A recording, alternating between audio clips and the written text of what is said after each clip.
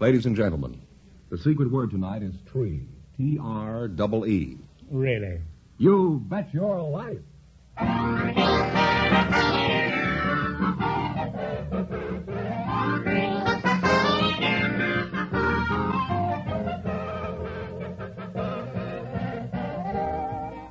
The more than 3,000 DeSoto Plymouth dealers of America present Groucho Marx in You Bet Your Life, the comedy quiz series produced and transcribed from Hollywood.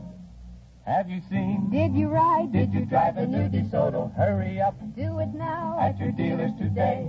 It's designed for you and your budget too. It's the 1952 DeSoto. It's here. Yes, it's here. The new 1952 DeSoto is now on display at your DeSoto Plymouth dealers. Be sure to see this beautiful new car. Listen for further details later in this program. And here he is, the one, the only... Never heard of him. Oh, that's me.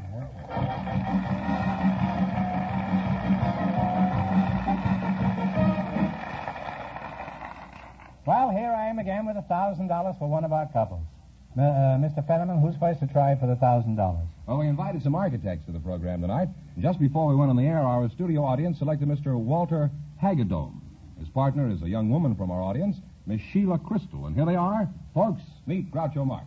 Welcome for the DeSoto Plymouth dealer. Say the secret word and you'll divide $100. It's a common word, something you see every day. Miss Sheila Crystal and Mr. Walter Hagedorn? Hagedorn. Hagedorn. You're an architect? Yes, I'm an architect. Where are you from? Mason City? No, I'm from Petaluma, California. Where? Petaluma, California, the world's egg basket. Oh. Well, I ought to have been born there. I've laid many of them. Miss Sheila Crystal? That's right. Mm-hmm. May I ask your age? 25. 25. What part of Ireland are you from, Sheila? It's my mother who was born in Ireland. I narrowly missed being born in New Haven, Connecticut, but I was born in London instead. In London, Connecticut? No, New London, London? England. Oh, London, England. Uh-huh. Would you say that Sheila, as an architect now speaking, would you say that she's early American, modern, or rambling? Well, I'd say she was modern with maybe some early American influence. Is that true, Sheila? It'll do. Well, now, why would I need an architect? Why can't I just go to a builder and tell him to build me a house? Well, Hagedorn? you could. I'd love to say that name. Hagedorn. You could go to a builder, but if you want a real home to suit your needs, you should go to an architect, because behind every real home, there's an architect.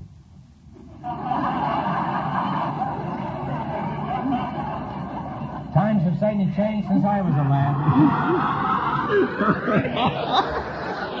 That certainly wasn't what you'd find behind every home. You'd find a chicken coop, that's what you'd find. Fooled you, didn't I?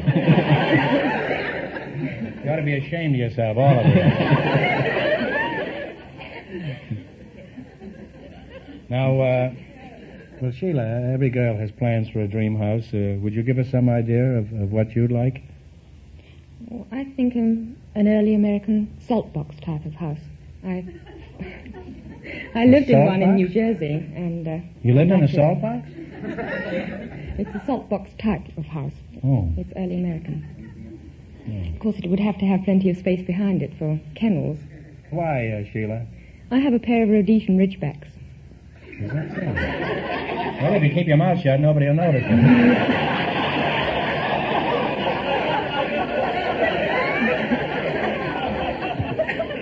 Just what is a Rhodesian Ridgeback? It's a lion dog. A what? A lion dog. Well, I'm a lion dog myself. What do you mean, lion dogs? You mean they're always lying under the stove? No, they hunt lions. They hunt lions in New Jersey? No, in South Africa. Oh. You live in New Jersey and you send them over to South Africa? No, you've got me completely wrong. I live in California. You just told me you lived in a salt box in New Jersey. You were born in Connecticut and you hunt in Africa.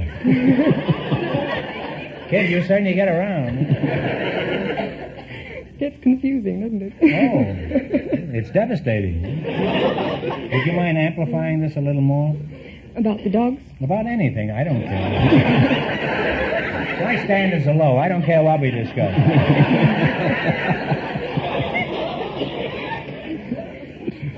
Well, Tell us about the lion dogs. Well, they hunt in packs of about half a dozen of them, and they're noted for their ability to scent a lion about a mile away, and they bay him out of hiding, and they hold him for the huntsman's coup de grace. Oh. Well, a huntsman without a coup de grace is nothing, huh?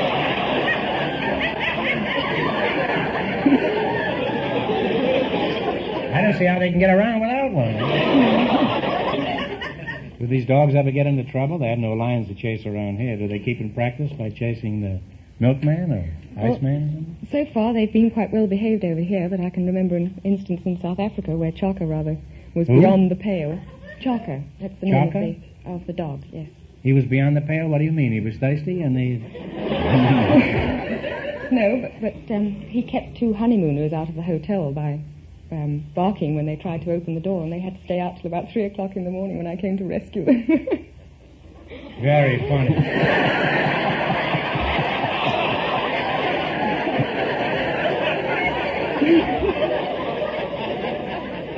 That Chaka is really a dirty dog.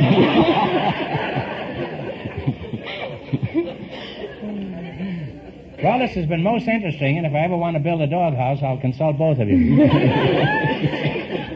Now, in just 1 minute, you're going to play You Bet Your Life for a chance at the $1,000 question. Right now, I want you to hear something of real importance. Have you seen? Did you ride? Did you drive the new DeSoto? Hurry up Do it now at your dealers today. It's designed for you and your budget too. It's the 1952 DeSoto.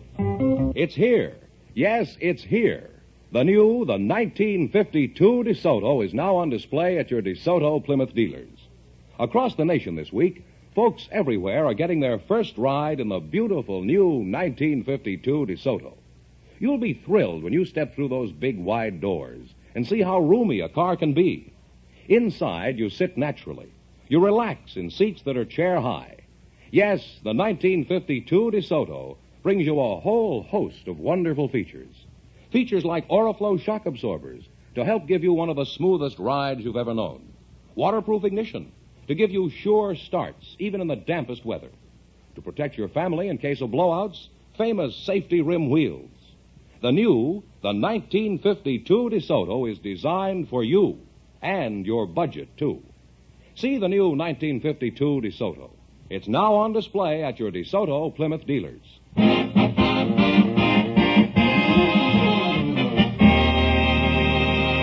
All right, now let's see how you work it together as a team.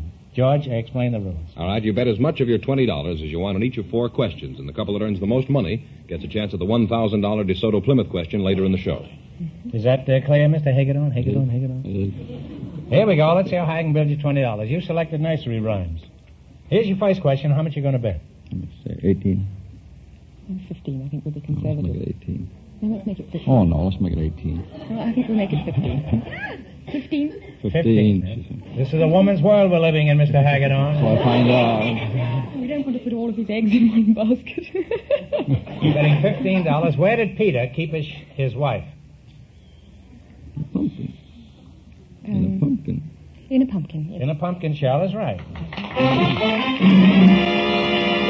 Well, you're off to a good start. You have $35. Remember, you're going for $1,000 tonight. How much of the $35 will you bet on your second question? 32. Let's make it 30. Hmm? Well, I got the last one. You get this one. Thank you. Why don't you alternate and decide on how much you're going to bet? No. All right, you're going for $1,000. You're going to bet $30 this time. How old was the peas porridge in the pot? You know. 9 days old. 9 days old is right. You're climbing. You have $65. I think Hagedorn has been building kiddie coops. Here's your third question. How much will you bet? 62. 62. Who kissed the girls and made them cry? Georgie Porgy. Georgie Porgy is right. You now have $127. All right, and here's your last chance to be the other couples. How much will you bet? Let's make it 100. Can we come up with something? All right, here we go for $100. $100. Who runs through the town in his nightshirt, rapping at windows? Wee Willie Winky. Wee Willie Winky is right. And you wind up with a grand total of $227. Thank you very much.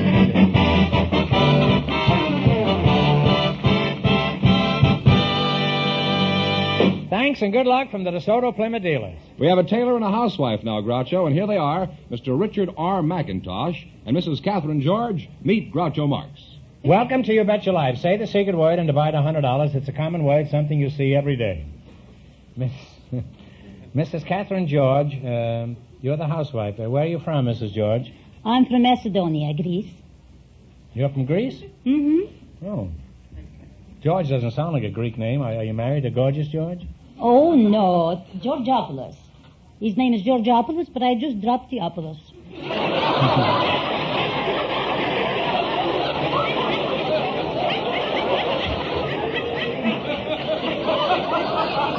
My Aunt Minnie did the same thing. She was really Minneapolis. Then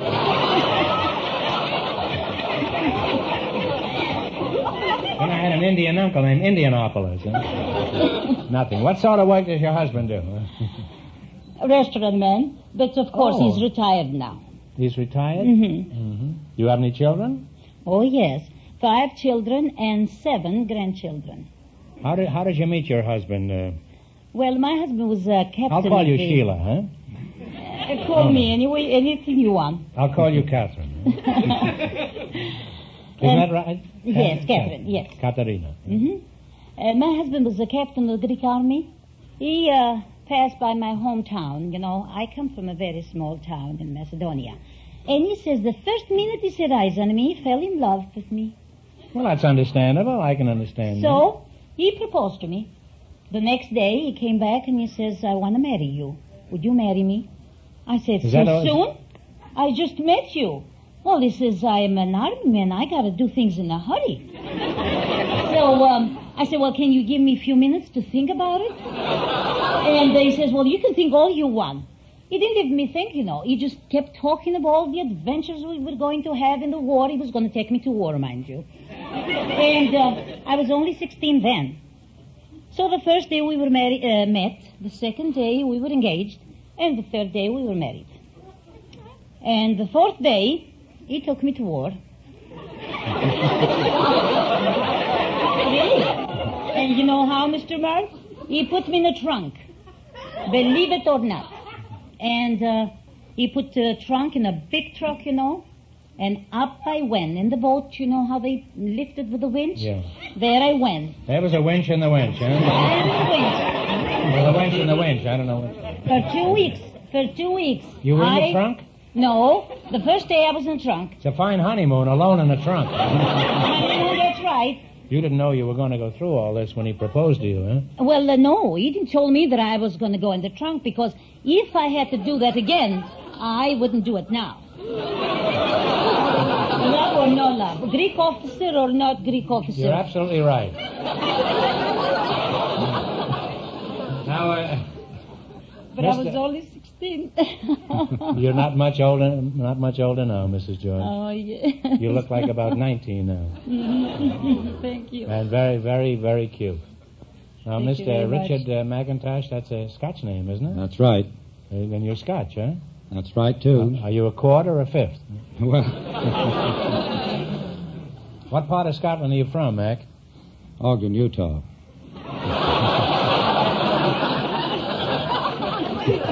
I always thought Ogden was in South America. I think he is. I had a letter from him a couple of days ago. A fellow named Ogden, Utah. He lives in South America now. You wouldn't believe that, would you? Well, it sounds incredible. Certainly does. Maybe it was in Central America. I'm not sure. You're a Schneider? A tailor? That's right. That's kind of a curious business for a Scot, isn't it? Well, I don't think so. There are a great many Scotch tailors. Is that so? They cut the cloth real short, I suppose. Huh? Are you married? Oh, yes. Oh, you've been to the cleaners already, huh? Where do you work, Mac? Well, I work several places. We have a store at Seattle, one at San Francisco, and our main store here in Hollywood. Oh, I see. And what is your job at this establishment? Well, I'm in charge of the general catering and general manager. Oh, you stand around and needle the tailors? Is that what you do? That's what you have to do in this business. Now, suppose I find myself in your shop for a suit of clothes. Now, what happens first? Well, the salesman greets you. No, I've already been greeted by your salesman. He just pulled me in off the sidewalk. Well... Now, suppose you don't happen to have the style suit I'm interested in. That's impossible because we have all style suits. Good. It happens I'm interested in a diving suit.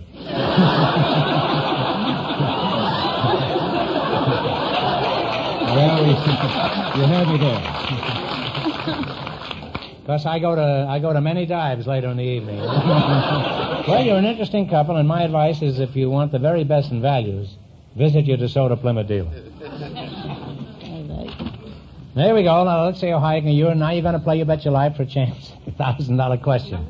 You run your $20 no more than our other couples. I can't tell you how much you have to win, but Georgeopolis Fenneman is going to remind our listeners. The architect and the lady with the dogs won $227. Georgeopolis. Is somebody else by this name here? Oh, there are... I thought I was the only one. Oh, no. This town is loaded with Georgeopolis. Did you meet Mrs. George? How do you do? This is Georgeopolis Fenneman. Let's see how high I can bid you $20. You selected names taken from occupations. Now, how much are you going to bet? You have $20. Well, let's start easy. How about $10? All right, $10. Many years ago, surnames were derived from occupations. These are some of the more common names used today. We'll describe the occupation, and you give me the name. Here's your first question. You're going to bet $10. What do you call a man who cooks breads and cakes?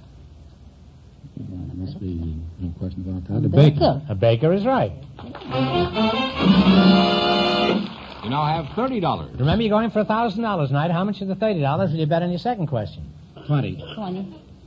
$20. A man who makes casks or barrels is called what?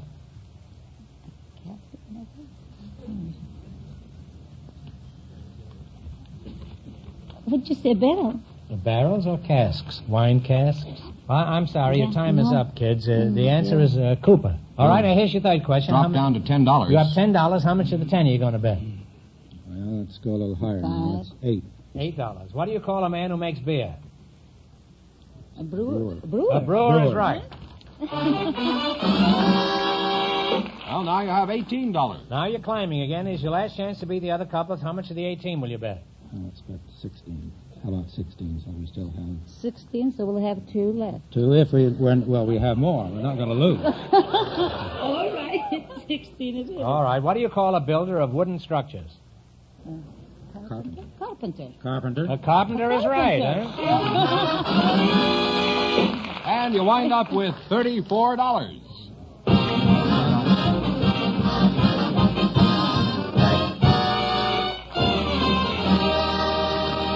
Thanks and good luck from the DeSoto Plymouth dealers. We have a young couple about to be married, Groucho. They were chosen from our studio audience from among several engaged couples here tonight.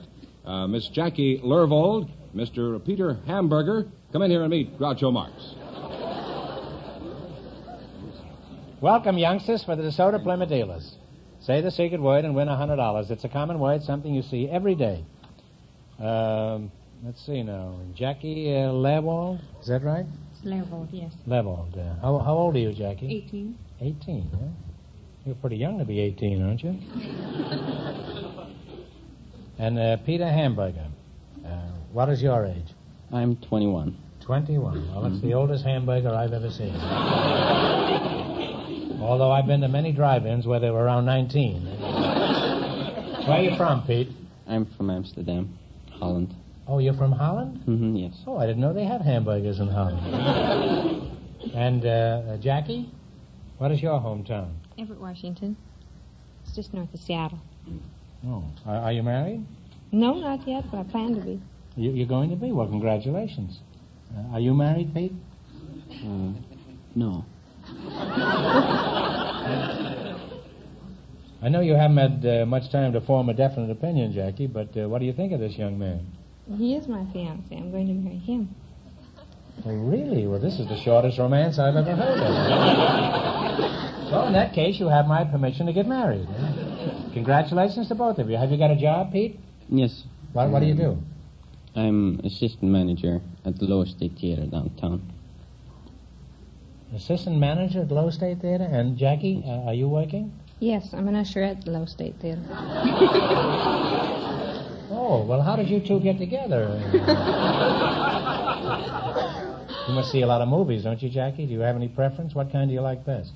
Well, I like them all, but on the job I think I like the bad ones, because the good ones always stay so long you've got to keep watching them all the time. That's a curious reaction, eh? Incidentally, do they send you girls to a special school to learn how to send 6 people in a row where there's only 4 seats? You picked this up yourself, eh? A good usherette wouldn't do that. I guess not, eh? Good usherette would let them find their own seats. Who's your favorite actor, Jackie? Humphrey Bogart. Humphrey Bogart, eh? Yes. How about you, Pete? My favorite actor? Gary Grant. Who? Gary Grant.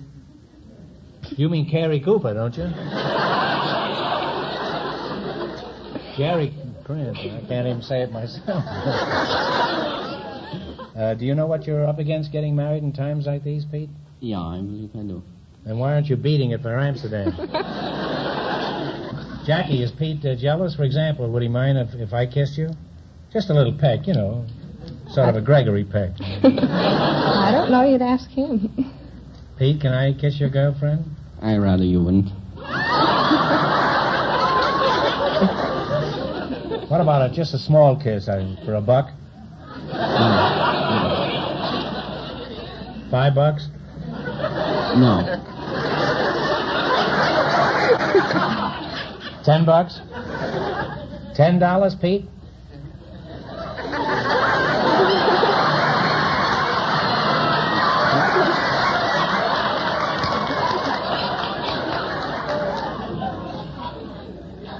Is that the highest you go?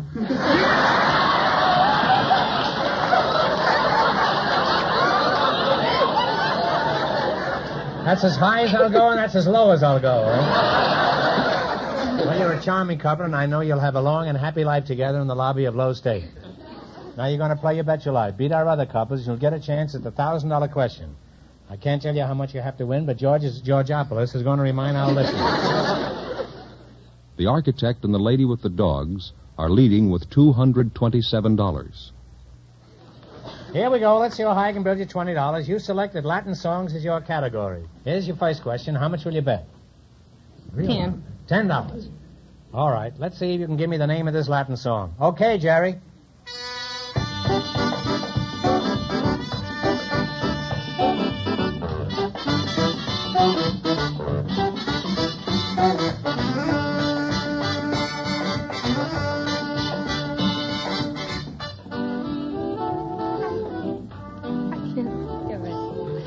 What's the answer? I didn't think of it. Oh, you should have known this. It's the peanut vendor. You sell them in the lobby, don't you? You have $10. Remember, you're going for $1,000 tonight. How much of the $10 you're going to bet this time?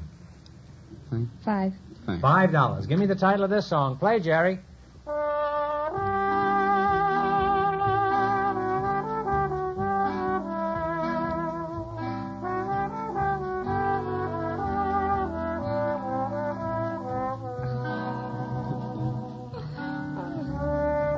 Brazil.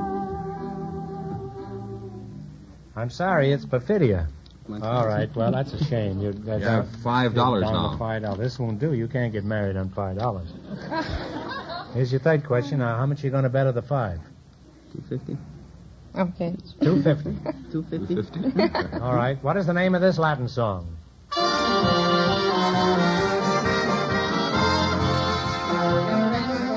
El Rancho Grande. You now have $7.50. Here's your last chance to beat the other couples. You have $7.50. Now, Well, how much you going to bet? All of it, okay. All right, shoot the works. What's the name of this song? Brazil. Oh, wait a minute.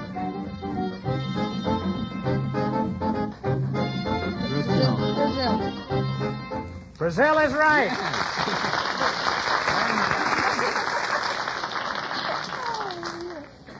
They wound up with $15, and that means that the architect and the lady with the dogs with $227 in just 1 minute get the chance at the DeSoto Plymouth $1,000 question.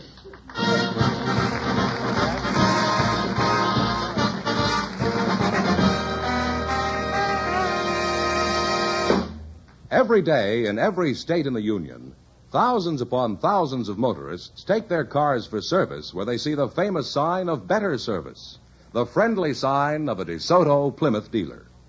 Skilled mechanics who know your car like a book locate and repair trouble quickly.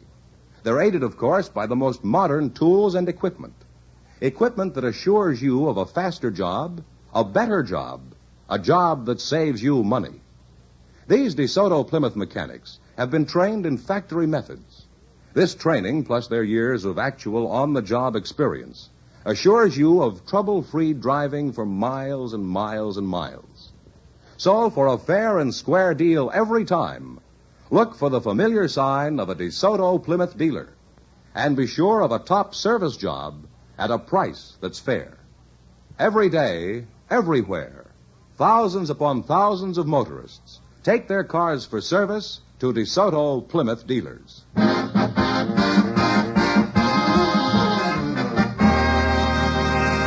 Here's the architect and the lady with the dogs, all set for the DeSoto Plymouth $1,000 question, Groucho.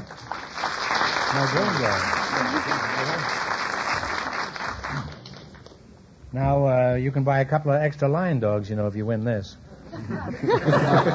Here we go for $1,000. I'll give you 15 seconds to decide on a single answer between you. Think carefully, and please no help from the audience. Here it is. Ready? Yes. Got your thinking caps on? Mm-hmm. Children of all ages have known and loved the stories of King Arthur. Let's see how good your memory is. For $1,000, tell me, what was the name of the legendary city where King Arthur held his court? Walk it over.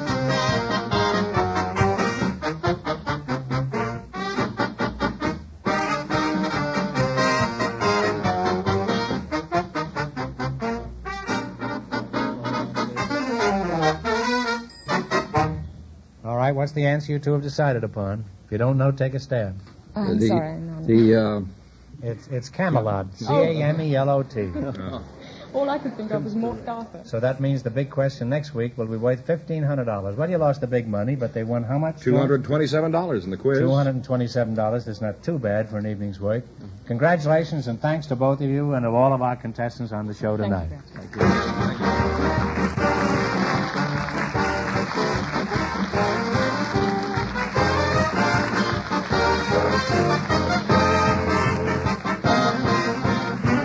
Be sure to tune in again next Wednesday night at the same time for the Groucho Marx Show, when the big question will be worth $1,500. And don't miss Groucho's television show, also presented by the DeSoto Plymouth Dealers of America. And remember, all dealers who sell DeSoto also sell Plymouth. Two great cars, both products of the Chrysler Corporation. And when you drive in, tell them Groucho sent you. Good night, folks, and remember, see the 1952 DeSoto.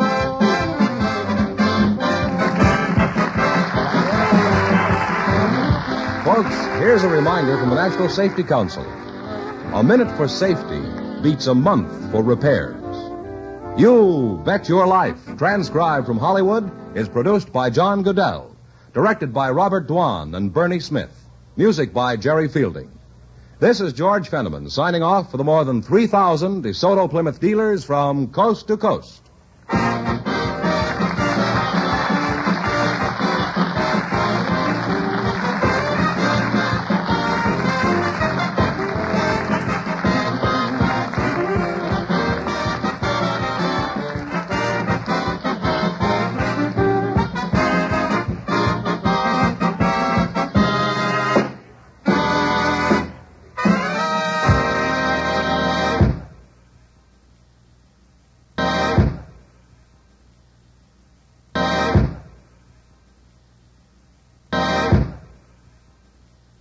ladies and gentlemen, the secret word tonight is name. N-A-M-E. Really? You bet your life.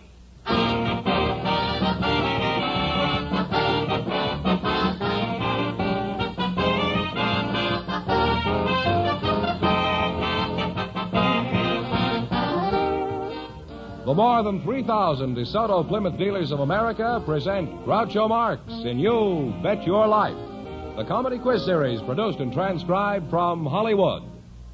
Have you seen? Did you ride? Did you drive a new DeSoto? Hurry up Do it now at your dealers today. It's designed for you and your budget too. It's the 1952 DeSoto.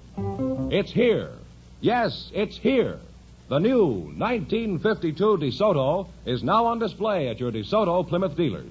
Be sure to see this beautiful new car. Listen for further details later in this program. And here he is, the one, the only... Fine name for a man. Oh, that's me.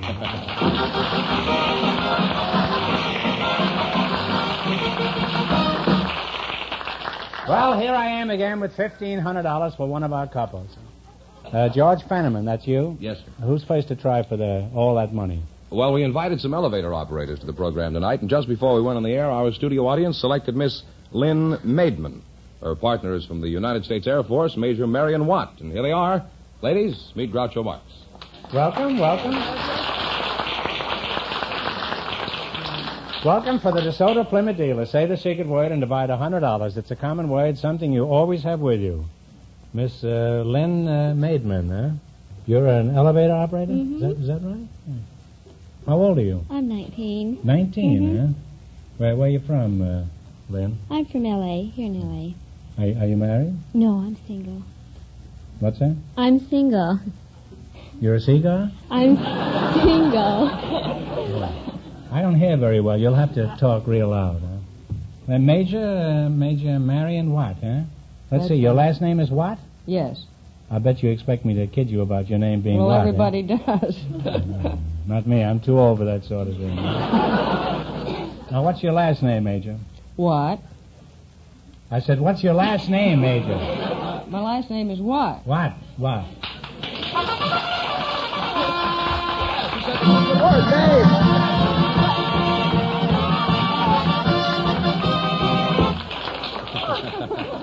Well, Major, you said what? You said name, and you and your girlfriend here split $100. Here's 50 for you, and 50 for you, Major. Well, thank you very much. Now, what did you say your name was? My name is what? Well, I'll call you Abbott, and you call me Costello. Right? What branch of the service are you in, Major? Well, I'm in the wife. What did you say your last name was? What? What? You're in the what? And your name is Waff? Is that right? No, it's the other way around. Well, the Waff. I'm not familiar with that branch. What is it exactly? Well, WAF means Women in the Air Force. Well, I'm sorry, I'm not familiar with that branch. Where do you fly your elevator? At Saks. You fly your elevator at Saks? What kind of Saks? Flour Saks? No, Saks Fifth Avenue. Oh, I thought maybe the flour Saks would be a grain elevator. Is your elevator hard to run, Lynn? Oh, no, it's very simple. You can learn in 2 minutes. You can how? Well, there's just a little handle there that you turn to the right and you go up, and you turn to the left and you go down, and straight up is you open the door and stop. In other words, you just have to know the ropes, is that it? Mm-hmm. That's the old elevators they had about 20 years ago, and that joke goes with the old elevator. And I wish that joke was on that elevator right now. And that the rope broke. What's your assignment now, Mage? Well, right now I'm assigned with the WAF Officer Selection Program. We're looking for women You're for looking for women? Yes, that's right. You got nothing on me, huh? Maybe I can help you. I've had a little experience along those lines. How many women are you looking for? Well, our program calls for 4,000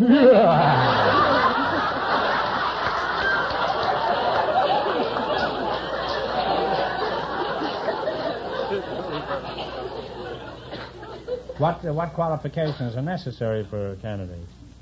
Well, a woman must be between the age of 24 and 32. She must have a college degree and have from 3 to 5 years of work experience, preferably in dealing with people or in a supervisory capacity. I must say that your standards are considerably higher than mine.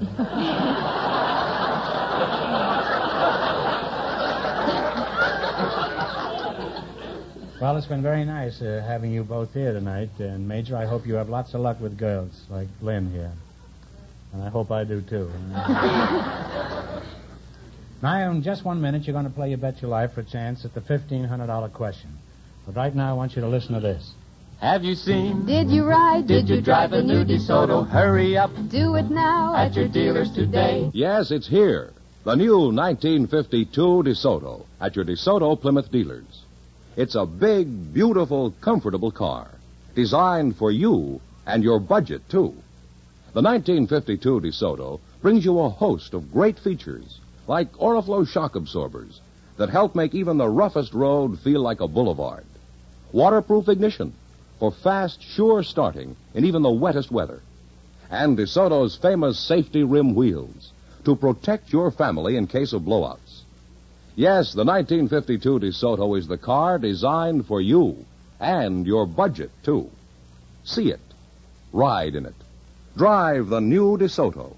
Now on display at your DeSoto Plymouth dealers. It's designed for you and your budget, too. It's the 1952 DeSoto. And remember, all dealers who sell DeSoto also sell Plymouth, the value jewel of the low-priced field. Friends, go into your DeSoto Plymouth dealer tomorrow. And when you do, tell them Groucho sent you.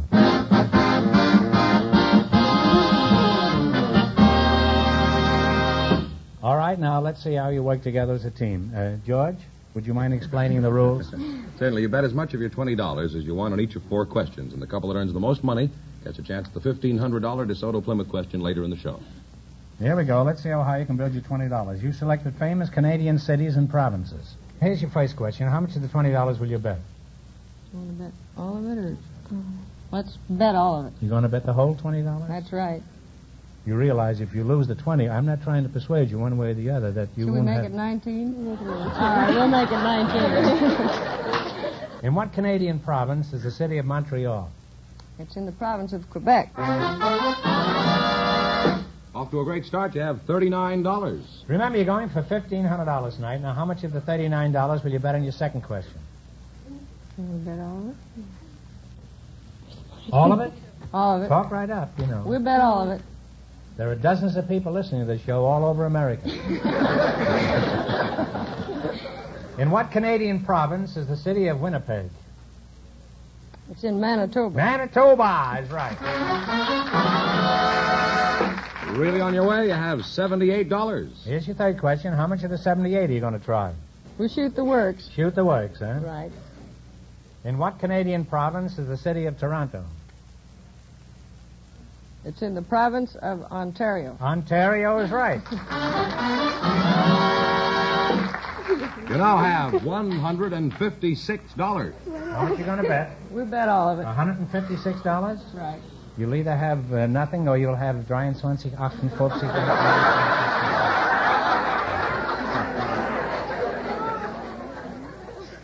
156, you'll have dry 112 tons. In what Canadian province is the city of Halifax, if you'll pardon the expression? It's in the province of Nova Scotia. Nova Scotia is right. Put it there. And you wind up at a grand total of $312.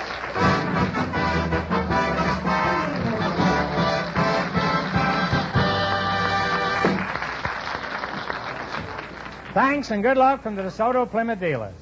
We invited some waitresses to the program tonight, Groucho, and just before we went on the air, our studio audience selected Pat Miller. Her partner is Prince Mike Romanoff. Folks, come in here and meet Groucho Marx. Welcome, children, to You Bet Your Life. Say the secret word and divide $100. It's a common word, something you always have with you. Pat Miller, huh? It's nice to have you here, Pat. Where's your home? Kansas City, Missouri. Kansas City, Missouri? Mm-hmm. I see. And this is Prince Mike Romanoff, huh? Well, it's a great honor having a prince with us. We had a king on the show last week. Really, Fred King. He was a plumber. Well, Prince, you know, I followed your career for many years. Tell me, are you still planning to swim the English Channel? I am a restaurateur. You're a wrestler, you say? Mike Romanoff? Well, I can't believe it. No, Baron Leone could put you in the hospital in 2 minutes. What do you mean you're a wrestler? I am the owner of a restaurant. Oh, a restaurateur. Many people mispronounce it and say restaurateur. You have a restaurant, you say, Prince? Yes, I have. In that case, you could put Baron Leone in the hospital in 2 minutes.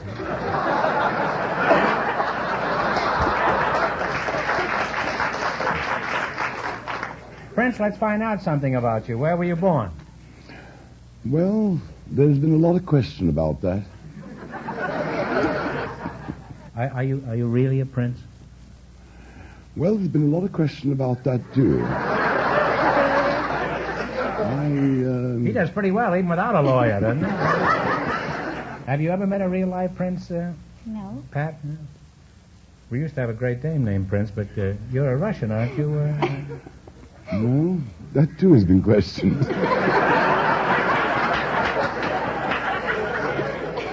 I guess the only thing that hasn't been questioned by him is the bill that he slips you at the end of the meal. I imagine that's been questioned, too. Right. You're a waitress, Pat, you say? Yes. Where? At Biff's in Hollywood. Biff's? What's Biff's? Biff stew or Biff's? No, that's a short order house. You mean you're a little short on each order that you take? Mike, what kind of a place is Romanov's? Would you call it a short order place? We are a French restaurant. French restaurant? What do you mean? How does your joint compare with a good restaurant? We have a French cuisine. I have a French cuisine. He lives in Long Island.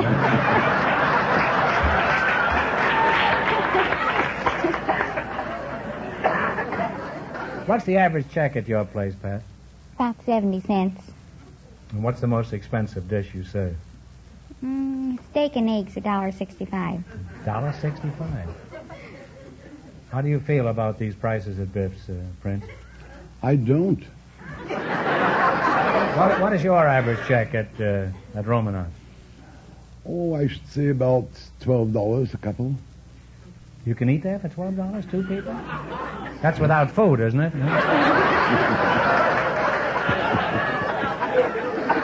That's for parking your car and the hat check. But doesn't it come to more than that? Wouldn't it come to... Well, if they had Chateaubriand caviar, it might come to about $30 a couple. $30 a couple? I remember $30 would take care of a family of 3 for a whole week.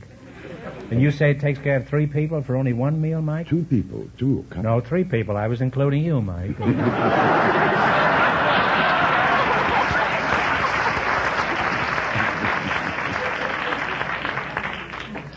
Takes care of you better than anyone else, too, Mike. Prince, could you name some of your customers? Just for posterity, this is. Well, we've had President Truman, General Eisenhower, Senator Taft, Ellie Kahn. Senator who? Senator Taft. There's a senator in Ohio with almost the same name.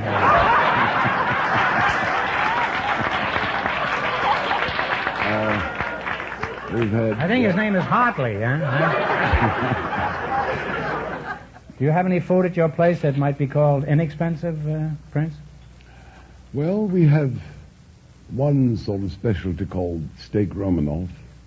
Now you're talking. What kind of steak is that? And how much would that be? $3.50, I can't remember. Well, that's quite inexpensive. What is it? Well, is it sirloin, tenderloin, fillet, or what? Well, it's has a mushroom sauce. It's That's all? Just a mushroom sauce? Well, it's a ground sirloin. In other words, it's a hamburger, right? Well, it's been fun and educational having you here, and after talking with you both, I know exactly where to go if I want the best service. My DeSoto Plymouth dealer, naturally.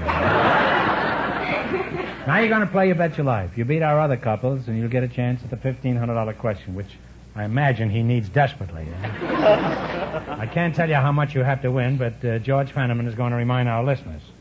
The elevator operator in the major won $312. All right, now, let's see how high I can build you $20. You selected royal families. Here's your first question. How much are you going to bet? Should we do? Well, I think we should bet 19, don't you? Quite. $19. $19. What country was ruled by the House of Ming? M-I-N-G. China. China is right. You're off to a good start. You have $39. Remember, you're going for $1,500 tonight. How much of your $39 will you bet on your second question? You name it this time. All of it. You realize you may be leaving this little girl penniless. Mike, you're going to give her a free meal if she loses everything on this question? She'll give you two. All right. Well, that's $200 anyway.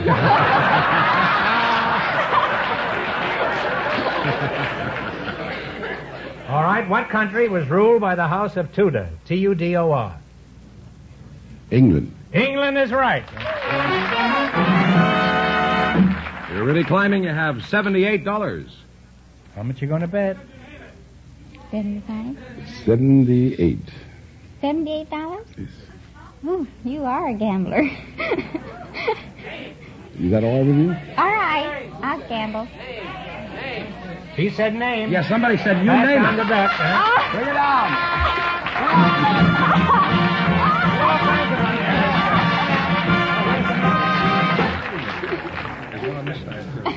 Is there? Oh, of course. Now, you each win $50 because she said name, which was the secret word. Now, you've got enough for a glass of water, Pat.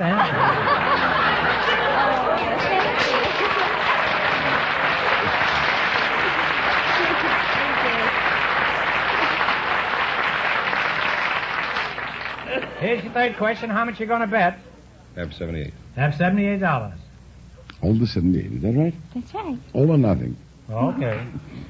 What country was ruled by the House of Vasa, or Vasa, V-A-S-A? It's a toughie. Egypt. Oh, I'm sorry, it's Sweden. Oh. And it's so close to Russia, Mike. You should have known that. We're going to give you one more question. If you get this right, we'll give you $10. Which will buy you a soup spoon if you don't take it out of the restaurant. Now, no help in the audience, please, because this is a tough question. How long was the 30 Years' War? 30 years. 30 years is right.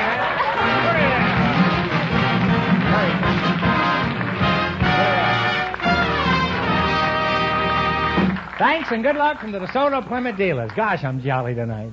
We asked I used to be Groucho, but I'm jolly tonight. We asked for married couples tonight. I always ask for married couples. Who had led interesting lives. Well, that's kind of difficult. And here comes the couple. And here comes the couple who was chosen, Dr. Marie and Dr. Richard Coe. Folks, meet Groucho Marx. Well, welcome. Welcome to the DeSoto Plymouth dealers. Say the secret word and you'll win $100. It's a common word, something you always have with you. Dr. Marie Coe and Dr. Richard Coe. Let's see, Dr. Marie Coe and Dr. Richard Coe. Is there a doctor in the house? Marie, I'll start with you. You're a doctor? That's right. What kind of a doctor? I'm a medical doctor, doctor of medicine. Well, you certainly could make me take my medicine. Where from, Doc? Imagine being sick in the middle of the night and calling, and she shows up, you call for a doctor. Now, you're Dr. Richard Coe, eh? That's right. Getting pretty sick of all this doctor talk. What kind of a doc are you, Dick? No. What kind of a dick are you? No. You sound like a wristwatch. Dick doc, doc dick, dick doc. Skipper, what kind of a doc are you, Doc? What kind of a doc are you, Doc? Now I've got it, huh? I'm a doctor of philosophy. Doctor of philosophy. I have a two-wheeler home. Is that, Well, my philosophy can use some doctoring. Exactly, precisely, what is a doctor of philosophy? Do you just give aspirins to philosophers? No. I happen to be a doctor of philosophy and chemistry. Now, answer one question. Can you cure a patient? No. Well, that's all I want to know. You're the same kind of a doctor I've been going to for years.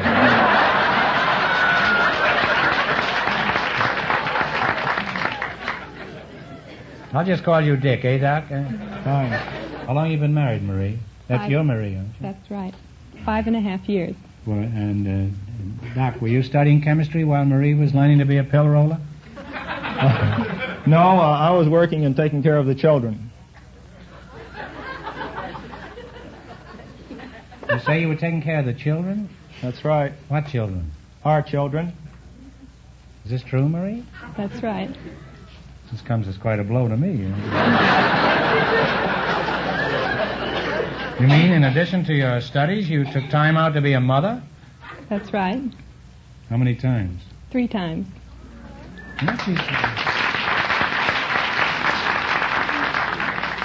She's a typical school kid, all right. She'll do anything to stay out of school.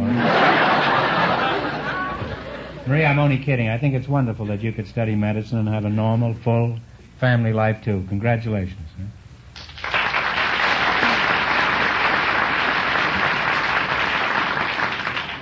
And, Dick, I should imagine you enjoy a nice, full family life, too. You're as much of a hero as she is. Thank you, Groucho. Don't thank me. I had nothing to do with it.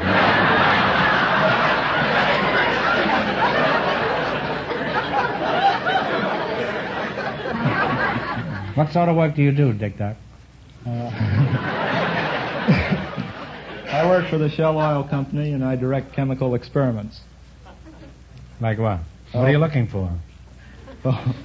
Trying to remedy any situations which may develop at the refinery. For example, one of the things we're concerned with now is dirty windshields? Is a remedy for a high corrosion rate we've encountered in an isomerization unit. Really? The catalyst... Gee, I didn't think you'd get around to that for another week yet. Well, we're getting a lot of corrosion there. And you are, Yes, we are. Well, things are tough all over. Is there much collusion with this corrosion? It appears to be. Marie, let's get back to you. I know what you're talking about. I don't know what he said. Last time I talked to you, it surprised me with 3 kids. I trust you're quite recovered by now, aren't you? Yes. And where do you hang up your shingle, Marie? I'm an intern at the Harbor General Hospital. Oh, you've been a doctor only 6 months and already you're an intern? That's right. Specifically, what are some of the things an intern has to do that an outturn wouldn't do, for example? An intern... If there's an intern, there must be an outturn. Huh? How do they get out of the building, huh? An intern takes histories and does physicals, goes on rounds, or leaves orders for the nurse, instructions for the nurse. You leave instructions for the nurses, eh? Well, suppose, for example, I were languishing in your hospital. What kind of instructions would you leave for the nurse? Well, that would depend upon the nature of your complaint.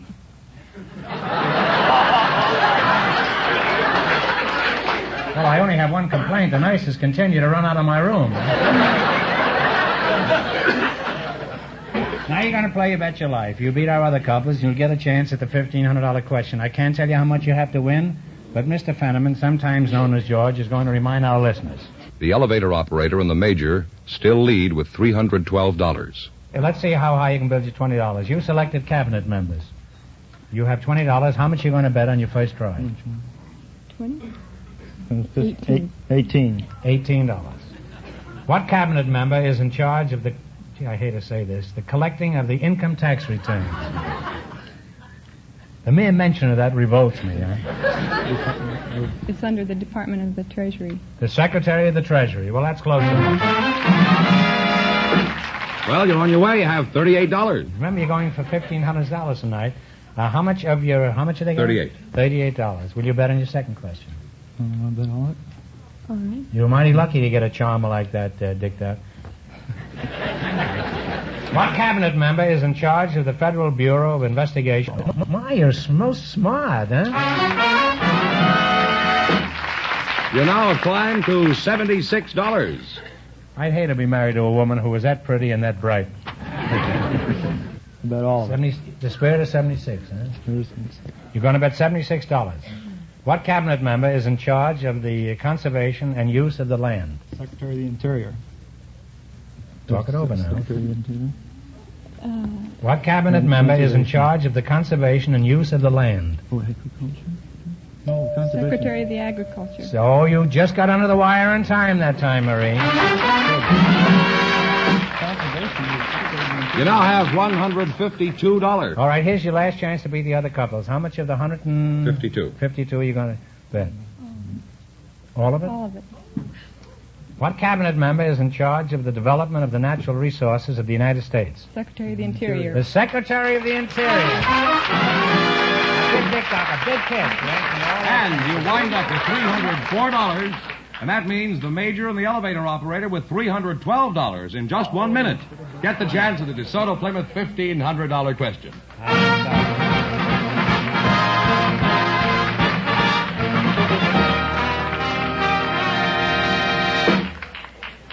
If you're proud of your car, then chances are you're particular about where you take it for service.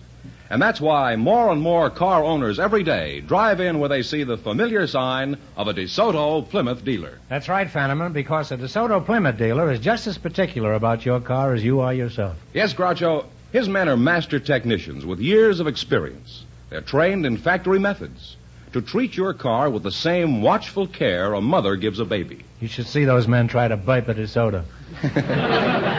What's more, DeSoto Plymouth mechanics have the finest, most up-to-date tools and equipment at their command. That helps them do the job quickly and efficiently. And remember, fast, efficient work saves you money. So if your car needs service of any kind, visit your DeSoto Plymouth dealers the very first thing in the morning. Fenneman, you're asking all those people to drive around in their pajamas? Well, just drive in where you see the famous sign of better service, the friendly sign of a DeSoto Plymouth dealer.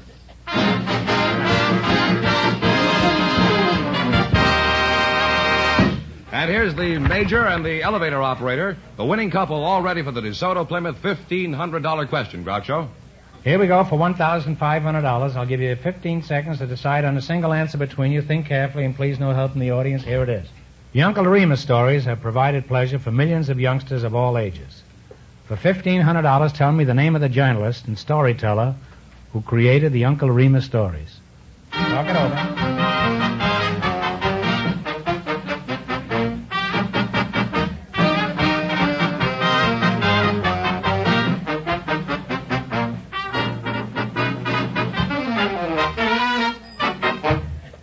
What is the answer you two kids have decided upon? We don't have an answer. None? Don't you want to even take a stab at it? Well, I'm sorry. The correct answer is Joel Chandler Harris. Very well known. You should have known it. So that means the big question next week will be worth $2,000. Well, you lost the big money, but how much did they win in the quiz, George? $312. Well, that's not too bad. Congratulations, and thanks to both of you and to all of our contestants on the show tonight.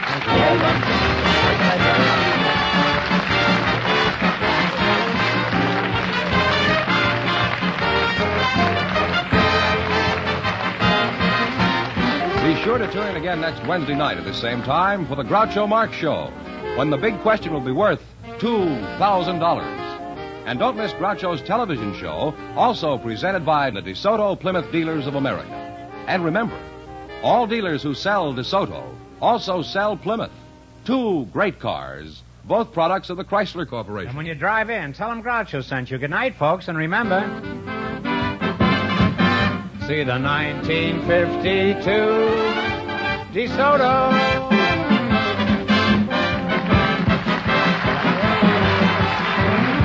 Folks, here's a reminder from the National Safety Council. Good brakes stop many accidents before they get started. You Bet Your Life, transcribed from Hollywood, is produced by John Goodell. Directed by Robert Dwan and Bernie Smith. Music by Jerry Fielding. This is George Fenneman, signing off for the more than 3,000 DeSoto Plymouth dealers from coast to coast.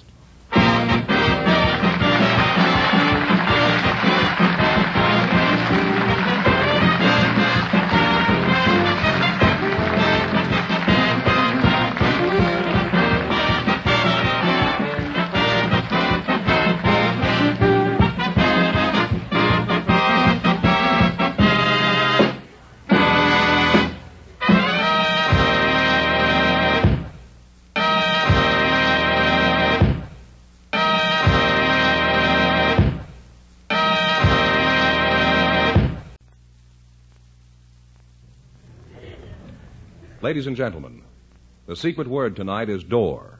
D-O-O-R. Really? You bet your life.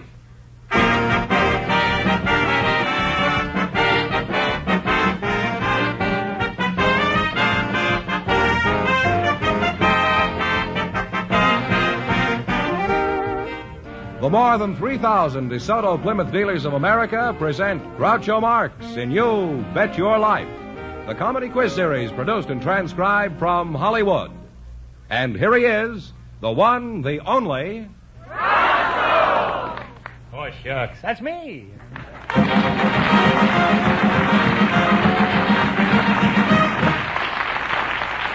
Well, here I am again with $2,000. Who's first to try for the big money, Mr. Fenneman? Groucho, we invited some college football players and some foreign-born girls to the program tonight. And here come the two selected by our studio audience just before we went on the air. Miss Birgitta Juncker, Mr. Fred Snyder. Come on in here and meet Groucho Marx. Well, howdy doody, huh? Welcome, kids, for the DeSoto Plymouth dealer. Say the secret word and divide $100. It's a common word, something you find around the house.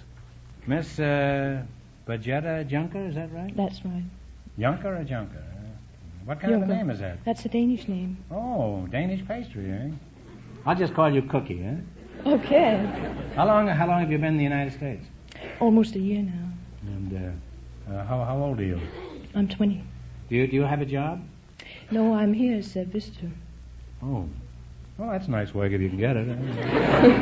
How long have you been in this country, Fred? All my life. That's so. Where were you born? St. Louis, Missouri. Oh, I know the American Council there.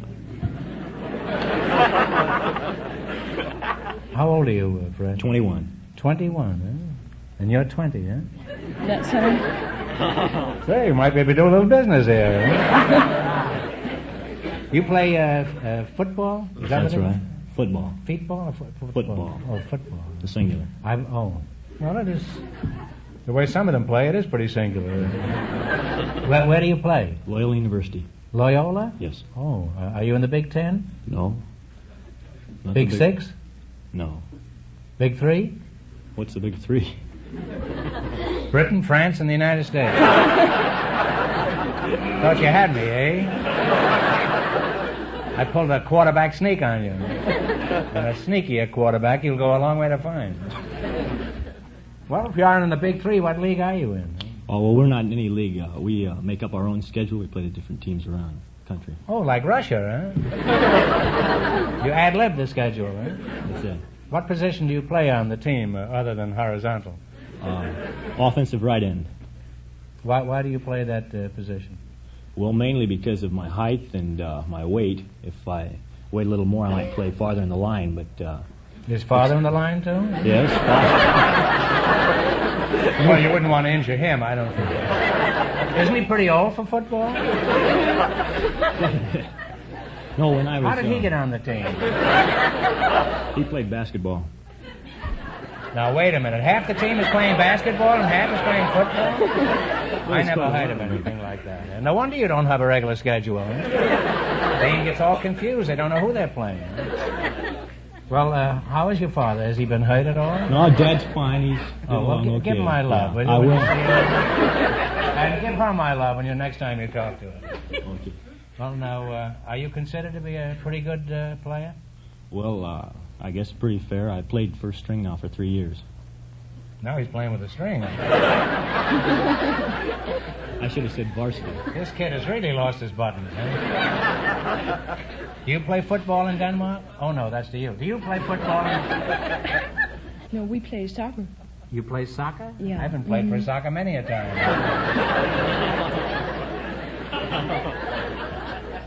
Well, tell us something about Denmark. For example, how big is Denmark? Well, Denmark is about the size of Los Angeles County. Really? Yeah. I didn't think there was a country in Europe that large. Eh? Well, how is the standard of living there? Do you have 2 television sets in every garage? No, we don't. Television has just come to Denmark now. It's just starting? Yeah, now it's in just starting. Oh, that's interesting. It's just finishing over here.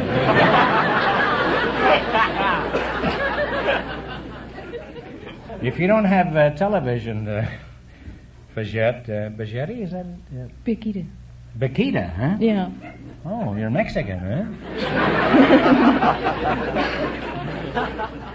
Now, how do you get Bikita out of B-I-R-G-E-T-T-E? Biakita. It's very easy. Does your father play soccer on the same team as you? No. Well, if you don't have television in Denmark, how do you entertain yourself? Well, you go to operas, art exhibition, visit with friends, and well. You sound pretty gloomy about the whole thing. Oh, you have fun. You do? Sounds very quiet. Don't you have anything cultural like roller derbies or lady wrestlers? No, we don't. Now, Spaghetti, am I getting close? Pretty close, yeah. What did you say it was? Biakita. Oh, Bikiti. Mm-hmm. Biakiti, yeah? Can you say that?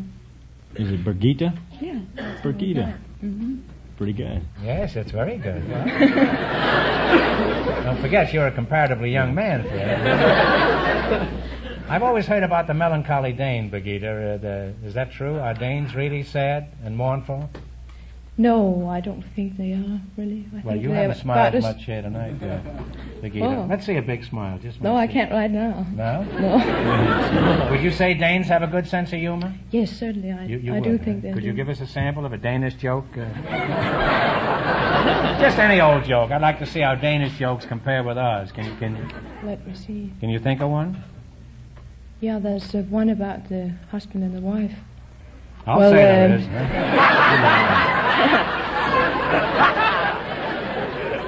You hit it right on the doorknob that time. Well, let's have it, huh? Well, the husband comes home after work in the night and he says to his wife, well, darling, wouldn't it be a good idea to go out and have some fun tonight? Some what? Some fun. Mm-hmm.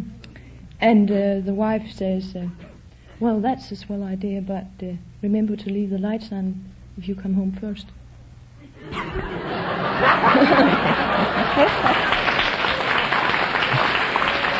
Congratulations.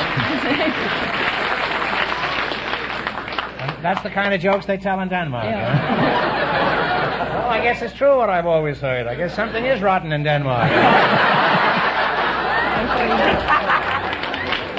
always say that. Yeah. Well, it's been very nice talking to you two. You're a fine-looking young couple, and I hope something comes of this. In just 1 minute, you're going to play Bet Your Life for a chance at the $2,000 question. Right now, I want you to listen to some information of great importance. It's the car you've been waiting for. The car designed for you and your budget, too. Yes, it's the great new 1952 DeSoto. See it today at your DeSoto Plymouth dealers. Step into its big, roomy interior. Relax in its comfortable chair-high seats. Then drive the new DeSoto. Feel the thrill of its PowerMaster engine, the sure stopping power of its big 12-inch brakes, and the smooth, comfortable ride you get with DeSoto's famous Oriflow shock absorbers, and a host of other features. You'll discover DeSoto is the car designed for you and your budget, too. See it today. The new, the exciting 1952 DeSoto. On display at your DeSoto Plymouth dealers. Have you seen? Did you ride? Did you drive the new DeSoto? Hurry up Do it now at your dealers today. It's designed for you and your budget too. It's the 1952 DeSoto. And remember, all dealers who sell DeSoto also sell Plymouth, the value jewel of the low-price field. Friends, go into your DeSoto Plymouth dealer tomorrow, and when you do, tell them Groucho sent you.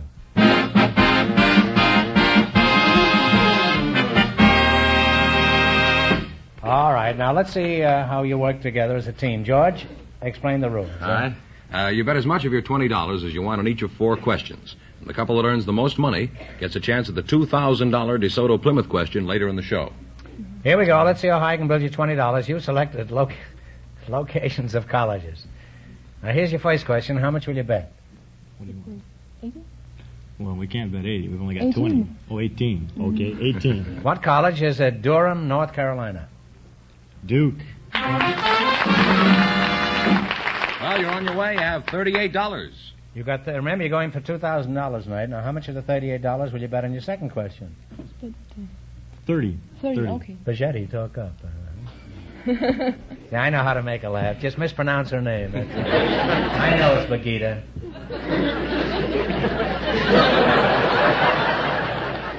Isn't that in Central America? No, that's Bogota, I guess. What? All right. I used to play a Bogota there. Humphrey Bogota. What college is at Palo Alto? We don't have to talk that over. Stanford. Stanford is right, huh?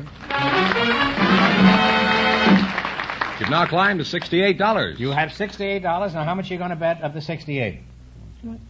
60. Okay. 60. All right. What college is at New Haven, Con? I Yale. guess that's Connecticut, huh? Yale. Yale is right. You now have $128. Now, here's your last chance to beat the other couples. How much of the $128 are you going to risk? 125. Is that? Wait a minute. Is that all right with you? Okay. Well, it's okay. Let's gamble. Let's gamble. All right. What college is at Ann Arbor? Michigan. University of Michigan.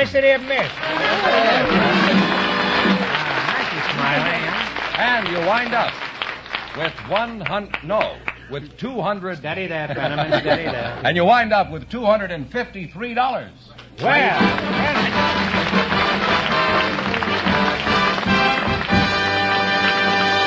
imagine having that girl his age and $253. What a chain of circumstances, huh? Well, thanks and good luck from the DeSoto Plymouth dealers. We have a plumber and a housewife for you, Groucho. A rather unusual housewife. They were chosen. Well, a figure of speech. Huh?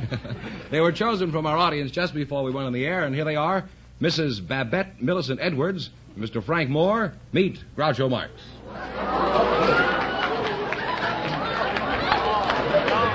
I want to welcome all three of you to You Bet Your Life. Say the secret word and divide $100. It's a common word, something you find around the house. Mrs. Babette Millicent Edwards and Mr. Moore, you're a plumber, is that right? That's right. Always glad to meet a man with good connections. Where you from, Plum? Belfast. Where? Belfast. Holdfast, did you say? Belfast. Oh, Belfast. Suka Raka Rocky and the Hoop. Used to be a song. You're the plum. Are you married? Yes, sir. Belfast, where? That's an island, isn't it? That's right. How long you been over here? 42 years. Obviously, you're crazy about Ireland, huh? Did you kiss the Blarney Stone when you were over there? I don't think so. How old were you when you left there? 4 years old. You were 4 years old, huh? That makes you, let's see, you were 40 years? 28, 23. Must be about 38 years old, this guy. Mrs. Edwards, may I call you Baghetti? Call me Babs. Everyone else does.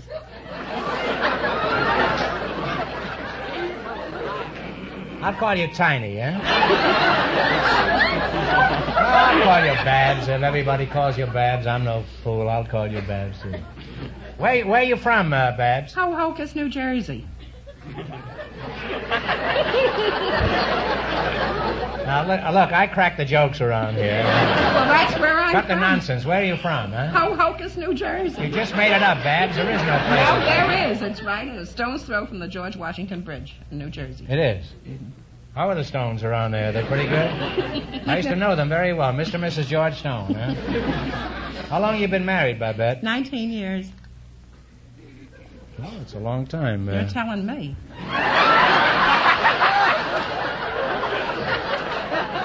As a matter of fact, I wasn't. You were telling me. I'm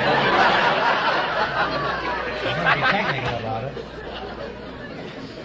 What sort of work does your husband do? He's a disabled veteran of World War II. Oh, well, I'm sorry to hear that. Give him my best and Thank you very much. Wish him speedy recovery for all of us. I'm glad this came up because I have a note here. I've been wanting to read it. It's here someplace. Here. Now, this is... I'd like you to pay close attention to this. This is a statement by General Ridgway. He says, every American who has given blood can and should feel he personally has contributed directly to the saving of the life of an American boy. Well, they need a lot more plasma. Indeed they do. So go down to your nearest Red Cross. They'll do the rest. You agree with that, don't you, Babette? Indeed I do. I didn't... You'll have to forgive me for bringing such a somber note into this alleged comedy program, but it's desperately serious there. I think they only have an advance of 3 days' supply or something, so anybody who is physically able should go down and do this as a patriotic duty. Where do you work, Babette? I'm at Auction City. You're where? At Auction City, at Downey, California. Well, what do you do there? I'm a handwriting analyst. I analyze handwriting. Oh. What can you tell from a person's handwriting? Well, I could tell just the type of person that they are. If I wrote something, could you tell what kind of a person I'd I be am? very happy to.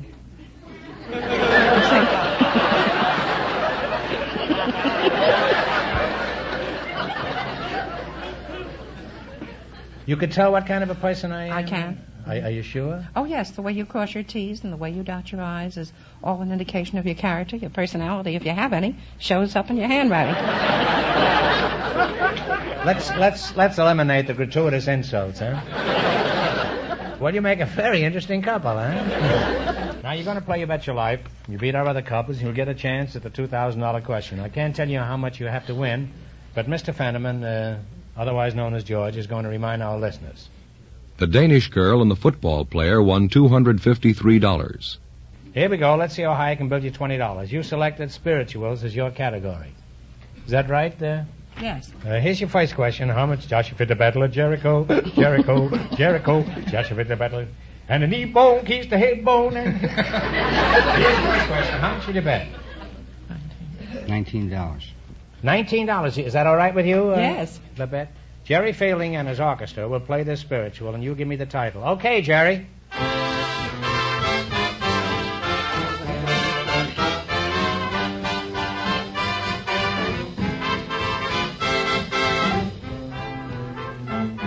Oh, them golden slippers. Golden slippers is right. Well, you're on your way. You have $39. Remember, you're going for $2,000 tonight. How much of the $39 are you going to try? 38. Is that all right with you, Frank? Right. What's the name of this spiritual? Music.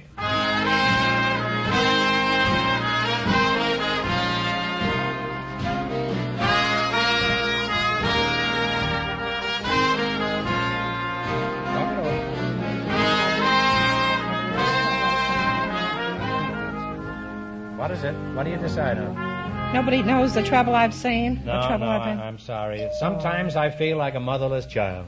That's a pretty tough one. You now have $1. Oh, that's a shame. Oh, You're down to 50 one. cents. You want to bet 50 cents? Is that all right with you, Frank? It's all right. All right. I'm sorry that was such a tough question. Okay, play, Jerry.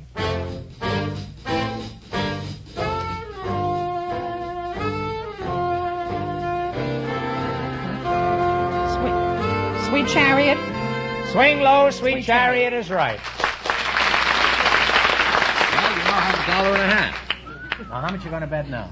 $1.50. This is the last one. All right, give me the title of this spiritual. Nobody knows the trouble I'm in. Nobody knows the trouble I've been. That's right. You wind up with $3, but... We cannot let these people go away with No. $3. It's ridiculous. Even if we paid them by the pound, we'd owe them more than that. We're going to give you one more question. Answer it correctly, and we're going to give you $10. Think hard now, and please no help from the audience. Ready? Mexico City is the capital of what country? Mexico. Mexico is right.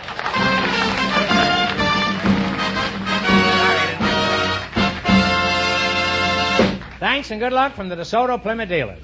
We asked for volunteers with interesting backgrounds, Groucho, and Miss Lucille Will and Mr. Harold Huggins were chosen just before we went on the air. And here they are. Folks, come in here and meet Groucho Marx.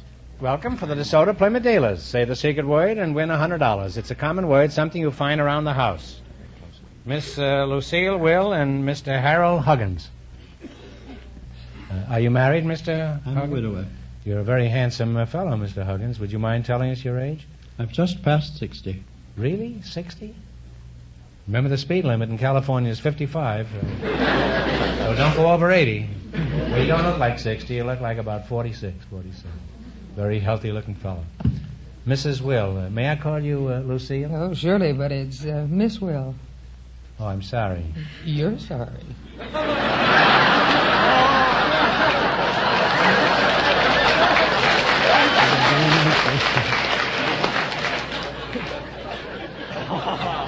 The retort courteous, huh? Where you from, Luce? Doesn't take us long to get familiar around here.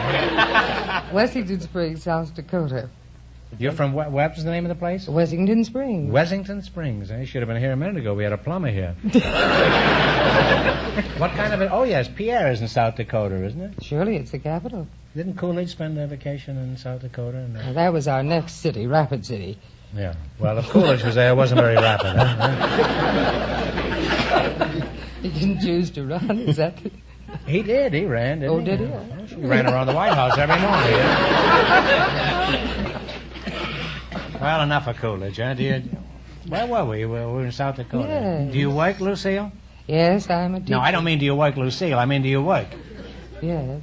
What do you do? Public speaking teacher at Inglewood High School. Oh, you're a teacher at Inglewood High, huh? Well, you're high enough to be in high school, huh? How long have you been teaching? 27 years. Well, that's a wonderful record, and I congratulate you.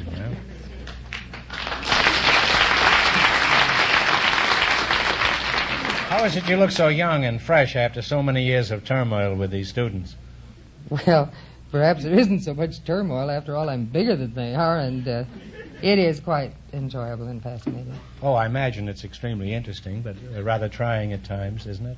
Fascinating and fatiguing, you mean? Yes. I would say so. I always thought it was fatiguing. I thought I could learn something having a high school teacher on the field. By the way, Miss Will, how tall are you? Practically 6 feet. Mm-hmm.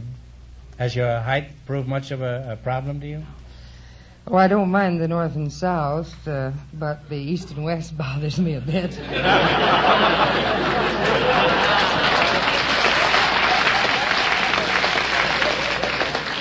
I guess she's referring to the girth of a nation. Mr. Huggins, you still here, aren't you? Glad to hear. I always hate to have a contestant walk out on me in the middle of them without saying good night. Before the money's distributed? Yes. You're no fool, Huggy. Eh? Tell me, Mr. Huggins, what kind of work do you do? I've done a little bit of everything. Well, I'm sure of that, but I mean, what kind of work do you do? What kind of work do I do? Yeah. I retired years ago. You retired, Yes. huh? What from? Well, I've done a little bit of everything. Have you ever done time in Sing Sing? No, fortunately. Now, you see, you haven't done everything. No. I'll thank you to be careful what you say in this program, Mr. I do my Huggins. best. What are some of the things you have done? When I was first out of university, I went into the diplomatic service and was sent to Japan. I was a student of the language, and for some years I remained in the service and finally ended up as the vice consul. A vice consul? Yes. You say you were a diplomat, huh? Yes, I was a diplomat. Well, if you're going to be mixed up with a vice consul, I guess you got to be a diplomat. Well, you make a charming and interesting couple, and if romance should grow from the seed I planted, I hope you let me have one of the twigs. Now you're going to play You Bet Your Life. You beat our other couples, and you'll get a chance at the $2,000 question. I can't tell you how much you have to win, but Mr. Fenneman is going to remind our listeners. The Danish girl and the football player still lead with $253. Here we go. Let's see how high I can build you $20. You selected major cities of the United States. These cities are all over 100,000 population. This should be pretty easy. Now, here's your first question. How much will you bet? You have $20. Or you have $20. 20. $20. Well, you speak foreign languages, too, huh? He understood it right away. I says $20, and he knew what I was talking about. Wonderful pronunciation. Now, here's your first question. You're going to bet the whole 20? I believe the gentleman says so, don't you? The whole thing. All right. I don't want to influence you, but if you lose this, the whole thing is over, you know. Don't you think you ought to keep a little something for a nest egg? All right, $20. And what state is the city of Evansville? Illinois. Talk it over. Oh, I quite agree. I'm sorry, it's Indiana. We're broke. Well, that's that. I'm sorry. Well, they can't Well, go we away. can't let them go I'm away. responsible. So fast. I warned you. You should have kept $1 in reserve. All right, I'll give you one question. If you get it right, you win $10. Think hard now. No help from the audience. You ready? Who is buried in Grant's tomb? The general himself. General himself is right. I'm sorry you didn't win more money. Well, you people went broke, and that means that the Danish girl and the football player, with $253 in just 1 minute, get the chance at the DeSoto Plymouth $2,000 question.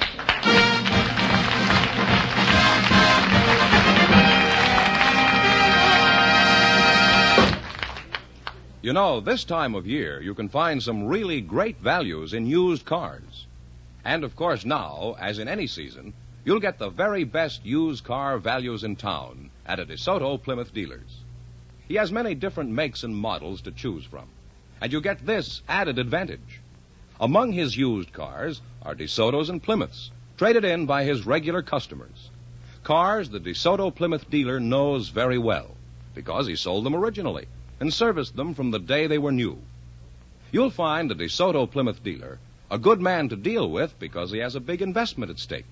He has to make happy customers, satisfied customers who will come back again and again, so his business will keep right on growing. That means he'll try his best to find just the right used car to fit your needs and your pocketbook. So if you're in the market for a good used car, stop in where you see the famous sign of better service, the friendly sign of a DeSoto Plymouth dealer. And when you do, tell them Groucho sent you.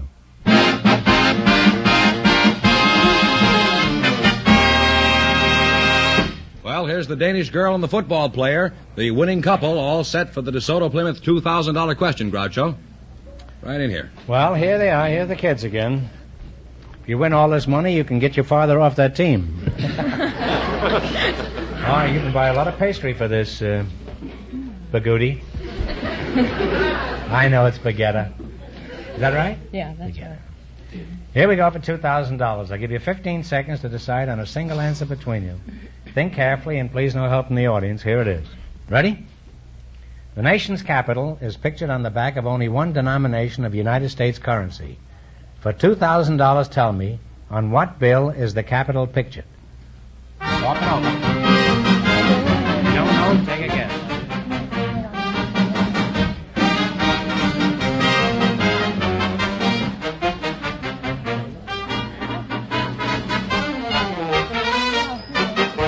All right, what is the answer you two have decided upon? It's a guess, the dollar bill. One. No. I'm sorry, the correct answer is the $50 bill. So that means the big question next week will be worth $2,500. Well, you lost the big money, but Fenneman, how much did they win in the quiz? Well, they won $253. Well, that's not too bad. Thanks and good luck from the DeSoto Plymouth dealers. Thank you.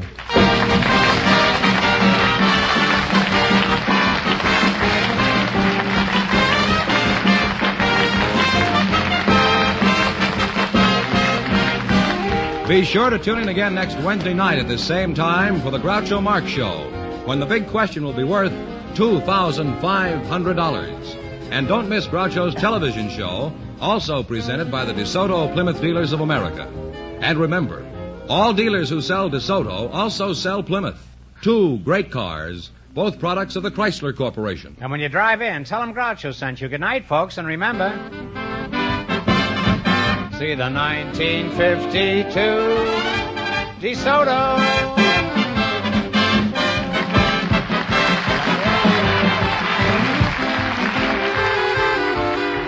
Folks, here's a reminder from the National Safety Council. Good drivers don't brag about their ability to get out of tight spots. They stay out of them. You Bet Your Life, transcribed from Hollywood, is produced by John Goodell. Directed by Robert Dwan and Bernie Smith. Music by Jerry Fielding. This is George Fenneman signing off for the more than 3,000 DeSoto Plymouth dealers from coast to coast.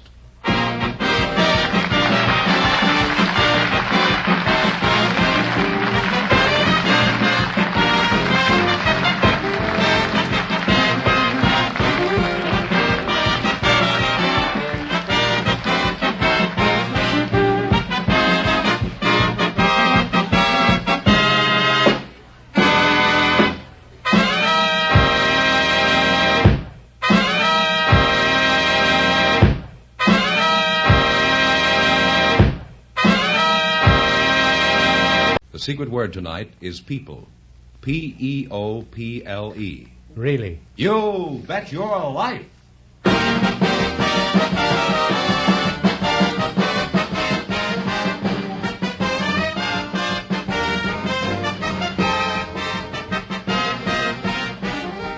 The more than 3,000 DeSoto Plymouth dealers of America present Groucho Marx in You Bet Your Life, the comedy quiz series produced and transcribed from Hollywood.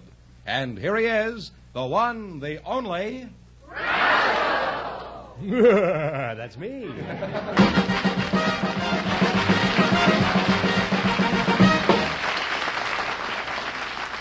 Well, here I am again with $2,500 for one of our couples.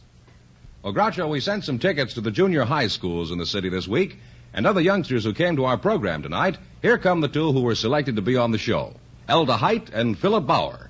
Kids, come on in here and meet Groucho Marx. Well, welcome, kids, for the DeSoto Plymouth dealers.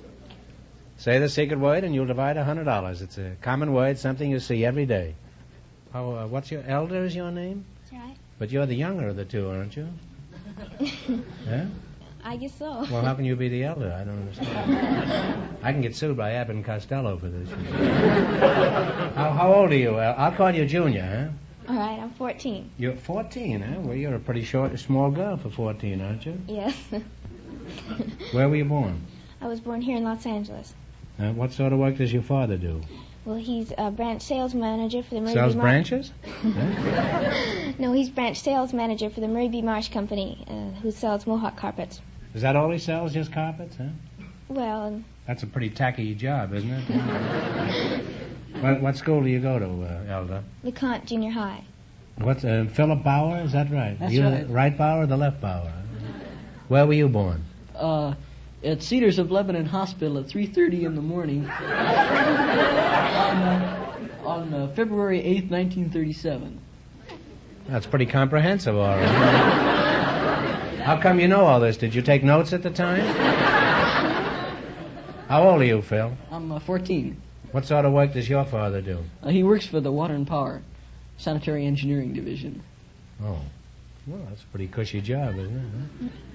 You get free water? Did your father ever tell you how he met your mother?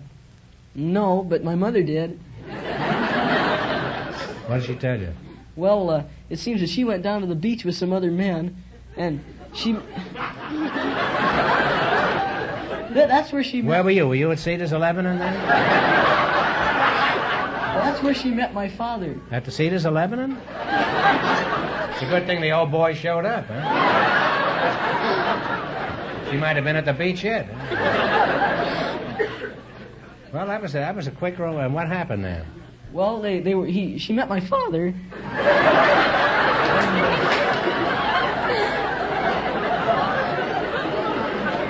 There's no need of yodeling, you know.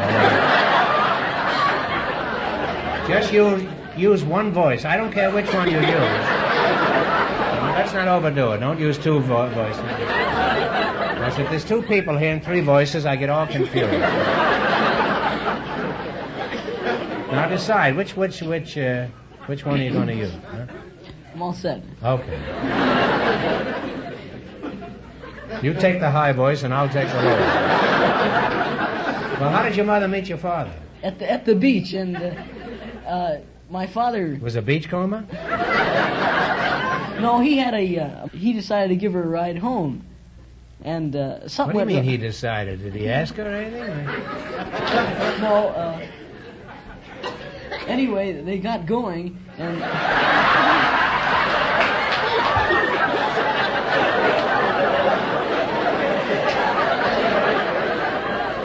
Well, I'm glad to hear that, anyway. Well, something went wrong with the car, and it kept stopping. And That's his story. That's an old device. I used to use that myself.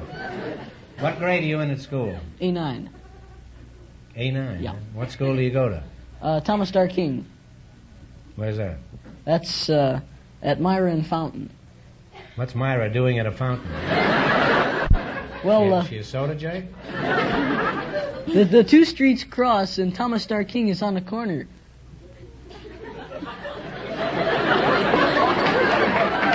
You keep away from him, you hear me? What kind of a school is this, Philip? Well, it's an old school and kind of artistic. It's... Now, who said that? Did you say that? Climb down off that ladder there, will you? You say it's an old school and kind of artistic? Now you're going to play You Bet Your Life for $2,500. Right now, I want you to pay close attention to this.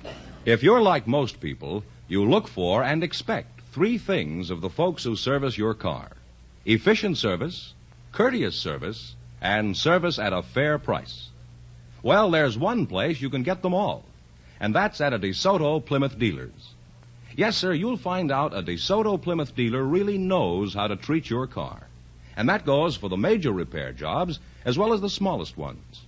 His men are skilled mechanics. They've been trained in factory methods, and they really know your car. What's more, they work with the most modern tools and equipment, and that helps them do a faster, more expert job. But not only does your car get the right treatment at a DeSoto Plymouth dealer, you get the right treatment, too. Considerate treatment. Service with a smile. And when you get the bill, you'll find it's reasonable. A fair charge for good work done. Stop in and you'll agree. You and your car both make out best where you see the famous sign of better service, the friendly sign of a DeSoto Plymouth dealer. And remember, all dealers who sell DeSoto also sell Plymouth, the value jewel of the low-priced field.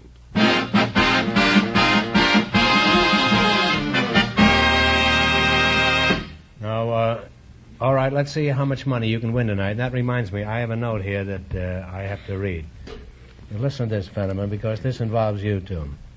On our first show, we had a question about the Hope Diamond, and I said it wasn't for sale. I now stand corrected. The Hope Diamond is for sale.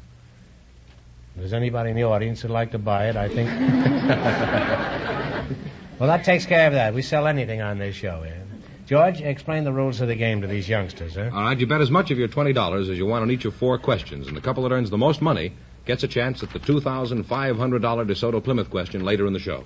Here we go. Let's see how high I can build you $20. You selected fictional animals and birds. Here's your first question. How much will you bet? 19. 19. What kind of an animal is Dumbo? Elephant. Elephant is right.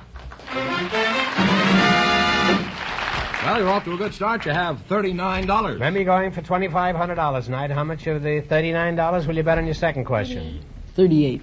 What kind of an animal is Ferdinand? Bull. A bull is right. You now have $77. How much of the 77 will you try this time? 76. 76.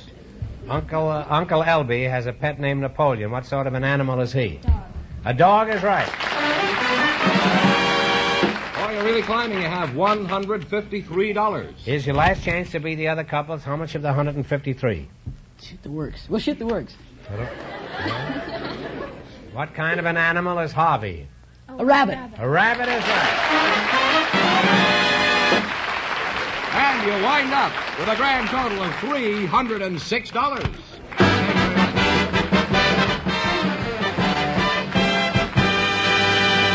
Thanks and good luck from the DeSoto Plymouth dealers. Aren't they cute? We have a Western Union operator and a husband for you. You have, now. huh? Yes, uh-huh. Well, you're a very fortunate man. They came out of our audience, Groucho, and they're right here now. Miss Veta Coffee, Mr. Leonard Pucci, meet Groucho Marx. Well, welcome to You Bet Your Life. Say the secret word and you'll divide $100. It's a common word, something you see every day. Miss Velta Coffee. Veta. Oh, it says, it's 2T, Veta. Where are you from, Veta? Originally Portland, Oregon, now from Southgate. Mm-hmm. May I ask your age? 26. 26. Well, you're very young looking, 26, huh? Just checking, you know. Are you engaged? No.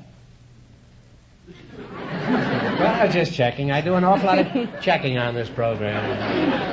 And more than I do on any other program, too. You see, we have to be very sure about some things, so you'll pardon me if I seem overly inquisitive.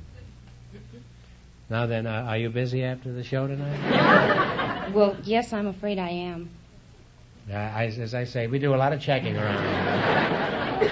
Doesn't seem to do any good, but nevertheless, we continue checking all the time. Leonard Pucci? That's right, sir. Is that the way you pronounce it? That's right. You're the husband, huh? You're not better. No, I'm not her husband. No. How do you like that? Where are you from, Pooch? Well, I was born about 3 blocks away from the slaughterhouse in Canton, Ohio. They have a slaughterhouse in Oh, Canton? sure, we have everything in Canton. Is that so? They don't have Akron. Are you married, Pooch? Yes, sir, I am. Got any little mutts? I got 2 children.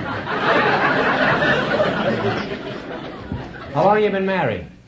Well, I got married while I was in service in the infantry 9 years ago.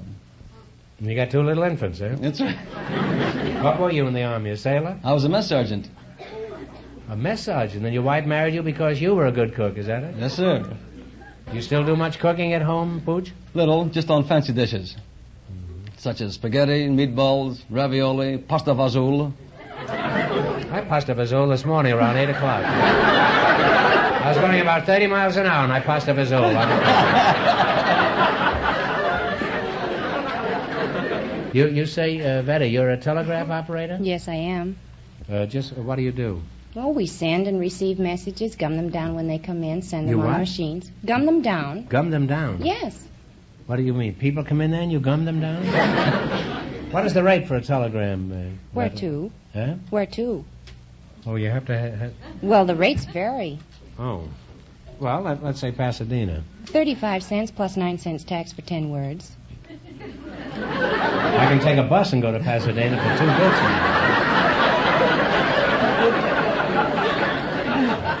Do you still charge for a stop? Like, I know what you're doing in Atlantic City, stop. No.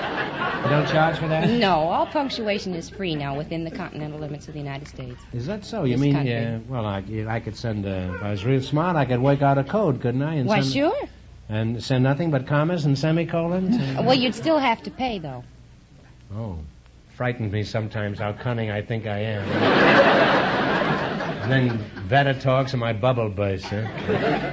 Let's say I'm on the phone and I want to send a telegram. Just what happens? Pretend I'm a customer. What? I call up. I dial, and first I get the wrong number, of course. I get the slaughterhouse in Canton, Ohio. What class of service would you like to use? Straight wire, day letter, or night letter? Well, night letter sounds pretty good to me. All right. What is your phone number? What's yours? Well, what number is this to be charged to? Charge it to your own number. Who is it going to? I was going to send it to you. What is the address of the party that it's going to? Well, it's someplace in Pasadena. I don't know. No, Southgate. Hey, I may get somewheres at that here. Well, I've learned a lot talking to you, too. And you can learn a lot if you'll visit your DeSoto Plymouth dealer. And Vetta, you're a very pretty girl. Thank you. Now you're going to play You Bet Your Life. You beat our other couples, and you get a chance at the $2,500 question. I can't tell you how much you have to win, but Mr. Fenneman is going to remind our listeners. The junior high school students won $306. Here we go. Let's see how high I can build you $20. You selected married names of motion picture stars. Now you have $20. How much of the $20 you going to bet? You want to bet the whole 20? Yeah. Oh, no, don't bet the 20. If you lose it, then you're all through. I don't care if you bet 1990, but keep something. 1999. 1999. Actually, I haven't a right to influence you at all, but I hate to see you bet everything on the first question, because if you lose, then you... 1999 you're going to bet. That's right. Well, that's better. Yes. At least you put something away for a rainy day. Now, Joan is married to producer Walter Wanger. What is her screen name? Joan Bennett. Joan Bennett is right. Well, you're on your way. You have $39.99. Are you sure of that? This one I'm sure of. Remember, you're going for $2,500 tonight. Now, how much of the $39.99 you going to bet? All of it. All right. Teresa is married to a screenwriter, Niven Bush. What is her screen name? Right. Teresa Wright. Teresa Wright is right. You now have $79.98. Here's your third question. How much you going to bet? All of it. All of it. Frances is married to actor Joel McRae. What is her screen name? Frances D. Frances D. is right. This is really a sharp cookie here. How much you going to bet? You have one. Wait a minute. I got it. You have $159.96. How much you going to bet? All of it. All of it. Jane is married to Gary Steffen. What is her screen name? Jane Powell. Jane Powell is right. Very good, very good. Thanks and good luck from the DeSoto Plymouth dealers. You wind up with a grand total of $319.92.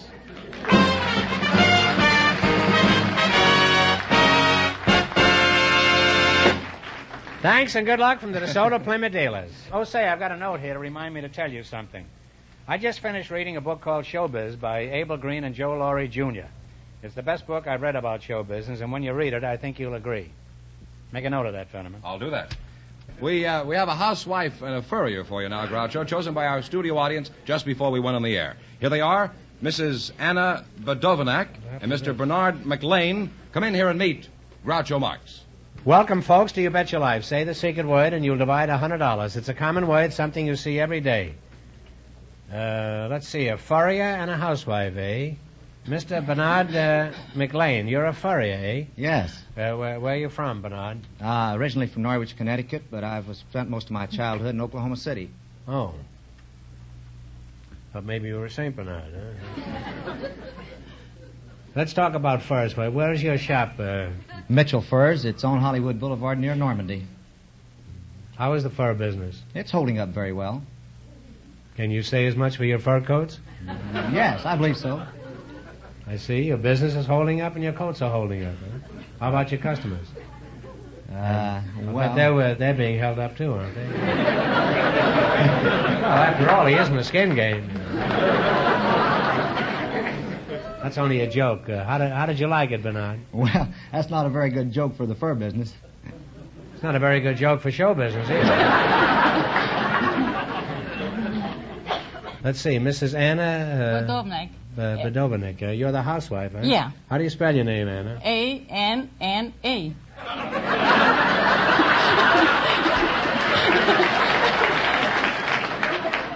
Anna, I'm spellbound.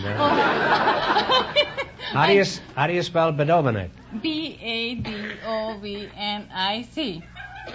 Okay? Well, it's better. okay. It's better. You have a very interesting accent, Mrs. Badovanek. Where were you born? Pennsylvania, near Uniontown. I was 5 years old. I was going to Yugoslavia. Could you tell us how you met your husband? Yeah.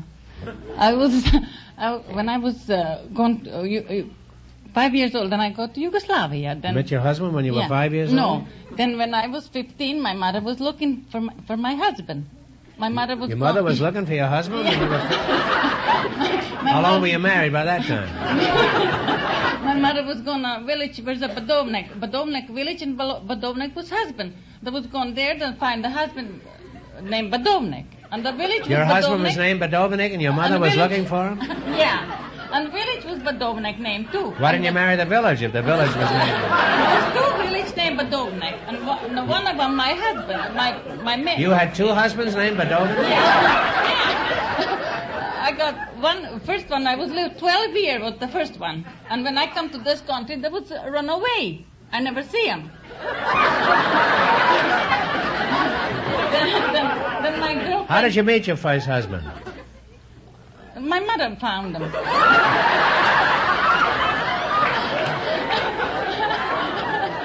mother found this boy and they said, you want to marry this boy? I was 15 years old. What did you do? Just pluck any boy out of the gutter? Bring him home? I was 15 years old. I didn't know nothing to say. Well, I said, okay. I was too young. Now I know how to pick them.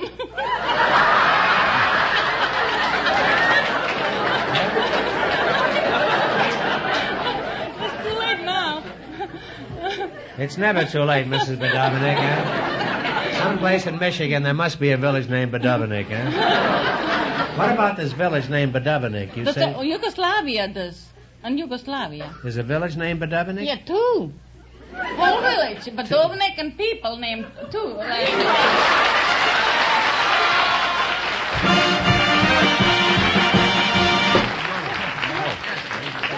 Well, you said... Yes.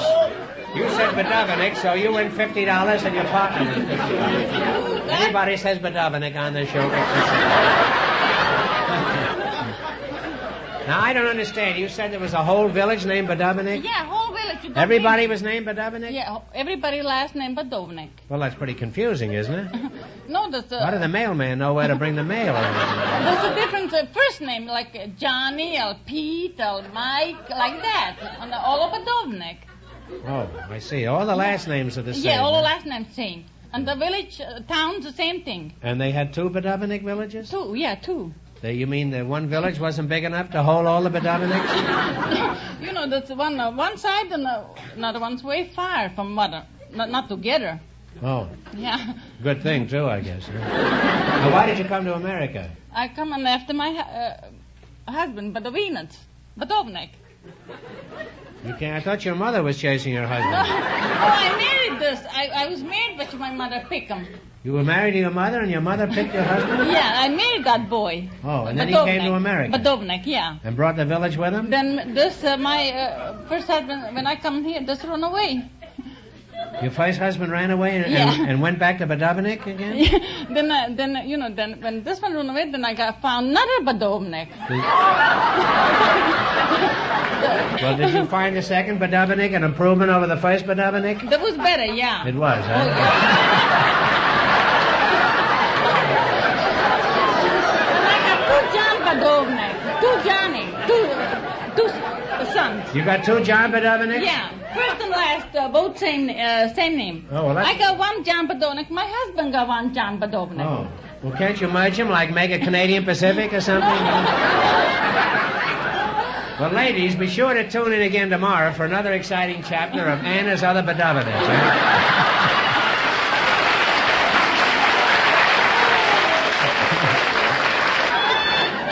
Well, you certainly make an unusual couple, and Anna, anything I could add at this point would be gilding the Badovnik. That was good couple. Oh, just wonderful. Yeah. I want you to take my advice and visit your DeSoto Plymouth dealer, Joe Badovnik, Now you're going to play You Bet Your Life for a chance at I don't know how to play Bet Your Life.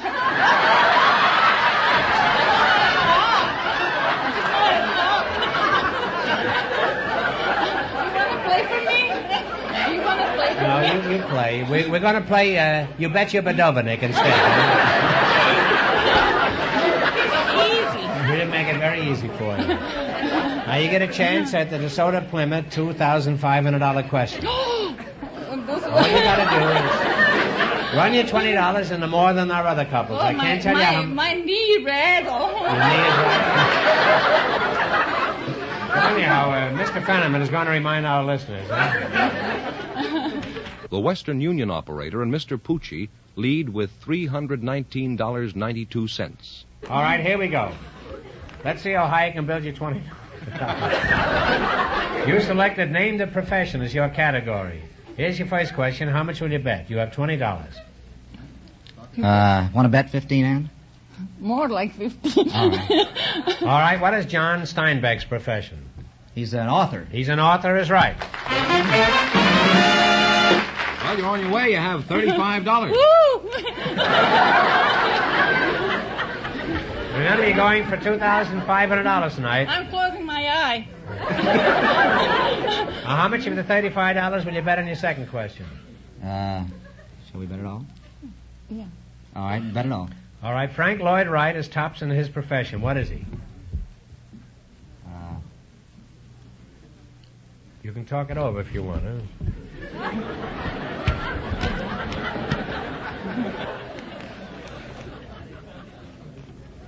Take a guess. Financier? No, I'm sorry. He's an architect and a very famous one, probably the most famous one in America. Well, they're broke. We can't let him go away with empty-handed here. We're going to give you one more question. And they did win the secret word, didn't they? Yeah. Well, you each won $50 there. Now, here's your chance to win $10. Now, think hard now, and please no help from the audience. This is a tough question. In what sport do you use a basketball? Basketball. Basketball is right. Well, this couple went broke, so that means that the Western Union girl and Mr. Poochie with $319.92 in just one moment get the chance at the DeSoto Plymouth $2,500 question.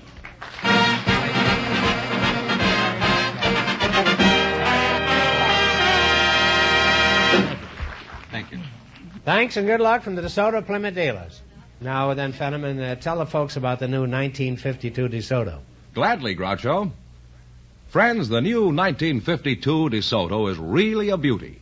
It's the car designed for you and your budget, too. True. And tell them about some of those great DeSoto features. Well, for one thing, DeSoto brings you Oriflow shock absorbers that help give you the smoothest ride on the road. And comfortable seats that are chair high, that give you a relaxing ride and a better view of the road. George, mention those safety rim wheels. DeSoto's safety rim wheels protect your family in case of blowouts. And DeSoto has big 12-inch brakes, too, that respond even to the lightest pedal pressure. Now then, tell them where to see the 1952 DeSoto. It's now on display at your DeSoto Plymouth dealers. See it tomorrow. And when you do, just tell them Groucho sent you. And here comes the winning couple, Groucho, the Western Union girl and Mr. Poochie, all set for the DeSoto Plymouth $2,500 question. All right, here we go for $2,500. I'll give you 15 seconds to decide on a single answer between you. Think carefully and please no help from the audience. Here it is. Elizabeth Bowes Lyon, Lyon, occupies an important position in the world today. If you can identify her, I'll give you $2,500. Who is Elizabeth Bowes Lyon? B-O-W-E-S, capital L-Y-O-N. Talk it over.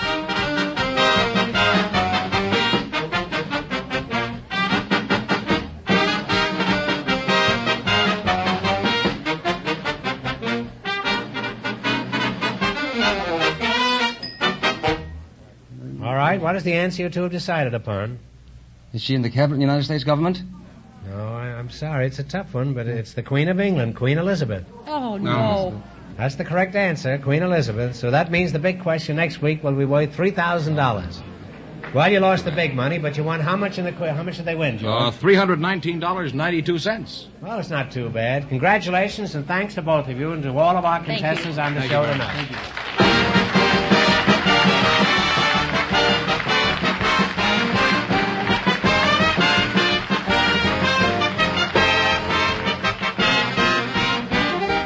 Be sure to tune in again next Wednesday night at the same time for the Groucho Marx Show, when the big question will be worth $3,000.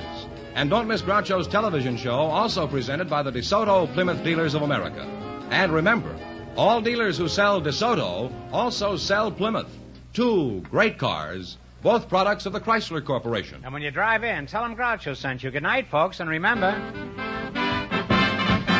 see the 1952 DeSoto.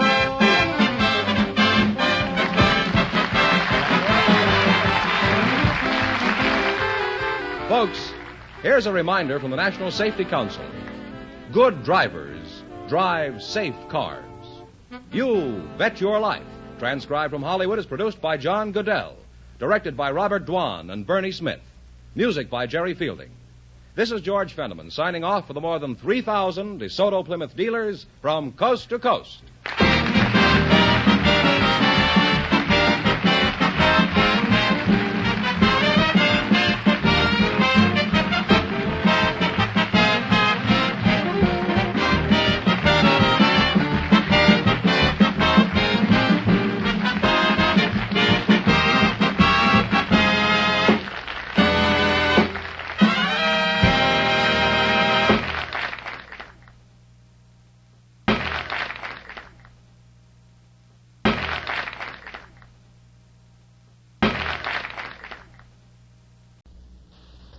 Ladies and gentlemen, the secret word tonight is smile. S-M-I-L-E. Really? You bet your life. The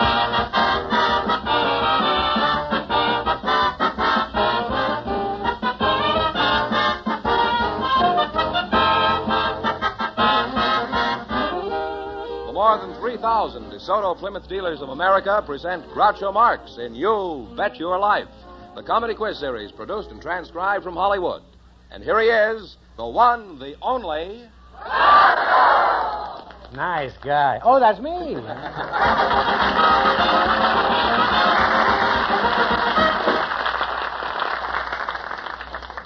Well, here I am again with $3,000 for one of our couples. Just before we went on the air, our studio audience selected a young lady, Miss Daphne Carr, and her partner is Mr. William Hopper. Folks, meet Groucho Marx. Well, welcome. Welcome for the DeSoto Plymouth dealers. Say the secret word and divide $100.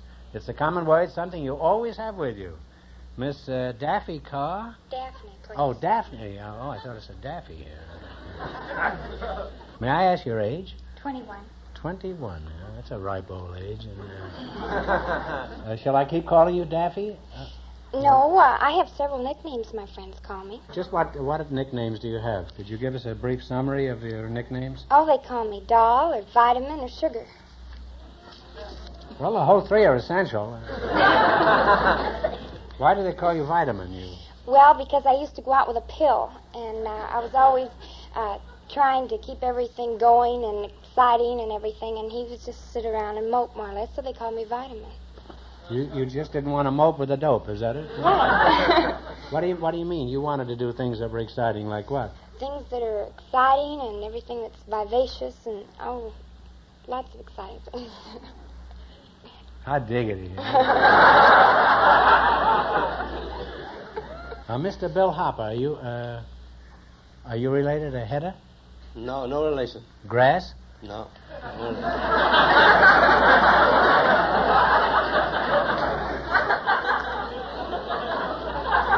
It's one thing I do when I don't get my name on the telephone, right? I say, you know what a grasshopper is? And they says, yes. Well, they leave out the grass and you'll get the rest. And do they do that? Most times. You have a pet name, too? Does anybody call you Vitamin or anything? No, just plain Bill. Oh, plain Bill. Plain Bill. Where were you born? I was born in Wolfartisworthy, England. Would you spell that? WLLFARDISWRTHY.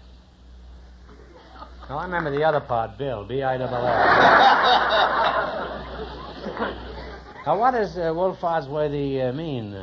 That consists of a little village on the boundary line of Cornwall in England. Just a little small town.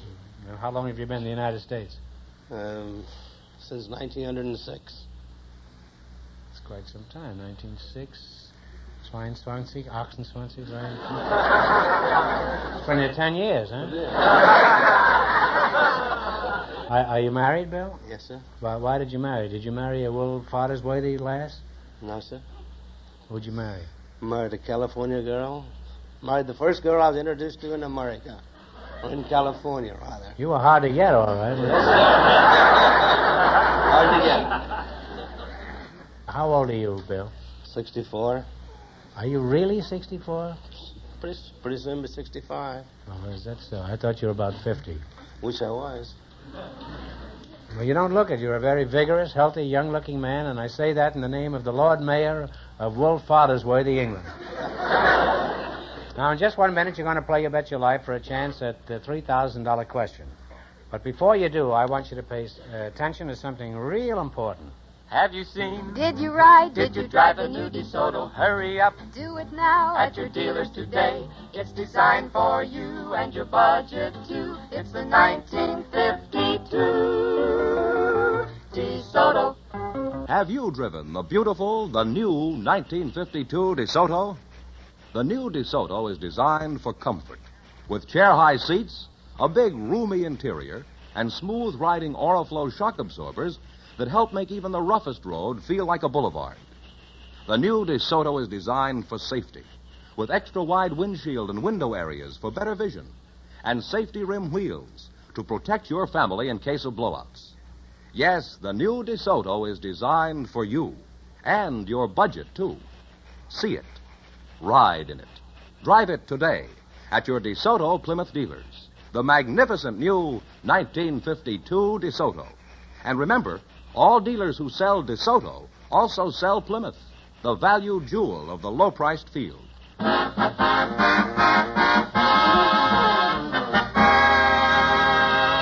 All right, now let's see how you work together as a team. George? Yes. Explain the rules. Well, you bet as much of your $20 as you want on each of 4 questions, and the couple that earns the most money gets a chance at the $3,000 DeSoto Plymouth question later in the show. Here we go. Let's see how high I can build you $20. You've selected major cities of the United States. These cities are all over 100,000 population. Now, here's your first question. How much will you bet? 15? 15? In what state is the city of Charlotte? North Carolina. North Carolina is right. On your way, you have $35.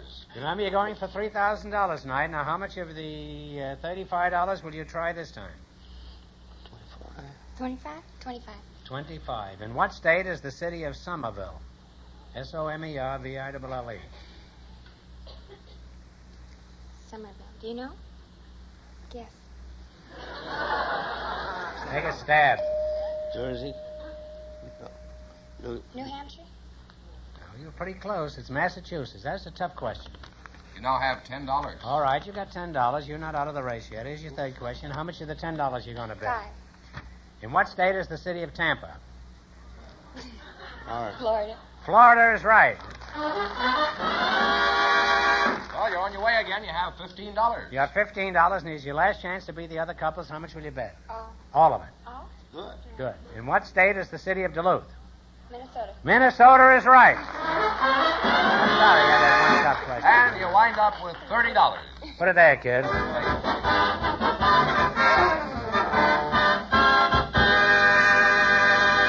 Thanks and good luck from the DeSoto Plymouth dealers. We invited some musicians and their wives for the show tonight, Groucho. And just before we went on the air, our studio audience selected Mr. and Mrs. Bill Douglas. And here they are. Folks, come in here and meet Groucho Marx. Well, howdy doody. Hello. Welcome, youngsters, for the DeSoto Plymouth dealers. Say the secret word and divide $100. It's a common word, something you always have with you. Dorothy and Bill Douglas. Is that right? Yes. That's right. What shall I call you, Mrs. Douglas? Dorothy. Dorothy, yeah. And what does Bill call you? Just baby. You think he'll always call you baby? I guess so. I hope so, anyway. Well, it's a nice, endearing name. What do you call Bill? And remember, this is only a half-hour program.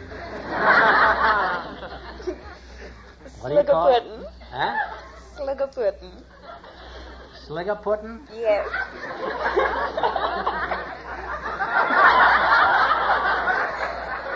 Well, Sliggerpuddin', how are you? Now, that isn't better than calling a fellow full Watersworthy or some name like that. Would you mind telling us why you call him Sliggerpuddin'? Well, that's short for sugar pudding. That's short for sugar pudding? Yes. That must be lump sugar, I guess. Well, let's talk music. I understand you. What band are you with, Sliggerpuddin'? Oh, I play with several bands. All at once? Oh, no, by that I mean that I'm a freelance musician. I play with a number of bands, and we do casual dates. Casual dates? That's right. Does Baby know about that? What instruments do you play? Well, I play the drums. You regard that as an instrument? A piece of dead skin stretched over a washtub you regard as an instrument? What are some of the things you have to know how to drum?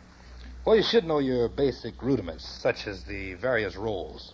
Oh, are there any fine points to drumming? Could you name some of the finer points of drumming? Yes, well, we have finer rudiments such as the paradiddle, the flam, the flamadiddle, the ratamaqueue. Oh, they're... Steady there, Bill. Steady there. Let's take these one at a time. After all, I'm a musician, too. Would you have any objections if I asked you to demonstrate a few of these rolls? Well, it's sort of difficult. I don't have my drum with me. Oh, we have a drum. Jerry, could we borrow your drum? Bring up the drum. I brought up 3 kids. You certainly can bring up a drum. Right around here now. We're going to do this real big league style. If this man pretends he's a drummer, we'd like to know something about it. Now, this is Jerry Fielding. This is the director of the orchestra. He's not accustomed to carrying a drum. His father was a drummer. He used to sell neckties, but that's the first. Now, let's see, Bill. What was it? Let's see, you said something about a Ratamaqueue. This is a pretty personal thing to say to a man you've just met, but could you describe a Ratamaqueue and mixed company?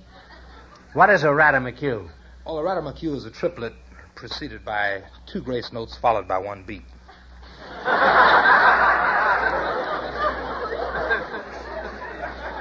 Could you show us how a Ratamaqueue goes? Well, Ratamaqueue, it sounds just like Ratamaqueue when I play it on the drum.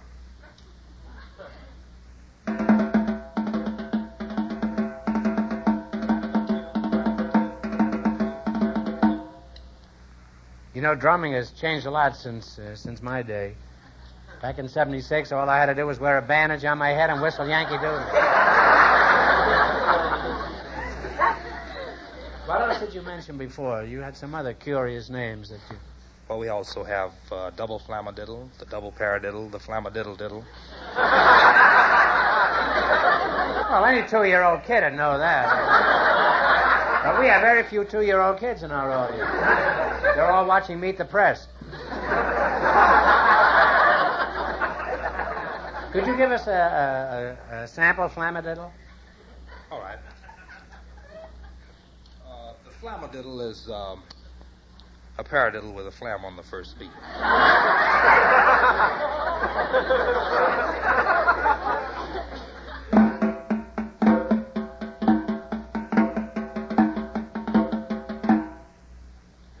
Well, a flamadiddle sounds like a Ratamaqueue that's had a tough night.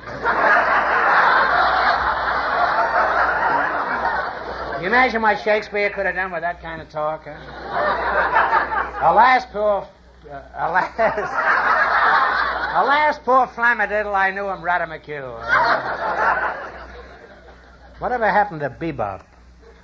Alas, poor bebop, I knew him flamadiddle. What is bebop, anyway? Well, that's just cool music. Well, will you get me my overcoat? I'd like to hear. Just how cool is bebop? Huh? Well, it's the coolest, as far as I'm concerned. What do you think is bebop, Dorothy? Well, just way out.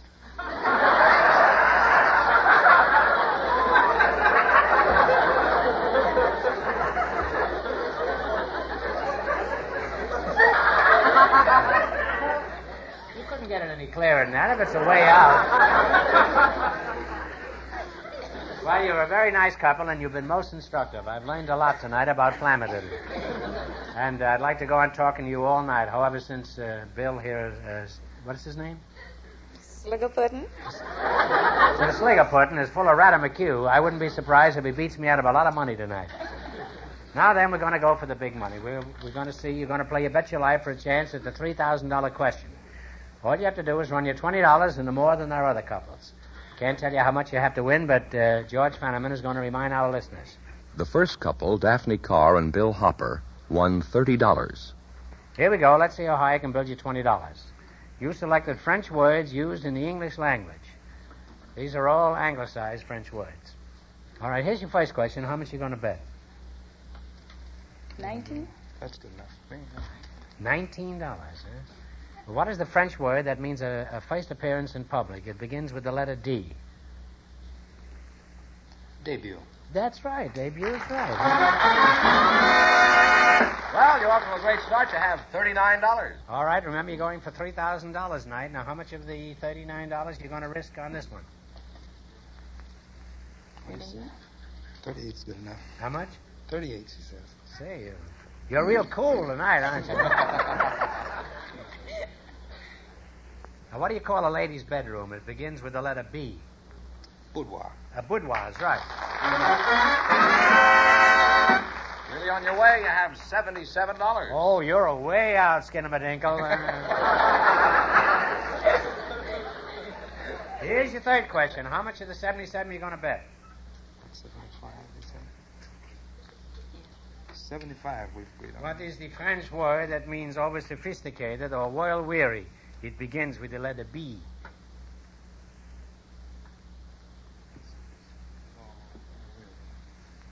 Talk it over. You can help him. Sophisticated.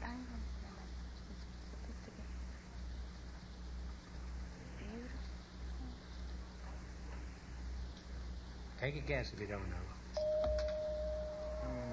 It's Blasé. You should have known that. There's a song, too. A famous song, Blasé. Well, that cut you way down. Yes, you now have $2. Oh. Well, you certainly can't get cool on $2, huh? All right, you have one more chance to beat the other couples. How much will you bet? Bet the $2. Might as well. Bet the $2. What is the French word that means rubbish or wreckage? It begins with the letter D. Debris. Debris is right. I'm sorry that you lost that big one. Wait a minute, how about this? Can't let them go away, can we? We certainly cannot let these people go away with $2 in their kick. We're going to give you one more question. Answer it correctly, and we'll give you $10. Now think hard, and please no help from the audience. Steady? Here we go. What color is orange juice? Orange. Orange is right.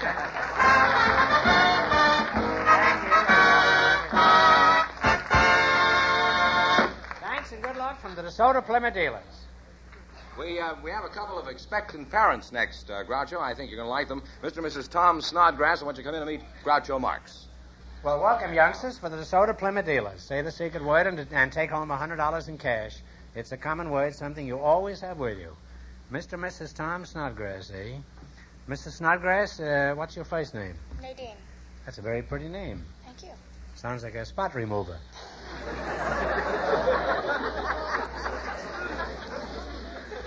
How old are you, Nadine? I'm 19. 19, huh? How old are you, Tom? 21. 21. How long you been married? Oh, a year and 3 months. Mr. Fenneman says you're expecting, but he didn't say what.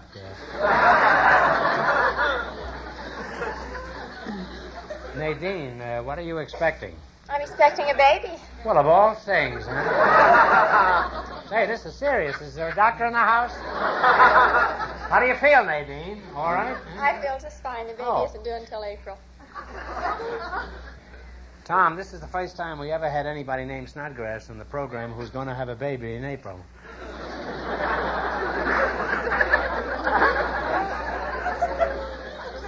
Does anybody ever comment on your name? Well, I become quite a fighter when I was young. Most of the kids kid me about my name, and even at work, most people think I'm kidding when I say my name is Snodgrass. What sort of work do you do? Just going around defending your name? No, I'm a transformer winder at Hughes Aircraft. Nadine, were you working when you first heard about this impending development? Yes, I was. I still am. I work for California Physician Service and Blue Shield Medical Plan. Oh, well, that's pretty handy, huh? What would you like to have, a boy or a girl? I think I'd rather have a boy. How about you, Tom, boy or girl? Oh, it has to be a boy. Why? Why are you so insistent on that? Why? Well, I'm the last of the Snodgrasses. I like to carry the name on. Well, Tom, that's an important project. Of course, you may wind up with 17 girls, but it's worth fighting for. You have a pet name for Tom besides Snodgrass? Well... You don't call him Skinny Rumpety, is it? No, worse than that. Sometimes I call him Spider. Well, that's a nice name for a husband. It's very common, though. Why do you call him Spider? Did he ask you into his parlor? No, he's Was tall he always and flying thin. around? Huh? He's tall and thin, and when he was in high school, he was on the gym team, and he was on the side horse and the long horse, and he looks like a spider when he tumbles. Did he tumble for you on a long horse? What's your pet name for Nadine, Spider? Well, I call her Dimples. She's got about 9 of them.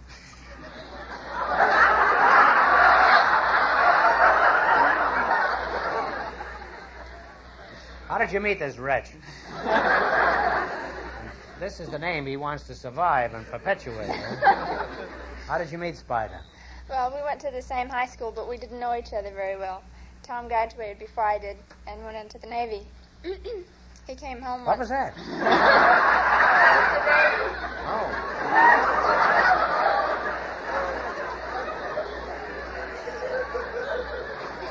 We got a 3-act here, and I don't know it. So? So, I was waiting for a bus one day, and he came and sat down beside me and asked me for a date. You were standing on the corner waiting for a bus, and he came and sat down beside you? No, I was sitting on the bench. Oh, there was a bench there, huh? Mm-hmm. Did you propose to Nadine after the bus date, Tom? No, I didn't. The next day I was shipped to San Francisco for dry dock and repairs.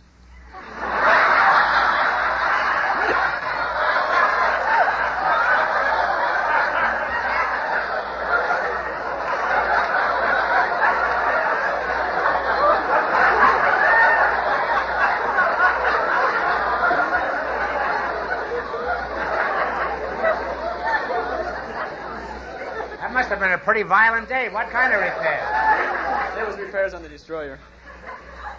Oh, on the boat, huh? Yeah, on the ship. Now, Dimples, could you tell us about Spider's proposal? Where did it happen? What did he say? Well, we were in a drive-in movie, and it was in the middle of the Tom and Jerry cartoon. And Now, don't tell me you were watching the movie. No. yes, we were. He wasn't, but she was watching Jerry, huh? How did Tom find out about the baby? Did you start eating strawberry ice cream for breakfast? No, I went to the doctor, and the doctor gave me several little pamphlets about babies, and I brought them home and gave them to Tom. And then he had a craving for strawberry ice cream?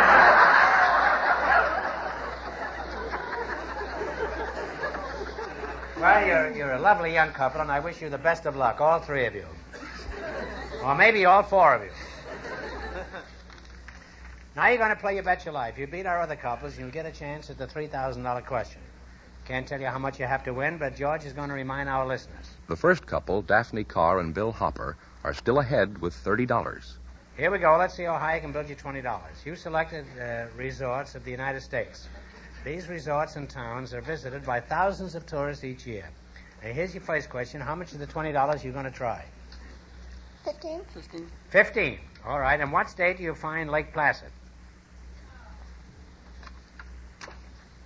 New York. Say? New York. New York is right. You're on your way. You have $35.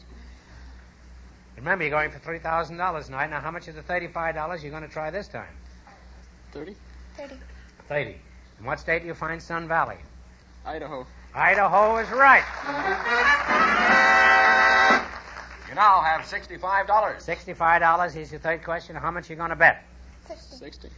60. 50? 60. 60. 60. In what state do you find Sarasota? Oh. Sarasota. Talk it over, and if you don't know, take a guess. Michigan? No, I'm sorry. It's Florida. Oh. I think some of the teams train there. Now, You how now much have they have got? $5. $5. Huh? Well, three people can't live on $5. Huh? Now, here's your last chance to beat the other couples. How much will you bet? $5. $5. In what state do you find French Lick? This resort is famous for their mineral springs. Talk it over, and if you don't know, guess. Springs. Florida. California. No. It's Indiana. Oh. It's right near Indianapolis. Well, we certainly can't let you people go away broke. Going to give you one more question. If you get it right, I'll give you $10. Think hard, and please no help from the audience. What composer wrote Brahms' Lullaby? You know that. Brahms. Brahms is right, huh? I'm sorry you didn't win so much. Well, you folks You're such a cute couple. lost all your money. So that means our first couple, Daphne Carr and William Hopper, with $30, in just 1 minute, get the chance at the DeSoto Plymouth $3,000 question.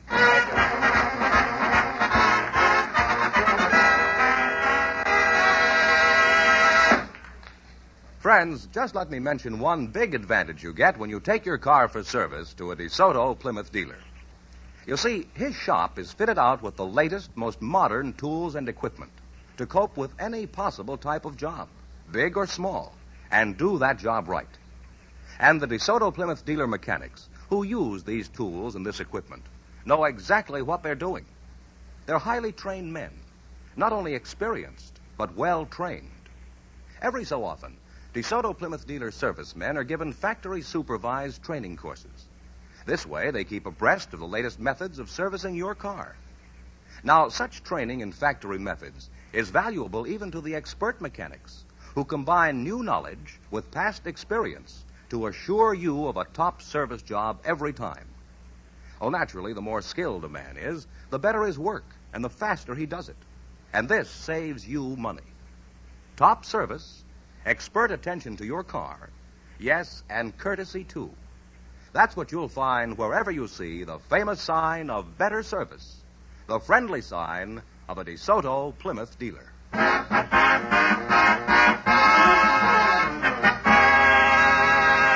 And here is Daphne Carr and Bill Hopper, the winning couple, all ready for the DeSoto Plymouth $3,000 question, Groucho. Here we go for $3,000. I give you 15 seconds to decide on a single answer between you. Think carefully and please no help from the audience. Here it is.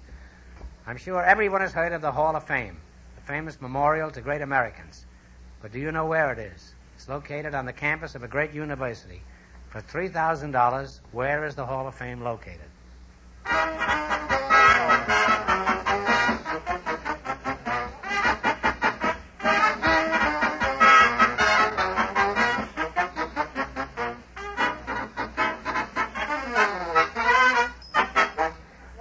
What's the answer you two have decided upon? Washington. No, I'm sorry. It's New York University, huh? That's the correct answer, New York University. So that means the big question next week will be worth $3,500. Well, you lost the big money, but you won a lot in the quiz. How much did they win? $30. $30. Huh? Congratulations and a very Merry Christmas to both of you and to all of our contestants on the show tonight. I'm sorry.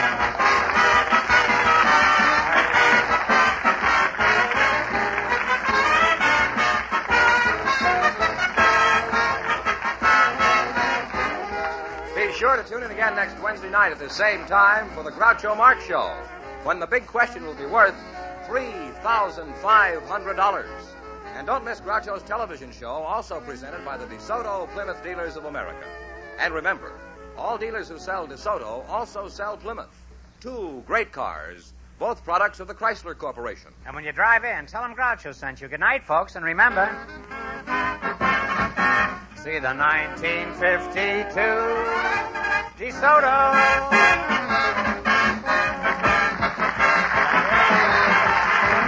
Folks, here's a reminder that the Christmas seals you put on your cards and packages will support the fight against TB all next year. You Bet Your Life, transcribed from Hollywood, is produced by John Goodell, directed by Robert Dwan and Bernie Smith, music by Jerry Fielding. This is George Fenneman signing off for the more than 3,000 DeSoto Plymouth dealers from coast to coast.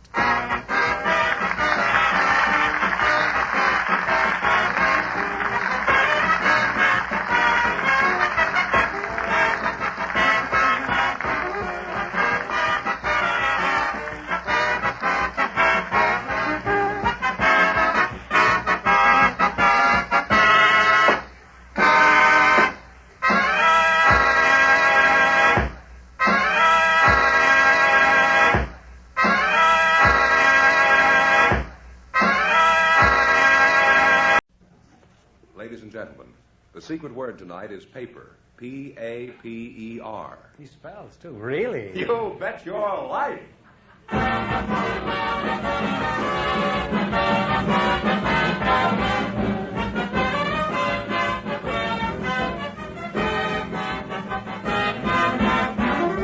More than 3,000 DeSoto Plymouth Dealers of America present Groucho Marx in You Bet Your Life, the comedy quiz series produced and transcribed from Hollywood.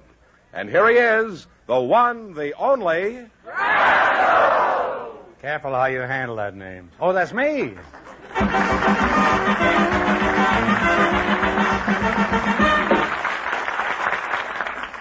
Well, here I am again with $3,500 for one of our couples. Groucho, we have a pair of young, unattached people now who are... Well, how lucky you are. Who've not met each other up until this moment. Oh. I'd like you to meet them now. Just before we went in the air, our studio audience selected them. They're Miss Carol Silverspar and Mr. Robert Murray.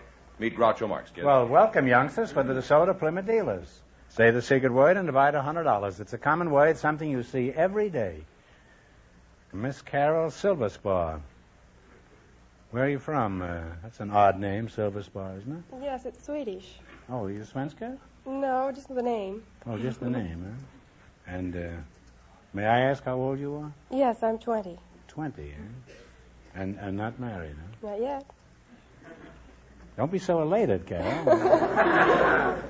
And Robert Murray, huh? That's right, sir. That's a fine upstand. Where are you from, Bob? San Francisco, sir. San Francisco, huh? And what is your age? 26. You're not married either? No, not married. What do you think of Carol here? Well, my book, she's all right. Kind of cute. Have you got your book with you? Maybe I could... You're in the book business, huh, Bob? No, I'm in the paint business. Oh. I thought you said in your book... oh, well. I'm in the paint business myself, you know. Fine. I'm what they call the varnishing American. Among other things. Now, what company do you work for? W.P. Fuller and Company. Oh. They have good paints, too, huh? What's your job there? I'm pebble mill operator. Paint mixer. You make pebble? You mean you make big ones, little ones out of big ones? Well, What's a pebble mill? Well, a pebble mill is a tank that's used in making paint. It mixes paint. Oh, in other words, you mix paints, is that it? Yes, sir. Well, how do you mix them? At first, you run a vehicle and a pigment together, and that makes a paste. That's so. I should think if you ran a pigment and a vehicle together, you'd get pork chops.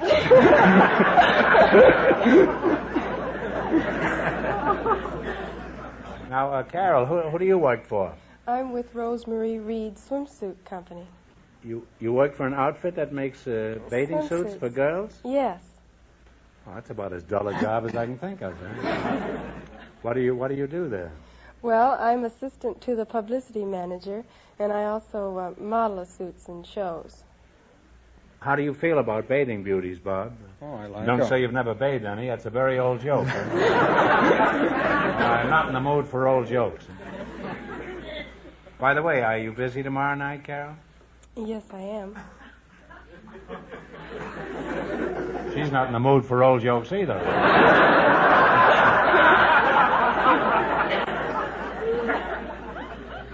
Now, in just 1 minute, you're going to play You Bet Your Life for a chance at the $3,500 question.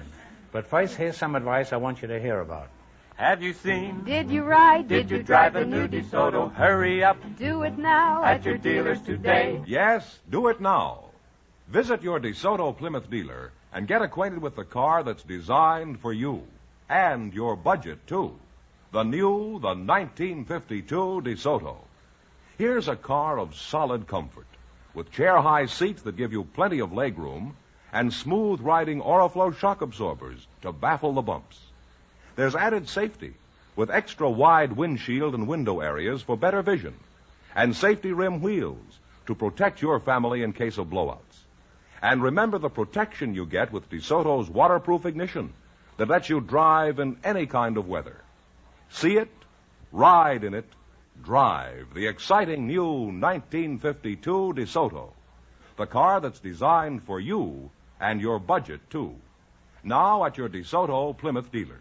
It's designed for you and your budget, too. It's the 1952 DeSoto.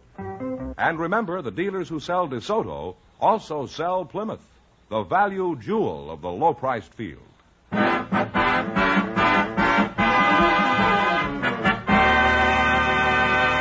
Let's see how you work together as a team.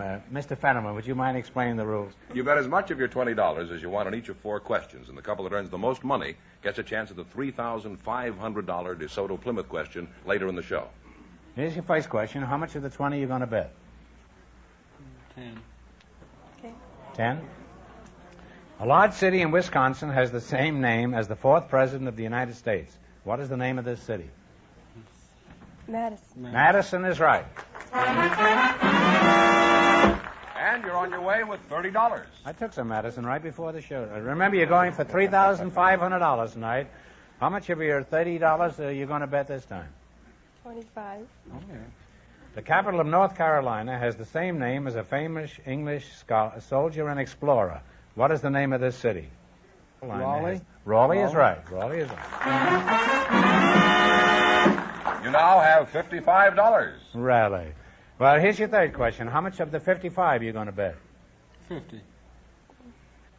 $50. One of the largest cities in Texas was named for the first president of the Texas Republic. What is the name of this city? Houston? Houston is right. You climbed to $105. This is your last chance to beat the other couples. You're going to bet how much? We'll take it all. You're going to bet $105. 105. The capital of Nevada was named after a western frontiersman. What is the name of this city? Carson? Carson City is right. And you wind up with a grand total of $210. Thanks, and season.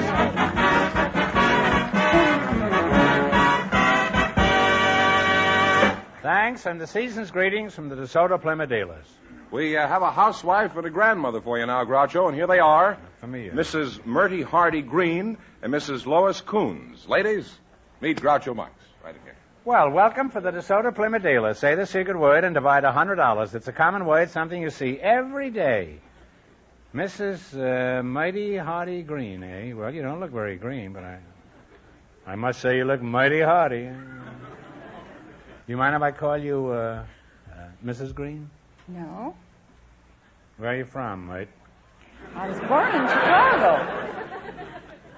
Do you live there now? No. Where do you live now? I live in Wilsall, Montana. Lois, where are you from? I was born in Sydney, Australia. Well, that's the Antipodes, isn't it? That's right. I see. How long have you been in this country? 5.5 years. And you're a grandmother, huh? Not me. No. Oh. You've lived here how long? 5.5 years. Well, say, you've learned to speak the language very quickly, haven't you? Did you have much trouble understanding people when you first arrived here? Oh, they speak English in Australia. I know, but very few people speak it in the United States.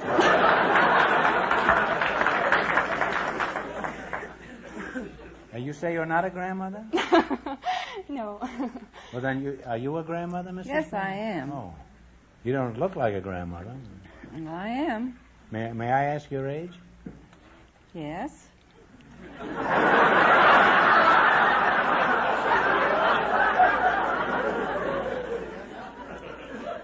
How old are you, Mrs. It's a question I always hate to ask. How old are you, Mrs. Green? Well, I was 69 my last birthday.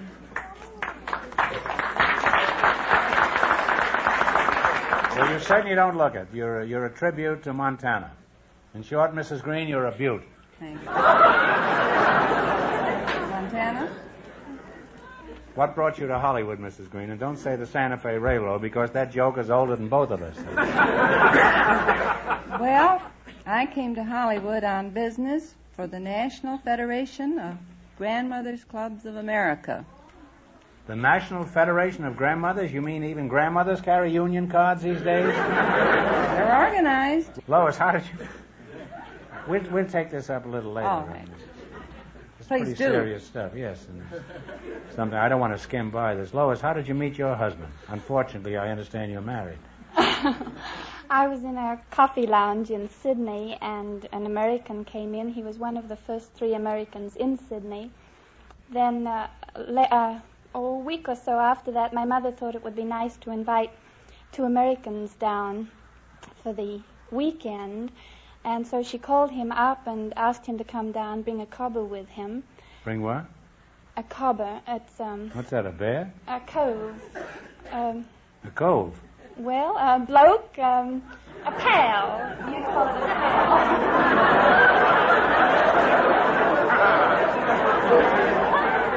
I thought you had a bear in a cave there for a second. Well, You were lonely for a bloke, is that it? Lois, I'm always on the lookout for jokes from other countries. Could you recall one or two down under corkers? Oh, dear. They told so many.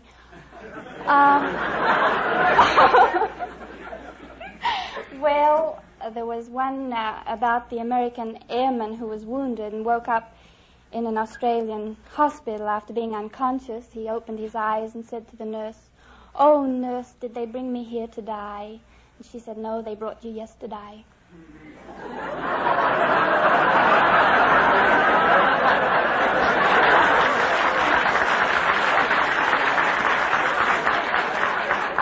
Well, if that's a typical Australian joke, no wonder Australia is down under. Now, you're going to play You Bet Your Life. You beat our other couples, you'll get a chance at the $3,500 question. I can't tell you how much you have to win, but George is going to remind our listeners. The young people won $210. Here we go. Let's see how high I can build you $20. You selected Name the Fruit. Is that right? Yes. Here's your first question. How much will you bet, Lois? 10, huh? $10? 10. All right. What kind of a fruit is a Bing? Cherry. Cherry is right. I always thought it was a Crosby. You're on your way. You have $30. How much of your $30 are you going to bet on your second question? 25. All right. What kind of a fruit is a Macintosh? Apple. Apple is right. You now have $55. $55. Here's your third question. How much will you bet? Say 1 cent. Say one. Okay. You're going to bet $54.99. Oh, wait a minute. Is that right? Oh, no, we better... You bet 5. You say 5? Come on, time's Say wasting. 5, then. All right, you're going to bet $50. What kind of a fruit is a catawba? C-A-T-A-W-B-A. Melon.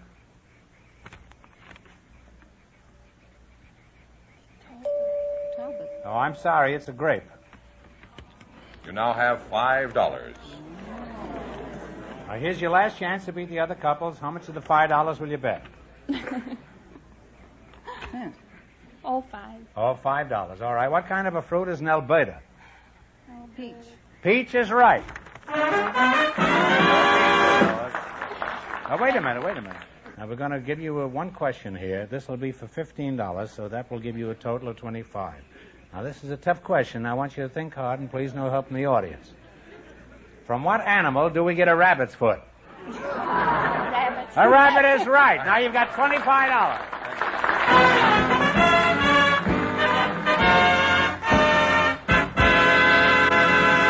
Thanks, and a Happy New Year from the DeSoto Plymouth dealers.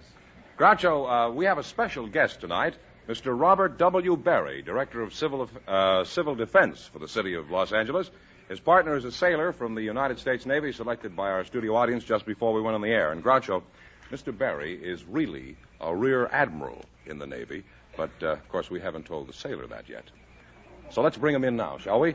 Groucho, I'd like you to meet Mr. Berry and Seaman Cecil Hawkins. And here they are now.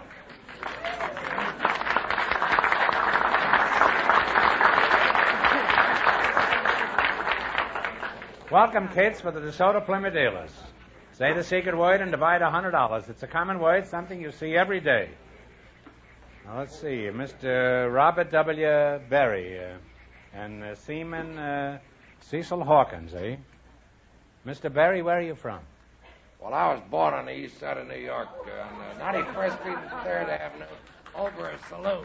Over a saloon. That is correct. Say, you come right in my neighborhood. I used to live 93rd Street. I was born 78th Street and 3rd Avenue. Not over a saloon, though. I was born over a whisker shaft, which is a bologna factory. And I've been dishing it out ever since. Sailor, what's your home? Shreveport, Louisiana. How old are you? 26. How long have you been in the Navy, Commander? Well, I'm not a commander. I'm a seaman. 8 years.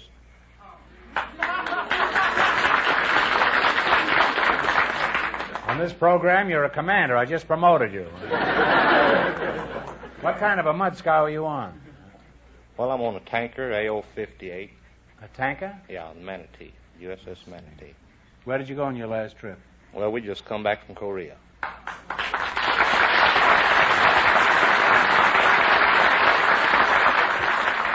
Say, as I recall it, your whole crew went down to the blood bank, didn't they? Yes, sir, the whole crew, 100% of them, donated blood.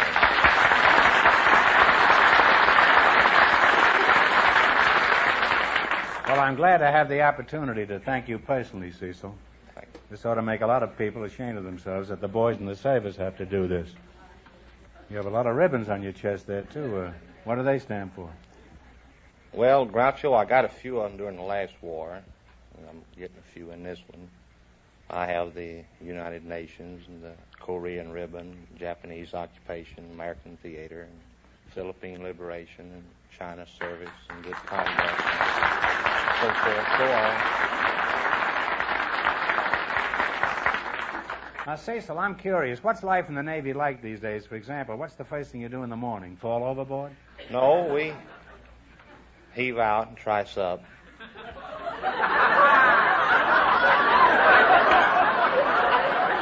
You better explain. I don't think Mr. Berry knows what you're talking about. I do, but he doesn't. You explain it to Mr. Berry. He's a landlubber. Yeah. Well, Mr. Berry, heave out and trice up is that you get out of your sack the first thing in the morning, and after you're out of your sack, you put your rack up. You see, you hook it up where it'll be out of the way of the passageway so the fellows can move about their work, you see. What do you think of it, Mr. Berry? How do you like life in the Navy? How does it sound to you? You think you'd like it? It sounds very interesting to me. Believe me, it sounds very interesting. You can learn something from this fellow here. Huh? I can just see you heaving out and tricing up at 6 in the morning.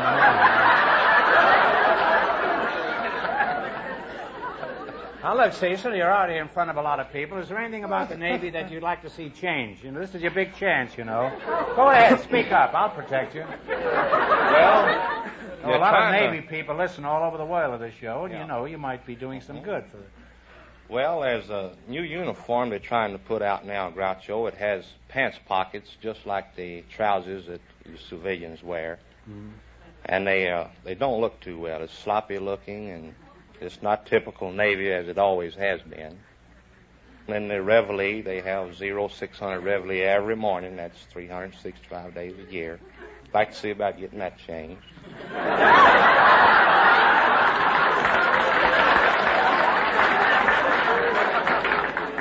You realize, of course, this is mutiny, don't you, Cecil? There might be some admirals listening in. You better be careful.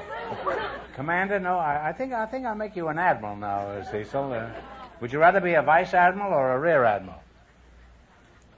Well, since you're promoting me, I'd rather be a full admiral.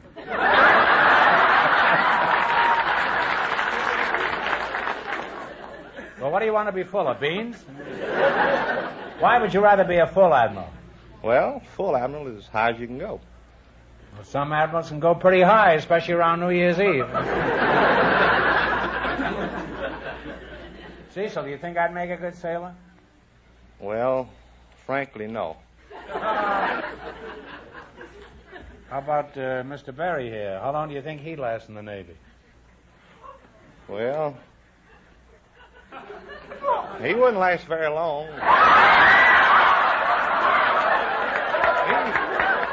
He might get through a hitch, then he might not. I don't think he'd be suited for the job. It's mostly for young men.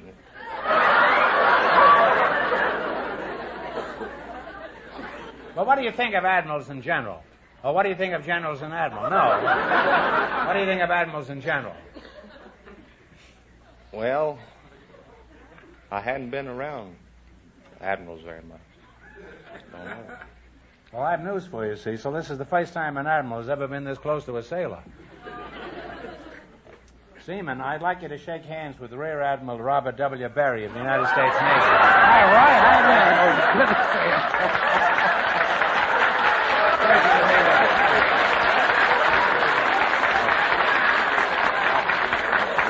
doing? Cecil, I just said shake hands. You don't have to shake all over, you know.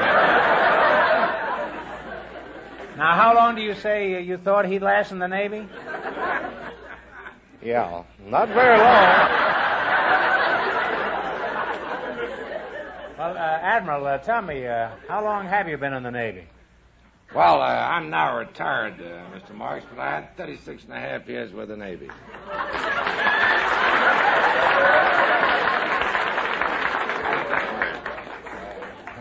Well, even now that you're retired, do you still have to heave out and trice up at 6 in the morning?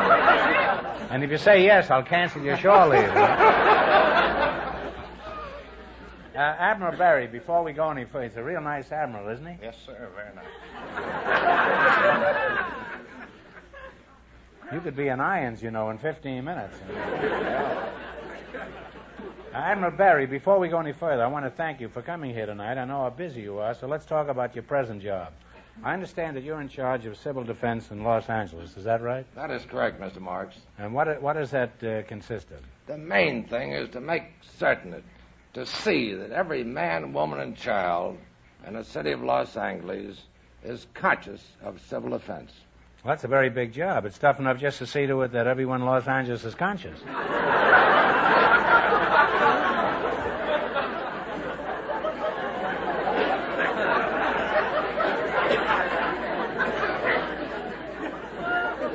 Now tell me, Admiral Barry, how can the average citizen participate in your program?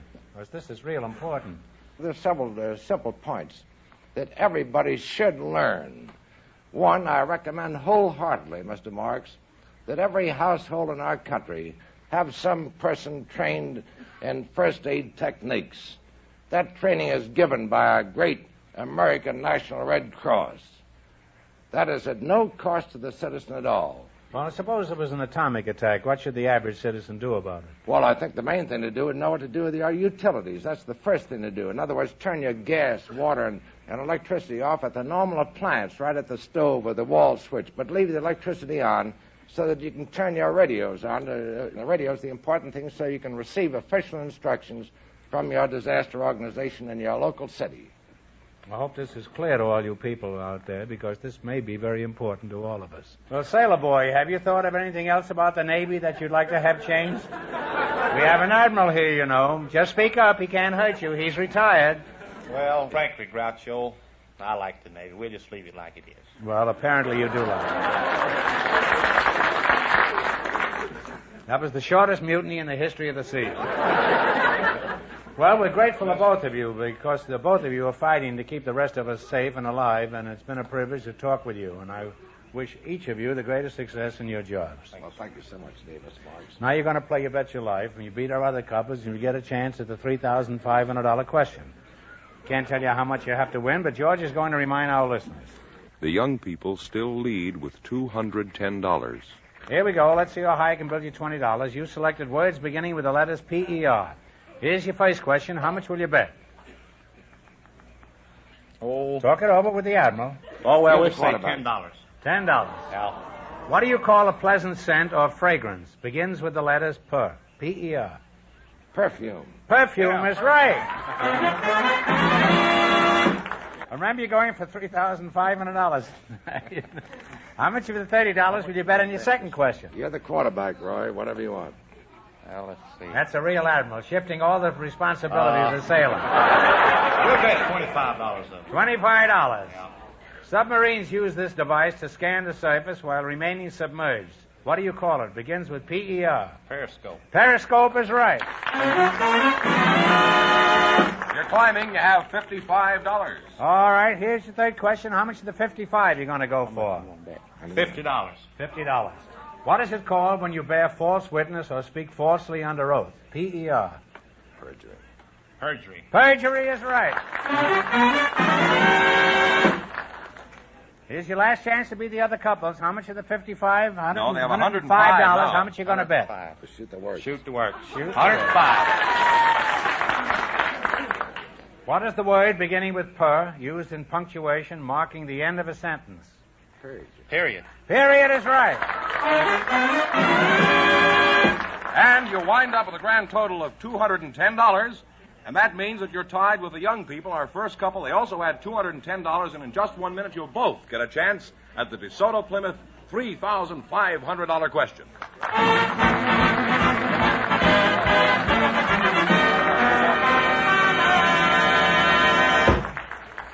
It's open season for New Year's resolutions, and I hope you car owners make a firm resolve to take better care of your car this coming year. You know, expert service, regular service, including proper lubrication, will add many miles of safe driving to your car, with a definite saving on gas and oil, on tire wear, and on replacement of parts.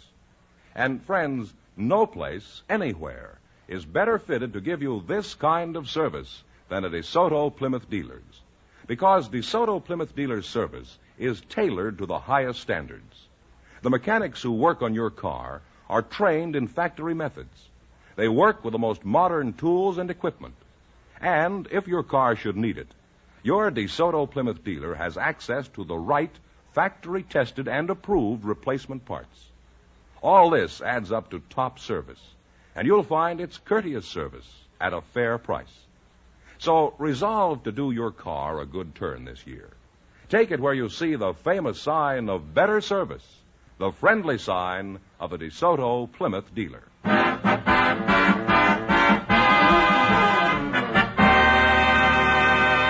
And here come our winning couples, the young people and the Admiral and the sailor, all set for the DeSoto Plymouth $3,500 question. Everybody in. Okay, here we are now. Here we go with two couples tied for a chance at the $3,500. Each couple will decide on a single answer and write it down on one of these cards. If both couples get it right, we'll split the money between them. Okay, you have 15 seconds after I read you the question. Here it is. In 1595, Sir Walter Raleigh led an expedition to South America in search of a mythical city of great riches. Many other adventurers later searched in vain for this legendary city of gold. For $3,500, what name do we know it by? Write it down on a piece of paper.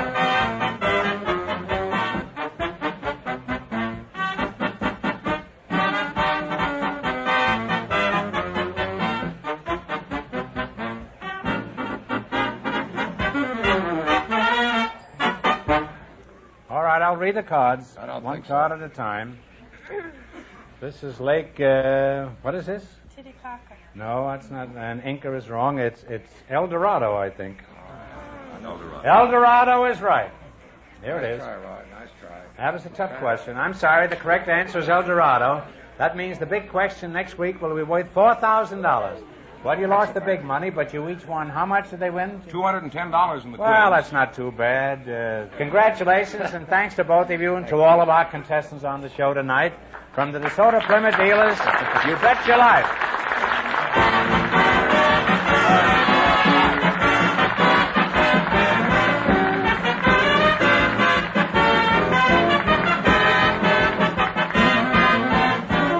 Be sure to tune in again next Wednesday night at the same time for the Groucho Marx Show, when the big question will be worth $4,000. And don't miss Groucho's television show, also presented by the DeSoto Plymouth Dealers of America. And remember, all dealers who sell DeSoto also sell Plymouth. Two great cars, both products of the Chrysler Corporation. And when you drive in, tell them Groucho sent you. Good night, folks, and remember, see the 1952 DeSoto.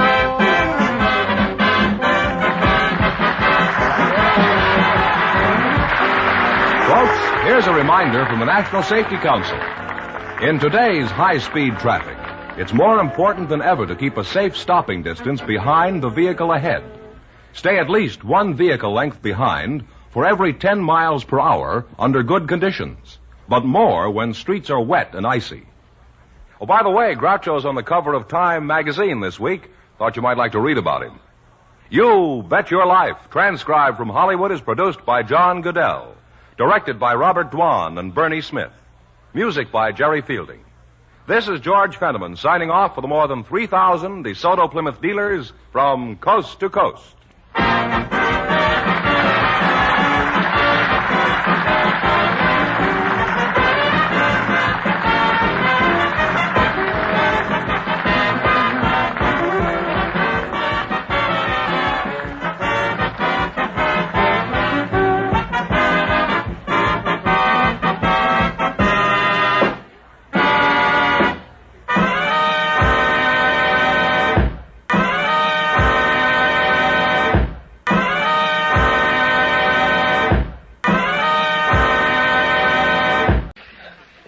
Ladies and gentlemen, the secret word tonight is hand. H-A-N-D. Ham, did you say? Hand. Oh, H-A-N. Oh, really? You bet your life.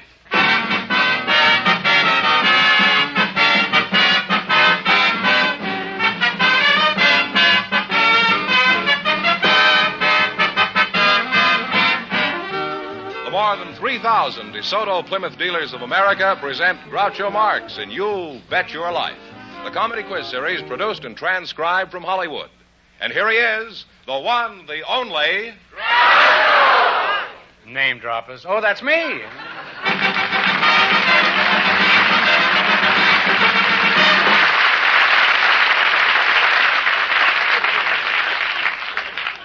Well, here I am again with $4,000 for one of our couples. Groucho, we invited some men from the State Highway Department to the show tonight, and just before we went... There are men walking up and down the highway that you invited here tonight? Oh, they're from the department of the State Highways. Oh, I see. We invited them to the show tonight, and just before we went on the air, our studio audience selected Mr. Dexter McBride. His partner is a girl with an interesting occupation, Miss Anna Mahler. Well, how cozy. And here they come, folks. Come in here and meet Groucho Marx. Well, welcome.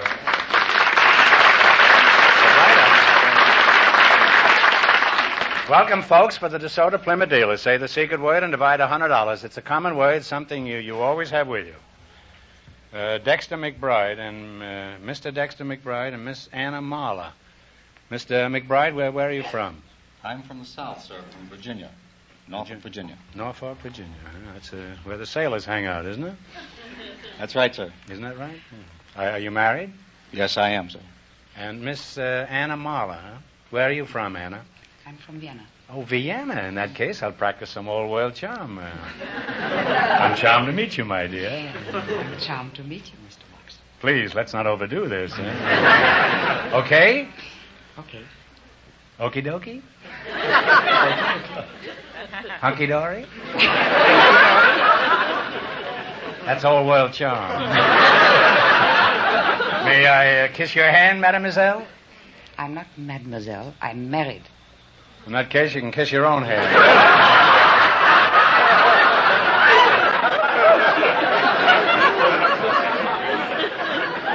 Let's play this Vienna string out here. How long have you been in America, Mrs. Mahler? I'm not Mrs. Mahler. I'm Mrs. Fistulari. What happened to Mrs. Mahler? She was here just a minute ago. And where did Fistulari come from? From Russia. Fistulari sounds like a skyrocket. Where did he come from? Where? Russia.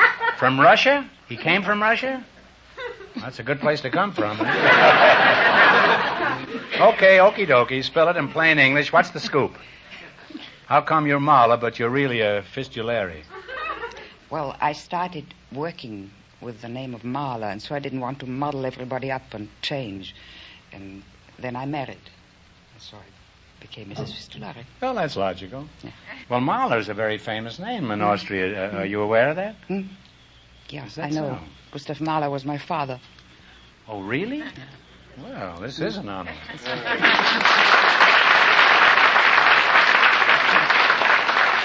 He was one of the greatest of the modern composers. Now, Anna, you don't mind if I call you Anna, huh? Sure. Because I'm a music lover, too. Now, what sort of work do you do? Are you in music, too? I sculpt. I'm a sculptress. Oh, sculpting. Are you a lady barber, you mean? Well, I deal with heads very often, but I prefer stone heads. Well, when you're in business, I guess you can't be too fussy. How did you happen to carve out a career for yourself in sculpturing? Well, I started drawing very early, and then I painted, but these paintings always looked like pieces of sculpture, so I thought it was better to do the real thing. Mm-hmm. And since then, I'm very happy and don't want to do anything else. Well, it sounds like a very pleasant profession. Yeah. Just stand there and chisel all day. That's about the size of it, isn't it, Anna? I don't think so. You don't, huh? Very heavy. It's very dirty. It ruins your hand. It's dusty. And it's... Wait a minute. You said hands.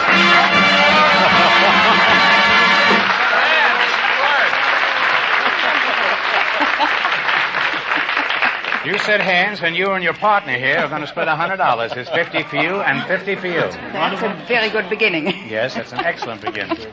Now, Fenneman says you're from the State Highway Department? That's right, sir. What do you do there? I'm a right-of-way agent with the State of California Division of Highways. Right-of-way? That's right-of-way. Ridiculous. On the California highways, no one has the right-of-way.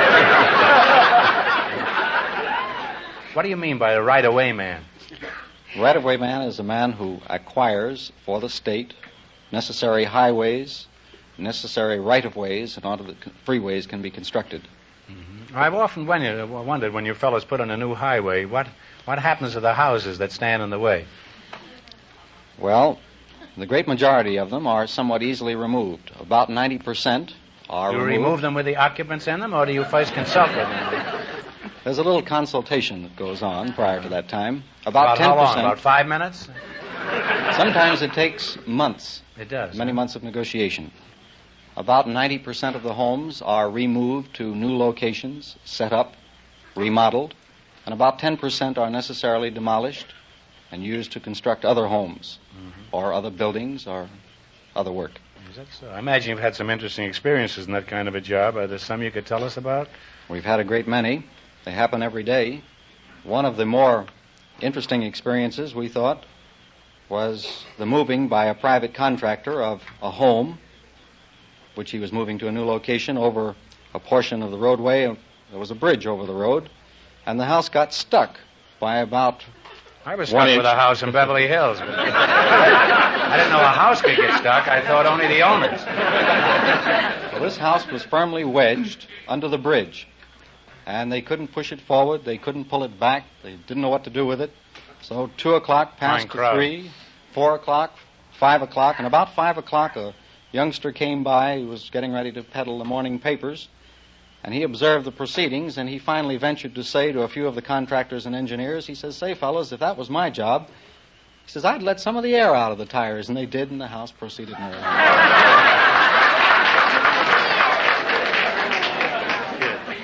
That newsboy is now General Eisenhower. Now, in just 1 minute, you're going to play You Bet Your Life for a chance at the $4,000 question. But first, I want you to pay attention to this. Did you know we're expecting a blessed event?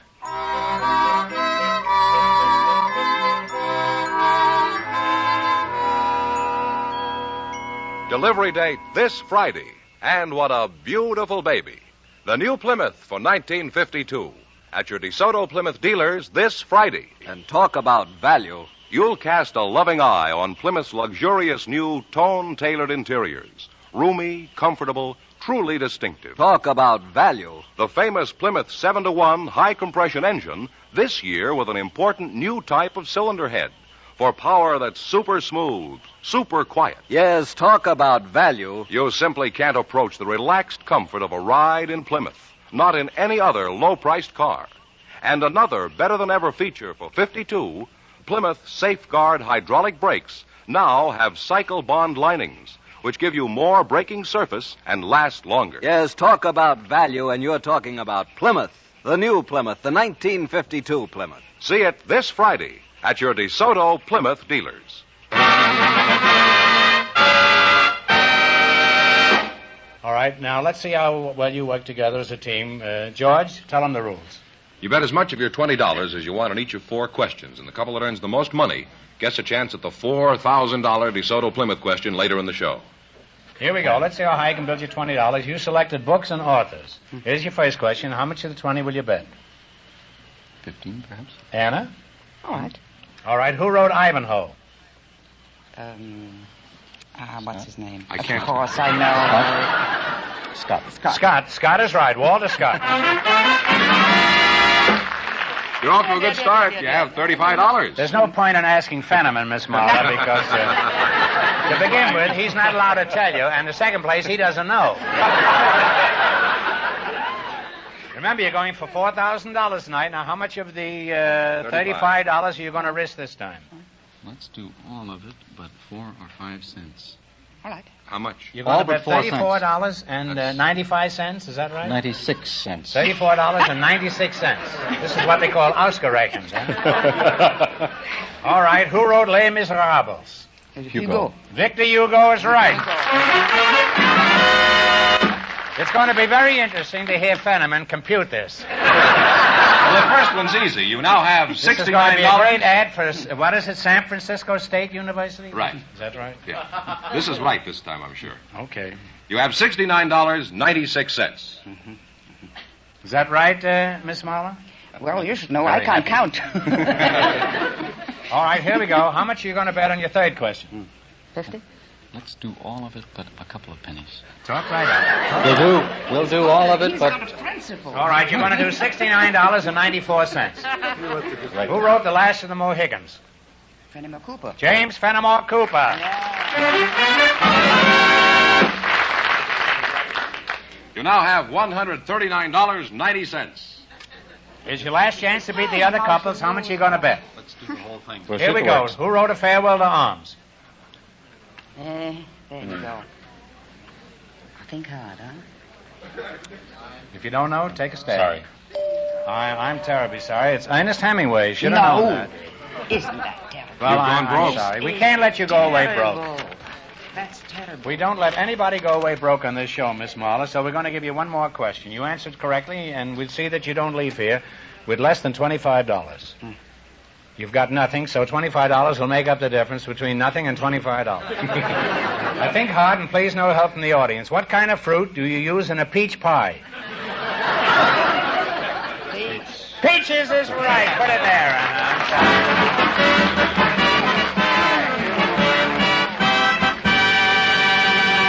Thanks and good luck from the DeSoto Plymouth dealers.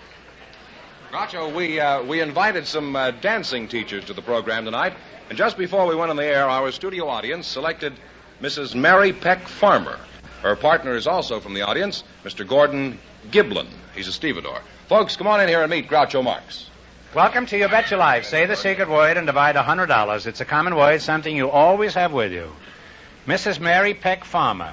And Mr. Gordon Giblin? Giblin. Giblin, huh? Giblins will get you if you don't watch out.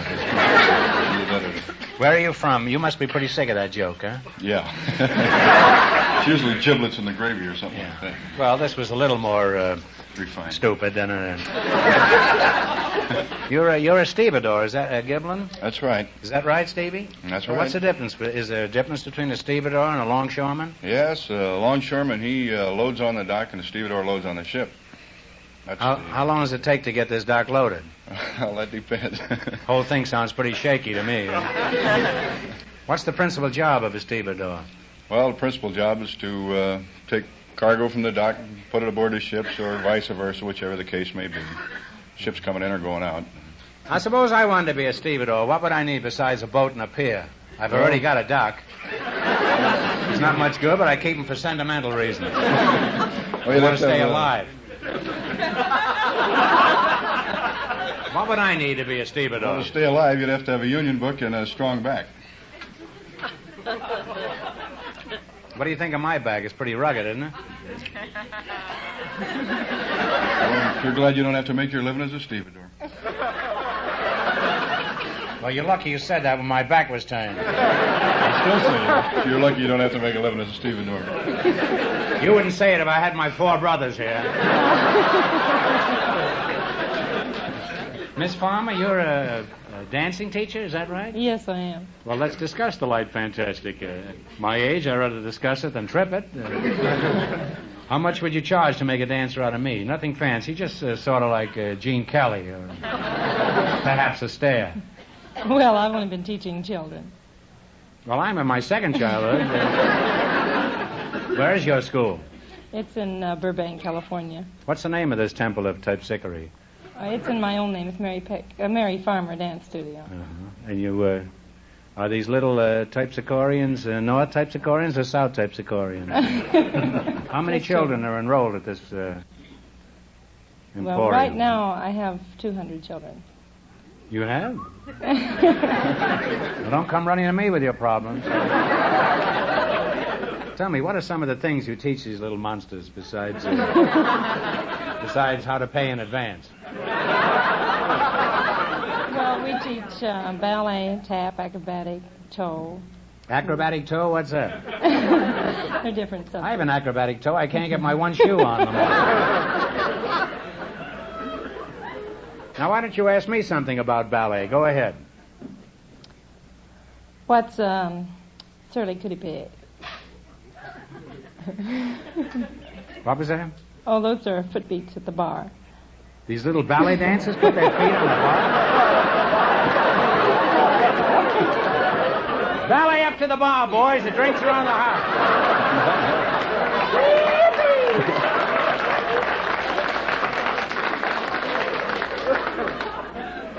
Well, you're a charming couple, and next time you're in the neighborhood, stop in and say hello to your DeSoto Plymouth dealer.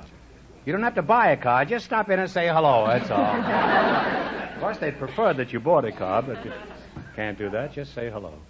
Now you're going to play your bet your life. All you got to do is beat our other couples, and you'll get a chance at the $4,000 question. I can't tell you how much you have to win, but George is going to remind our listeners. The man from the highway department and the sculptress went broke, so this couple has a clear field, and the secret word is still hand. Oh, by the way, before I forget it, here's a note I wanted to mention. There's a serious contribution to American literature in the new issue of Look magazine. That's for January 1st, you see. It's called The Secret Letters of Groucho Marx. And that's me. And that'll give you an idea of why I'm now called Groucho. Anyway, Look has collected some of my letters, and you may find them amusing. Just want you to know that I can spell, among my other meager talents. Here we go. We're going to play You Bet Your Life. Let's see how high I can build you $20. You selected male and female of the species. This should be very interesting. Here's your first question. How much of the $20 will you risk? 15. 15. What do you call a male sheep? Ram. Ram is right. You're off to a good start. You have $35. He says that to everybody. Remember you're going for $4,000 tonight. How much of the $35 will you bet on your second question? 34.50. What do you call a male elephant? A bull. A bull is right. You now have $69.50. Here's your third question. How much of the money will you bet this time? 69.25. 69.25. What do you call a female rabbit? A doe. Doe is right. You now have $138.75. Are you sure you haven't got an animal farm instead of a dancing school? Here's your last chance to beat the other couples. How much are you going to try? $138.50. All right. What do you call a male duck? A drake. A drake is right.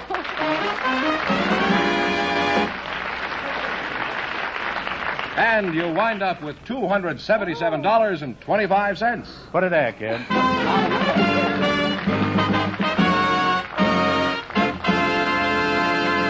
Thanks and good luck from the DeSoto Plymouth dealers. We asked if there were... Plymouth dealers. we asked if there are any... Not allowed to sing anymore on the show. We asked if there are any clubmen in our audience tonight, and from those who volunteered, Mr. Edward Peterson was chosen to be on the show. His partner is a young woman from the audience, Miss Patricia DeConde.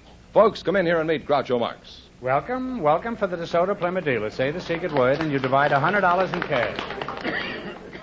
You divide $100 in cash. It's a common word, something you always have with you. Patricia DeConde and Edward Peterson. Is that right? Yes. Mr. Peterson, I'll start with you. Where are you from, Pete? Edward? Eddie? What do you prefer being called? Ed, Eddie. Eddie? Anything you like. Okay. Well, anything I like is. That could be rather dangerous. Are you married, Ed? No, sir, I'm not. Why not? Oh, I was born single. I haven't seen sufficient reason for any change. What a magnificent tribute to womanhood. Well, if you get married, there won't be any change. Not in your pockets, at least. Ed, how old are you? I'm 46. Forget it. It's a cheap joke at best. You're how old? I'm 46. 46? Well, you're a pretty young-looking 46. Do you attribute that to the fact that you're a bachelor? No, sir, to outdoor living. Outdoor living makes you healthy? It seems to. I lived outdoors just one night, and I got bitten by 2 dogs and a snapdragon.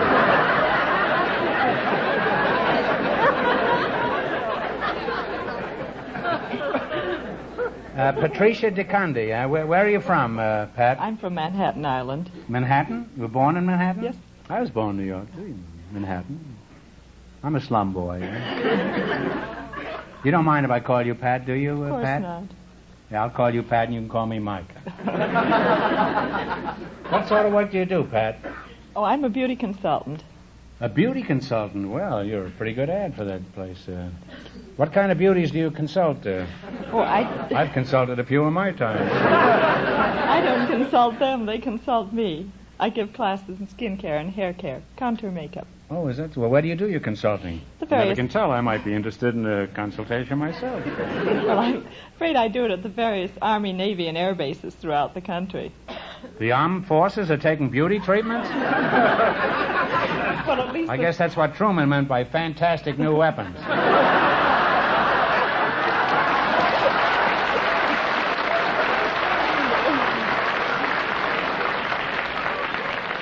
Well, let's hope they keep their powder dry.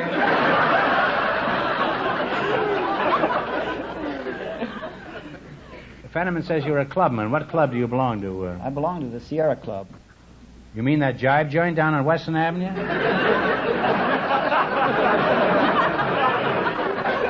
I was thrown out of that just 2 weeks ago. What's the Sierra Club? The Sierra Club is an organization dedicated to the conservation of natural resources. You mean don't let your faucets drip? Now, what are some of the activities of the Sierra Club? The Sierra Club sponsors trips into the mountain areas of our state to study the flora, fauna, and geology of now the you're areas. talking, huh? It publishes authentic information on the mountain areas of our state. It also enlists the public's interest in conservation of our national parks, national monuments, state parks, and wilderness areas, and furthers the study of flora and fauna. Well, this flora and fauna, that interests me for some strange reason. Are there women on these trips? Yes, indeed. Ed, you're a rascal.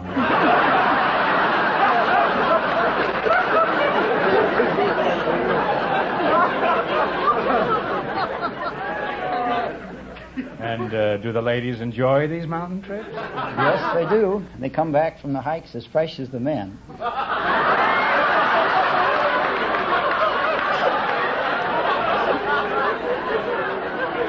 When is the next trip, Ed?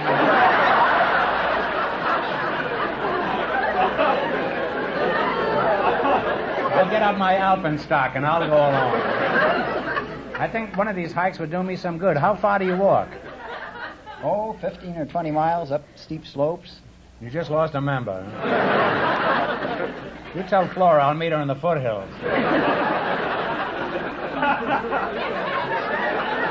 And that goes for fauna, too, huh? Some fauna, eh, kid? Well, I've learned a lot about the birds and the bees tonight, but apparently for me it's just a waste of time. We'll get on with the proceedings. You're going to play You Bet Your Life for a chance at the DeSoto Plymouth $4,000 question. You run your $20 no more than our other couples. I can't tell you how much you have to win, but George is going to remind our listeners. The dancing teacher and the stevedore won $277.25, and the secret word is still hand. Here we go. Let's see how high I can build you $20. You selected state landmarks. Here's your first question. How much will you bet? $15. $15. In what state do you find the famous Pikes Peak? Colorado. Colorado is right. On your way, you have $35. Remember, you're going for $4,000 tonight. How much of the $35 will you bet this time? $34.99. $34.99. In what state do you find the famous Everglades? Florida.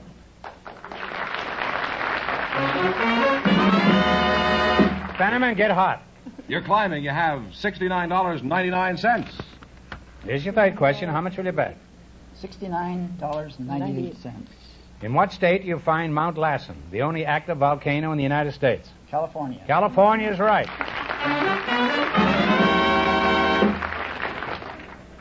Here's your last chance to beat the other couples. This one up yet. Wait a minute.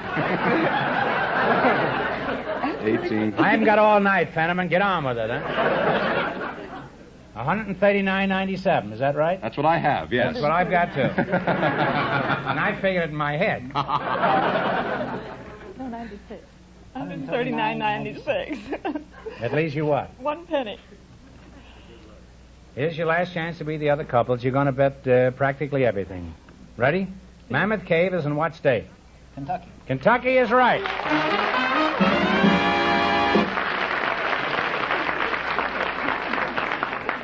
You wind up with $279.93, and that means that you, with your $293.7...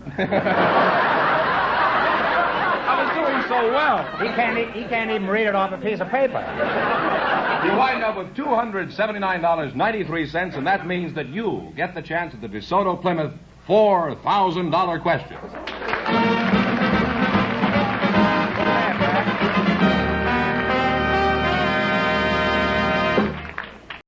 Ladies and gentlemen, the secret word tonight is face. F-A-C-E. Really? You bet your life.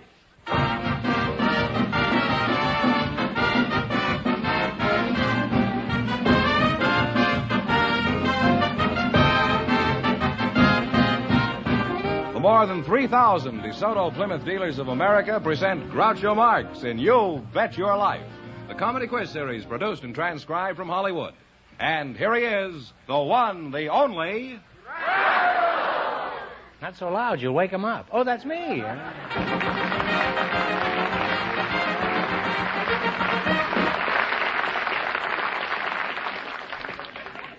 Well, here I am again with $4,500 for one of our couples. Groucho, we have a bachelor and a spinster for you, selected from our studio audience just before we went on the air. For me? Oh, you shouldn't. Yeah, Miss Frances Richardson, Mr. Herman Cantor, come in here and meet Groucho Marx. Well, welcome, youngsters, for the DeSoto Plymouth dealers. Say the secret word and divide $100. It's a common word, something you always have with you. A bachelor and a spinster, eh? Frances Richardson. Where are you from, Frances? From Washington, D.C. Washington, D.C. And how long did you stay in Washington? Well, I left there when I was 4 or 5 years old. Oh, you were very smart for your age, weren't you? You must be a Republican, huh? There hasn't been a Republican in Washington since you were 4 or 5 years old. Hyman Cantor, huh? That's right, Groucho. You're the bachelor? I'm the bachelor, yeah. How old are you, Hyman? Well, I'll be 58 on my next birthday. 51. You're a fine-looking lad. Thank you, Groucho. Where are you from, Herm? From Bayonne, New Jersey. Bayonne? Bayonne, New Jersey. Oh, I thought that was the front part of a rifle. How is it you're a bachelor, a fine-looking boy like you? Well, I just decided I wanted to be a bachelor. When did you make this decision? Huh? Many years ago. I mean, approximately, how old were you when you... Oh, I would say about 20, 21, 20, 22. and what was responsible for this decision? I'm not going to let anybody boss me around, tell me what I can do and what I can't do. Well, if I ever saw a man who was ripe for matrimony, it's Hyman here.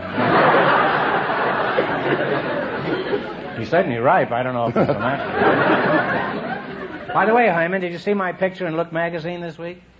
No, Groucho, no, I didn't. I'm sorry. Well, you don't have to regret it, but I was just checking, that's all. What sort of work do you do, Hyman? Well, I'm not doing much of anything right now, Groucho. I'm a retired police lieutenant in Bayonne, New Jersey Police Department. Is that so? That doesn't answer my question, but it certainly raises a few.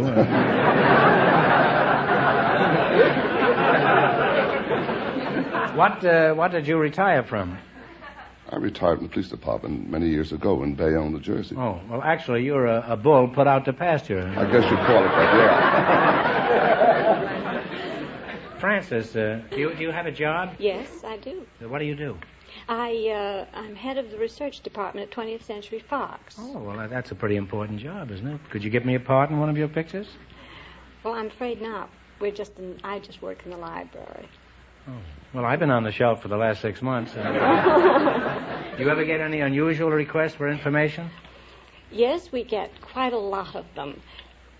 What, for example? One quite unusual one was someone wanted to know what kind of chemical he could use to dissolve a body in a bathtub and not hurt the enamel.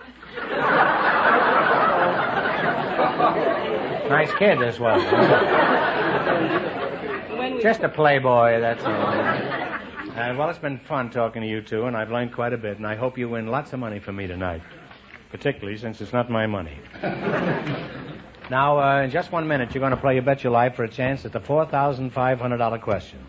Now, Fenneman, suppose you handle this next interview. Okay, Groucho, and who are you, sir? Why, it's our sound effects man, and I hear you rode in the new 1952 Plymouth. Well, such enthusiasm. A real beauty, huh? And what about those new Plymouth tone-tailored interiors? You don't say. Well, tell us about the ride. What kind of a road were you on? I know what you mean, real bad, huh? But inside the 52 Plymouth.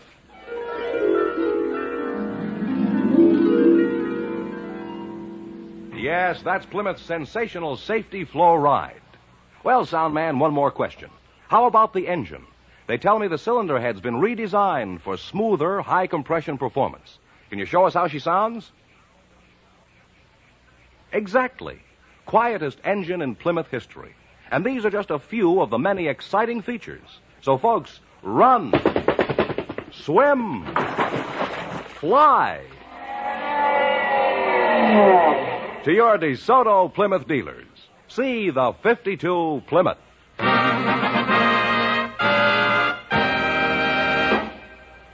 All right, now let's see how you work together as a team. George? Yes, sir. You bet as much of your $20 as you want on each of 4 questions, and the couple that earns the most money gets a chance at the $4,500 DeSoto Plymouth question later in the program. Let's see how I can build you $20. You selected characters in nursery rhymes and fairy tales. Here's your first question. How much are you going to bet? You have $20. What do you say? 19. 19 is all right with me. 19, all right. Who do you associate with a traveling pie salesman? Peter Piper. No. Oh, no. Talk it over. Tom Thumb. No. No, I'm sorry. Simple Simon. You have $1. Just want you to know that I have children, too. You have $1. Well, this is dreadful. Well, you're going for $4,500 tonight, and that's the big prize. How much of the $1 will you bet? You do the talking. 50 cents. 50 cents.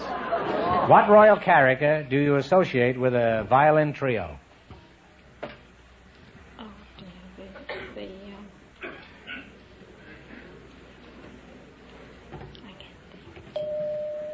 Francis, you're either scared or nervous or... all right, you have 50 questions. Well, the answer, of course, is Little Jack Horner. Old King Cole. Oh, I know it. 25 cents. All right. Who do you associate with curds and whey? The spider that sat down beside her. No. Thinking of curds and whey. Along came a spider and sat down beside her. Yes, but we have to have the name. It's Little Miss Muffet. You knew it, but you just didn't know the name. You just muffed it, that's all. That's all. Now, how much you going to bet? Bet it all. All right, who do you associate with a candlestick? Jack be nimble, Jack be quick. That's right, Jack jump over the candle. Well, we don't let anybody leave here with 50 cents. No. We're going to give you one question. We don't want you to leave here with less than $25. So we're going to give you a question now for $24.50, and if you guess this correctly, we're going to give you $25. What color is the little brown jug? Brown. Brown is right.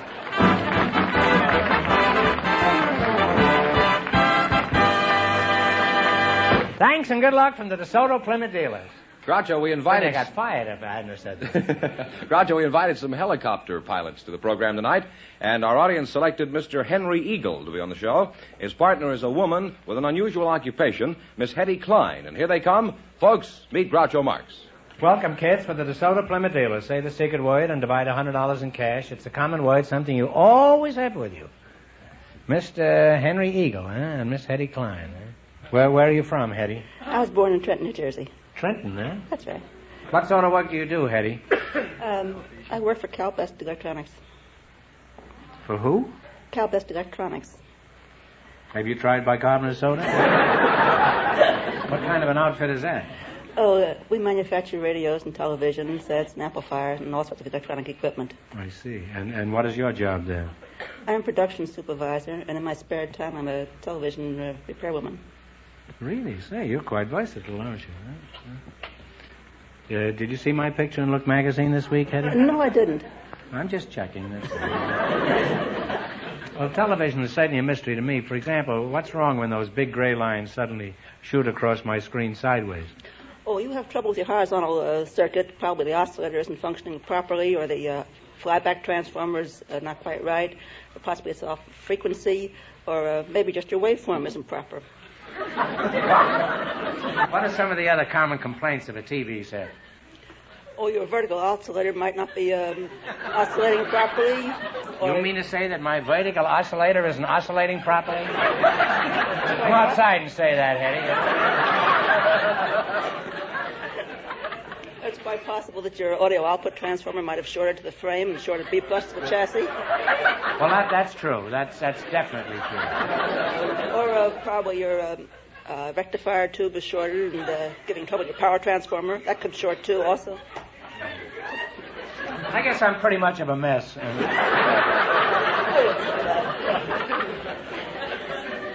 What sort of work do you do, Henry? I'm a helicopter pilot. Oh, say, you've certainly got the appropriate name for it, Eagle. But don't mention it quite so loud because there are children listening to this show, and we don't like you to use the word, say helicopter. No, we try to be that way in this show. Every once in a while, the nice Nellie comes out in me. What's the difference between a helicopter pilot and a regular orthodox pilot? Well, a helicopter pilot pilots helicopters. And a regular... I'm going to get some great answers from this kid here. Regular pilot pilots airplanes. Well, I have a pilot in my gas stove, and it doesn't pilot anything. It's out most of the time, and so am I. I'm home on the range occasionally. Just what is a hectocopter? And see if you can tell me without waving your arms. A helicopter is a... Hectocopter. A hectocopter is a rotary-winged aircraft which depends on the rotating airfoils for its lift, and unlike an airplane, is aerodynamically unstable. Well, skip it. You'll never get it off the ground, huh? Who do you work for, Mr. Eagle? I work for Los Angeles Airways. Oh. What kind of an outfit is that? Well, Los Angeles Airways is the first commercial scheduled helicopter air mail service in the world, operating in the Los Angeles area here. Tell us about your helicopter mail service. Has it speeded up mail service very much? Well, it has speeded up the mail service greatly. For instance, you could mail a letter in San Bernardino tonight, and it would be in New York tomorrow morning. That's quite an improvement. Only take me 3 weeks to walk to San Bernardino. As a matter of fact, I did mail an air special in Hollywood tonight, and will it be in New York tomorrow morning? Yes, it will. Well, that'll be quite a trick, because I sent the letter to Honolulu.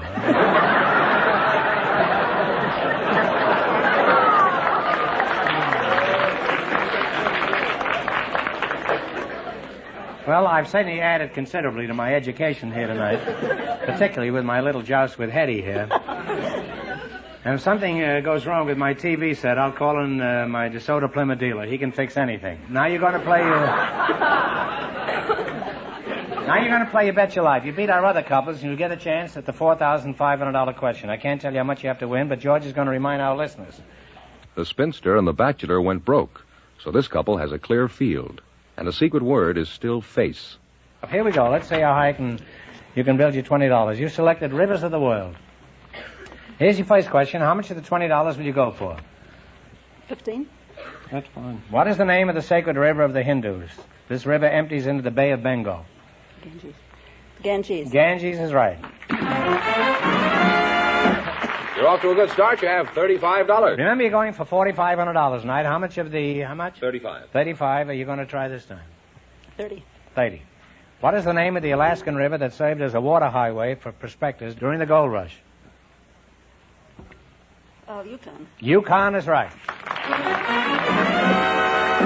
You now have $65. Here's your third question. You have $65. What are you going to try?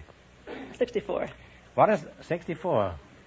It's a number we try not to use on this show.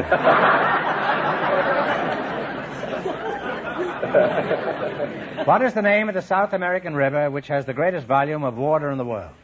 The Amazon. The Amazon is right. You're really on your way. You have $129. Amazon. I was out with one last night. Do you have how much? $129. Let's take it all. You're going to bet $125? No, all of it. $129. $129. All right. What is the name of the African river which is the second longest in the world? The Nile. The Nile is right. Put it there, Henry. And you wind up with $258.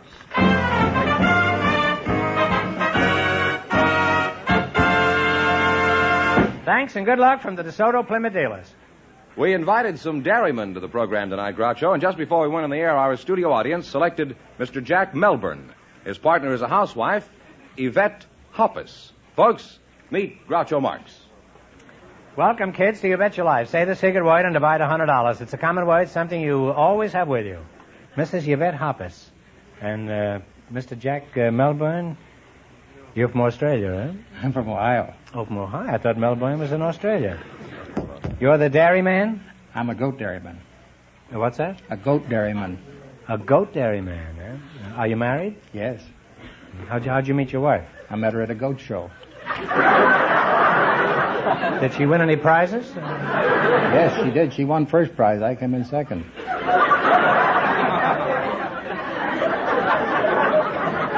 Well, that's very smart. Always marry the first prize. Mrs. Yvette Hoppus, you're the housewife, huh? Yes. What kind of a name is that? That's kind of a curious name, isn't it, Yvette Hoppus? Yvette is French, and Hoppus is Irish and Dutch. Oh, well, that's quite a combination. Anyone for smorgasbord? Where were you born? In France, Ireland, or Holland? I was born in Alexandria, Egypt. Well, kid, you've certainly been around, haven't you? Huh? What does your husband do, Yvette? He works at North American Aircraft. On aircraft? Is he a barber? What does he do? He puts things together. He puts things together? Uh-huh. What kind of things? Oh, little iron things. Little iron things like what? Metal. Oh, iron is a metal. I never knew that. Huh? You say you're a goat farmer, Mr. I'm a goat dairyman. Oh, a goat. Oh, there is a difference, eh? How many goats do you have at your dairy? $10 and 290 does. That's a lot of does to get for $10. Yvette, let's talk about your husband. How did you meet this metallurgist or whatever he is? Well, I met him in an elevator, and the way it happened was that we were both on the same floor, and we saw the elevator door open, and there was no bellboy around, so we walked in, and my husband said... Oh, you were married before you met him? No. That's quite a trick. In Egypt, you know, they do that. First they get married, and then they meet each other. Frequently in a grain elevator. That is, if they know the roads. Now, what happened? Well, he said, well, no bellboy around, let's go in. And I said, okay. Oh, he's pretty snappy with the repartee, wasn't he? So he said, your face sure looks familiar to me. Wait a minute. Secret word. You said face, that's the secret word, so you each win $50. Thank you. Not bucks. I don't want to say bucks to a goat farm. Well, there you are in the elevator, married. What happened? So he said, you going downstairs? I said, yes. So he pressed the button to go downstairs. And do you know what happened? There was no downstairs button. No! The elevator... In Egypt, the elevators don't have a downstairs button. They only go up, and then they sneak around the corner and come back. The elevator got stuck between the second and third floor, and we were alone.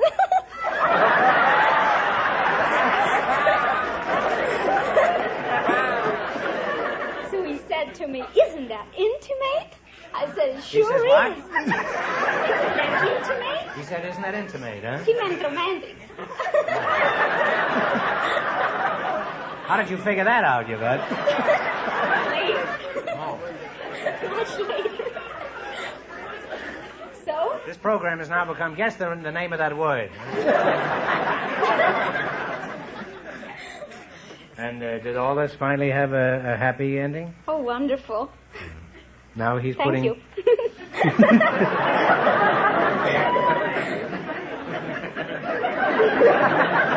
Suddenly I've become part of this romance. Now, Yvette, if you'll excuse me, I'm going back to the goats for a minute, huh? How much milk does a goat give in a day? Well, they don't really give it. You have to take it away from them.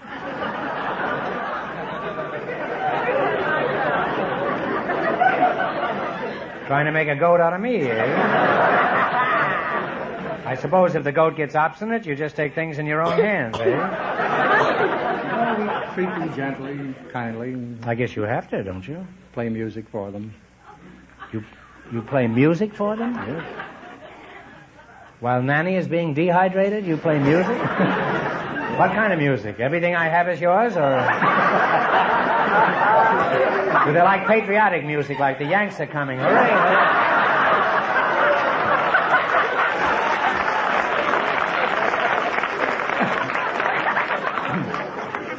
Well, we play anything that happens to be on the radio.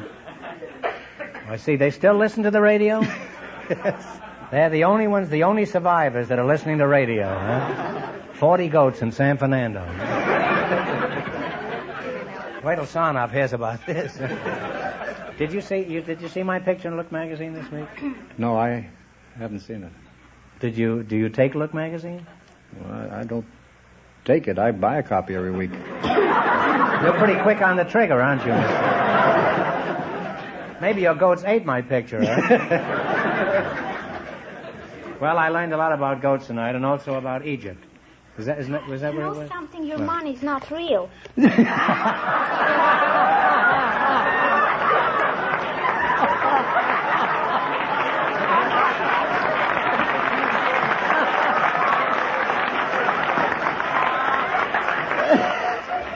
Yvette, I want to explain something to you. Yvette, I'm going to explain the facts of life to you.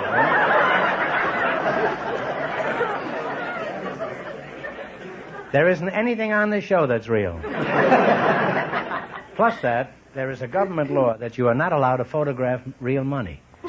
So on the show, we use this kind of Confederate money, and when the show is over, we will see that you are reimbursed with the real blown-in-the-bottle money. Now,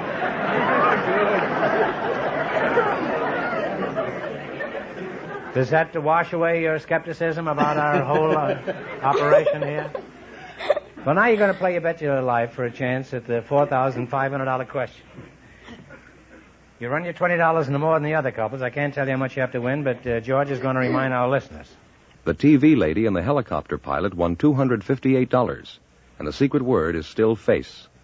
Here we go. Let's see how high I can build you $20. You selected foreign monetary units. Is that right?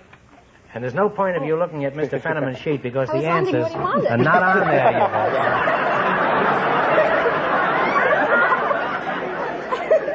These Egyptian tactics will get you nothing. Now, here we go. How much you betting? It's about 18. What is the monetary unit of France? Francs. Franc, you're welcome. That's right. You now have $38. Remember, you're going for $4,500 now. How much of the... You're right, huh? Oh. I don't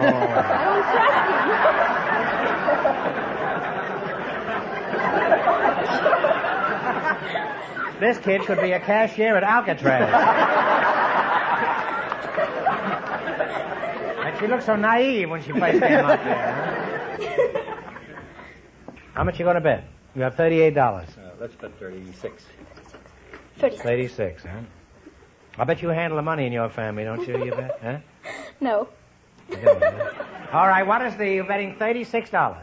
What is the monetary unit of Italy? Liras. Lira is right. You've now climbed to $74. You have $74. How much you going to bet? 72. 73. 73. What is the monetary unit of Russia? Rubles. Ruble is right. You now have $147. $147, and this is your last chance to beat the other people. How much you going to bet? That's the whole thing. Yes. The works. Yep. What is the monetary unit of Canada?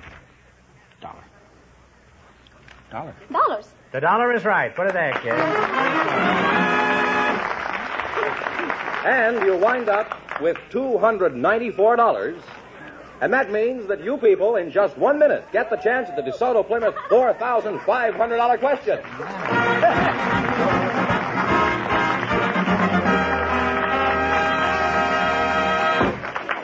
It's here.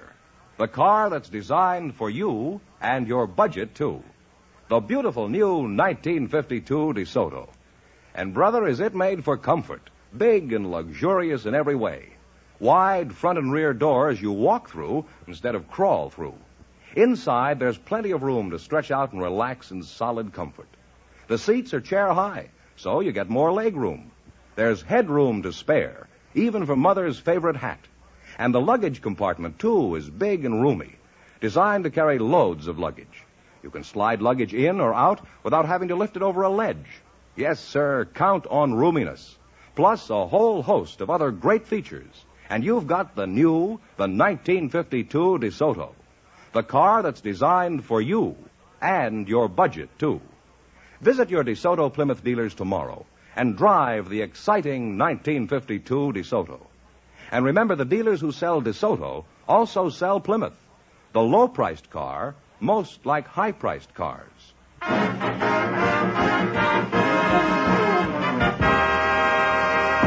Well, here comes the winning couple, Mrs. Hoppus and the dairyman, all set for the DeSoto Plymouth $4,500 question. Yvette, there was never any question in my mind that you were going to wind up with the most money here tonight. Well, here we go for $4,500. I'll give you 15 seconds to decide on a single answer between you. Think carefully, and please no help from the audience.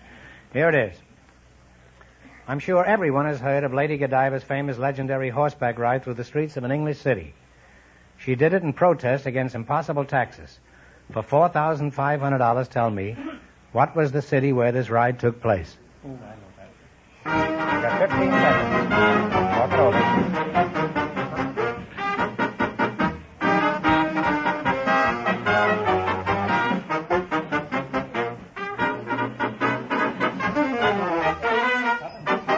All right, what is the answer, you two? What is the answer? Coventry.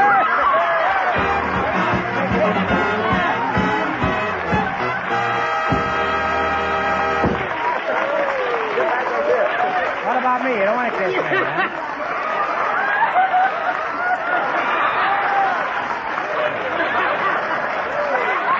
You get after my money.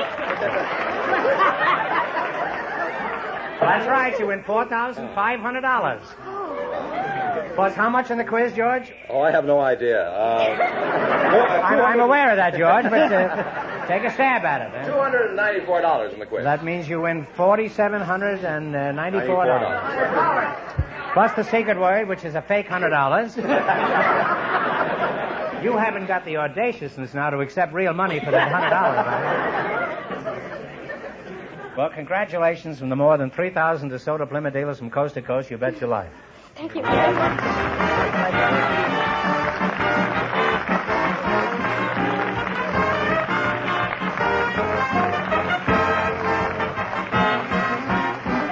Be sure to tune in again next Wednesday night at the same time for the Groucho Marx Show, when the big question will be worth $1,000. And don't miss Groucho's television show, also presented by the DeSoto Plymouth Dealers of America. And remember, all dealers who sell DeSoto also sell Plymouth. Two great cars, both products of the Chrysler Corporation. And when you drive in, tell them Groucho sent you. Good night, folks, and remember, see the 1952 DeSoto.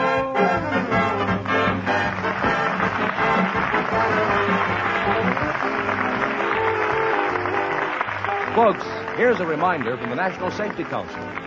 When walking, stop at the curb, look both ways, cross when it's safe. You Bet Your Life, transcribed from Hollywood, is produced by John Goodell, directed by Robert Dwan and Bernie Smith, music by Jerry Fielding. This is George Fenneman signing off for the more than 3,000 DeSoto Plymouth dealers from coast to coast.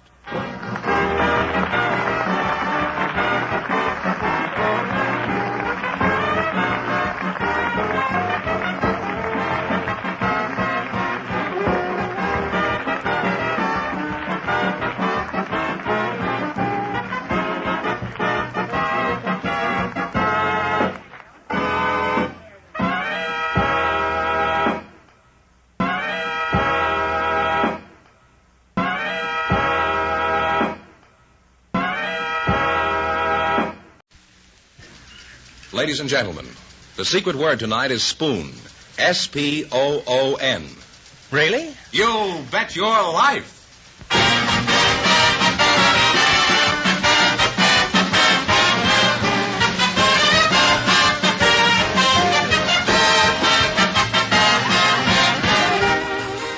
more than 3,000 DeSoto Plymouth dealers of America present Groucho Marx in You Bet Your Life, the comedy quiz series produced and transcribed from Hollywood. And here he is, the one, the only... When you call me that, smile. Oh, that's me.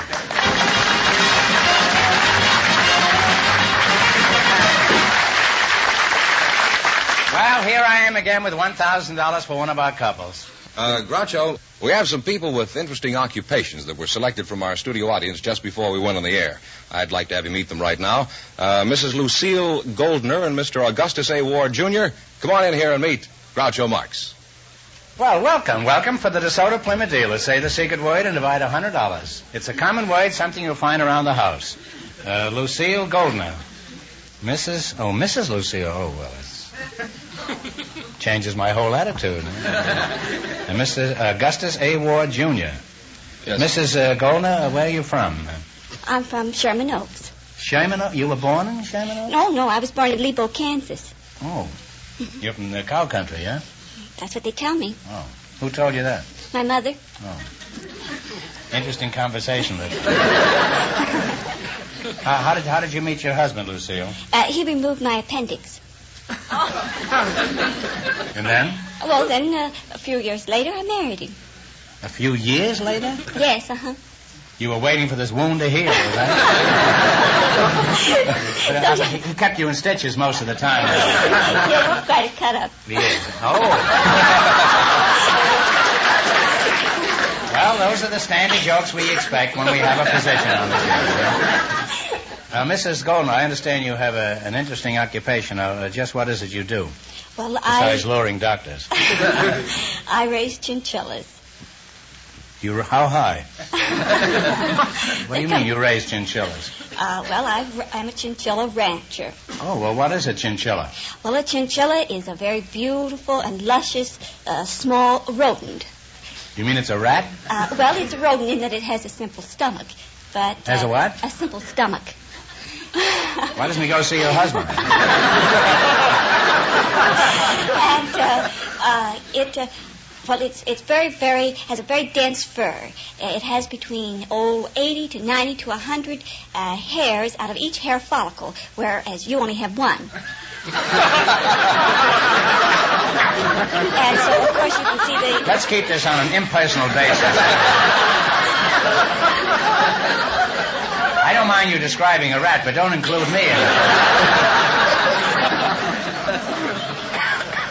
Now, why would anybody want to waste their time on silly little rodents when there are so many other ways of wasting your time? Well, maybe one of the reasons is because a full-length chinchilla coat costs approximately $75,000.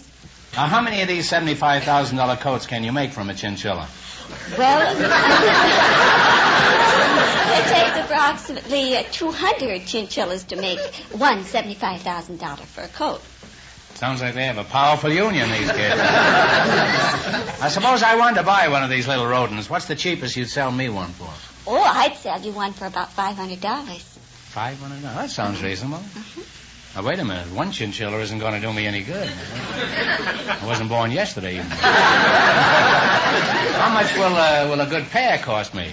Well, a good breeding pair, the standard price is $1,650. Apparently these chinchillas weren't born yesterday either. Now, Mr. Augustus A. Ward, that's a pretty highfalutin name, isn't it? What is the A for? I hate to say, sir, it's Afton.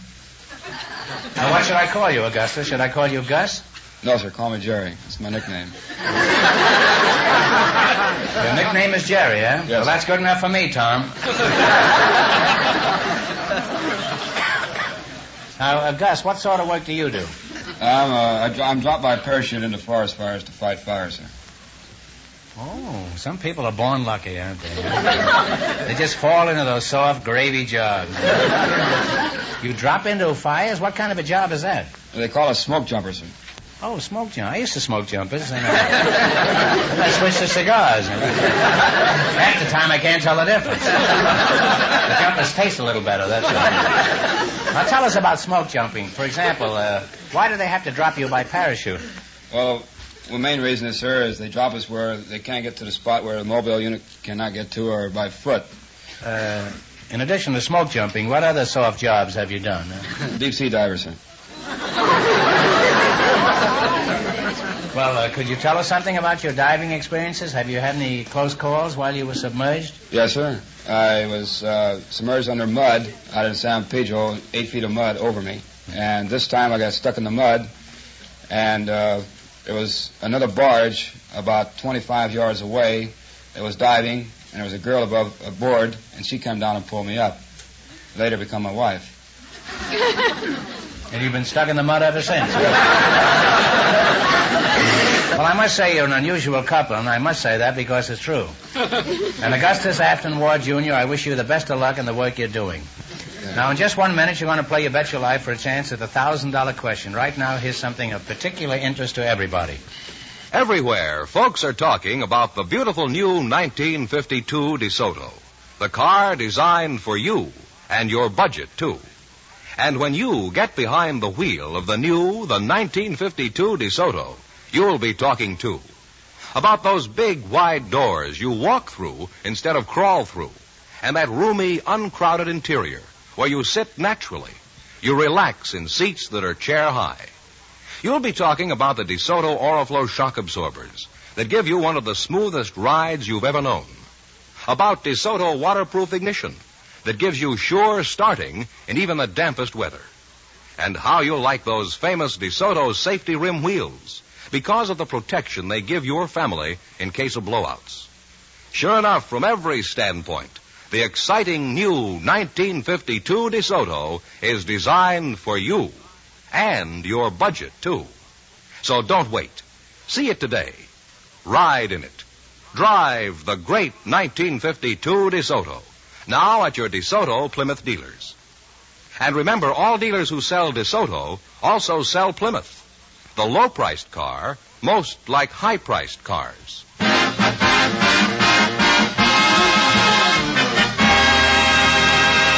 Now let's see how you work together as a team. George, explain the rules. You bet as much of your $20 as you want on each of 4 questions, and the couple that earns the most money gets a chance at the DeSoto Plymouth $1,000 question later in the show. Here we go. Let's see how I can build you $20. You selected Songs of the South. Now, here's your first question. How much of the $20 will you bet? 16, sir. 16. Give me the title of this Southern song. Okay, Jerry.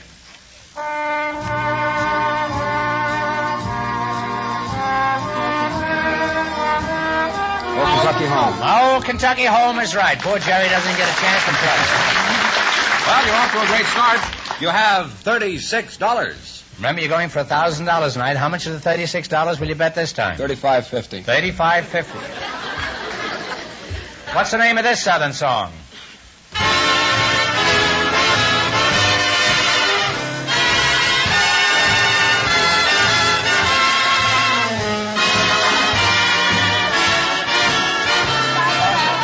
What is it?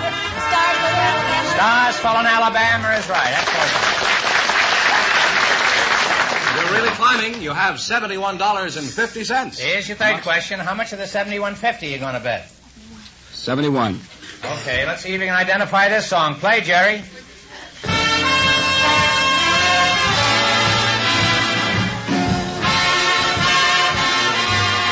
Georgia on my mind. Georgia on my mind is right. Well, you're really climbing. You have $142.50. And this is your last chance to beat the other couples. What are you going to go for? All of it. Okay, what's the title of this song? Texas in the heart of Texas. Deep in the heart of Texas. Put it there. And you wind up with a grand total of $285.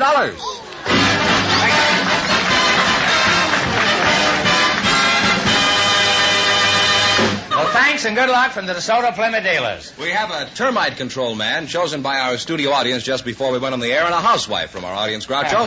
And here they come. Mrs. Vivian Klein, Mr. John Roach, meet Groucho Marx. Welcome, kids, to You Bet Your Life. Say the secret word and divide $100. It's a common word, something you'll find around the house. Mrs. Vivian Klein and Mr. John Roach. Mr. Roach, you're a termite control man, is that right? I am, sir, yes. Termite control, huh? Now, who do you work for, Mr. Roach? What a name for a guy who sells termites. What do you get for a dozen termites? We haven't been selling them by the dozen lately. You don't sell them? Mr. Marks? No, sir. What do? Do you buy them? Are you in the business of buying and selling termites? I don't clearly know just what your business is, Mr. Roach. What a name for a guy in the termite.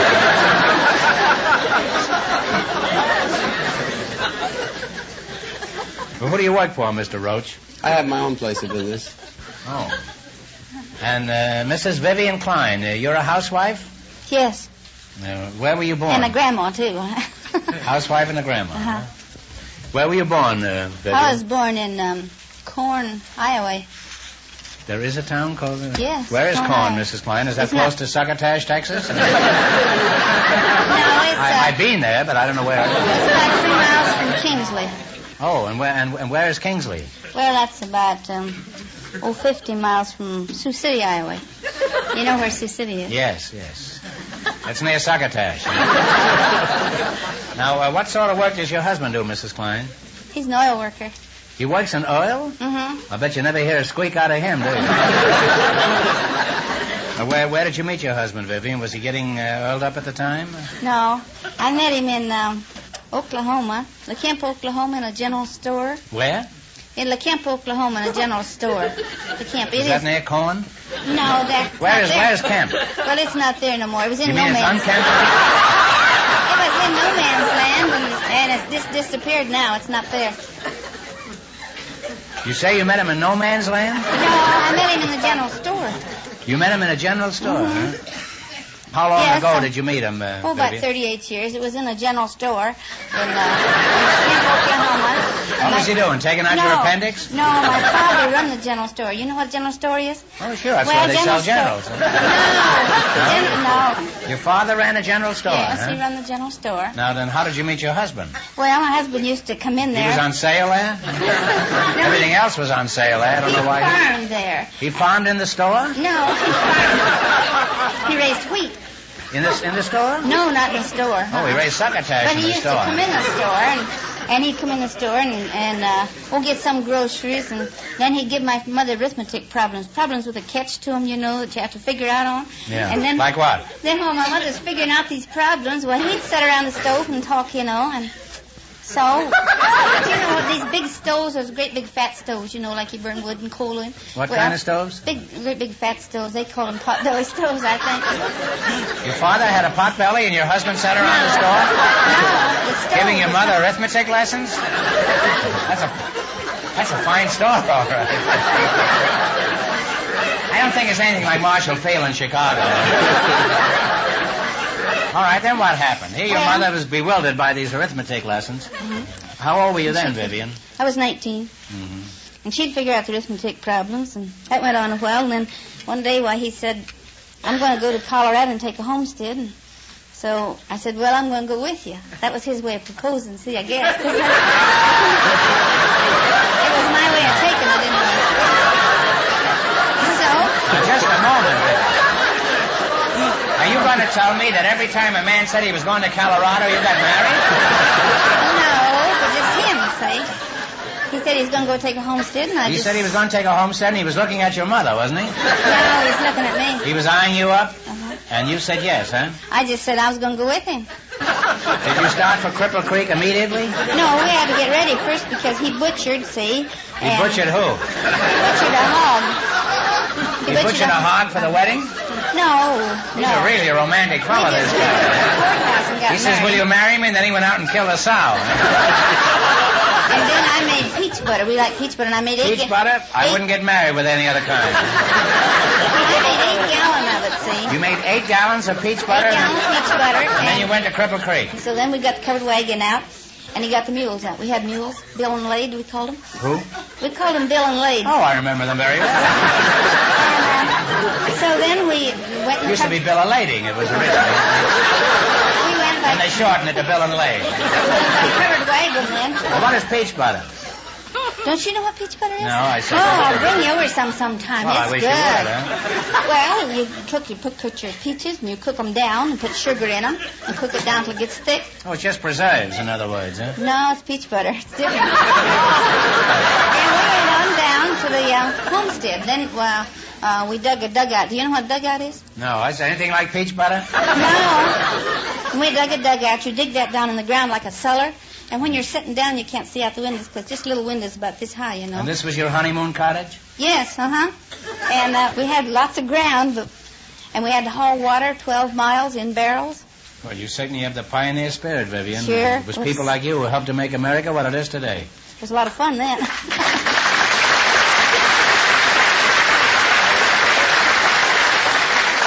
Now you're going to play You Bet Your Life. You beat our other couples, you'll get a chance at the $1,000 question.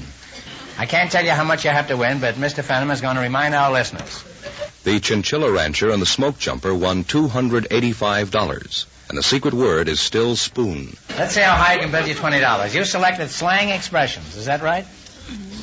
Here's your first question. How much of the $20 will you bet? 16. $16. What is the expression which, when translated literally, means to plunge headlong into the water, but in slang means a cheap cabaret? A dive? A dive is right. And you're on your way with $36. Remember, you're going for $1,000 tonight. How much of the $36 will you bet on your second question? 32. 32. All right. What is the expression which means a male deer, but in slang means $1? A buck. A buck is right. You now have $68. Here's your third question. How much of the 68 are you going to try? 68. 68? The whole 68? Okay. What is the expression which means a lump, a piece, or a chunk, but in slang means a sailor? A gob. A gob is right. You've now climbed to $136. I didn't know a sailor was a lump. I never heard that. All right, here's your last chance to beat the other couples. How much of the $136 are you going to wager? It all of goes. it? Mm-hmm. What is the expression which means an island of the Far East, but in slang means coffee? Java. Java is right. Very nice. You wind up with a grand total of $272.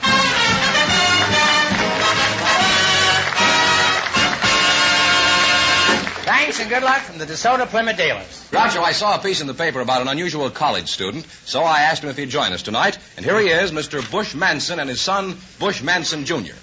Gentlemen, come on in here and meet Groucho Marx. Well, welcome. Welcome, kids, for the DeSoto Plymouth dealers. Say the secret word and divide $100. It's a common word, something you'll find around the house. Bush Manson Sr. and Bush Manson Jr., eh? Father and son, eh? You're both so young looking, I'm not sure which is which. Which one of you is the old man? He is, the one with the mustache.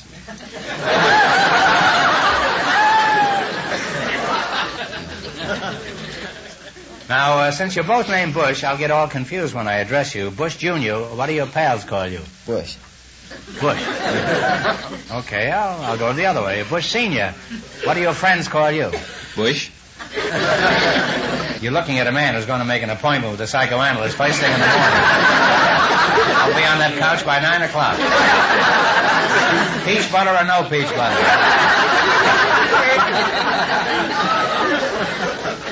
Senior, what do you call Junior? And if you say you call him Bush, I'm going back into Baltimore with Harpo Chico.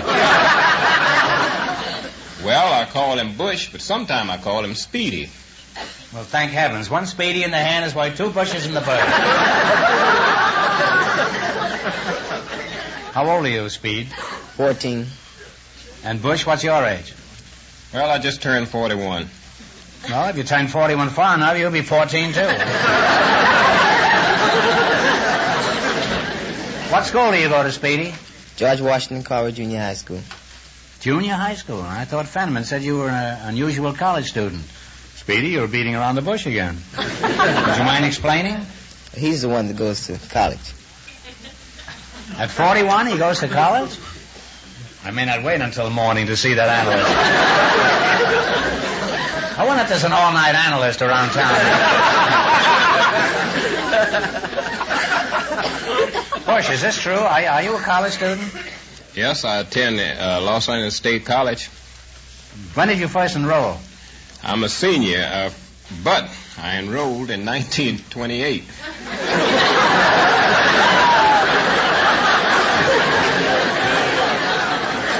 Bush, you've been in college for 24 years. Well, nowadays, that's about par for the course, isn't it? How come you've been that long in school?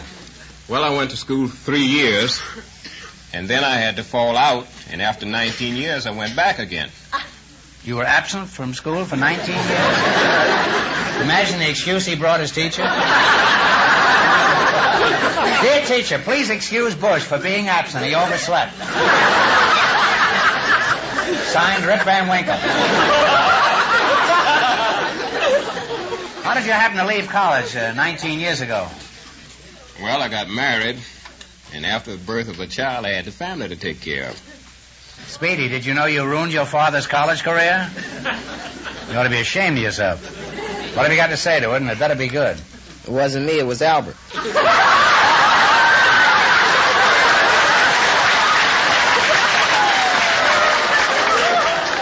A likely story.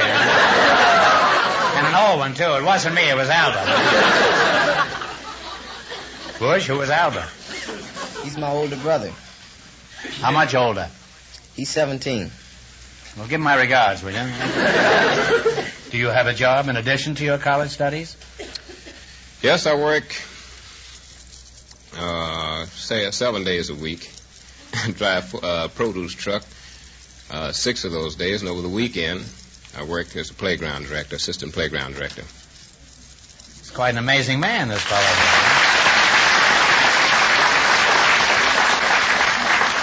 Now, Speedy, has he told us everything, or has he left out a few things? Well, he plays football for L.A. State. Now, wait a minute, Bush. Is this true? Did you play football at the age of 41? Well, I played on L.A. State's varsity. I should have known that's the only thing that could keep a man in college for 28 years. Aren't you pretty old for that sort of thing, Bush? Well, they tell me I'm the oldest collegiate football player in the country. Now, Speedy, is the old man pretty good with the football? Yes, he is.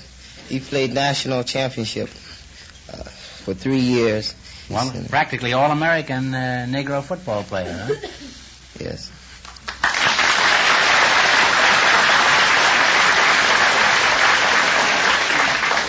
Is there anyone left in the audience who has the slightest doubt that life does begin at 41?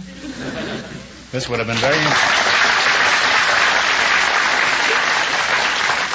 And I know about 41 because I started there 3 times myself.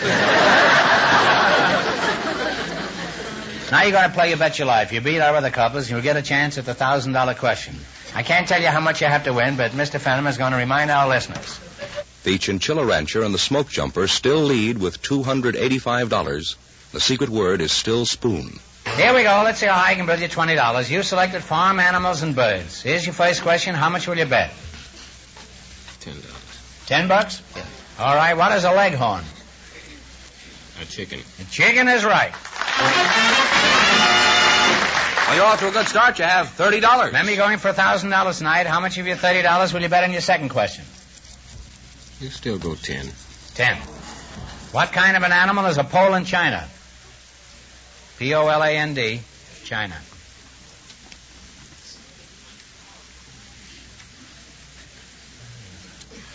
Take a guess if you don't know.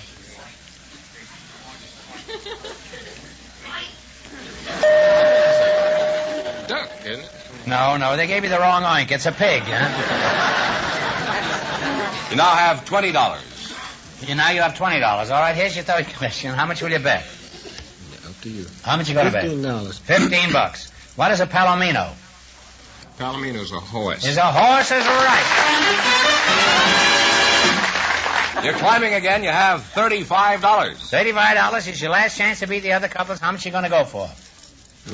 25. What is a Hereford? Is a cow. A cow is right. And you wind up with $60. And that means the Chinchilla Rancher and the Smoke Jumper with $285 in just 1 minute. Get the chance at the DeSoto Plymouth $1,000 question.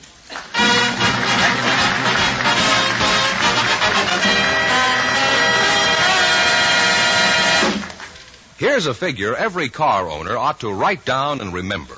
85%. Because 85% of all car repairs are caused by either faulty lubrication or no lubrication at all. That's how important it is to have your car lubricated regularly. at a place where they work according to factory standards. And I mean your DeSoto Plymouth dealers. You'll find there's a vast difference between ordinary grease jobs and the thorough lubrication your DeSoto Plymouth dealer gives your car. And you'll be glad to know, too, DeSoto Plymouth dealer mechanics are qualified to handle any and every type of service. They're not only well-trained, they have the experience and skill, plus the most modern tools and equipment, and the right factory-approved parts. So, for a first-class lubrication job, or any kind of repair, take your car where you see the famous sign of better service, the friendly sign of a DeSoto Plymouth dealer.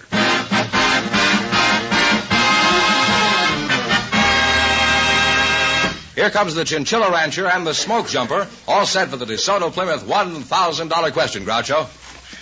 All right, here we go for $1,000. I'll give you 15 seconds to decide on a single answer between you. Think carefully and please no help from the audience. None of that oink oink out there. Here it is. Only one city in the world can lay claim to the distinction of being situated on two continents, Europe and Asia. What is the name of this city?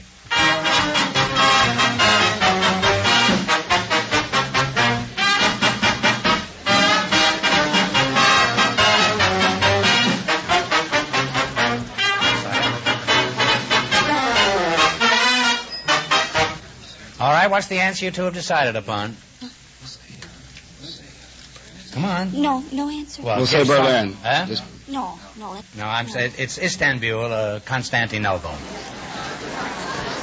You were a long ways off. That's the correct answer, Istanbul, Constantinople, and we quote as our source the Encyclopedia Americana. I'm sorry, the correct answer is Istanbul, so that means the big question next week will be worth $1,500. Well, you lost the big money, but how much did they win the quiz, George? $285 in the quiz. That's not so bad. Congratulations and thanks to both of you and to all of our contestants on the show tonight.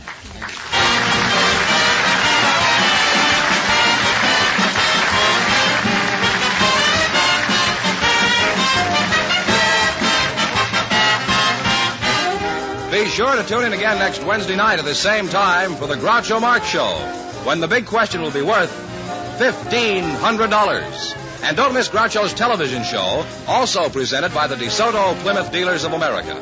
And remember, all dealers who sell DeSoto also sell Plymouth. Two great cars, both products of the Chrysler Corporation. And when you drive in, tell them Groucho sent you. Good night, folks, and remember, see the 1952 DeSoto.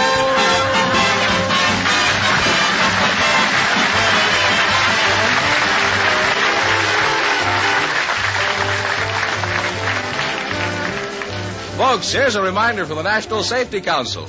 Take time for safety. You Bet Your Life, transcribed from Hollywood, is produced by John Goodell, directed by Robert Dwan and Bernie Smith. Music by Jerry Fielding. This is George Fenneman signing off for the more than 3,000 DeSoto Plymouth dealers from coast to coast.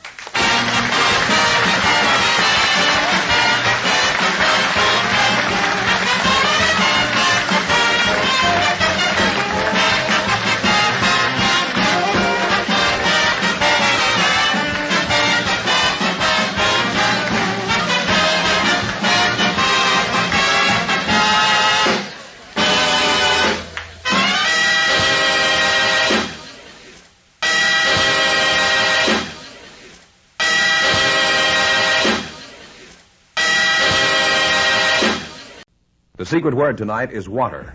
W-A-T-E-R. Really? You bet your life. The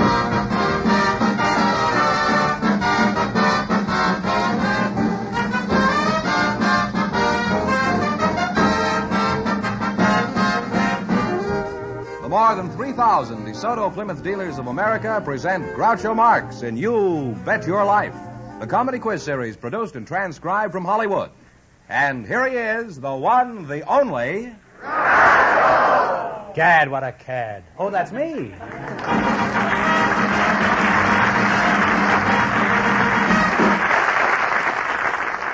Well, here I am again with 1,500 smackers for one of our couples. Groucho, our studio audience selected some newlyweds to be on our show tonight just before we went on the air, and here they come, Mr. and Mrs. Jerry Engel. Come on in here and meet Groucho Marx. Welcome, youngsters, for the DeSoto Plymouth dealers. Say the secret word and you'll divide $100. It's a common word, something you see every day. Mr. and Mrs. Jerry, newlyweds. Well, I'm always happy to see newlyweds up here. It gives us a warm, cozy, glowing feeling. Say, I sound like Fireside Theater. You're the groom, I presume, huh? Yes. Pretty sharp tonight. Huh? Where are you all from? Well, I'm from Long Beach. How long since you left Long Beach? 10 years. You mean it took you that long to get a bus? Well. And Mrs. Engel, huh? What's your first name? Laurie. Laurie? Yes. Like a motor Laurie, you mean? How do you say? Oh, Laurie, huh? Like Annie Lou. Where are you from? The Bronx. Wow. How old are you, Laurie? I realize the gentleman never asked that question, so how old are you? I'm 20. 20, huh? Whereabouts in the Bronx did you live? I used to live in the Bronx years ago. I lived near the Bronx Zoo. You lived near the Bronx Zoo? I lived in it. Well, let's find out something about you two. Jerry, how newlywed are you? Are you still on your honeymoon? Well, yes and no. Yes and no? You mean she's still honeymooning, but the honeymoon is over as far as you're concerned, is that it? Would you straighten me out, Laurie? Well, the formal honeymoon is over, but, well, we hope that our marriage will always be a honeymoon.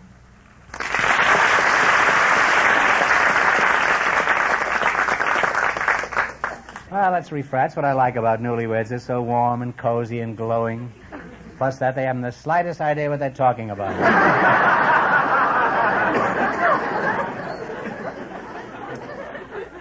Now, I hope with you that your marriage will be a long and successful one and that you have a constant honeymoon up until your golden wedding. And then you can start slugging it out. What sort of work do you do, Jerry? Well, at the present time, Mr. Marx, I'm an auditor, and I'm hoping to become a CPA. It must be a pretty shady racket if you have to spell it.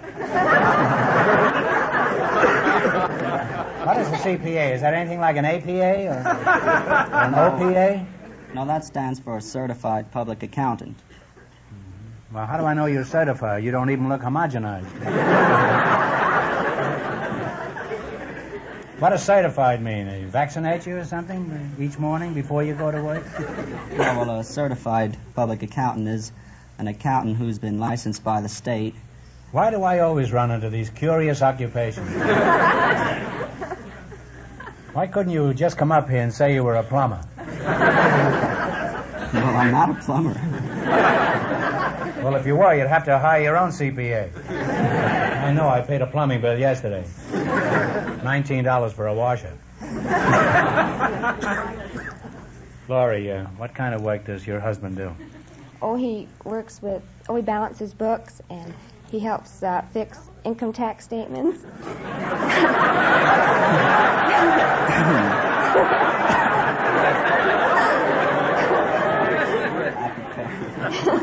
I mean, he prepares You don't mean them. that he fixes them, eh? You mean that he prepares them? Is that what you Yes. mean?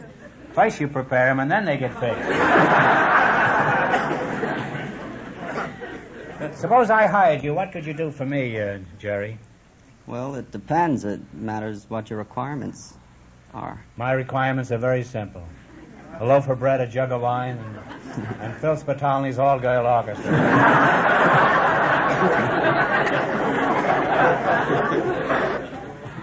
Well, Jerry, stop evading the issue. What kind of services could you perform for me?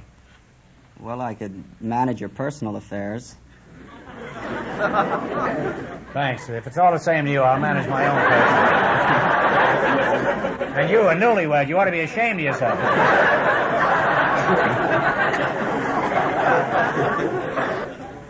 Now, in just 1 minute, you're going to play You Bet Your Life for a chance at the $1,500 question. But before you do, here's something that every young couple should know. The 1952 DeSoto gives you greater safety than ever with big 12-inch Safeguard hydraulic brakes. Just a slight pedal pressure brings you to a smooth, straight-line stop. And here's why. On the front brakes, one shoe is anchored at the top and the other at the bottom. Thus, the rotation of the wheel wedges the shoe between the anchor and the drum, adding to the effective braking force. No doubt about it. No car in America has bigger, better brakes than than the new, the 1952 DeSoto. And no car in America has a handier, safer parking brake either. DeSoto's parking brake is part of an independent braking system and gives 3 times, yes, 3 times the holding power of ordinary parking brakes. So drive a DeSoto before you decide. Safe to drive, a beauty to look at, and a real value, too.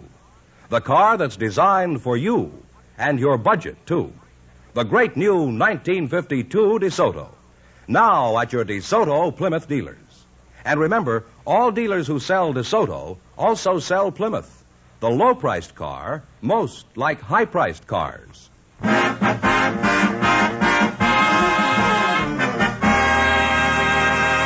All right, now let's see how you work together as a team. George, would you mind explaining the rules to these Hansel and Gretel over here? All right. You bet as much of your $20 as you want on each of 4 questions, and the couple that earns the most money gets a chance at the $1,500 DeSoto Plymouth question later in the show. Here we go. Let's see how high I can build you $20. You selected adjacent states. Here's your first question. How much of the $20 are you going to bet? 16. This is 16. All right. What state is directly north of Oregon? Washington. Washington is right. Well, you're off to a good start. You have $36. Remember, you're going for $1,500 tonight. How much of your $36 will you bet on your second question? 35. 35. What state is directly west of Texas? Texas is New Mexico. New Mexico is on the button. Really on your way. You have $71. Aren't you proud of him, Laurie? Yes. Here's your third question. How much of the 71 are you going to go for? 70. She's the boss. When they start admitting that on the 6th month. All right, you're going to bet 70. What state is directly west of Utah? Utah. Nevada. Nevada is correct. You now have $141. And here's your last chance to beat the other couples. How much of the 141? All of it. All right. What state is directly south of Georgia? Florida. Florida is right. Give him a big kiss. And you wind up with $282. Put it there, kid. Thanks and good luck from the DeSoto Plymouth dealers. We have a barber and a lady pharmacist for you now, Groucho. They both were selected from the audience just before we went on the air. Miss Nadine McLaughlin, Mr. Louis Harrow. Come in here and meet Groucho Marx. Well, welcome to Your Bet Your Life. Say the secret word and divide $100. It's a common word, something you see every day. Let's see now. A lady pharmacist and a barber, eh? Miss McLaughlin, are you the barber? No, I'm the pharmacist. Oh, you're the pharmacist. May I ask how old you are? I'm 21. 21. Are you married? Yes. Well, I'm off to Mexico anyhow. Tell me, you say you're married. Is he a pharmacist's mate? Well, yes. And I'm a pharmacist's mate because he's a pharmacist and I'm a pharmacist. Oh, both pharmacists, huh? Right. Oh, you're really a drug on the market between you two. How did you meet your husband? Well, it was down in the laboratory at the University of Southern California, and we were rolling pills together. And, well, one thing led to another, and... Yes, I guess so. What do you mean? You were rolling pills down the hall? Or? No, you roll them in your fingers. Oh, is that the way you roll pills? Oh. And what happened? You like the way he was rolling these things? Well, I decided that if I couldn't catch a husband in pharmacy school, where the boys outnumbered the girls 20-1, that I'd be doomed to sell aspirin the rest of my life. What grain? Do you remember? What difference does it make? It really doesn't make any difference. But it's always nice to have some kind of a rejoinder when somebody gets through making a statement that bewilders me. Mr. Louis Harrow, huh? Yes, you sir. must be the barber, huh? Yes, I am. Where are you from, Louis? I'm from Guadalajara, Mexico. Oh, I Guadalajara at home. She's about 5 years old now. I'll be in Mexico tomorrow morning. Well, congratulations. Are you congratulating me or Mexico? Oh. Are you married, Louis? Yes, I am. Mm-hmm. You have You have children? Oh, we only have 5 children. That's the first batch, you know. First batch. What are you raising, cookies? I guess these are raisin cookies. What are their names? Do you recall any of their names? Well, it's quite confusing. You see, my oldest boy's name is after me, and my daughter's after my wife. The older boy is after you? I mean, has the same name as mine. Oh. So what's his name? Louis. Oh. So that's a coincidence. That's the same name you've got. So we call him... wonders never cease. So we call him by numbers, 1, 2, 3, 4, 5, to make it easier, so it won't be so confusing. What do you mean? Make it easier for the next batch, you mean? Well... You're going to start off again with Louis on the second 5? Well, probably we start a family of Louis the 15th, probably. Pretty snappy with the quips, this Bob.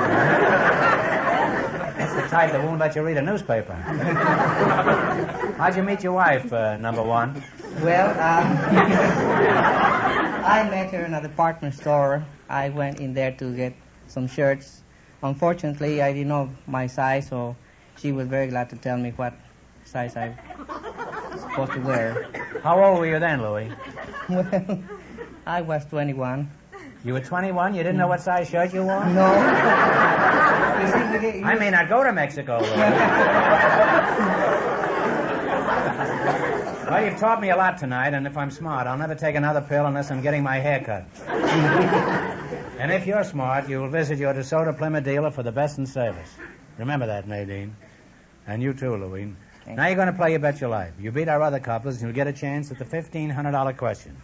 I can't tell you how much you have to win, but George is going to remind our listeners. The newlyweds won $282, and the secret word is water. Here we go. Let's see how high I can build you $20. You selected United States river cities. Here's your first question. How much will you bet?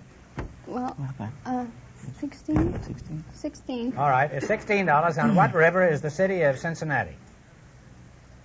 Ohio. That's right, Ohio. You know, you can talk it over. Well, you're on your way. You have $36. Remember, you're going for $1,500 tonight. How much of the 36 will you bet on your second question? 33. 33. On what river is the city of El Paso? Rio Grande.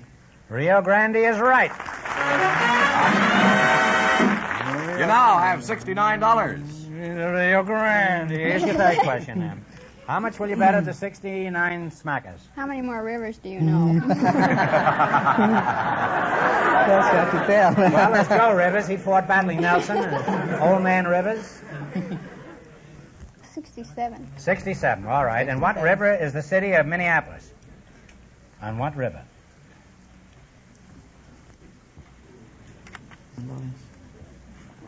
On what river is the city of Minneapolis? St. Lawrence? Guess. St. Lawrence? Mississippi River runs all the way down from Minneapolis down to New Orleans. You now have $2. All right, here's your last chance to beat the other couples. How much will you bet? $2. $2. On what river is the city of Albany? Albany, that's in New York. Take a guess. I'm sorry. Well, it's the Hudson River. Groucho? Well, we can't let you go away from here broke. I'll give you one more question. You answer it correctly, and we'll see that you don't leave here with less than $25. You've got nothing, so the $25 will make up the difference. That's obscure to me, too. Now, think hard now, and please no help from the audience. In what city do you find the Hollywood YWCA? Hollywood. Hollywood is right. Put it in.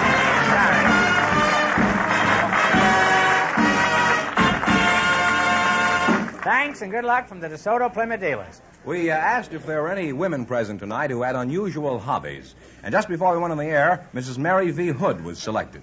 Her partner, Mr. James W. Monte, is a very unusual man, Groucho, and I'm sure you'll understand why I invite him to be at our show tonight when you meet him. So, folks, come on in and meet Groucho Marx. Welcome, kids, for the DeSoto Plymouth dealers.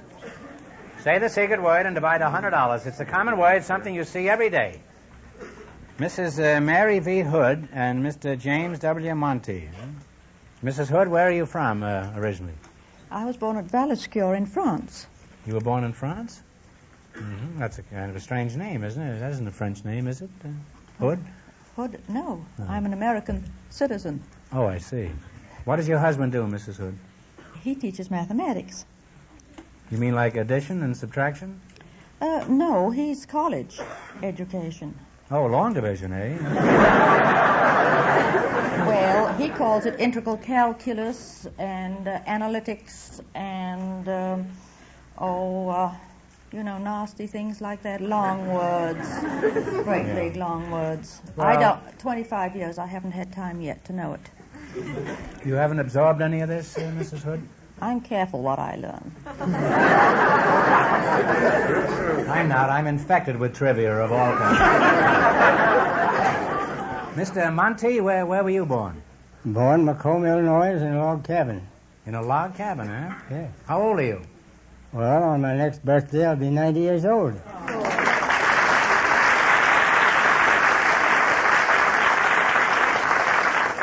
Well, you must have been born quite some time ago. Yes. A few days ago. You're almost 90 years old? Yes, sir. Well, Mr. Monty, we get familiar in a hurry around here. What shall I call you? Everybody calls me Daddy. I'll be very happy to call you Daddy. Happier than you realize. Imagine me calling anyone Daddy. I'll call you Dada. And you can call me number one.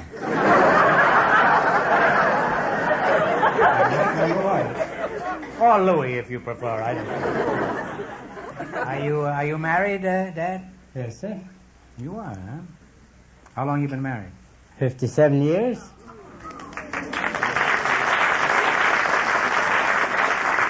Well, stick to it. It may work out all right. How large is your clan? Or how green is my valley, I suppose? How large is your family? 4 children, 7 grandchildren, 7 great-grandchildren. How about great-great-grandchildren? You have to give me time. Now, after 57 years of marriage, have you any advice for younger married couples? Well, I'd advise a man never to argue with a woman. You don't believe in arguing with a woman, is that it? No, sir. Well, that's sound advice, Dad. If we all did that, we'd all live to be 90. Mrs. Hood, how long have you been married? 26 years. Do you have any advice for younger married couples? Yes. First of all, never buy anything that costs more than $10 without talking it over. But that doesn't mean to say that you shouldn't talk everything over, even if it does lead to an argument. It clears the air eventually. Now, Dad, this isn't exactly in accord with your philosophy. What have you got to say about that? I guess she's right.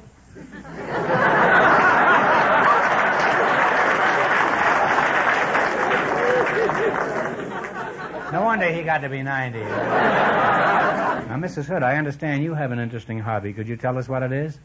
Well, I'm an ecologist. I'm sorry, but that isn't the secret word tonight. It's a nice try, though.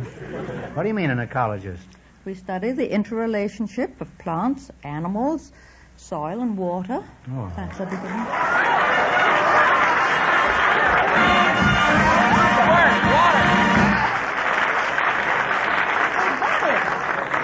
Well, you said water. That's the secret word. So you and Pappy over here split $100 between you. 50 for you and 50 for you.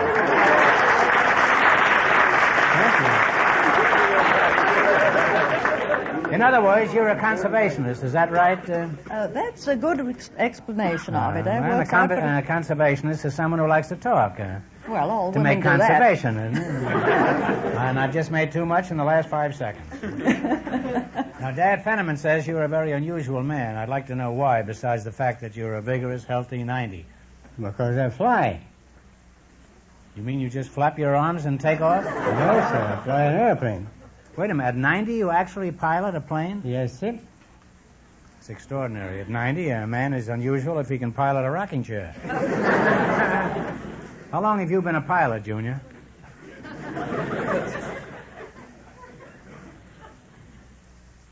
I've been a pilot now for quite a while, a young fellow. Well, that was quite a while, all right. I'm curious, are there any licensed pilots around who are older than you? I'm told I'm the oldest active licensed pilot in the world. Well, when did you first get the urge to pilot a flying machine? When I was 8 years old. Well, that's old enough. Why didn't you fly one? Well, they wasn't invented at that time. A flimsy excuse if I ever heard it. Well, how did you get the urge to fly if there weren't any airplanes? I had a vision that I'd fly like the heavy-bodied birds, soar through the skies from city to city and ocean to ocean. Nobody could ever talk me out of it. Is there any special ambition you have as a pilot? I want to fly a jet.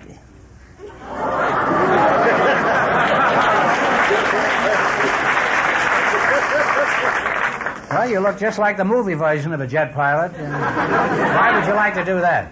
Well, bring me up to date. Dad, you're just a 90-year-old hot rod driver. I've flown everything from Virginia to a DC-6. You have, eh? Now, do you think it'd be a good idea if everybody learned to fly a plane so we could all get around faster? I think it would. Everybody learn to fly a plane to get around faster, but the point is to know what they're going to do when they get there.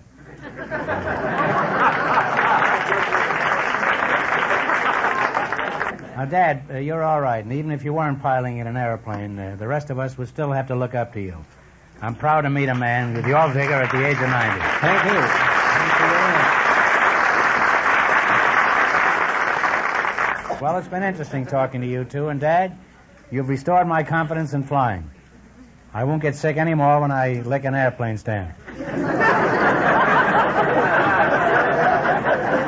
Now then, you're going to play You Bet Your Life for a chance at the DeSoto Plymouth $1,500 question. You run your $20 no more than our other couples. I can't tell you how much you have to win, but George is going to remind our listeners. The newlyweds still lead with $282, and the secret word is water. Here we go. Let's see how high I can build you $20. You selected famous physical characteristics. Here's your first question. How much of the 20 will you try? 15. 15. Is that right? All right. What that's all right. What was the name of the large-sized Philistine who was slain by David's slingshot? David and Goliath. Goliath is right. Well, you're off to a good start. You have $35. Remember, you're going for $1,500 tonight. How much of the $35 will you bet on your second question? 30. Yeah, 30. $30. What was the name of the little wooden boy whose nose grew when he told a lie? Pinocchio. Pinocchio is right. You now have $65. Here's your third question. How much of the 65 will you bet? 60. 60? What long-nosed poet helped woo his friend's girl, Roxanne? Oh, I know it. Suivez ma panache blanche. Cyrano de Bergerac. Cyrano is right. You've now climbed to $125. Imagine a Frenchwoman always missing that, huh? $120. Is that what you're going to bet? Okay, here we go. It's the last chance to beat the other couples, $120. What was the name of the strong man who was weakened when his hair was cut? Samson. Samson and Delilah. Well, you wind up with $245, and that means that the newlyweds with $282 in just 1 minute get a chance at the DeSoto Plymouth $1,500 question.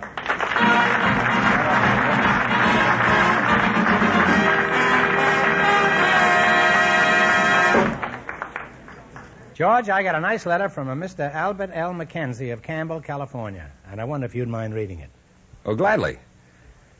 Let's see. Mr. Mackenzie writes, Dear Mr. Marx, I followed your advice, went into a DeSoto Plymouth dealer and told them Groucho sent me. Well, I purchased a used car. It was fairly priced, and I'm very happy with it. And I received a very satisfactory allowance on my old car. The dealer was courteous and very efficient, and had that rare gift of making me feel at home and welcome. The deal was somehow lifted out of the realm of a mere business transaction where you simply got what you paid for and placed on an entirely different plane. It was a novel and pleasing experience I thought you might be interested in hearing. Yours very truly, Albert L. Mackenzie. And friends, I'm sure you'd like that kind of treatment too. So if you're interested in a used car, visit a DeSoto Plymouth dealer. And when you do, tell them Groucho sent you.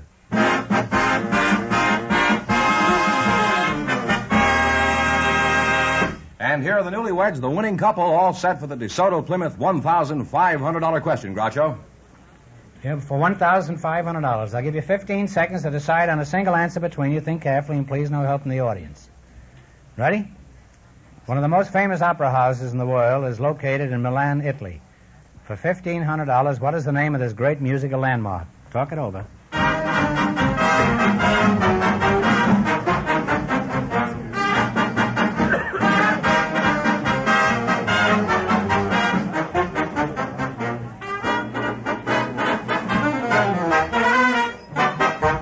All right, what's the answer you two have decided upon? Take a guess. Vespucci, is it? No, I'm sorry. It's La Scala. Correct answer is La Scala, so that means the big question next week will be worth $2,000. Well, you lost the big money, but how much did they win on the quiz, George? $282. Well, that's not too bad. Congratulations and thanks to both of you and to all of our contestants on the show tonight.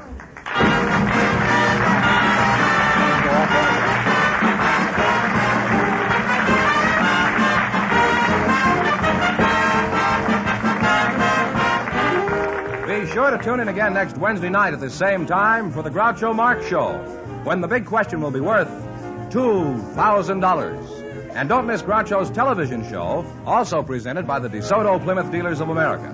And remember, all dealers who sell DeSoto also sell Plymouth. Two great cars, both products of the Chrysler Corporation. And when you drive in, tell them Groucho sent you. Good night, folks, and remember, see the 1952 DeSoto.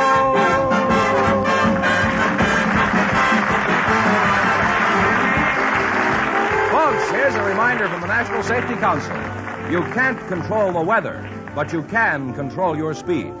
You Bet Your Life, transcribed from Hollywood, is produced by John Goodell, directed by Robert Dwan and Bernie Smith. Music by Jerry Fielding. This is George Fenneman signing off for the more than 3,000 DeSoto Plymouth dealers from coast to coast.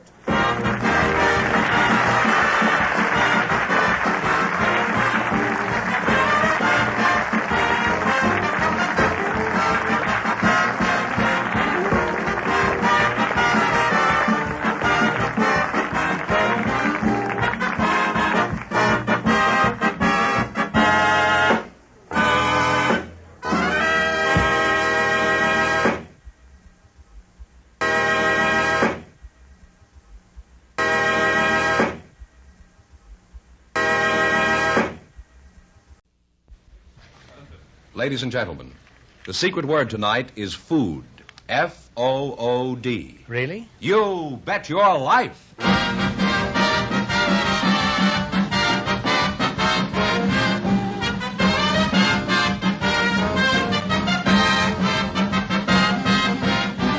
The more than 3,000 DeSoto Plymouth Dealers of America present Groucho Marx in You Bet Your Life, the comedy quiz series produced and transcribed from Hollywood. And here he is, the one, the only... I thought he went over the hill. Oh, that's me.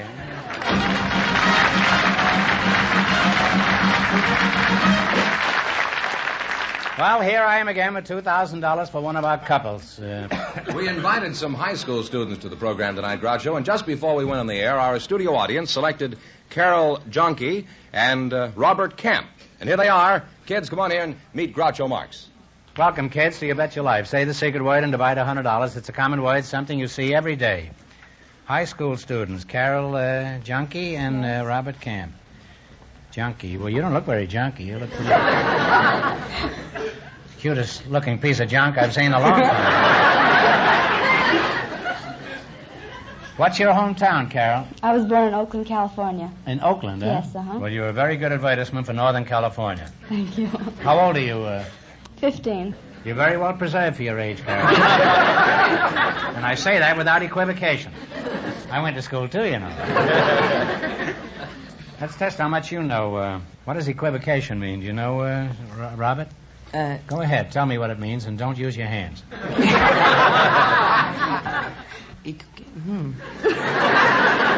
Robert, you've been sleeping in your English class again. And I say that without equivocation. How old are you, my lad? 17. 17, huh? Well, you don't look it. Are you from Oakland, too? No, I'm from London. London? Yes. Oh, I thought you were about 32 years old. You say you were born in London? Yes. Oh. What sort of work does your father do? Huh? He's a chef. He's a chef? Mm-hmm. Well, don't ever lose him. Don't give up the chef. Remember that. Well, it's nice to know what your father does. When somebody asks my little girl what her father does, she covers her face and runs for the cellar. What school do you go to, Bob? Hollywood High. And you go to Hollywood High, too? No, I go to Hamilton High. You go to Hamilton High, huh? Somebody out there from Bayonne, New Jersey. Hamilton High, isn't that the one they named after Benjamin Franklin, isn't it? No, after Alexander Hamilton. Oh, yeah, that's right. Mm-hmm. And he was named after Benjamin Franklin. What are you laughing at? You didn't even know what equivocation was.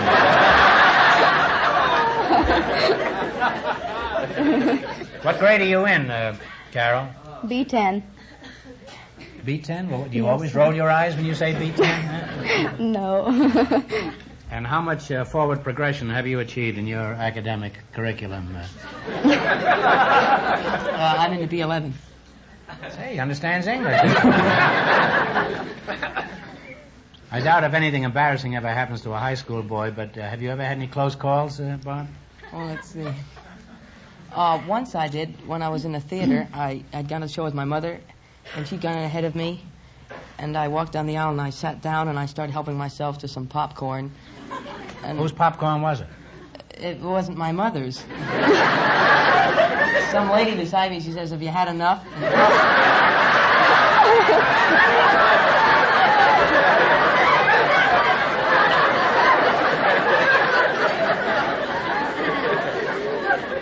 That's what they said when Truman ran it last night.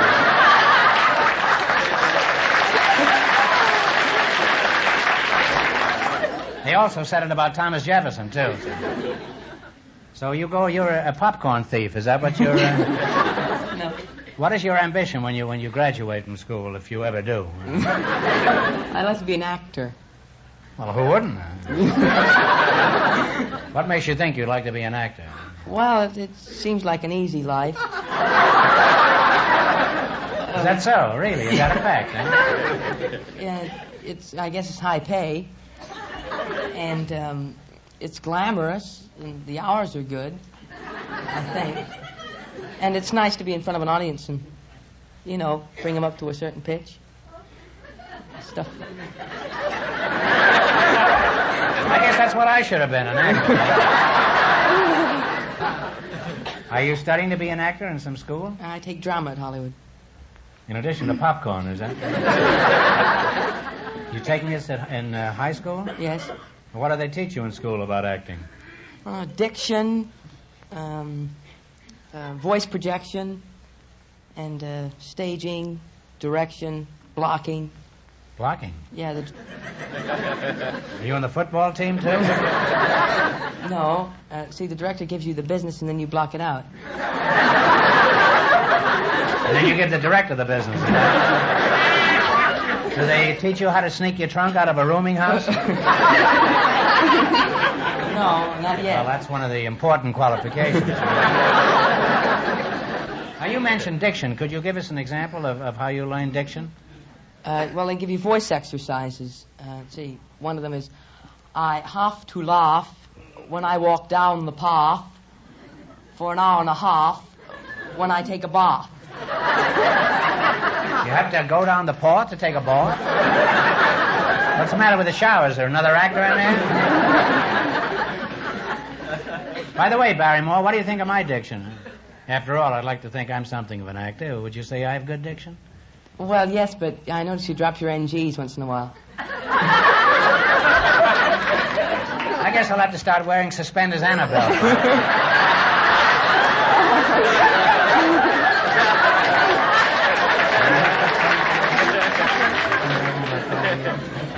What about voice projection? Could you give us an example of voice projection? Well, you take it in with your lungs, the air, and then you... That's along with the popcorn, huh? And you breathe from the diaphragm, like, I have to laugh when I walk down the park.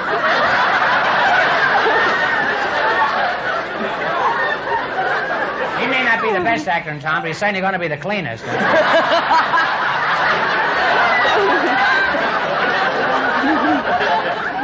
He doesn't need any equipment to be an actor. He needs a cake of soap and a towel. You'll be washed up by the time you're 18.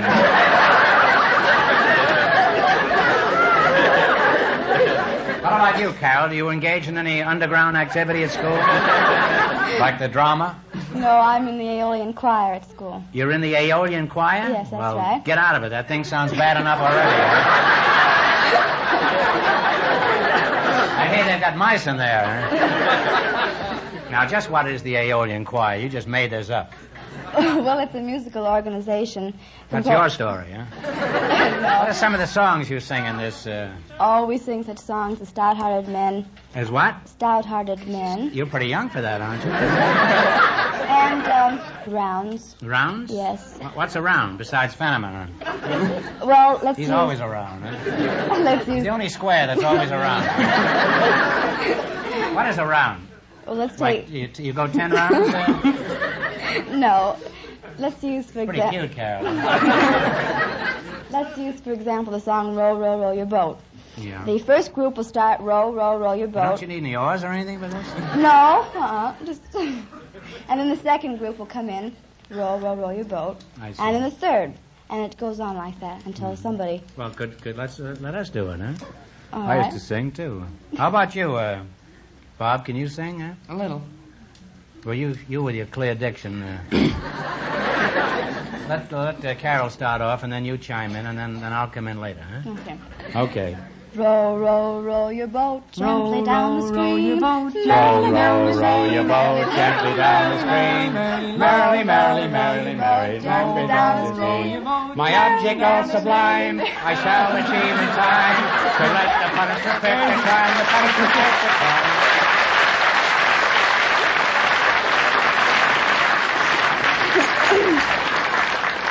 Well, it's been right educational having you two kids here tonight. When if any sponsor is listening, how's this? Row, row, row your boat gently down the stream. DeSoto, DeSoto, DeSoto, DeSoto, exactly what I mean.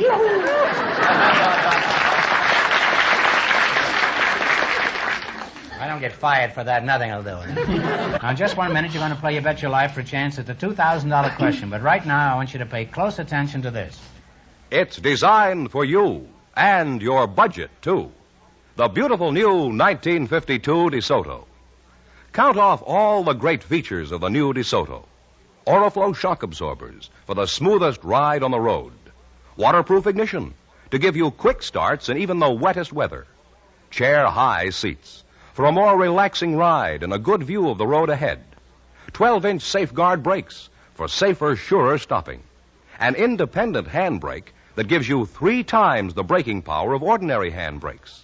Sensational safety rim wheels to protect your family in case of blowout. Yes, friends, here's the car that gives you more for your money. More safety, more performance, more comfort, more driving pleasure than you've ever known. The exciting 1952 DeSoto. See it. Drive it. The 1952 DeSoto. Now at your DeSoto Plymouth dealers. And remember, all dealers who sell DeSoto also sell Plymouth, the low-priced car most like high-priced cars.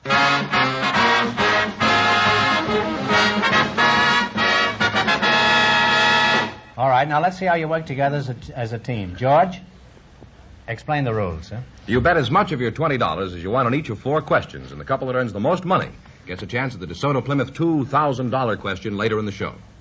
Here we go. Let's see how high you can build your $20. You selected popular songs as your category. Here's your first question. How much of the 20 will you bet? 16. 16. Sweet 16, huh? All right. Mm-hmm. Give me the title of this popular song. Jerry, let it go. Cold, cold, hard. Cold, cold, hard. That shows you what youth is. Cold, cold, hard. I wouldn't have had the faintest idea what that song was. The only song I remember is the Old Oaken Bucket. And they're on their way with $36. $36. All right, you're going for $2,000 tonight. That's the big money. How much of the 36 will you bet? 30. You're going to bet 30. Right. This song is an old favorite that has been revived. What is the title of it? Hey, Daddy, I want a diamond ring. Daddy, I want a diamond ring. You kids are really climbing. You have $66. You wouldn't settle for less, huh, Carol? Here's your third question. How much of the 66 will you bet? 50. Okay. How much? 63. Well, how much? Really go tonight. 63. 63. Play it, Jerry. I get ideas. I get ideas. Adios, muchacha. Now they have $129. Here's your last chance to beat the other couples. How much will you bet? Oh. You got 129 smackers. See if you can identify this one. 120. 120. Okay, Jerry. Because of you. Oh, they don't give you a chance. That's it, Bobby. And you wind up with $249. $249. Thanks and good luck from the DeSoto Plymouth dealers. They're really cute, those kids, weren't they? Folks, several weeks ago, Tom and Nadine Snodgrass were contestants on our show. I'm sure many of you remember them. They were the young couple that went broke in the quiz because they didn't know the location of the resort city of Sarasota. Well, since then, there have been some developments, so we invited them back here again tonight. And here they are, Mr. and Mrs. Tom Snodgrass.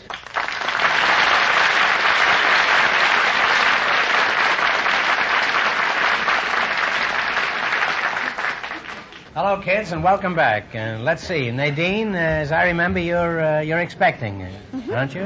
When is the date again? April. April. Well, how do you feel? Just fine, thank you. Good. Well, you look great. Thank you. Tom, you know, we never had anyone back again once they've been up here, and I'm curious, what were some of the reactions to your appearance on the show? We really had a good time. All the friends phoned us up, told us. Did you have any after you'd appeared on the show? Oh, yeah. Well, then you're quite a celebrity now, huh? You and the missus, huh? I think the nicest thing that happened was that my mother hadn't seen me for 5 years, and she'd never met Tom. She saw us on television and said it was just like seeing us in person. She's awesome, Chicago. You see, television has its purposes. The last time you remember, you couldn't tell us in what state Sarasota was located. Is that right? That's right. So I'm going to ask you that question again, and you get it right, and we have a little surprise for you, and here it is. And please, no help from the audience. Florida. Yeah? Now, I'm going to ask you the question. In what state is Sarasota, Florida? Florida. Florida's right, and now for the interesting part. I got a letter here from Todd Swam, manager of the Sarasota Chamber of Commerce, and this is what he wrote.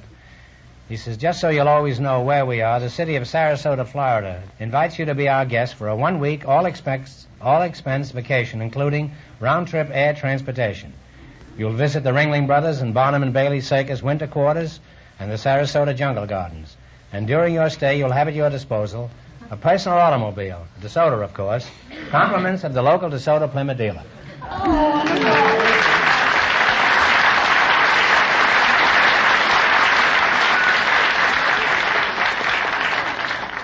Well, have a good time down there. Okay, we will. And if the first one's a boy, name him Groucho.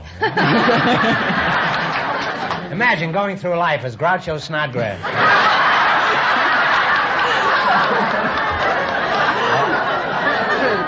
Congratulations, kids, from the DeSoto Plymouth dealers. Thank you very much. Thank you very much. Have a nice time.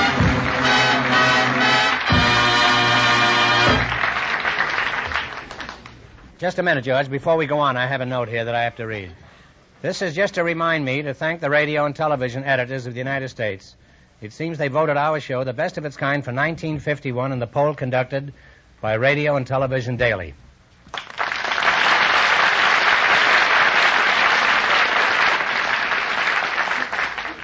We looked through our audience tonight, Groucho, You for... did? Yes, for... Well, that's a very interesting while we were Did looking... you get any wallets? I'll tell you, we Used to be a sneak thief, I forgot to tell you. we did find some married couples with You did, huh? very unusual stories. So we'd like to bring the one in we selected. They're Mr. and Mrs. Louis Martine Lally. And here they are. Come on in, folks, and meet Groucho Marx. Welcome for the DeSoto Plymouth dealer. Say the secret word and divide $100. It's a common word, something you see every day.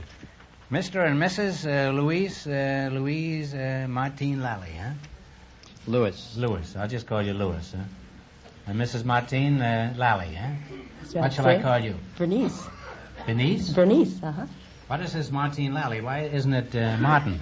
Well, it is Martin, except it has an E added to make it Martine. Why don't you add an olive and make it Martini? I hadn't thought of it. Where are you from, Lou? Well, I was born in Vancouver, Washington. How old are you? 44, sir. And you, Bernice? We're the same age. And where's your hometown, Bernice? London, Kentucky. London is in Kentucky now? Those English, they're exporting everything. I remember when London was in the tight little isle. Huh? Where's London, Kentucky? Oh, it's probably in Virginia. It's in southeastern Kentucky, sir. It's in Kentucky? Oh, yes. Well, that's surprising. Huh? It's about halfway between the bluegrass and the mountains. How did you two meet? Well, he chasing you through the bluegrass? Well, we were both in the Army. You were in the Army? Yes, I was a captain, and he was a private. And being an attorney, I was assigned to the Judge Advocate General's Department. You were an attorney? Yes, a sir. A hillbilly lawyer? Huh? Yes, sir. I was a legal assistance officer, and he came in my office for legal advice. I thought I'd solved his problem, but he kept coming back. You finally solved your problem. 2 or 3 times a week for about 5 months. And so finally he asked me for a date, and I accepted, and then the first night he proposed. Why did it take you 5 months to get up enough nerve to ask her for a date, Louis? Well, she was a captain, and I was only a yard bird, and besides that, she was engaged to a colonel. Apparently you had more brass than the colonel.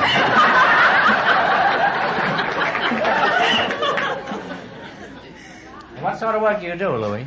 Well, before the war, I was an electrical engineer, and then when I married a lawyer, I went to law school after getting out of the Army so I could get a law degree and win some of the arguments. And then I was a manager of some of the governorship and the senatorial campaigns for the Democrats up in the state of Oregon. Well, what are you doing now, Louis? Well, my wife and I are on a world tour, sir. Really? In times like this? Isn't that pretty risky? How are you traveling? Is Brinks taking you around in an armored car? Well, no, we're on our own little sailboat, the Magic Carpet, and it's a 25.5-foot two-masted sailboat, 8-foot beam. It draws 4 feet. How long do you expect this trip to take, Louis? Well, at least 5 years, sir. We're going to stop in each country as we go. And 5 years? How are you going to get along without television for 5 years? Oh, it's easy to get along without television. Speak for yourself, old boy. Pardon me.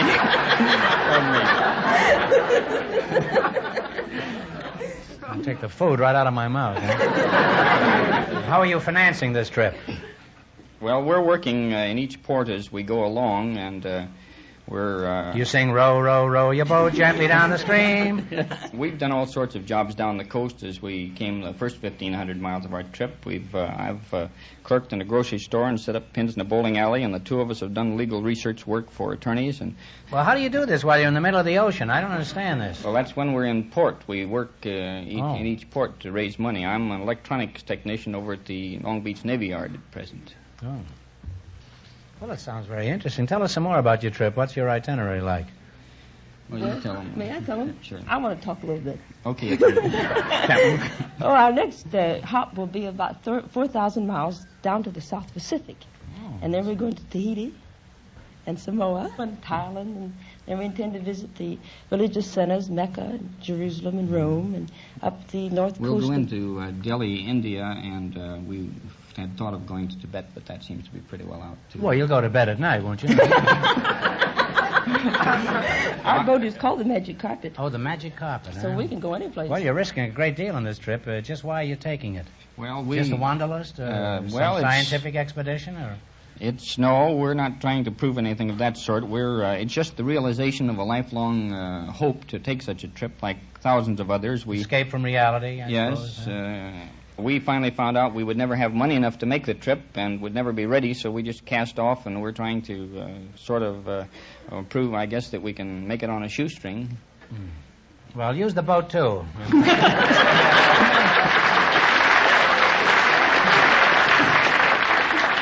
Well, you're a couple of free souls, and you deserve great admiration for what you're doing. Thank you, sir. And I'm sure we all wish you the best of luck, and maybe when you come back, you can come and see us again and tell us about your trip. Yes, we will. It's people like you who made Columbus what he is today. Really. Third largest city in Ohio. Now you're going to play You Bet Your Life for a chance at the $2,000. And if you win, that'll be a big help in your trip. Now,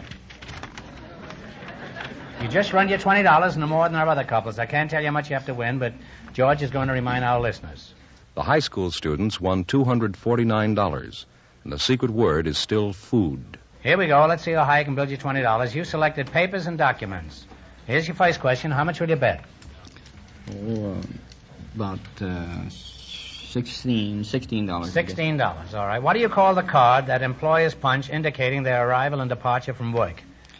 Time card. Time card is right. On their way, they have $36. All right, you're going for $2,000 tonight. How much of the $36 will you bet on your second question?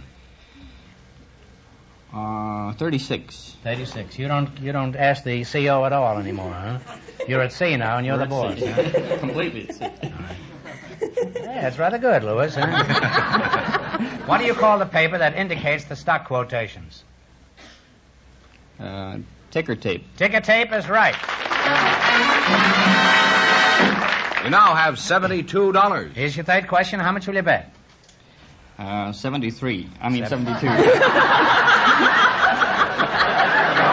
73, and you can owe me $1. What do you call the written direction for the preparation of medicine? Prescription. Prescription is right. You now have $144. And here's your last chance to beat the other couples. How much of the 144 you bet? It's all yours, sir. No, it's all yours. 144? Right. Yes, sir. What do you call the paper that is a written acknowledgement that you have received something? A receipt. A receipt is right. And you'll wind up with $288, and that means that you people get the chance at the DeSoto Plymouth $2,000 question in just 1 minute. Thank you, sir.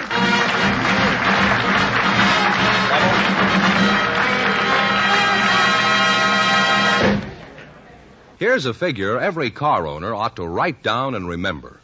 85%. Because 85% of all car repairs are caused by either faulty lubrication or no lubrication at all. That's how important it is to have your car lubricated regularly at a place where they work according to factory standards. And I mean your DeSoto Plymouth dealers. You'll find there's a vast difference between ordinary grease jobs and the thorough lubrication your DeSoto Plymouth dealer gives your car. And you'll be glad to know, too, DeSoto Plymouth dealer mechanics are qualified to handle any and every type of service. They're not only well-trained, they have the experience and skill, plus the most modern tools and equipment, and the right factory-approved parts. So, for a first-class lubrication job, or any kind of repair, take your car where you see the famous sign of better service, the friendly sign of a DeSoto Plymouth dealer.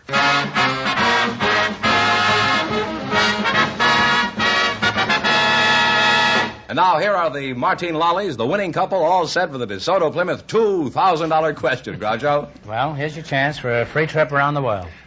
Here we go for $2,000. I'll give you 15 seconds to decide on a single answer between you. Think carefully, and please no help in the audience. Here it is.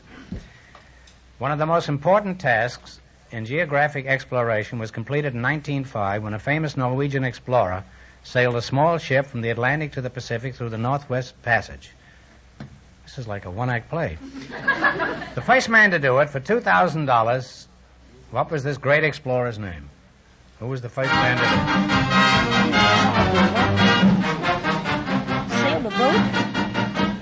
sailed a small ship from the Atlantic to the Pacific through the Northwest Passage. He was the first man to do it. If you don't know, take a stab at it. What was this great explorer's name? Oh, no, I'm sorry. Well, say something. Some explorer. Well, I can say Amazon. Amazon. Amundsen is right.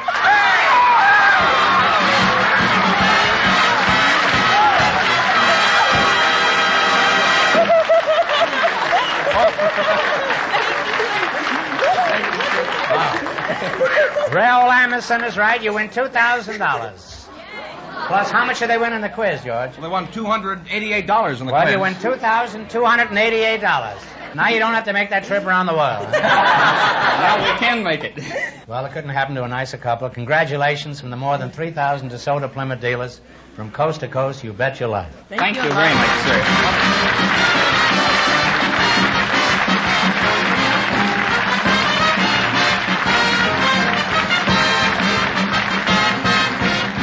Be sure to tune in again next Wednesday night at the same time for the Groucho Marx Show, when the big question will be worth $1,000.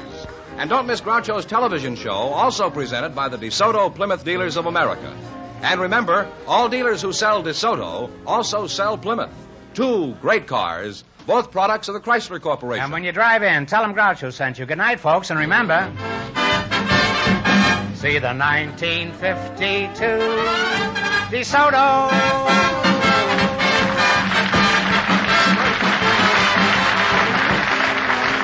Folks, here's a reminder from the National Safety Council. Caution, control, and courtesy are the ingredients that add up to traffic safety. You Bet Your Life, transcribed from Hollywood, is produced by John Goodell, directed by Robert Dwan and Bernie Smith, music by Jerry Fielding. This is George Fenneman signing off for the more than 3,000 DeSoto Plymouth dealers from coast to coast.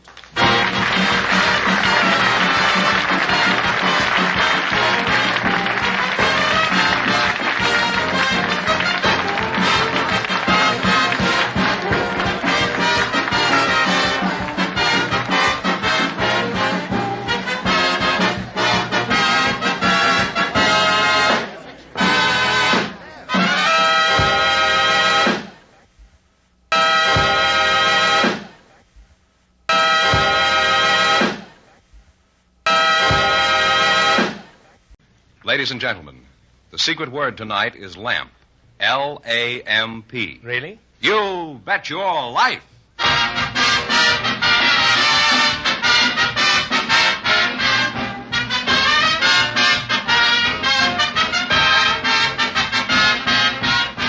The more than 3,000 DeSoto Plymouth Dealers of America present Groucho Marx in You Bet Your Life, the comedy quiz series produced and transcribed from Hollywood. And here he is, the one, the only... Groucho! Say, that's me, Groucho Marx.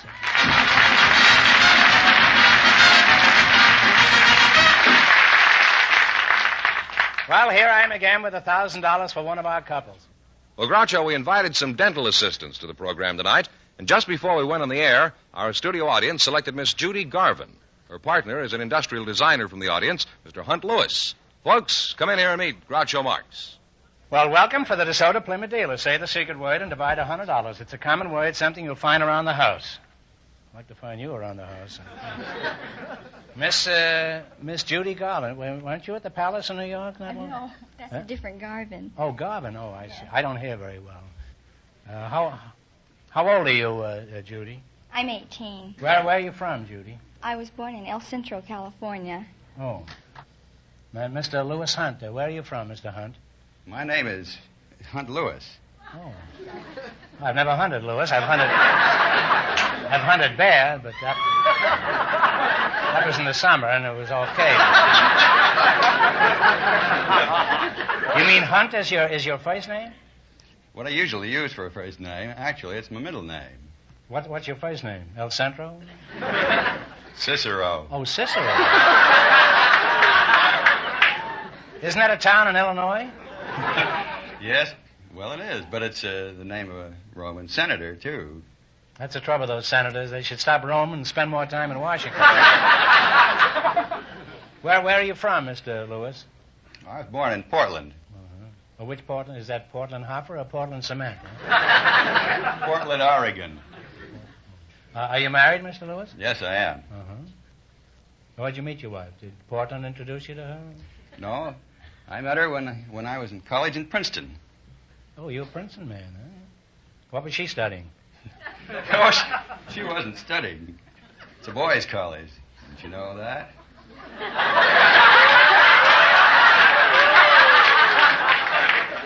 Is that so? Well, Einstein is in Princeton, and he's 72 years old. You better explain what she was doing then. You better explain pretty fast. Because Mrs. Einstein might hear of this. Well, she was living in Princeton in those days with her father. Was it a case of love at first sight? Well, not exactly that. As a matter of fact, she was 12 or 13 years old when I first met her. It wasn't until about 10 years afterwards that we began to get romantically inclined. I suppose in those 10 years I probably grew up. Either that or she grew up. Now, you say you're a dental assistant? Yes, a student dental Oh, assistant. you're a student? Yes. Where is this? Lawton School for Medical and Dental Assistants. Where is that? That's on Beverly and La Cienega here in Los Angeles. Well, what is a dental assistant, specifically? Well, most people think she's, they confuse it with a dental technician, but she do, isn't. huh? Yes. She is. You wouldn't think so offhand, would you? Are there any boy students at your school? No. Why not? Well, dentists usually prefer girls. Really? In a recent nationwide survey, more dentists prefer girls than any other cigarette. Well, Judy, you can't trust those dentists. You never know when they're going to pull something, can you?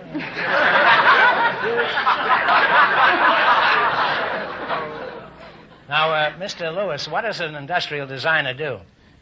Well, he designs practically anything that's manufactured. Like what? Oh, anything from a safety pin to a locomotive, I always say. That can get pretty dreary, can't it? Now, wait a minute. Why would a locomotive need safety pins? I guess when they change engines, they wouldn't need safety pins. Is there much demand for your type of work? Yes, there's a lot. I can't think of anything around us here that really couldn't take some better design. In fact, I think it's... Judy, that's a direct slap at you. Well, of course, you think everything can be improved, is that it? Well, I'm thinking of something I think Raymond Loewy said, which was that basically in design, perhaps the only two things that he couldn't improve were an egg and a woman. Well, Hunt, you can play around with an egg, but touch one hair of that woman and you die like a dog. March on, he said. Well, it's been interesting talking to you two, and the first thing in the morning, I'm going to get a new hairdo. Now, in just 1 minute, you're going to play You Bet Your Life for a chance at the $1,000 question. But right now, here's something of interest to everybody. Feature after feature makes the new 1952 DeSoto a really great value. Take, for example, DeSoto's waterproof ignition. Maybe you've heard about the rigid water tests given the electrical system of the new DeSoto. In one, a 1952 DeSoto was driven through a pool of deep water. In another test, a heavy stream of water from a fire hose is trained directly on the engine, full force. Yet the engine starts up immediately and keeps right on running without missing a single beat. These tests demonstrate clearly how the exciting new 1952 DeSoto with waterproof ignition operates smoothly in spite of rain or snow or splashing or heavy condensation.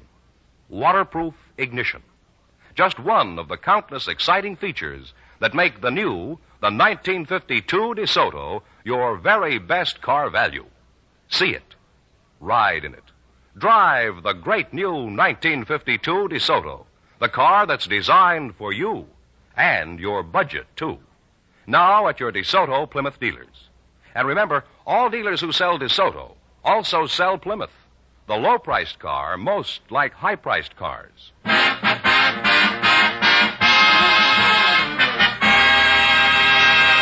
All right, now let's see how you work together as a team. George?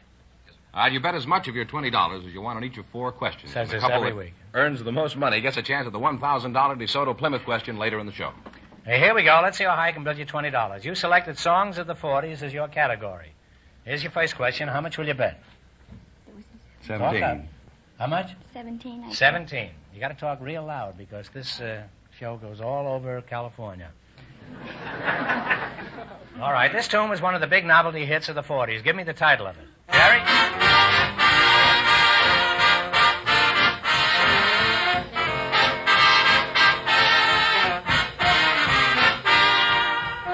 Pistol Packing Mama. Pistol Packing Mamas. Pistol Packing Mamas. You're off to a good start. You have $37. Remember, you're going for $1,000 tonight. How much of the 37 will you risk? 35. 35. What's the name of this song? Okay, Jerry.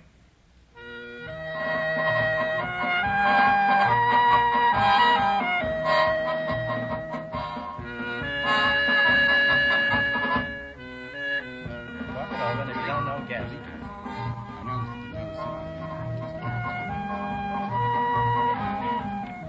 All right, kids, what is it? We haven't decided. I don't know. Well, take a stab at it. Is it something about... Well, it's the breeze and I. They now have $2, Groucho. $2. Now. Well, here's your third question. How much of the $2 will you bet? Bet one. Bet $1. All right. Play, Jerry. I don't want to set the world on fire is right. You now All have right. $3. Now you've climbed up to $3, and it's your last chance to beat the other couples. How much of the 3 you going to bet? Shall we bet all? The whole thing. The whole thing. Okay. What's the name of this song? Great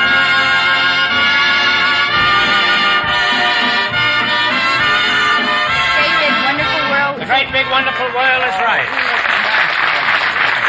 Well, I wind up with $6, Groucho. Well, we don't leave anybody. Nobody leaves here with $6. Nobody leaves here with less than $25. So I'm going to give you one question for $19. Think hard now, and please no help from the audience. You ready? Yes. All right. What color is a red herring? Red. Red is right,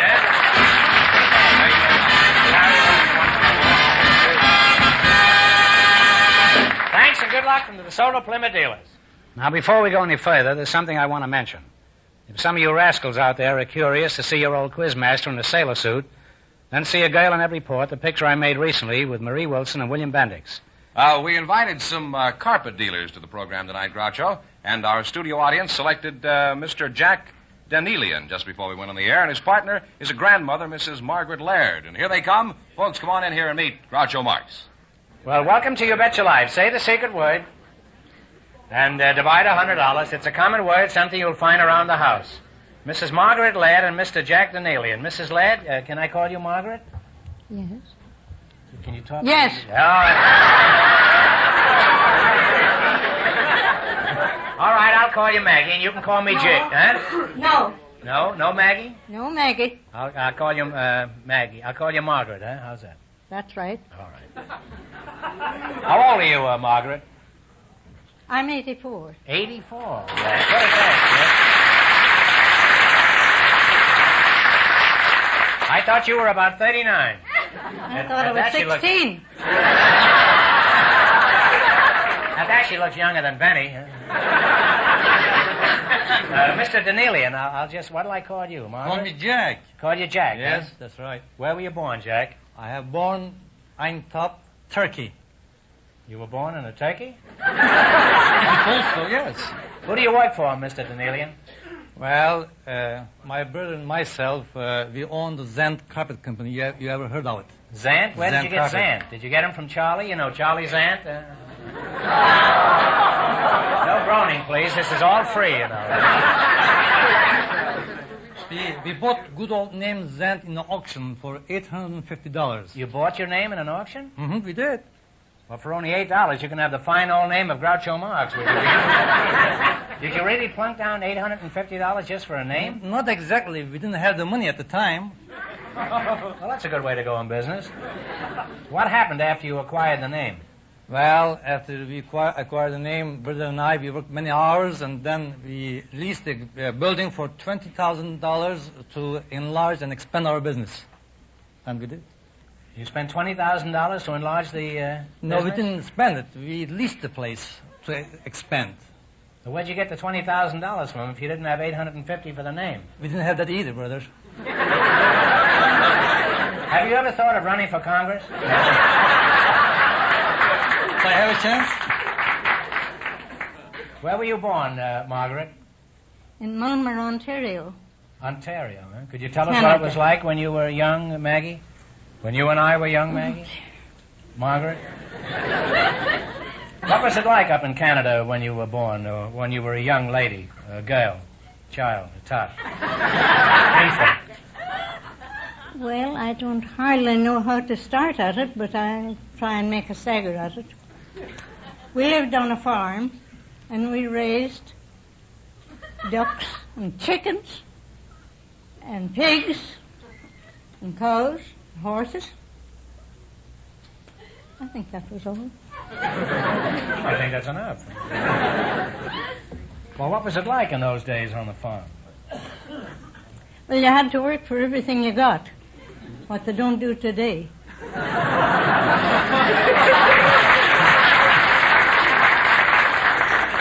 How are the girls today compared with those when you were a little They child? don't know they're living.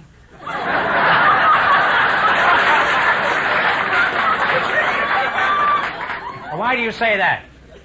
Because they don't do anything. Everything's handed to them. They push a button here, and they push a button there, and they push a button here, and nothing more. Well, I'm inclined to agree with you. I've been out with some pretty dead ones lately myself. And here I thought you were a real nice man.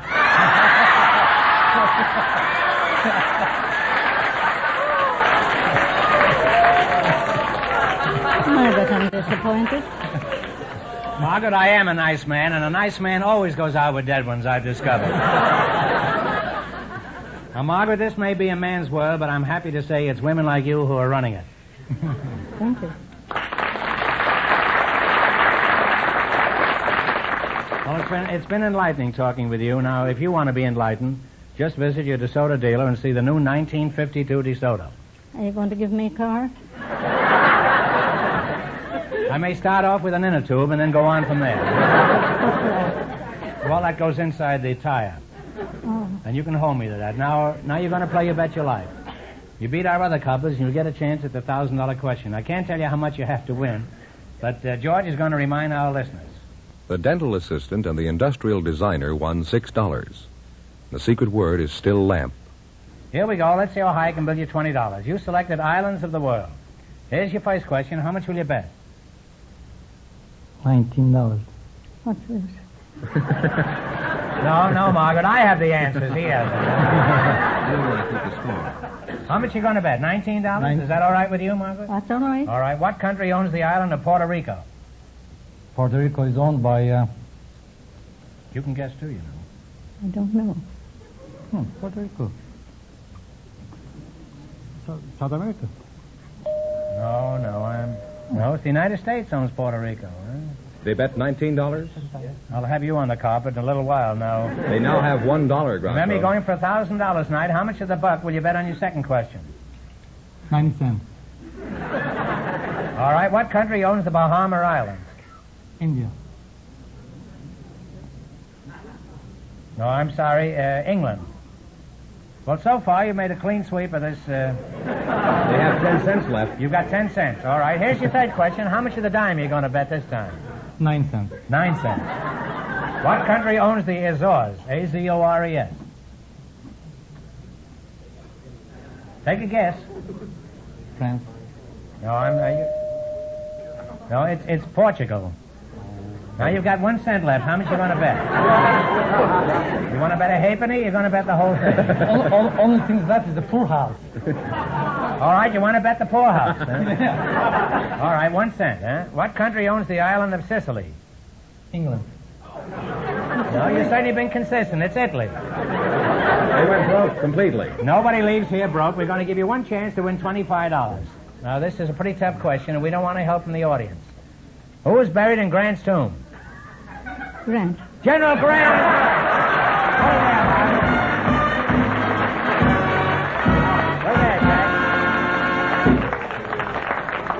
good thing you had Margaret helping you, Jack. Thanks and good luck from the DeSoto Plymouth dealers. Groucho, we have a couple of young people that we selected from our studio audience just before we went on the air. They never met before, and they're both single. I'd like you to meet them now, Miss Pat Burrows and Mr. Joe Woods. Come on in here and meet Groucho Marx. Well, welcome, youngsters, for the DeSoto Plymouth dealers. Say the secret word and divide $100. It's a common word, something you find around the house, I think. Pat Burrows and Joe Woods, eh? Where are you from, Joe? I bet you're from Nebraska? No, I'm from Norwalk. Is that where you were born? No, I was born in Holland. Is Woods a Dutch name? No, it's a real Yankee name, I guess. I converted my real name and shortened it a little bit and made it an American name. I see. Well, what is the Dutch equivalent of Woods? Well, my baptized name was Joseph Antonius Wilhelm Lodewijk Skunderword. Well, I can see now why you took to the woods.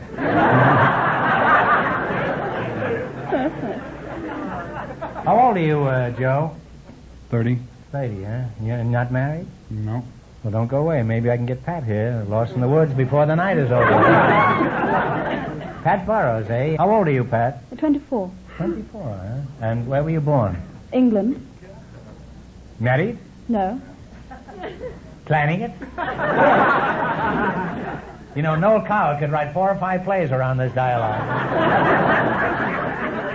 What part of England were you born in? Quorn, Leicestershire. An agricultural district and the home of the corn hunt. The home of the what? The corn hunt. The corn hunt? The corn. The corn hunt. Well, is a corn hunt anything like a corn hunt? I don't know. Yeah, we're back with Noel Coward again. Well, explain. What is the corn hunt? It's a pack of foxhounds for hunting foxes. Oh, and these quorns go out and chase the foxes? No, the hounds go hunting the hounds foxes. go and chase the quorns? Is that it? I got quorns, but I never chase any foxes.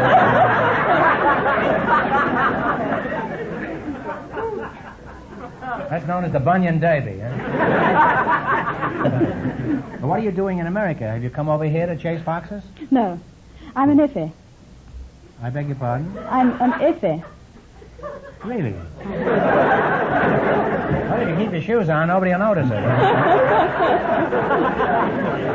What is an IFE? Is that anything like an Effie or a UFE? It stands for IFYE, the International Farm Youth Exchange.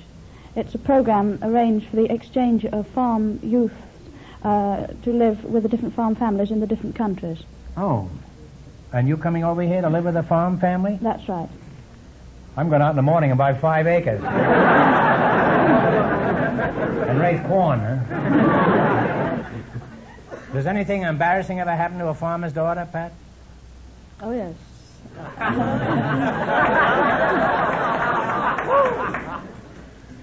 Well, give out with something, Pat, will you?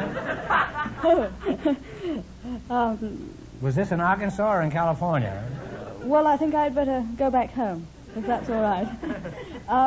I was in charge of... What do you mean you're going back home? To tell you of just one of those little embarrassing moments. Oh, I okay? see. Yes. Rather. Are you there? I can go to England. I speak the language like a native. Well, tell me what happened to a farmer's daughter in Surrey. No, Leicestershire. Oh, Leicestershire. Isn't that stuff you put on liver and onions? You mean Worcestershire? Oh, Worcestershire. I was in charge of a model farm in Leicester when the Duchess of Kent came to open the proceedings, and I was in charge of the different animals, which included a litter of pigs. This litter of pigs escaped and ran amok amongst all the Ran a officials. what? Ran amok. Ran amok, huh? You know. How far is that? I ran amok in 1 mile and 2/6. Well, what is amok? Disorderly, I'd say. Oh, I see. Well, go on. There you are. I say, they ran... I won't say it again. No, let's have another go at it. Actually, yes. So, there you are, chasing the pig around. Was this a grease pig? No, it was a litter of pigs. A litter of little pigs. Oh, a litter of pigs. Mm-hmm. I see. And what happened? I caught it. Them. It was a litter of pigs. Oh, you I caught told the whole crowd, eh? Now, were you riding a fox at the time, or? No, just shanked his pony. Oh, you're welcome. Now, what were you riding, eh? Now, Joe, stop daydreaming over there, Joe. Do you think you could get to like a farm, or are you the city slicker type? No, I'm a farm boy. Yeah, huh? Well, hey. Pat, let's get back to you. By the way, do you find Schoenderwald more attractive? He's a farm boy, you know. How does he strike you?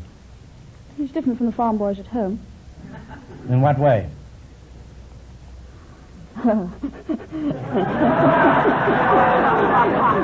Pat, are you panting? I think Pat's ready to go corn hunting. Now you're going to play You Bet Your Life. You beat our other couples, you'll get a chance at the $1,000 question. I can't tell you how much you have to win, but Mr. Fenneman is going to remind our listeners. The dental assistant and the industrial designer still lead with $6. Here we go. Let's see how high I can build you $20. You selected important foreign cities. All of these cities are over 500,000 in population. Here's your first question. How much of the $20 will you bet? 17. 17. In what country is the city of Bombay? India. India. India is right. India. They're on their way. They have $37. India. Remember, you're going for $1,000 tonight. How much of the $37 will you try this time? 35. 35. In what country is the city of Bucharest? Talk it over. What? You'd be hungry. Hungary. No, I'm sorry. It's Romania. Oh. You were close, but not close enough. You now have $2. Oh, here's your third question. How much of the $2 will you bet? Oh, all right, $2. You're going to bet the $2. In what country is the city of Glasgow? Scotland. Scotland is right. Well, you're on your way again. You have $4. Here's your last chance to beat the other couples. How much will you bet? All of it. $4. $4. In what country is the city of Sao Paulo? S-A-O, capital P-A-U-L-O. Brazil. Brazil is right. And you wind up with $8. And that means that you people get the chance of the $1,000 DeSoto question.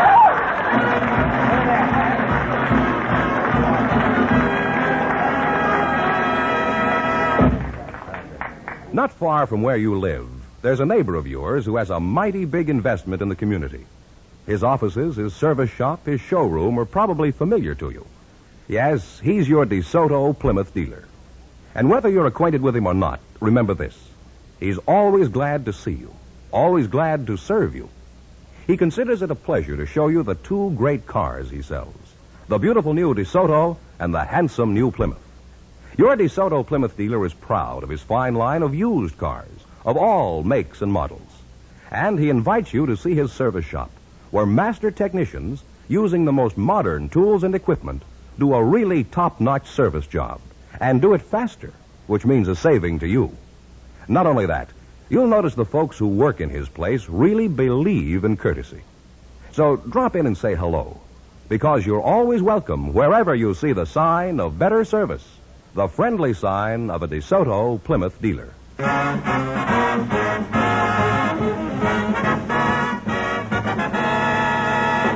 And here comes the young couple again, Groucho, all set for the DeSoto Plymouth $1,000 question.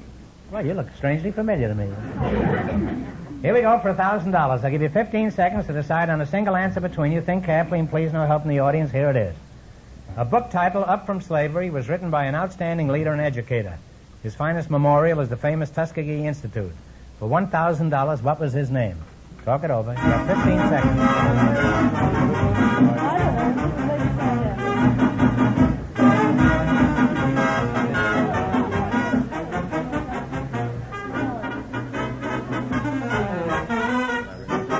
I'm out. Not even a guess for me. I'm sorry. It's Booker T. Washington. That's the correct answer, Booker T. Washington. So that means the big question next week will be worth $1,500. Well, you lost the big money, but how much did they win in the quiz, George? They won only $8, and they shouldn't go away with less than $25. Nobody goes away with less than $25, so we'll give you one question. This is for $17. Who composed Beethoven's Fifth Symphony? Ludwig Beethoven is right. Congratulations and thanks to both of you and to all of our contestants on the show tonight. Thank you, Ralph. Thank you. Good luck.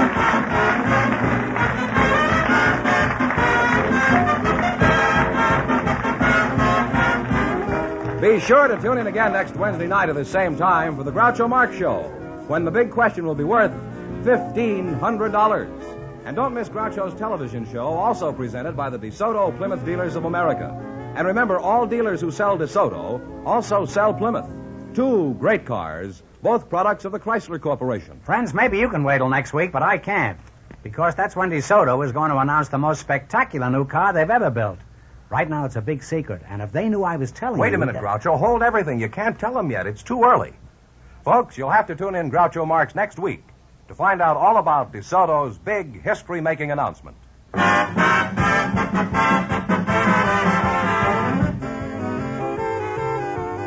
Folks, here's a reminder from the National Safety Council.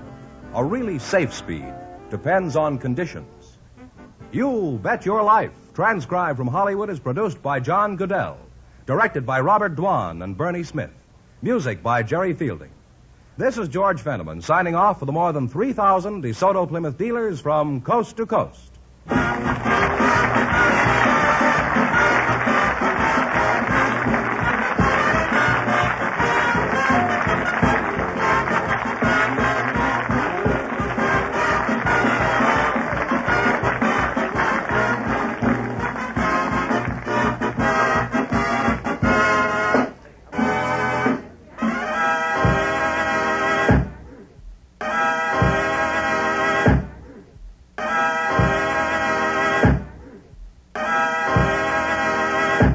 Ladies and gentlemen, the secret word tonight is floor. F-L-O-O-R. And Groucho, in just a few minutes, there'll be no more secret about America's most exciting new car, the DeSoto Fire Dome 8. Oh, really? You bet your life.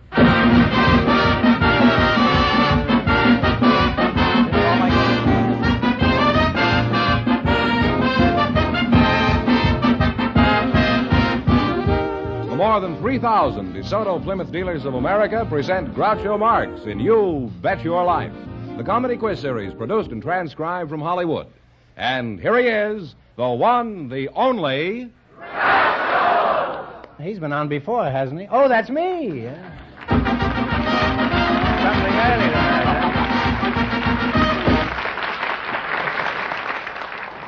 Well, here I am again with $1,500 for one of our couples.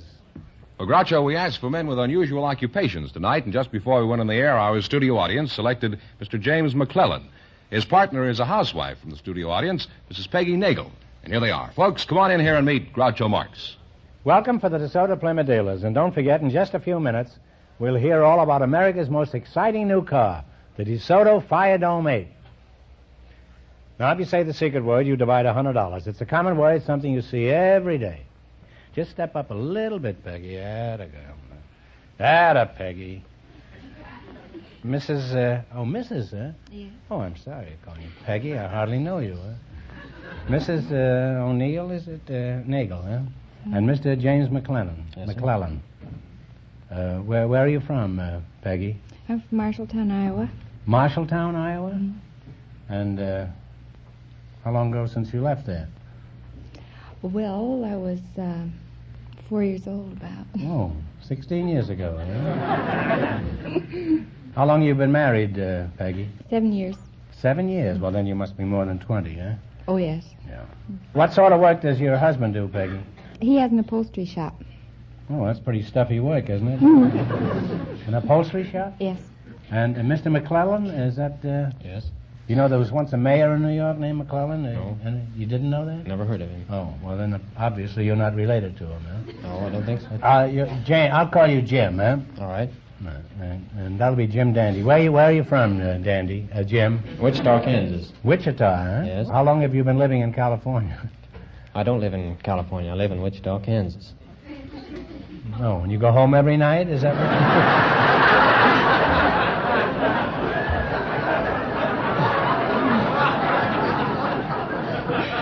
Take the wheelchair bus right out Glendale. Well, what are you doing out here, Jim? Is this a pleasure trip? No, I came out here to get on this program. Well, then it certainly isn't a pleasure trip. It's a long way from Kansas. What made you think you'd be on the show after you got here? I wasn't sure I would be. This is the 6th time I've come out here to try to get on the show. 6th time you've Yes. been on here? My sponsors come out from Detroit 7 times trying to get me off the show. Well, this is indeed flattering to have you spend all that time and money just to be on the show. And for all you know, you might wind up in Grant's Tomb with $12.50. That's a nice prospect facing a man. How much have you spent just to be on this show? And invested, I mean. No, I haven't spent anything. I come out here free on the Union Pacific Railroad.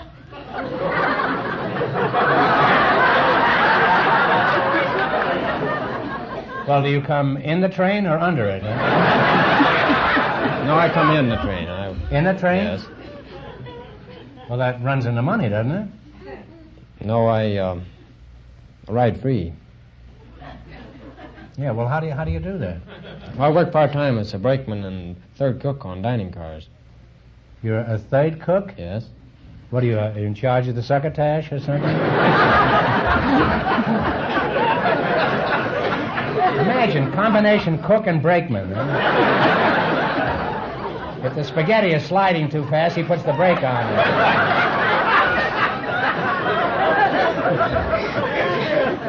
Did you ever serve brake lining instead of cornbread? No. Well, I don't understand. What do? You ride in the back in the caboose and then you run forward if they have to make something? What's the difference between a third cook and a first cook? Well, the first cook is the last cook to get up in the morning. The third cook is the first cook to get up in the morning. The first cook is the first cook to go to bed at night, and the third cook is the last cook to go to bed at night. Well, here we are, back with Abbott and Costello.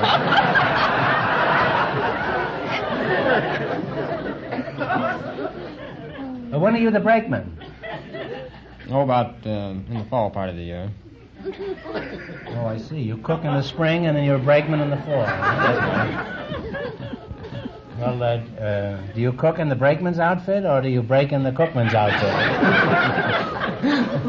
Imagine. And how far did you travel, Peggy, to be on this show? About a mile.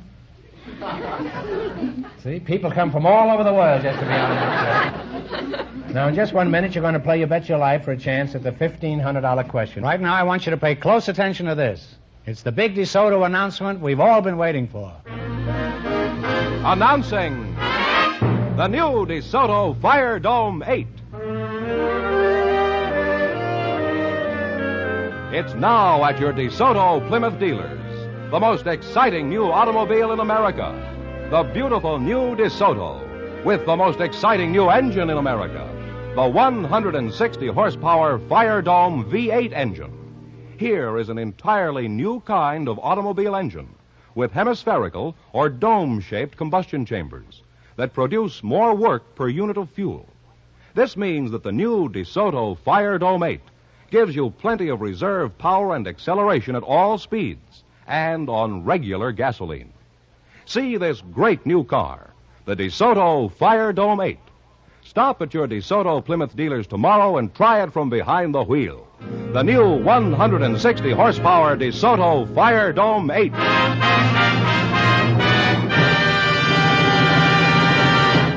All right, here we go. Now, let's see how high I can build you $20. You selected anatomical terms.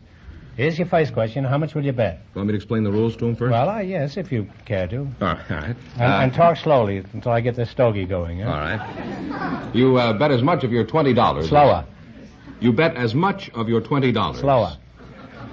You take your $20. Faster, huh?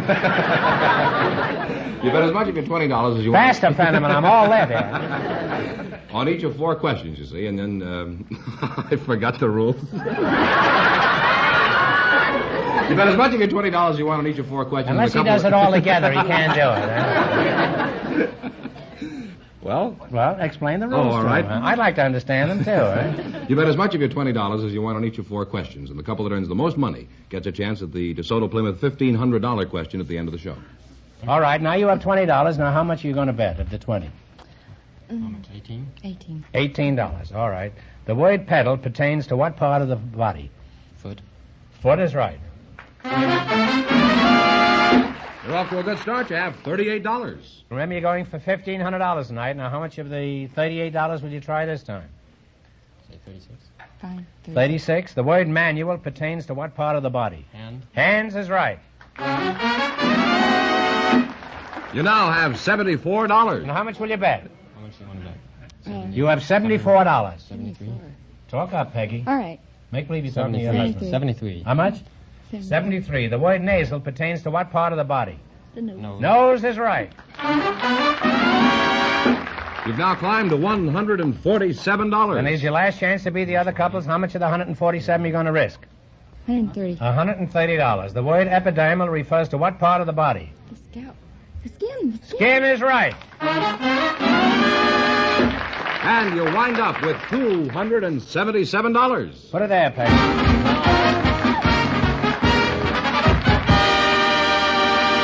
Thanks and good luck from the DeSoto Plymouth Dealers of America. We have a boarding house keeper and a husband from the audience, Groucho. Mrs. Ann Berner and Mr. Charles Hurtleston. Come in here and meet Groucho Marx. Well, welcome to You Bet Your Life. Say the secret word and divide $100. It's a common word, something you see every day. Mrs. Ann Berner and Charles Hurtleston. Mrs. Ann Berner, you're the boarding house keeper, I presume, eh? Yes. Where are you from, Ann? Atlanta, Georgia. Atlanta? Oh, are you married, Ann? Yes, I am. You are, huh? How long have you been married? 5 years. 5 years, huh? You, are you the husband, Mr. Hurtleston? I'm a husband, not her husband. Well, don't come running to me with your problem. Where are you from, Charlie? You're a fine-looking young fella. I'm from Fort Worth, Texas. Oh. Are all the young fellas down there as handsome as you are, Charlie? Well, I don't know. How long have you been married? 15 months. Meet her was she from Dallas? No, that's our nicest suburb. I thought Neiman Marcus was the suburb of Fort Worth. Now, Mrs. Berner, you operate a boarding house. I do. What's the name of this place? It's the New Hampshire house. This is in Vermont? No. It's on New Hampshire Avenue. Oh, here locally, huh? Yes. Well, what kind of a boarding house is it? Some of our listeners may be interested, you know. It's a theatrical... Pretty hungry-looking crowd out there tonight. It's a theatrical boarding house. Oh, theatrical boarding house? Oh, you save a lot of hams there, huh? You have to be in some end of show business to get in. Yeah. Well, I'm in the end of show business. About to shove me out of the whole thing. I used to play one end of a horse in vaudeville. Would that qualify me? Now, how large a place is this bird cage that you operate? 6 rooms. 26 rooms? Yes. Show people a big appetite, you know. How big are the helpings at your place? Oh, you can have as much as you want, and then if you want a second helping, we'll even give you the second steak if you want it. That's most generous of you, Mrs. Berner. Because it only costs 60 cents to buy a steak today, the way I buy them. Well, are you in close contact with a veterinary? Where you...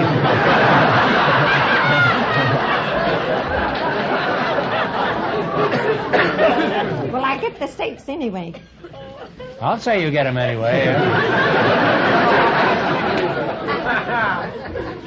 Now you're going to play You Bet Your Life. You beat our other couples, and you'll get a chance at the $1,500 question. I can't tell you how much you have to win, but George is going to remind our listeners. The housewife and the railroad cook won $277, and the secret word is floor. By the way, I understand, before I proceed with this, I understand your old quizmaster is on the cover of this week's parade. That's the Sunday Picture magazine. Just thought I'd warn you so you can hide it from the children. Here we go. Let's see how high I can build you $20. You selected songs about water as your category. Here's your first question. How much will you bet? You have $20. 15. $15. Here's your first question. What is the name of this song? Play, Jerry.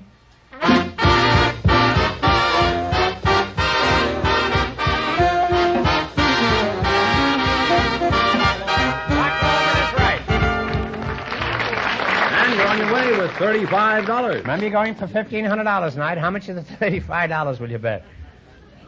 20. 20? Mm-hmm. Give me the title of this song. Okay, Jerry.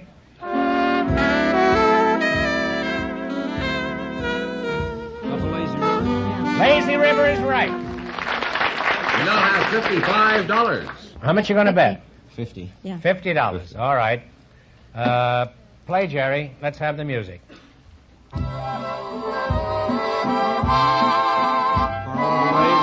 Over the waves of the loveliest night of the year. We now have $105. Here's your last chance to beat the other couples. How much will you bet? Now you have $105. $100. Okay, here goes. $100. Give me the title of this song, Mr. F. Down upon the Swanee River.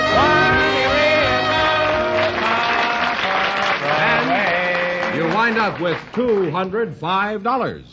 Thanks and good luck from the DeSoto Plymouth dealers. Put it there, sir.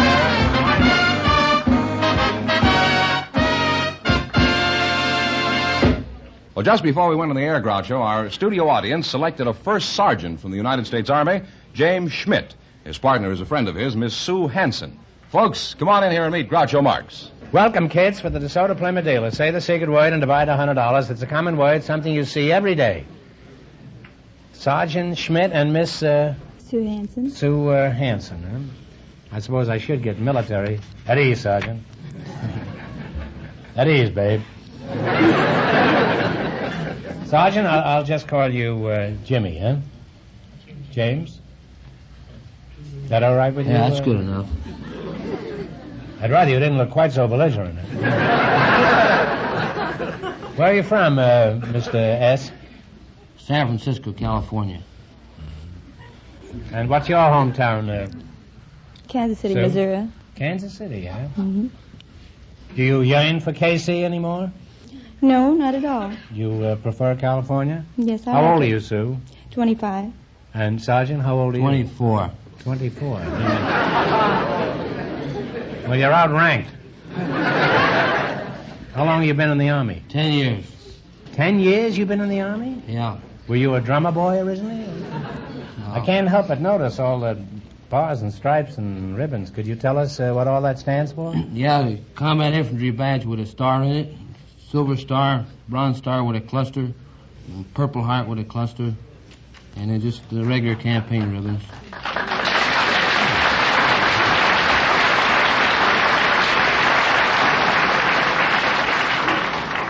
Quite a hero, huh? Where did you get all those things? You must have been in the last war, huh? Yeah. Have you ever thought of leaving the Army and running for president?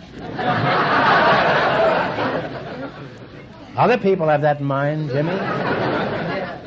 I understand you're a friend of the sergeant here, Sue. Is that right? How good a friend are you, Sue?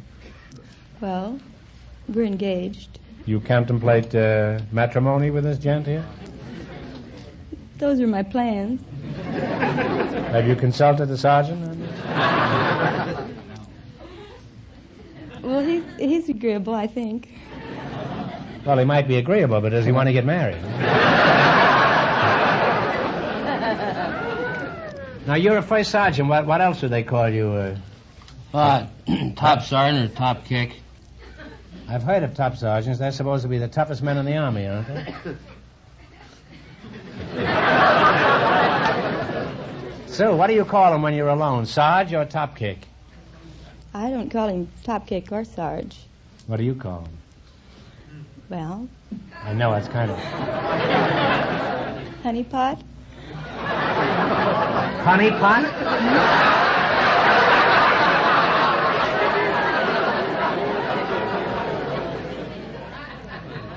Honey pot, is this true?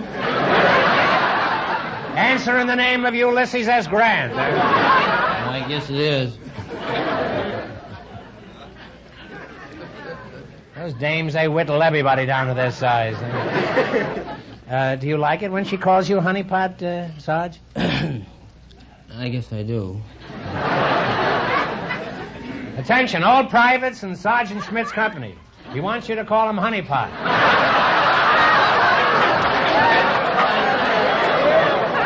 That's an order. Over and out. Roger, Sam. Do I sound like Captain Video? Sarge, let's find out about your job. For example, what do you actually do? Well, I'm the immediate representative of the company commander. I tell the men what the captain want them to do. And do you tell the captain what the men want him to do?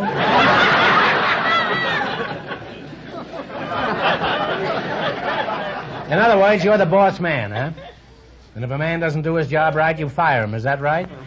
There's no such thing as firing in the Army. And why do they have all those guns and bullets? Well, what are some of your duties specifically? Well, I maintain the duty roster and see that all the details are shared equally. Well, that's a pretty responsible job. Are you sure that all the men share alike in the work Yes, sir, details? they're all shared alike. Well, for example, when they're painting the barracks, does the general wield a brush like the other men? No. And you call that sharing the work, eh? Can't you ask the captain to fire the general? Captains don't fire generals. That's not true. I know an ex-artillery captain from Missouri who fired a general.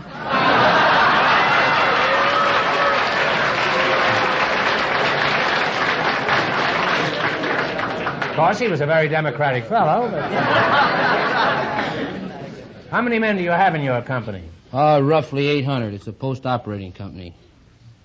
Roughly 800, huh? Yeah. What do you mean by a post-operating company? You operate on the post there? No, we handle all the administrative functions on post and give logistical support to the ROTC and ORC units in Southern California. You didn't get a Purple Heart for that. How'd you get the Purple Heart? That's a while back.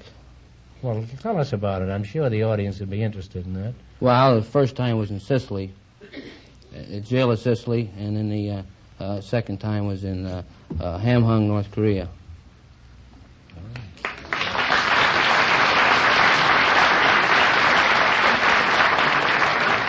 It's always that way. The bigger the hero they are, the more modest they are. Well, Sarge, I imagine you must have had some strange experiences in the service. Can you think of any that you could tell Well, me? I never had any strange ones. I had kind of an embarrassing one, though. When I first went in the Army, I was kind of a big guy, and we were over in North Africa getting ready to go to Sicily. Well, I was a corporal at the time. I was 14. So my mom wrote a letter to the old man, and she What do you told mean, the old man? Your father? No, the company commander. Oh, the CO, huh? Yeah. So, who was the old man, you remember? Geez, I forgot his name. It's just as well, I guess. Huh? Well, anyway, she wanted me to come home. Thought I was not old enough to be over there. Well, that's absurd. You were 14. So it kind of got out in the company, and, being a squad leader, and I told everybody I was 20, why, it was kind of embarrassing when they found out. And what did the CO do? Did he holler when he heard about it? Well, he didn't like it. That's the understatement of the week. Have you any idea, Sue, what your life would be like if you were married a first sergeant? For example, Sarge, what time do you start to work in the morning? Well, I generally get up about 5 and fall out for reveille at 5:30. Why don't you get up the same as everybody else, huh? Don't you ever hurt yourself falling out in the morning? Would you be willing to get up at 5 in the morning, 5:30, and make coffee for a sergeant here?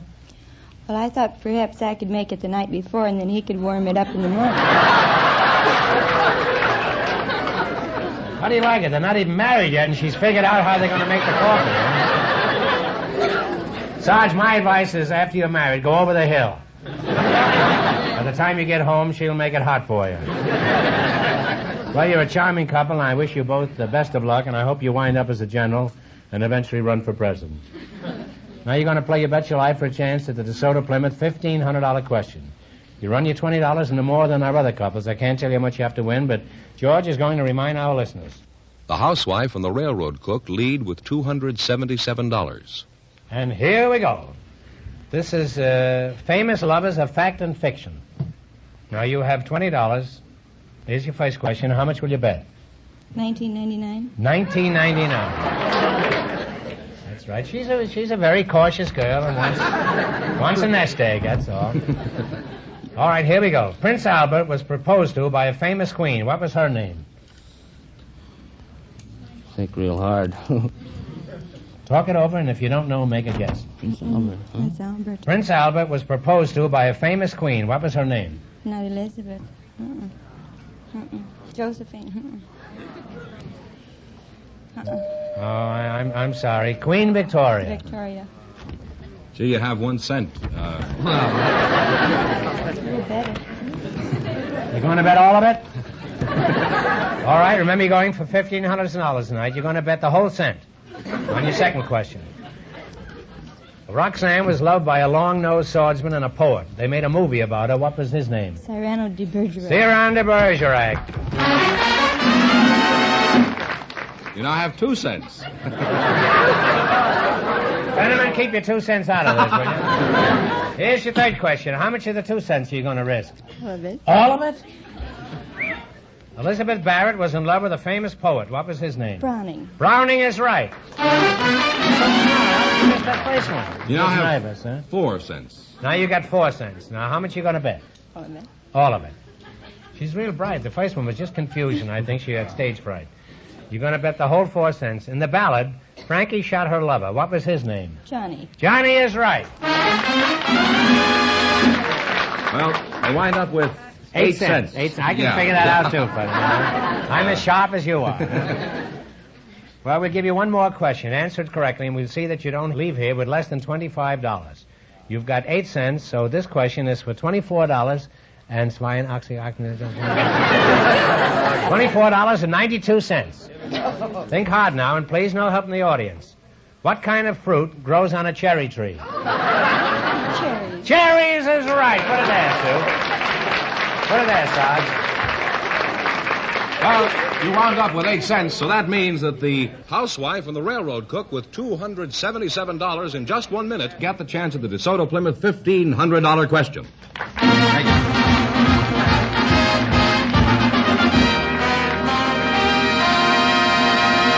Thanks and good luck from the DeSoto Plymouth dealers. Now let's learn more about the spectacular new DeSoto Fire Dome 8.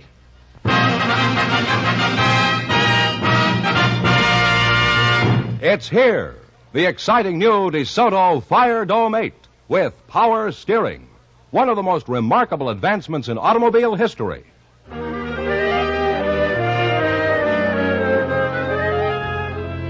Power steering takes almost all the effort out of turning the wheels. Imagine, one finger, yes, one finger is all it takes to turn the wheels, even when the car is at a standstill. In parking your car, you've never known anything to compare with DeSoto power steering. With no more effort than it takes you to dial a phone, you can turn the wheels and glide comfortably into the tightest parking space. And out on the highway, DeSoto power steering makes your control of the car easier with less road shock. No matter how bad the road, DeSoto power steering helps you hold a true and steady course, and with practically no effort on your part. DeSoto power steering. Never has there been a more brilliant advance in making it easier, safer for everyone to handle a car. See the brilliant new DeSoto with power steering, the 160 horsepower Fire Dome V8 engine, and other great features. It's now at your DeSoto Plymouth dealers.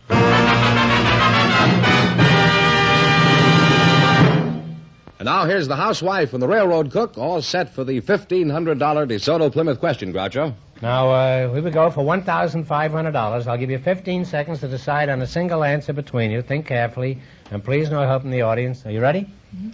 One of the well-known countries of the world is divided into 2 parts by 1,000 miles of another country. For $1,500, what country is geographically split into 2 separate parts? Talk it over. You got 15 seconds.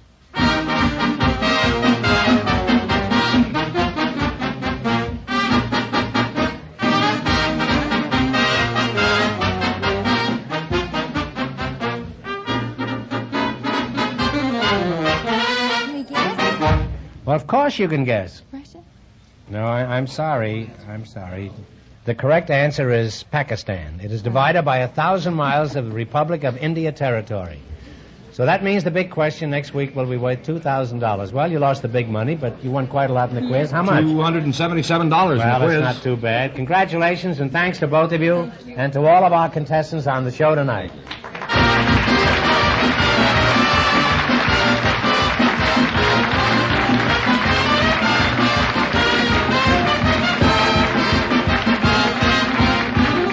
Be sure to tune in again next Wednesday night at this same time for the Groucho Marx Show, when the big question will be worth $2,000. And don't miss Groucho's television show, also presented by the DeSoto Plymouth Dealers of America. And remember, all dealers who sell DeSoto also sell Plymouth. Two great cars, both products of the Chrysler Corporation. And when you drive in, tell them Groucho sent you. Good night, folks, and remember, see the DeSoto Fire Dome 8 tomorrow.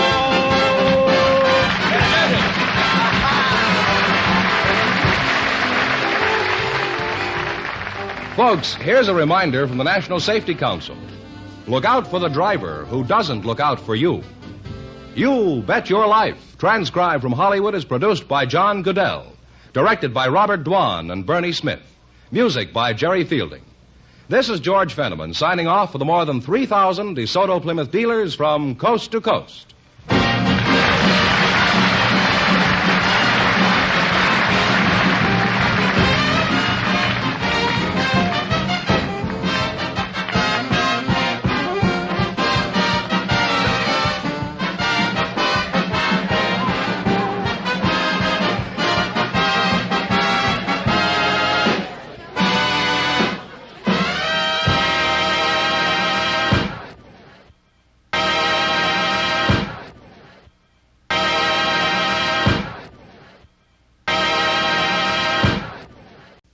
Ladies and gentlemen, the secret word tonight is heart. H-E-A-R-T. And Groucho, in just a few minutes, there'll be big news about America's most exciting new car, the DeSoto Fire Dome 8. Oh, really? You bet your life.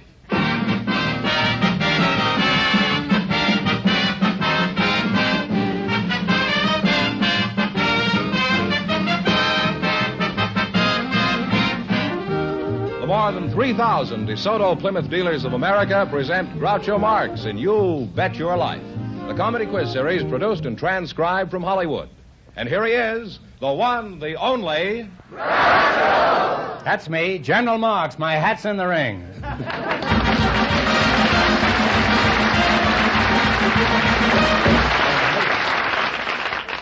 Well, here I am again, George, with $2,000 for one of our couples. Oh, Groucho, we invited some taxicab drivers to the program tonight, and just before we went on the air, our studio audience selected Mr. Vernon Brown. His partner is a young lady with an interesting occupation, Miss Betty Farrell. Folks, come in here and meet Groucho Marx. Well, welcome for the DeSoto Plymouth Dealers. And don't forget, in just a few minutes, we'll all hear about America's most exciting new car, the DeSoto Fire Dome 8. Remember that name, Fire Dome 8. Now, if you say the secret word, you divide $100. It's a common word, something you always have with you. Miss Betty Farrell and Mr. Vernon Brown, a likely-looking duo, especially Betty. Where are you from, Betty? Originally from Clarksburg, West Virginia. And you're a cab driver? Yes, sir. Where are you from? 31st and Main Street, Los Angeles. That's a nice city out there, too.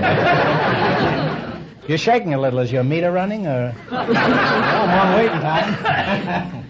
Are you married, Vernon? Yes, sir. You are, huh? How'd you meet your wife? Oh, I met her at a USO dance when I was in the service. You were in the service? Yes, sir. What branch were you in? I was in the Air Sea Rescue in the Army Air Force. Mm-hmm. How old are you, Betty? 29. 29? Well, Yes. I thought you were about 19. Thank you very much. Are you sure you're 29? I wouldn't lie to you. Well, that's besides the point. How do you know you're 29? Well, it says so on my birth certificate. Let's see it. Oh, I don't have it with me. Could I see it some other time? Uh-huh. There's all kinds of ways, you know. You just don't have to ask for a phone number. Birth certificate, driving license, anything. Draft card. Are you married? No. Ah, there's good news tonight. Just call me Gabriel Marx, huh? Now, what shall I call you, Vernon? Cabby, Hacky, or just, hey, you? Oh, just Brownie.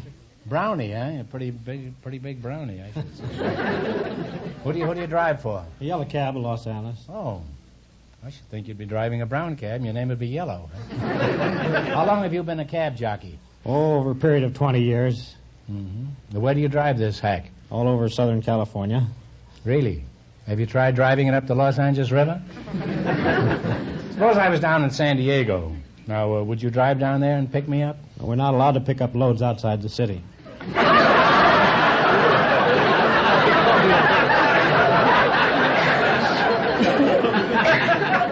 Well, thank you not to regard me as a load. There's no law that says you can't get loaded in San Diego. Just what do you mean by that, Mr. B? Well, each city has their own franchise cab, so we have to pick up our loads in the city of Los Angeles. I see. What hours do you drive your hack? Well, they have different shifts, but I would work 11 to 8 shift days. Mm-hmm. If you drove it as soda, you wouldn't have to shift. You realize that? Oh, yeah, they're a very fine machine. Don't call it a machine, huh? It sounds like... What sort of work do you do, Betty? I'm in concert management, Groucho. Oh. Who do you work for? Moss, Heyman, and Wilson. Moss, Heyman, and Wilson? Mm-hmm. What's your position in this outfit? I'm called an executive secretary. By whom? By him. Well, do you do much running in that office? Oh, constantly. I'm like the proverbial fullback, actually. They give me the signals, and then I try and run the plays. Those fellows, Morse, Heyman, and Wilson, must be on the offensive platoon.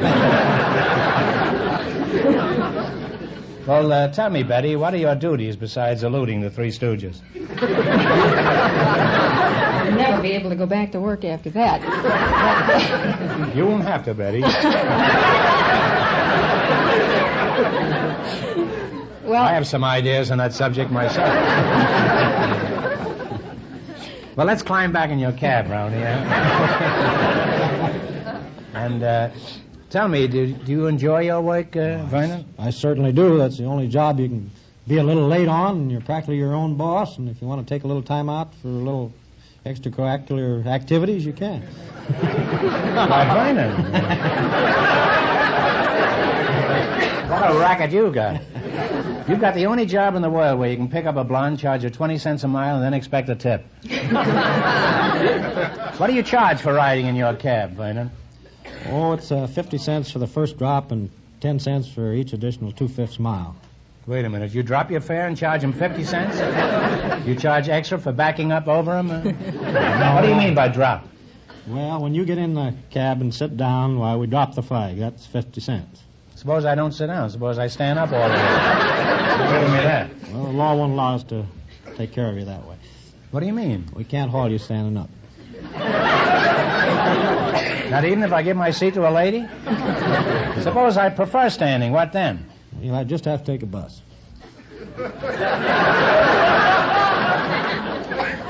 I was going to give you a big tip, but now I won't. That crack just cost you a nickel, old boy. Well, you're a charming couple, and I've enjoyed this little chat. It's been most restful. Oh, thank you. Now, in just 1 minute, you're going to play You Bet Your Life for a chance at the $2,000 question. Right now, I want you to listen carefully to this. It's the big DeSoto announcement we've all been waiting for.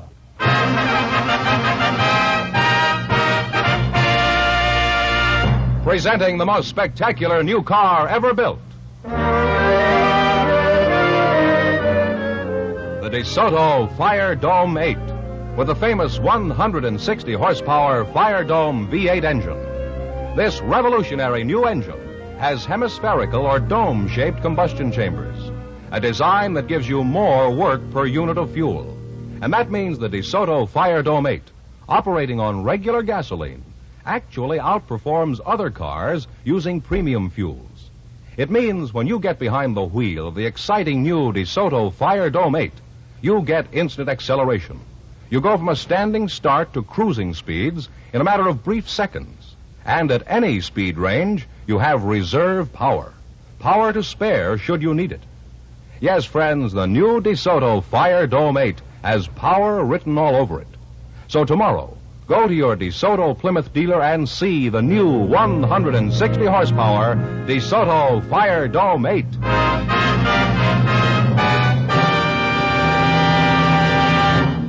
All right, now let's see how you work together as a team. George? You bet as much of your $20 as you want on each of 4 questions, and the couple that earns the most money gets a chance at the $2,000 DeSoto Plymouth question later in the show. All right, here we go. Let's see how high I can build you $20. You selected familiar sections of cities. Here's your first question. How much of the 20 will you try? 19. 19? You don't even consult this with Betty, huh? No, they always tell me men handle the money, so I'll just go along with it. Not in my book. In what city do you find Greenwich Village?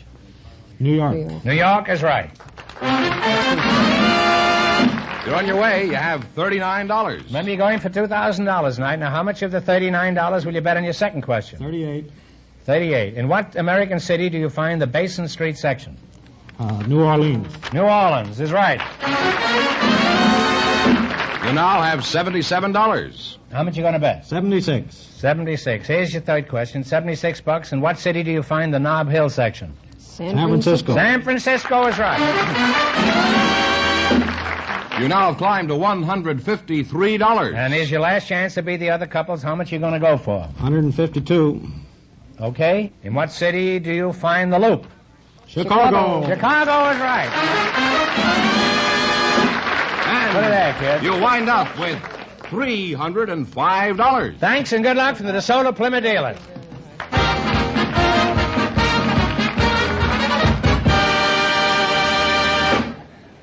A man from a hardware store and a housewife were chosen, Groucho, just before we went on the air. And here they are, Mrs. Enriqueta Vasio and Mr. Peter Lang. Come in here and meet Groucho Marx. Welcome to You Bet Your Life. Say the secret word and divide $100. It's a common word, something you always have with you. Let's see now. Enriqueta Vasio? Enriqueta Vasio. Vasio and Peter Lang. And Mrs. Enrique... how do you pronounce it? Enriqueta. Enriqueta Vasio, huh? Well, if you want to call it that way. I can see I'm going to have trouble. What does your husband call you? He calls me Mujercita.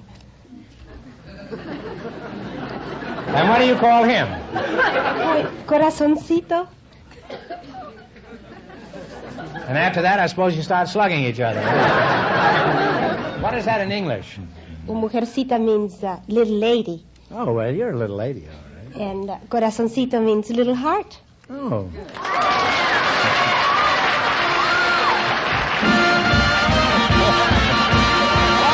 Heart's the secret word. You said heart, that's the secret word, so here's 50 smackers for you and 50 pesos for you.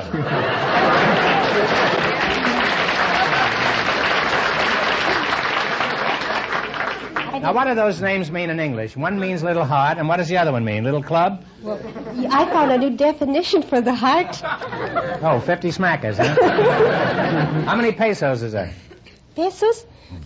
You're good in mathematics? Just forget it, huh? Now, what do you want me to call you? I can't keep track of these, Enriqueta and Lazio. What do you want me to call you? Well, my friends call me Keta. Keta. I'll just call you Sam. That's simple. Where are you from, Keta? You mean at first?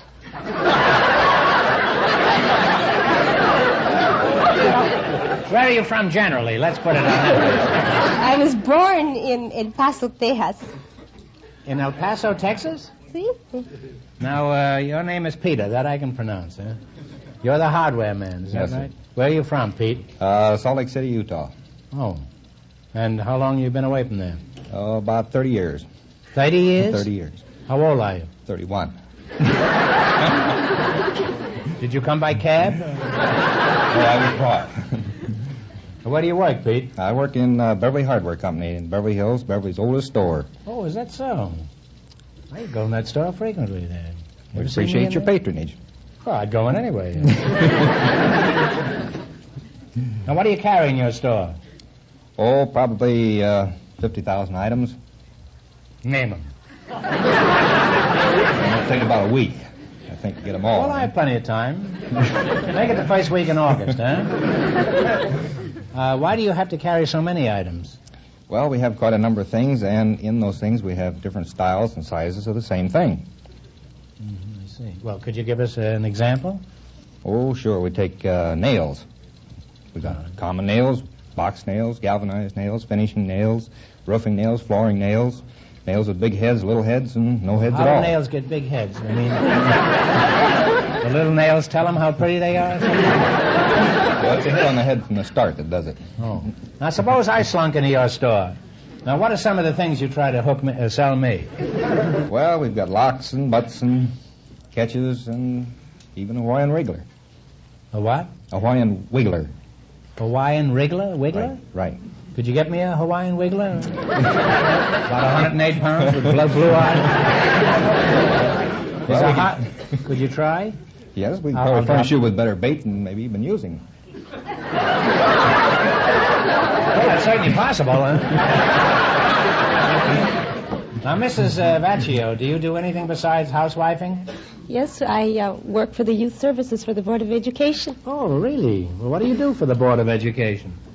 I teach arts and craft to underprivileged children. Oh.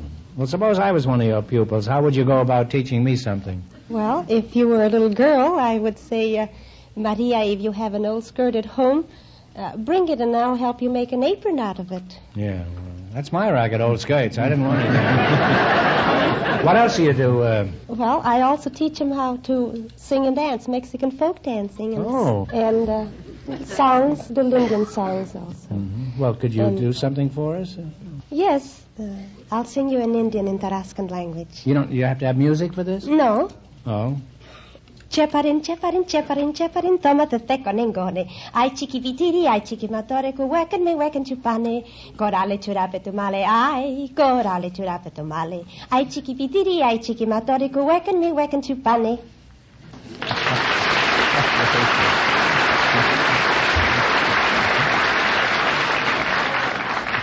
That was very pretty. What does it mean in English?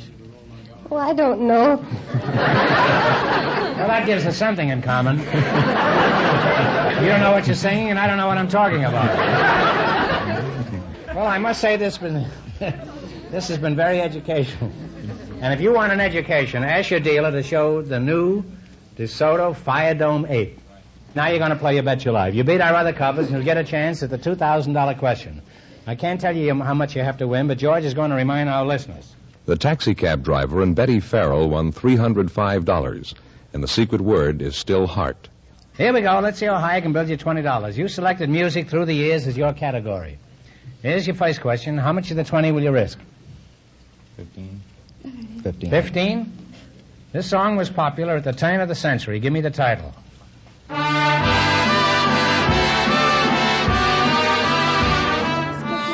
I wonder who's kissing her now is right. And you're on the way. You have $35. Now, how would you say that in Mexican? I wonder who's kissing her now. ¿Quién la estará besando? Isn't that cute? All I know is posse. Posse, Grazia, and Baracho. What's Baracho? Drunk. All right, you're going for $2,000 tonight. Now, how much of the 2,000? How much of the 35? How much of the 35? I got Fenneman blood in me. I forgot to tell you. $34.50. You're going to bet $34.50? All right. This song was popular during the 20s. What's the name of it?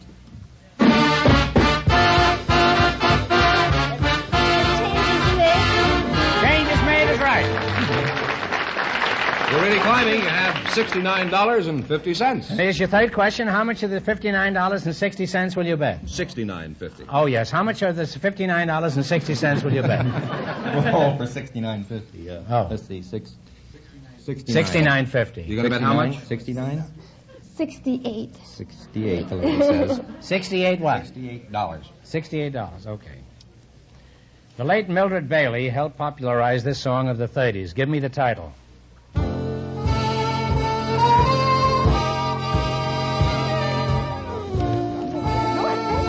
Old rocking chair has got you. And you have $137.50. And here's your last chance to beat the other couples. How much of the $137.50 will you risk? 135.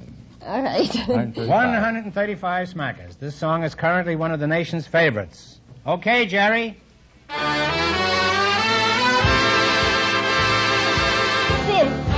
is right. Put it there, kid. And you wind up with $272.50. Thanks and good luck from the DeSoto Plymouth dealer. Thank you.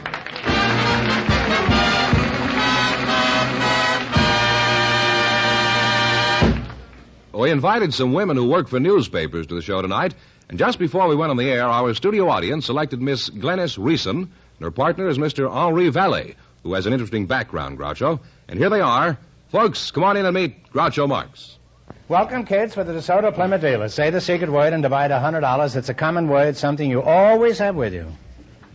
Miss Glennis Reeson, is that right? Mrs. Glennis Reeson.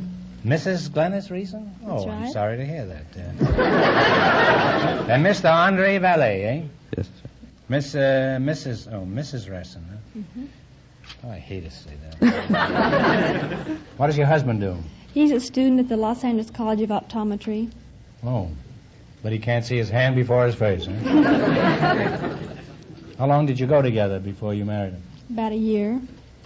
Mr. Valley, where are you from, Hank? Brussels, Belgium. Brussels, Belgium. Oh, from Belgium, huh? Yes, Oh, Belgian, Brussels sprout, eh? Is your wife from Brussels? No, she's Romanian. Oh. So am I. Every morning I'm Romanian in bed until around 9 o'clock.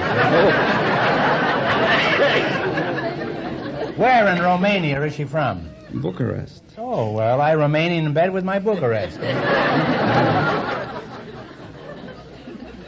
Henri, do they make jokes like that in Belgium? Oh, no, they don't make jokes like this anywhere where I have been.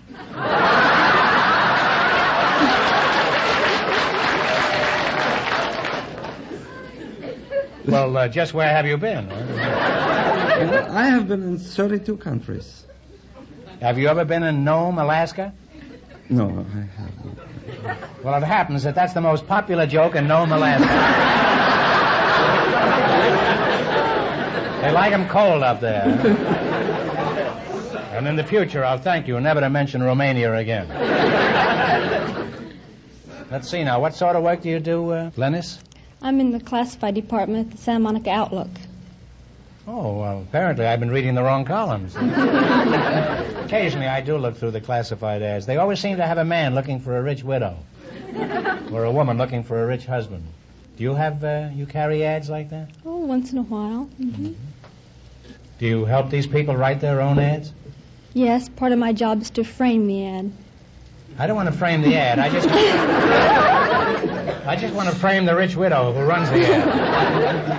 Suppose I wanted to sell my house. Now, how would you frame the ad? Well, the average ad would read something like, lovely 8-room house, 3 bedrooms, 2 baths, enclosed yard with swimming pool, prominent actor, sacrifice, leaving town.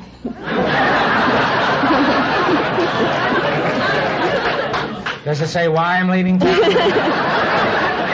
Say, that ad sounds pretty good. I'll buy that place as soon as I get rid of the dump I'm living in now. Suppose I was looking for a rich young spinster. How would I advertise for that? Well, you'd simply describe yourself and describe the girl you're interested in. And you'd expect that to get results? Could hope. I think it would be better if I just described the kind of girl I'm interested in. If I described myself, people would think I was selling a second-hand lawnmower. And in fact, I was a gay blade at one time. Well, help me out with my ad. Now, how would you frame it? Well, I'd say something like, eligible bachelor, well-groomed, diversified interests, desire to meet rich, attractive widow, object matrimony. I don't think that would do it. How about active, cultured gentleman looking for a 105-year-old heiress? Must have bad cough, object money.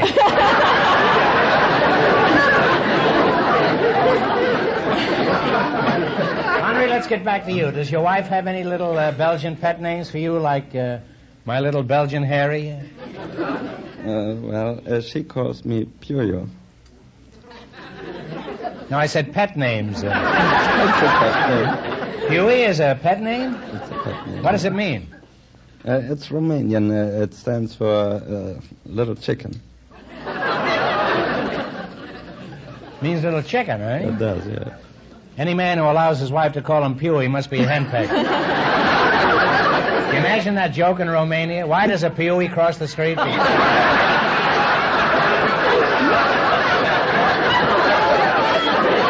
And he complains about my jokes. Not a joke. Well, Henri, I've kidded you, but frankly, you're a nice fellow, and I've enjoyed chatting with you. Isn't he a nice fellow? Very nice. Well, she's a lovely girl. I think I'm very fortunate. Well, I think the three of us will be very happy together. Now you're going to play You Bet Your Life for a chance at the $2,000. You run your $20 and more than the other couples. I can't tell you how much you have to win, but George is going to remind our listeners. The taxicab driver and Betty Farrell still lead with $305. And the secret word is heart. All right, here we go. Let's see how I can build you $20. You selected famous men of foreign countries. Here's your first question. How much will you bet? Oh, see, yeah. $19. $19, all right. Paul von Hindenburg was the general of what country? Germany. Germany is right. You have $39. Remember, you're going for $2,000 tonight. How much of the $39 will you try now? 38. 38. What nationality was the violin maker Stradivari? Italian. Italian is right. You now have $77. Here's your third question. How much of the 77? 76. 76. Geoffrey Chaucer was a famous poet of what country? Chaucer. England. England is right. You climbed to $153. And here's your last chance to beat the other couples. How much of the 153? She said all. All of it? Okay. What nationality was the painter Goya? G-O-Y-A. Spanish. Spanish is right. Put it And you wind up with $306. And that means that you, in just 1 minute, get the chance at the DeSoto Plymouth $2,000 question. Oh, forever. Thank you, Lord. You go up here. Just a moment. You're the winning couple by $1. Yeah? Oh, really? Yes. Well, good.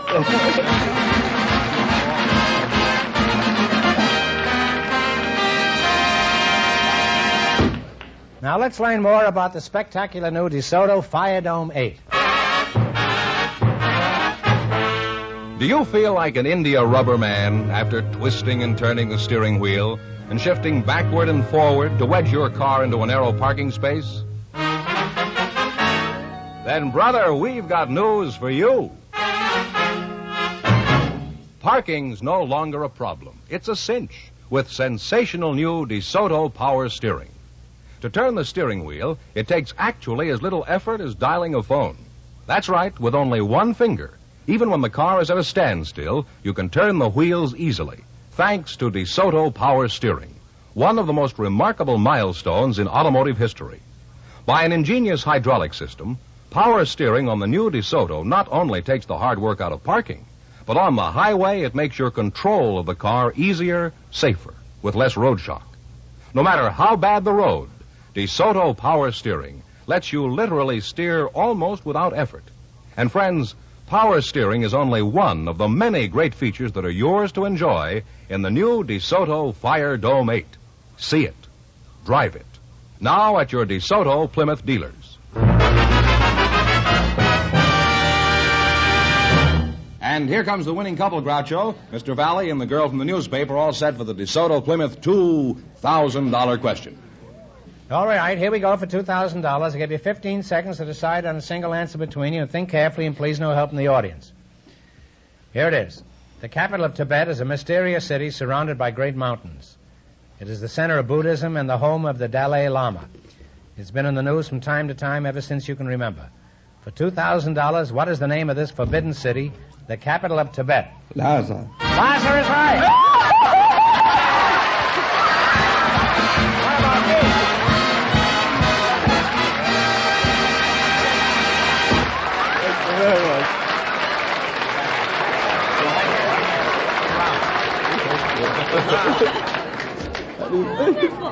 Well, you win $2,000 plus how much in the quiz, George? $306 in the quiz. That's $2,306. Congratulations from the more than 3,000 DeSoto Plymouth dealers from coast to coast. You bet your life.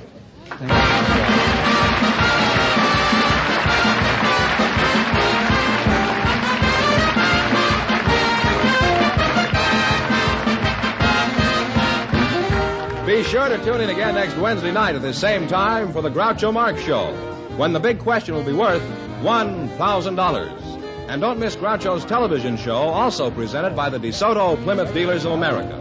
And remember, all dealers who sell DeSoto also sell Plymouth. Two great cars, both products of the Chrysler Corporation. And when you drive in, tell them Groucho sent you. Good night, folks, and remember, see the DeSoto Fire Dome 8 tomorrow.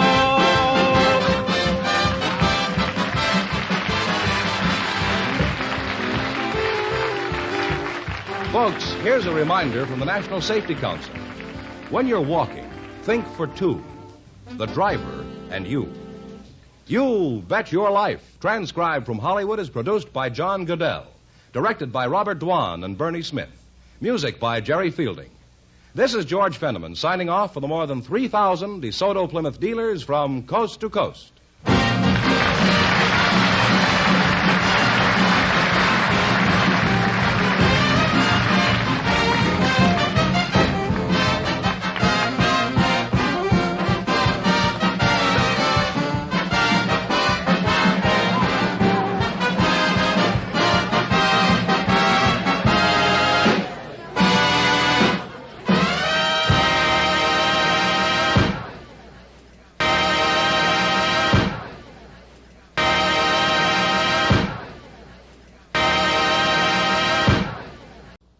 Ladies and gentlemen, the secret word tonight is glass. G-L-A-S-S. Really? You bet your life. The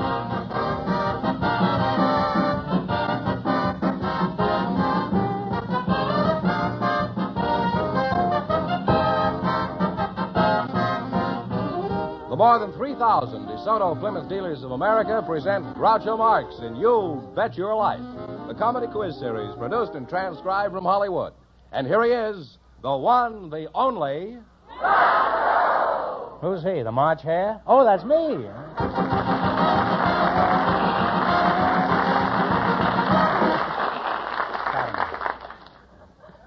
Well, here I am again with $1,000 for one of our couples. Groucho, we have an importer and a secretary for you. Oh, there were importers out front? Yes, selected by our studio audience just before we went on the air, and here they are. Miss Libby Hunts, Mr. Pat Rogan, Jr., come on in here and meet Groucho Marx. Well, welcome for the DeSoto Plymouth dealer. Say the secret word and divide $100. It's a common word, something you find around the house. Libby Hunk, is that right? No, Groucho, it's Hunts. Oh, it's Hunts, huh? Well, that's what I do. I didn't know you did that, too. Secretary and an importer, eh? Where are you from, Libby? Well, I was born in Astoria, Long Island, but I lived most of my life in the Bronx, and that's in New York City. So I understand. Huh? It's one of the 5 boroughs, isn't it? There's 6 now. There's 8 boroughs, too. And what is your hometown, Nat? I'm from Coronado and now reside in Santa Monica. I see. Are you married? Yes, sir. Are you married? No, I'm not. You're not married, huh? Well, let's see. You're a secretary, huh? Yes, I am. Shall we talk about your job? Okay. That's pretty good spelling for a secretary. What sort of work is your boss engaged in? He's engaged in the oil business. Oh, he's in oil? Sounds like a slippery character. Who do you work for? I work for the Schlumberger Well Surveying Corporation. You work in a slum, did you say? You didn't hear the rest of it. No, I certainly didn't. What was the rest of it? Schlumberger. Schlumberger, yeah? That's some kind of pajamas, isn't it? I used to wear them. Some people are inclined to think that if they're not familiar with it. Well, some people are inclined when they wear pajamas, too. You're an importer? Is that what you are? Yes. I'm also an exporter. I used to work for the Santa Fe. I was an exporter down at the station. They fired me when I lost my grip. But I haven't given up. I've got a case against them now. Well, who do you work for? Coons Taylor and Company. You said you were an importer. That's now right, you're in sir. the clothing business. I don't follow you. Coons Taylor, Taylor. Oh. Well, what are some of the things you import? Well, we import musical instruments such as ukuleles, harmonicas, pianos out of Japan, K-pop out of Bangkok. Is that anything like Whirl Away out of Seabiscuit? Not quite. Now, just a moment. K-Pop out of Bangkok. Isn't that... You just made that up. There is no such thing as K-Pop out of Bangkok. No, sir. Kapok's a vegetable fiber used for mattress stuffing, pillow stuffing, for life preserver stuffing. Are American products much in demand in foreign countries in addition to our money? Very much in demand. We can ship almost anything we can get our hands on. Is that so? You hear that? My advice to you is to stay out of his reach. You may wind up being the wife of the Earl of Bangkok sitting on your K-pop.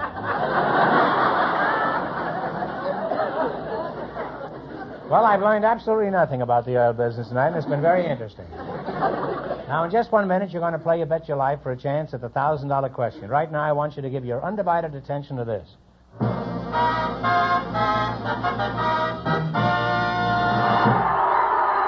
America welcomes spectacular new car.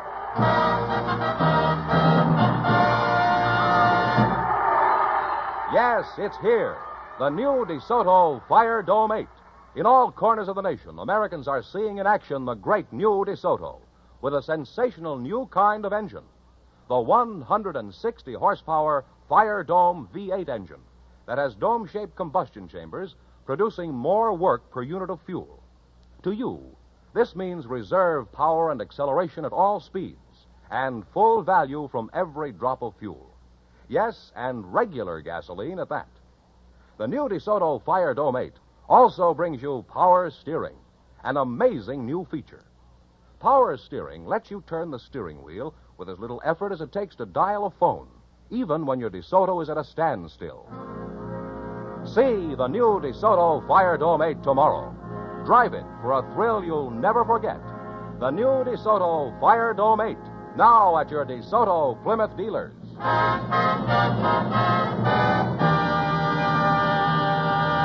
All right, now let's see how you work together as a team. George, explain the rules. You bet as much of your 20... This is the team here. Yes.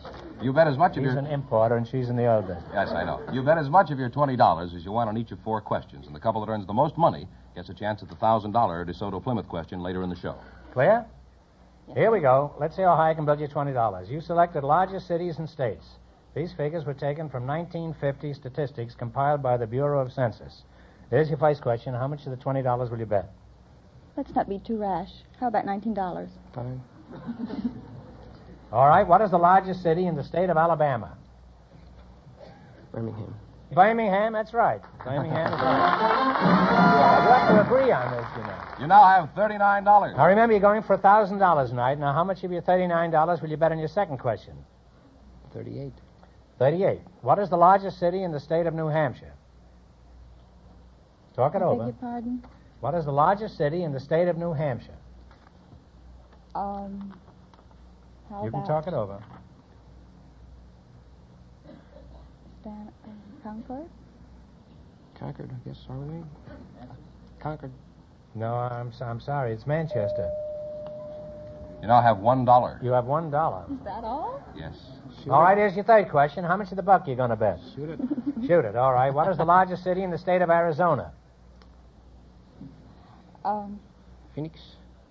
Tucson. No, you have to get together. Tucson's all right. No, I'm sorry. It's Phoenix. I've done you wrong tonight.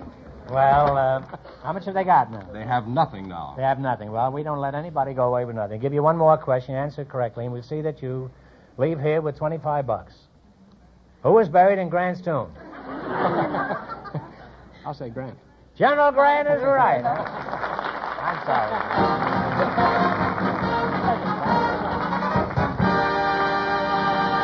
Thanks and good luck from the DeSoto Plymouth dealers. Well, we have a housewife for you now, Groucho, Mrs. Arlene Healy. Her partner is an auctioneer selected from our studio audience just before we went on the air, Mr. Frank O'Connor. Folks, come in here and meet Groucho Marx. Well, welcome to You Bet Your Life. Say the secret word and divide $100. It's a common word, something you find around the house. Mrs. Arlene Healy and Mr. Frank O'Connor. Mr. O'Connor, where are you from? Well, I'm from Mongolia. I was born in a covered wagon. Well, that's Mongolia, New Mexico. Mongolia? There is a town called Mongolia, New Mexico? That's right, in Luna County, New Mexico. It's about 18 miles from Deming. Oh. And Mrs. Arlene Healy, where are you from? I'm from Bristol, Connecticut, but I lived in Boston and New York. I see. And what made you decide to come to California? Well, my husband was in the Navy, and when he retired, we decided to come out to California, to the land of sunshine, and raise our family. Mm-hmm. And did you raise a family? We did, 5 wonderful children. Oh. When most people come to California, they retire and raise oranges. If the landlords, they raise the rent, which is more than I could do last month. That's an old joke. But the landlord comes around and says, I'll have to raise your rent. And you say, I'm delighted, I can't raise it. There's nothing like those old jokes. How did you meet your husband, Arlene? My sister's husband was in the Navy and brought him over one evening and introduced me to him, and we had a date. And then he went to China. I didn't see him but once. I didn't think he liked me. Well, a man can go to China and still like you. But he met me 3 years later in New York. I met him on 42nd Street in front of the United Cigar Store. Then Was he an Indian? No. And then you recognized him instantly? I did, uh-huh. And he proposed to you in front of the cigar store? Well, not right then and there. He asked me if we'd go out, if I'd care to go to a dance, but then he did, and then I married him. I married him because he was going away again to Manila. Oh. In the Navy, you know, you travel on the water, and by golly, you know, you certainly go places. Well, you'd have married anybody that was going away. No, it wasn't like that. It seems to be the only measurement that you require for a husband is that some assurance that he's going to leave. I'm not sure that isn't the right way to pick him, too. There you went in front of the cigar store, and he proposed? Well, he said, well, fancy meeting you, and I had his name That's wrong. the way sailors talk, you know. They all say that. Fancy meeting you. You didn't say hi, babe, or anything? No, I had his name all wrong. I thought his name was O'Hara, but it was Healy instead. Well, don't forget he'd been in China 3 years. Well, let's get back to you. You're an auctioneer. Are you a tobacco auctioneer? Oh, no, we don't sell tobacco in California. Well, give yourself a little time. You're developing a pouch now, I think. Where do you do your auctioneering? Why, in Los Angeles particularly, Hollywood. We sell for the public administrator in the downtown Los Angeles section. In fact, any place where we can get business. Now, what does it take to be a good auctioneer? Suppose, for example, the bidding is very slow and tiresome. How do you keep your audience awake? Well, I have that problem, too. You have to judge that's right. We have to judge the audience psychologically, the type of people we have there. Sometimes you tell a joke. Sometimes you rant and rave at them. Well, it's what passed for jokes. Well, could you give us a sample of one of your corkers that you convulse the audience with? Well, that's always a problem. Well, let's say the audience is as cold as a herring, and you decide to warm them up and stimulate the bidding. Now, could you give us a... Well, one of my customers there bought a bed a little while ago. He came back the next day and wanted to bring the bed back, and I told him no, he'd made his bid and he could lie in it. Not so good. Right? I'm surprised the audience doesn't bid you good night after that. Well, it's been very interesting talking to you two, and since you're an auctioneer, I'll just bid you a fond farewell. Thank you. As we sail for the Isle of Moana. Now, before you play You Bet Your Life, I just want to remind everybody to see the new DeSoto Fire Dome 8. It's a great car. You beat our other couples, and you'll get a chance at tonight's $1,000 question. I can't tell you how much you have to win, but George is going to remind our listeners. The secretary and the importer lost all their money, and the secret word is still glass. Here we go. Let's see how high I can build you $20. You selected national parks. Here's your first question. How much will you bet?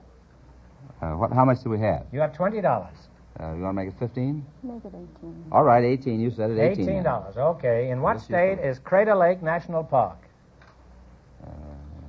Crater Lake. Talk it over. You know, I think it's Oregon, isn't it? Oregon is right. Oregon is right. Well, you're on your way. You have $38. Remember, you're going for $1,000 tonight. How much of the 38 will you try now? I'll make it 25. Oh, no. 36. She's the one that wants to bet. She says 36. All right. In what state is Lassen Volcanic National Park? Lassen. Lassen. I think it's California. Do you agree with that? Well, I guess. Well, California's right. Good guesses, anyway. You're climbing, too. You have $74. Like toothpaste, you got to squeeze it out of them. Here's your third question. How much of the 74. $74 will you bet? Well, you're the gambler. You want to make it the 70? Yes. All right, $70 it is. $70. And if you lose this, your husband can go back to China. In what state is Mammoth Cave National Park? New Mexico? Virginia. Talk it over. Talk it over. Virginia. Decide on between you. Virginia. No, I'm sorry. It's Kentucky. You now have $4. You have $4, and here's your last chance to be the other couples. Don't get discouraged. How much will you bet? Well, it's the we'll last bet question. 4. All right. In what state is Carlsbad Caverns National Park? New Mexico. New Mexico is right. Well, they wind up with $8, Groucho. $8. Nobody leaves here with less than $25, so I'm going to give you one question for $17, which will give you a total of $25. Now, no help in the audience. This is a real tough question. In what month do we have April showers? April is right. My partner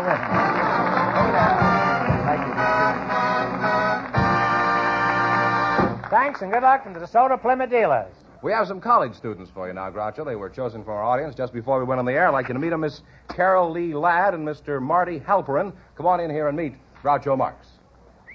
Well, welcome, kids, for the DeSoto Plymouth dealers. Say the secret word and divide $100. It's a common word, something you find around the house. College students, Carol Lee Ladd and Marty Halperin. Right. Is that right? Where are you from, Marty? I'm from Saginaw, Michigan. Oh. Carol, what's your hometown? Los Angeles, California. Oh. Born here? Yes. How old are you, Carol? 19. What is your age, Marty? I'm 24. What college do you attend, Marty? I go to Los Angeles State College. Oh, is there such a place? Oh, yes, definitely. What class are you in? I'm the class of 51. And what's your college in class, Carol? UCLA 53. 53, huh? 53. This is very interesting. L.A. State 51 and UCLA 53. I'm a college boy myself. DeSoto 52. You pardon me for not wearing my beanie, but you see, this isn't time for beanie.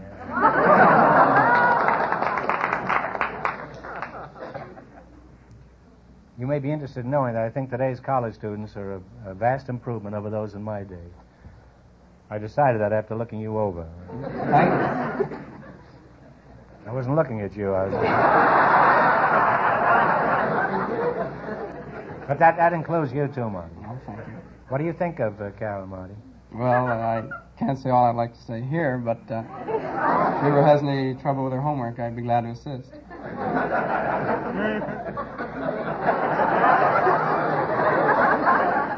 That's the offensive platoon. Huh? I can see what you're learning in college. You're a real bookworm, aren't you? Well, no. Don't you realize it's very dangerous to help a girl with her homework? No, I didn't know. The world is full of men who started out helping girls with homework. And they wound up helping them with housework. What kind of courses are you pursuing, Carol? Theater arts. I'm a theater arts major, motion picture and television. You planning on being an actress? No, I'd rather be in the production end of it, cutting and editing and sometime a producer maybe. Oh, I see. Well, if you ever need any advice on the subject of movies and television, be sure to come to me. Will you promise to come to me, Carol? Well, thank you very much, but my father usually gives me most of my advice.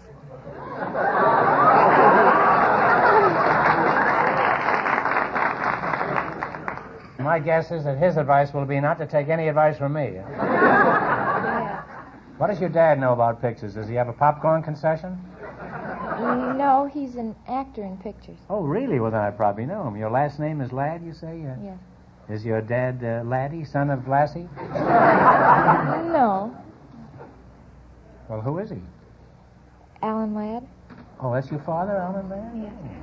Oh. Very interesting.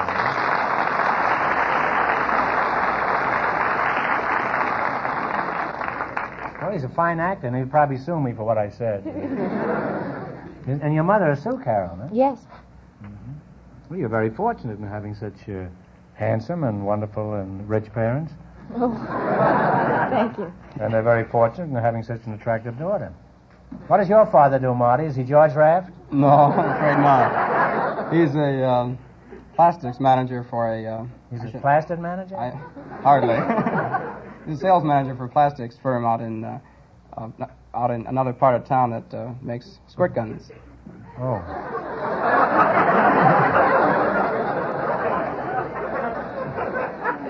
Well, in other words, you're a young squirt, is that it? What kind of courses are you taking in school? I'm taking a secondary education course, which includes such courses as social sciences or ed psych. Ed psych? That's educational psychology. Oh, why did you say that? I'm sorry. I'm sorry you said it. Carol, let's get back to you for a minute. I'm sure our listeners would be interested in hearing about the home life of a big movie star. How is it around your house? Oh, it's lots of fun. We have pyramids in the living room floor. Oh, I thought they had those in Egypt. No, we have them at home. My brother David is 4, and he's on top. Sister Alana is 8, she's 2nd. Brother Laddie is 14, he's 3rd. I'm 4th. And my daddy's on the bottom. My mother just stands by and worries. Well, he must be a fine lad to be on the bottom like that. Does anything else happen around the house? We have handstanding Well, do you do contests. pyramids all the time? All Don't the you time, stop sure. for meals or anything? Well, Daddy... As soon as you get in the house, all of you quick... Yeah, right away. You only need one room for that family. Daddy's pretty good in the kitchen, too. About 2 o'clock in the morning, he likes to cook. Well, what does he specialize on in the kitchen? Tomato soup and sardine sandwiches. And while he's doing this, the other 4 of you are on the pyramid? Now, how does he get the soup to the top one up there? Does he have an inclinator or something? Remote control. Oh, I see. Well, Alan is a mighty fine lad, and you can tell him in the future to keep his shade on. Now you're going to play You Bet Your Life. You know, I think he's about the #1 box office in America today, Alan Ladd. He was in a number of the polls. He's a great actor, and he's just wonderful. Now you're going to play You Bet Your Life for a chance at the $1,000. You run your $20 and more than the other couples. I can't tell you how much you have to win, but Mr. F. out there is going to remind our listeners. The housewife and the auctioneer lead with $8. By the way, I just want to remind everybody, A Girl in Every Port, that's the picture I made with Marie Wilson and Bill Bendix. It's coming around your way, so hop in your new DeSoto and drive over and see it. It's a lot of fun, and I think you'll have a good time. Let's see how high I can build you $20. You selected songs about places as your category. All right, here's your first question. How much will you bet? You have $20. 1950? 1950. 1950. 1950, huh? Well, this is 1952. Why don't you bet 1952? I like that 50. Let's keep it. Let's make it tough for Panama. All right, 1952? Right. All right, give me the name of this song. Jay. London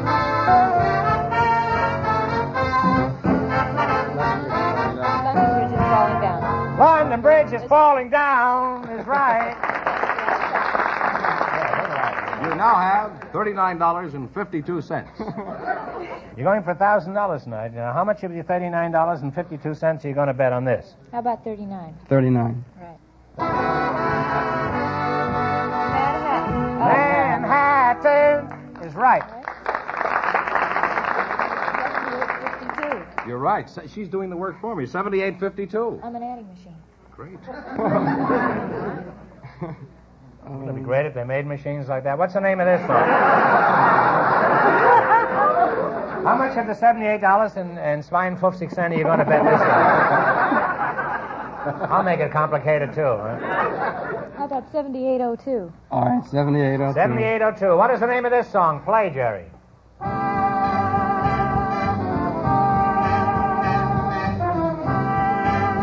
Drop it over, kids.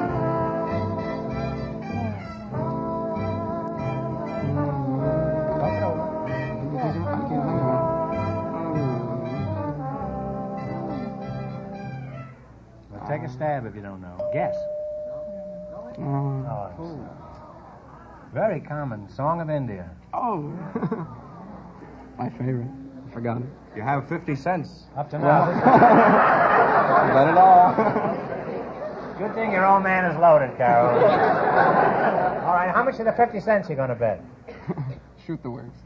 Is this the last song? This is it. This is the coup de grace. Well, we can't split 50 cents very well. Let's make it 50. Is that okay with you? Yeah. All right. Play it, Jerry.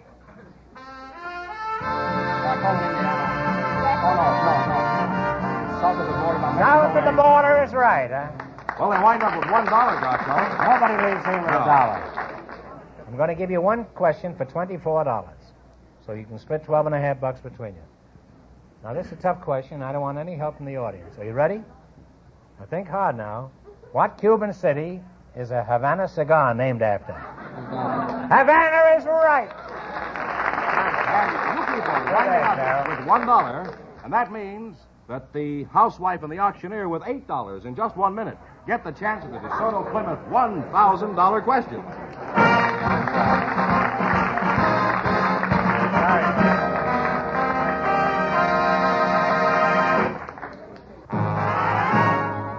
The new DeSoto has power steering. Think of it. With no more effort than it takes to dial a phone, you can turn the wheels, even when the DeSoto is at a standstill. Power steering.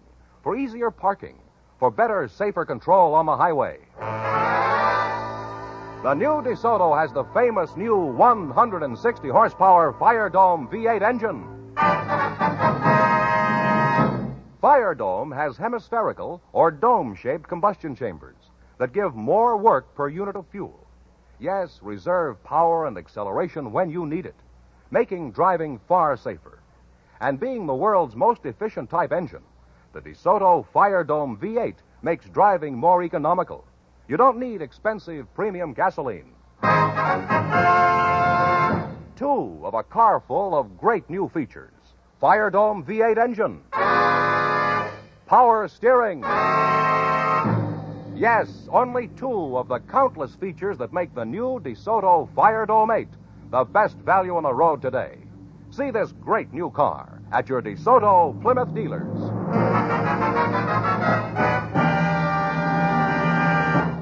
And here's the housewife and the auctioneer, the winning couple, all set for the DeSoto Plymouth $1,000 question, Groucho. How much have they won? $8 so far. $8, huh? All right. Here we go for $1,000. I'll give you 15 seconds to decide on a single answer between you. Think carefully, and please no help from the audience. Here it is. In the Huntington Library in San Marino, California, there's a copy of a Bible printed in 1455. The first book to be printed by movable type. For $1,000, what was the name of the German inventor who printed this edition of the Bible? Talk it over. You have 15 seconds.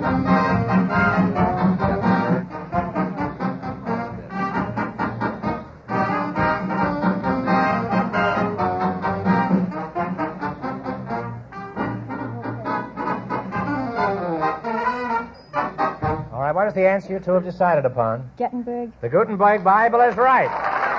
Put it there.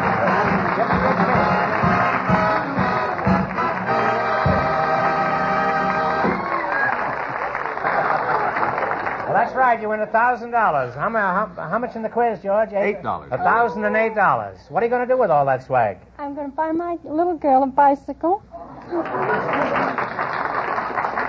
What are you going to do with your money? Well, I've got quite a problem. I've got a spendthrift Well, if it's a uncle that'll problem, get part why of you it. give me the money? I've got a spendthrift uncle that'll want part of it, and then I think the March of Dimes ought to get a good share of it. Well, good. That's a wonderful way to spend the money. Congratulations from the more than 3,000 DeSoto Plymouth dealers from coast to coast. You bet your life.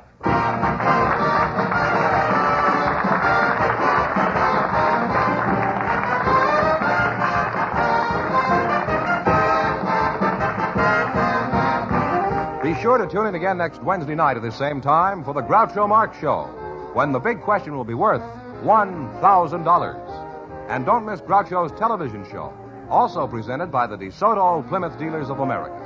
And remember, all dealers who sell DeSoto also sell Plymouth. 2 great cars, both products of the Chrysler Corporation. And when you drive in, tell them Groucho sent you. Good night, folks, and remember, see the DeSoto Fire Dome 8 tomorrow.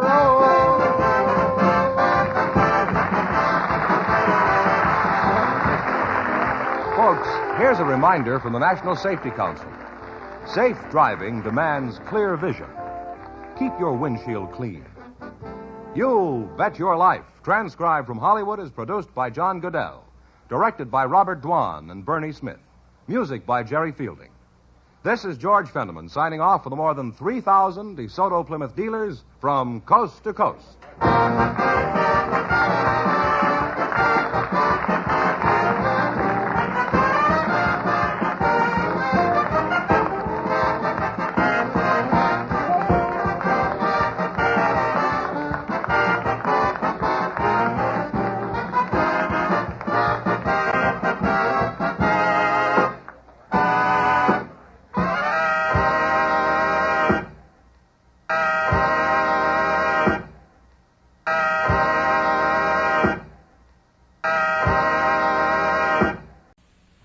Ladies and gentlemen, the secret word tonight is knife. K-N-I-F-E. Which you like to put on my back. Really? You bet your life.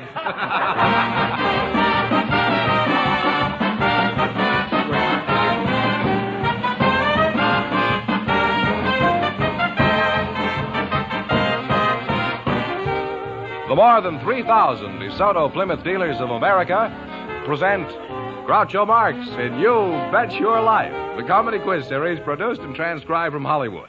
And here he is, the one, the only... Groucho! Never heard of him. Oh, that's me.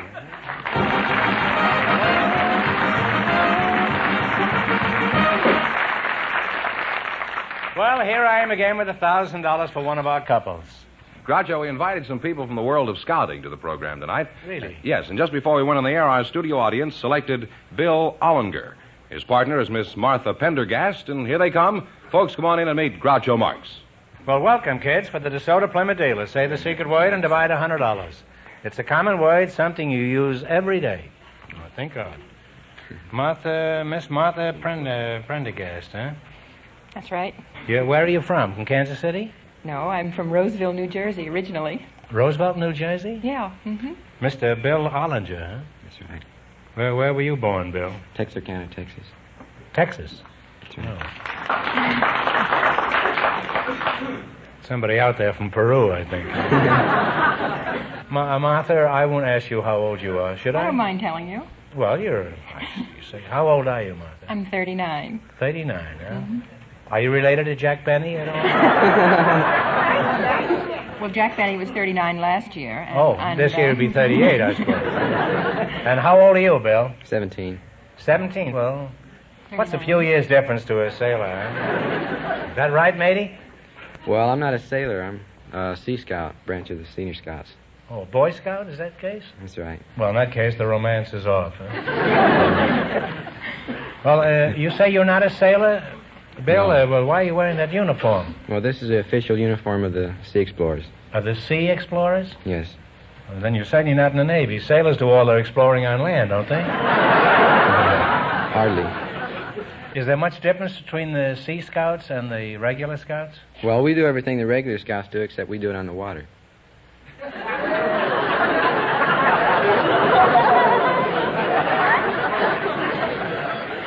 Well, that'd be interesting. I'd like to watch you on a 14-mile hike sometime.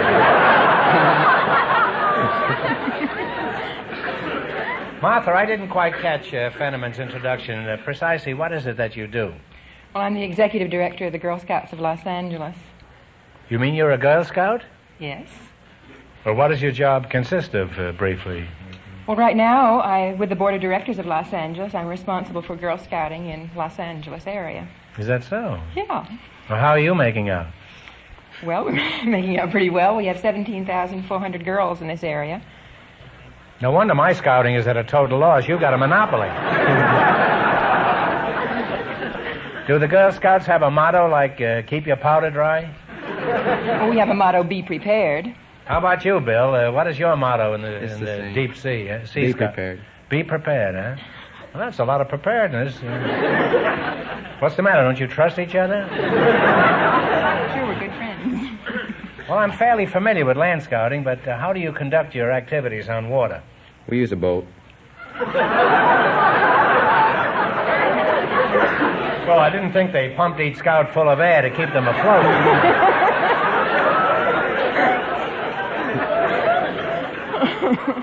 What kind of a mud scow do you use? It's an LCVP. LCVP? I used to know her very well. She lived in Pittsburgh, as I recall. No, I think it was Harrisburg. Did you know LCVP? No. Would you mind describing this scow that you labor on? Yeah. It's a 36-foot boat, and it has a 10-foot cabin. The helm is inside the cabin. And what's your language, boy? It stands 3 feet out of the water. What did you say is... You mean when you're in this thing, you ride 3 feet out of the water? And now, where is this ship? It's at Cabrillo Beach, San Pedro Harbor. Uh-huh. Well, is anybody on it now, or... No. Where is it? What is it doing there? It's tied to a buoy. How old is this boy? Well, it's not a buoy, it's a mooring. Don't change the subject. What is this boy's name? Huh? You mean to say this kid is in the water day and night down there? What about his parents? Don't they object to him? No. He must be awfully waterlogged when he gets home in the evening. I wonder if he's related to LCVP or lives in Harrisburg. Now, to what far-flung exotic ports do you journey in this ship of yours? Well, the furthest we've ever gone was Catalina.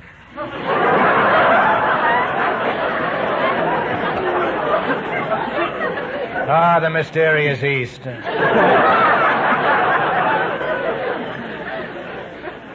Would you take me along on one of your sea explorations? Well, our skipper doesn't allow us to take passengers. That skipper's got to go. What do I have to do to be a skipper? Well, you have to first of all, you have to know navigation. Then you have to have good character. You have to be physically strong, mentally awake, morally straight. You have to have a good reputation above all.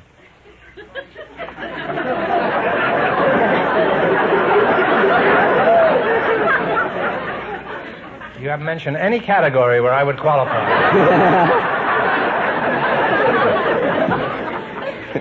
Well, you're both good scouts, and if I ever meet you in a revolving door, I'll be sure and do my good time for the day.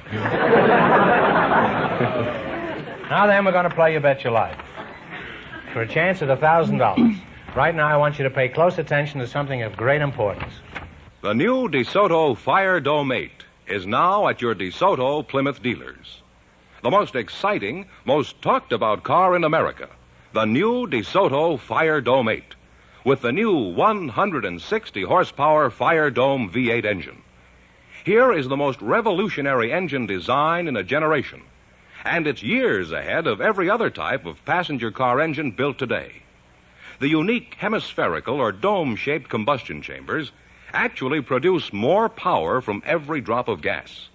This means to you tremendous reserve power and acceleration at all speeds, and on regular gasoline. See it tomorrow. Drive this great new car, the DeSoto Fire Dome 8, with the new 160 horsepower Fire Dome V8 engine, now at your DeSoto Plymouth dealers. The new 160 horsepower DeSoto Fire Dome 8.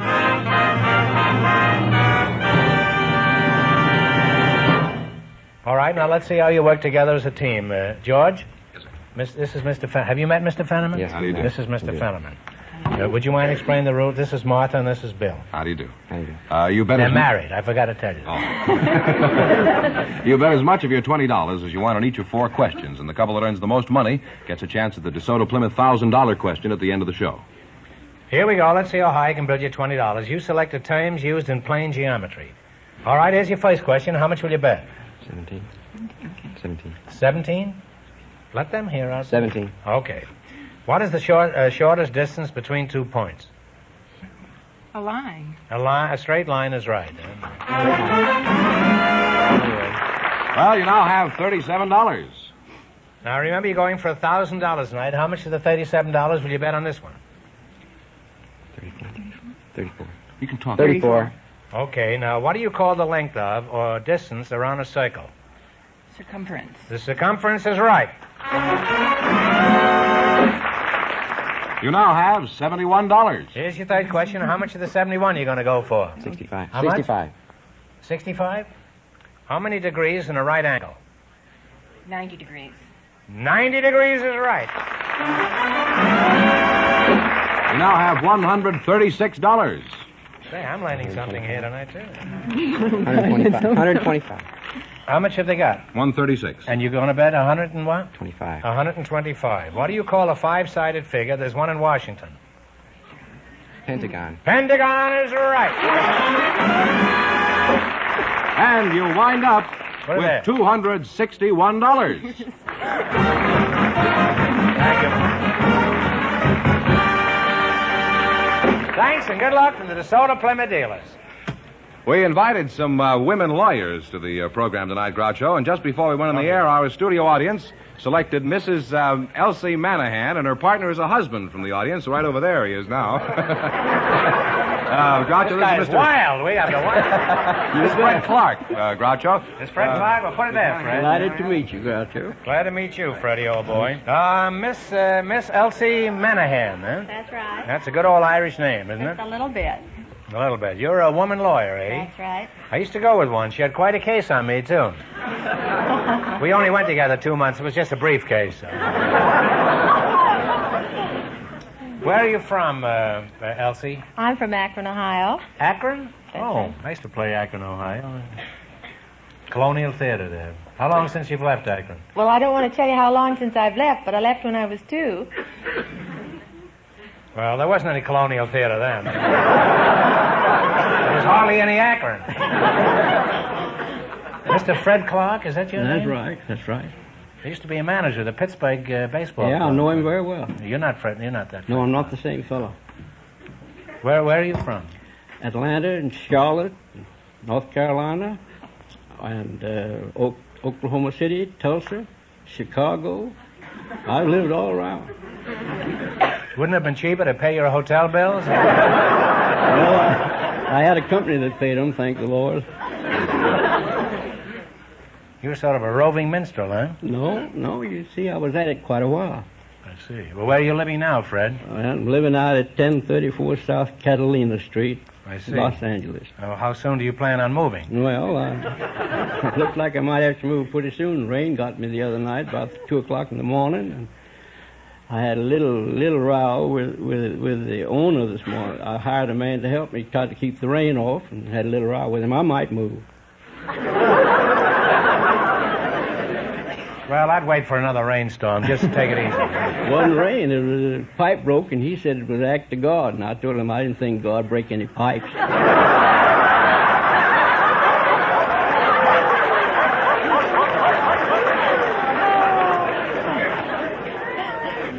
Are you married? I was, but it didn't work out very good. Well, I'm sorry to hear that. How long did it last? 31 years. It was a tough fight, but I hung through it. You were married 31 years? You betcha. Well, you just didn't give it a chance, Fred. Didn't give me a chance either. How old are you, Fred? Pushing 60. You're pushing 60? You betcha. From which direction?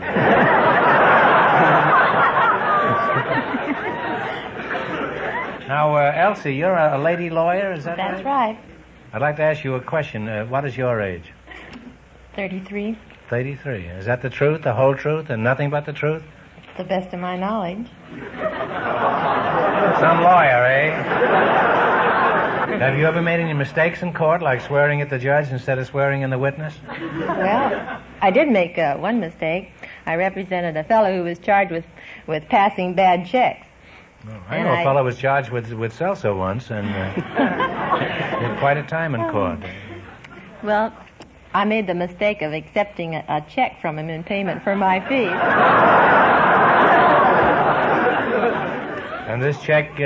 It bounced. Now, anything else happen to you of a similar Well, nature? I did have a rather embarrassing experience one day. I walked into court with a client. He was a gentleman, an elderly gentleman, and very distinguished looking, and we walked up to the bench, and the judge looked down, and he spoke to my client, and he says, "What is she charged with?"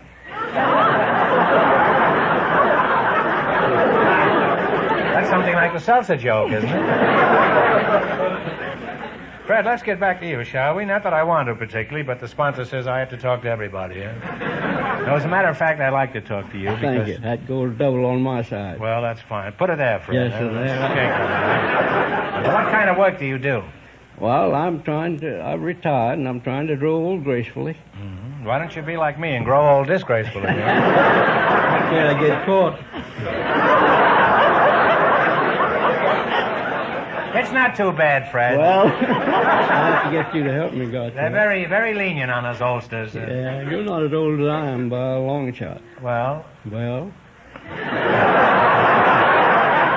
You paid me a compliment, I'll pay you one. Yes, and it's I mean unfortunate it, too. that we're both lying.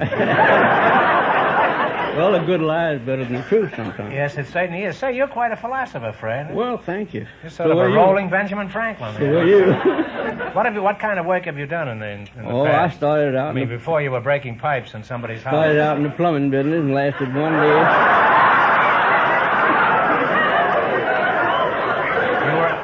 You were a plumber for one day? Just one day. And you made enough in one day to retire? No, sir. I told the plumber I didn't like that business. He said, you're a smart boy. So I went into something else. He's real cute, this guy. Well, it's been nice talking to you two and education. And Elsie, next time I see my lawyer, I'll be able to give him some good advice. I'll just tell him to see the DeSoto Fire Dome 8 tomorrow.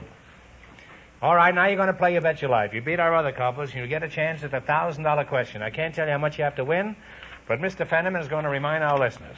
The Sea Scout and the Girl Scout leader won $261, and the secret word is knife. Here we go. Let's see how high I can build you $20. You selected song titles that tell a story as your category. Is that clear? Here's your first question. How much of the 20 will you bet? And talk right up. How about 1950? Right. 1950. All right, Jerry Fielding and his orchestra will play this song. You give me the title. Okay, Jerry.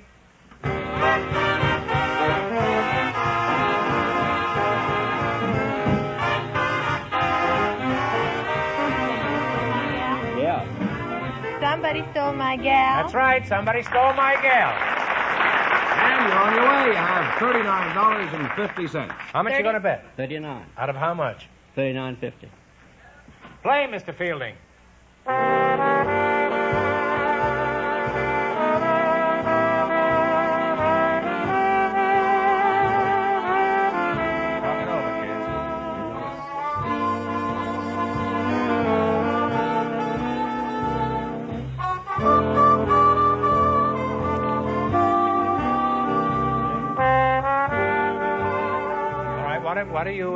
What's the answer you guess? Did you mean it, or was it true? No, you're close, but it's Do I Worry? Oh. You were flirting with her. Well, that's we a were shame. worrying, all right. That's Not a shame. enough. That's not an easy question. All right. Now, how much have they got? 50 cents? 50 Right. cents. How much of the 50 cents you going to roll? 25 cents? Yeah. 25. All right. Here we go. Mr. F.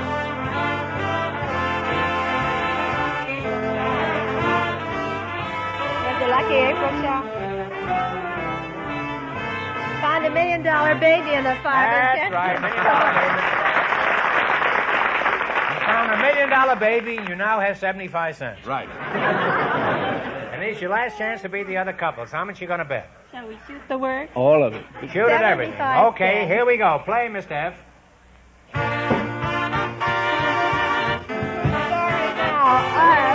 Well, you wind up with $1.50.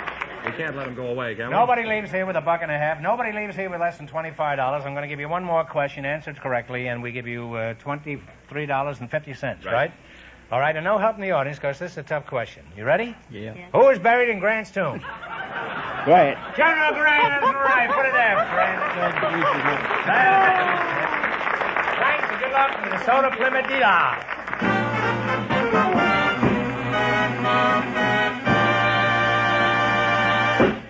We have a couple of young ladies for you now, Groucho. They were chosen from our studio audience just before we went on the air. I'll let you find out more about them as you talk to them. Miss Haya Tarnar and Miss Marion Aberdeen, come on in here and meet Groucho Marx. Well, welcome. Welcome, youngsters, for the DeSoto Plymouth Dealers. You right. Say the secret word and divide $100. It's a common word, something you use every day. Talk to you first. What is your name? Hiya. Hiya, but what's your name? Hiya Turner. Oh, in that case, Hiya. Where are you from originally, Hiya? Haifa. Hiya from Haifa, eh? Is that anywhere near semicolon, hyphen? Where is Haifa? It's in Israel. Oh, Israel. Well, hi, you're the first person we've ever had up here who's from Israel, and after looking at you, after casing you higher, I hope you won't be the last one we have here from Israel. Okay. Hiya. Aren't native-born Israeli pretty rare? I thought everybody over there was from someplace else. Well, we are pretty rare, even in Israel. And as a matter of fact, we have a nickname. They call us sabras, which means cactus in English. Sabra means cactus in English? Why do they call you Sabra? Well, we're supposed to be sweet on the inside and full of thorns on the outside. Well, higher, if you're a cactus, I'm just an old desert rat. That's Marion Aberdeen? That's right. That must be, I'm sorry I've been ignoring you, but I got involved with Cactus Pete over here. That's all right. As a matter of fact, I wasn't exactly ignoring you anyhow. I was looking out at you at the corner of my eye. Marion Aberdeen, eh? That's a Scotch name. Are you from Scotland? No, but my father's Scotch-Canadian. Oh. Your father's Scotch-Canadian. That makes you 1/5 of Scotch, eh? Something like that. Where are you from, Marion? I was born in Syracuse, New York, in this hospital that was torn down right afterwards to make a big Coca-Cola bottling works. Then we moved to Shelton, Connecticut. Wait a minute. You mean they took a look at you and tore down the hospital? Yes. That's not very flattering, is it? Well, I don't think you'd scare anybody now. There's Marion. more money in Coca-Cola than there was in me. I guess they figured. There's probably a lot of Coca-Cola in you, too. How old are you, Marion? 18. Are you married? No. Engaged? No. How about you, Haya? How old are you? 24. Married? No. Engaged? No. Neither of you is married or engaged, eh? Ah, Marx, there's good news tonight.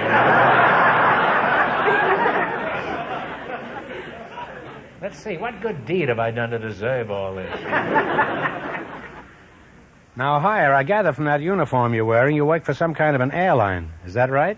Yes, I'm an airline hostess. I work for the El Al Israel Airlines, which is... What is that? El Al? That's right, El Al. It's, in Hebrew, it means up to the heights. Uh-huh. Well, I hope you stay there when you're in the plane, huh? I hope so, too. Well, where do you fly?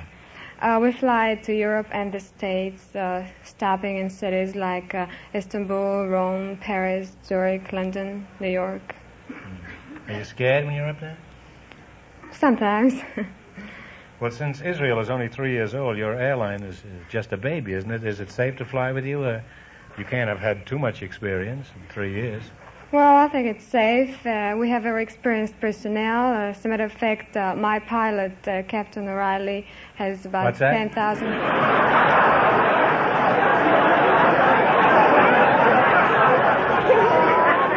Hiya, my ears are not what they used to be.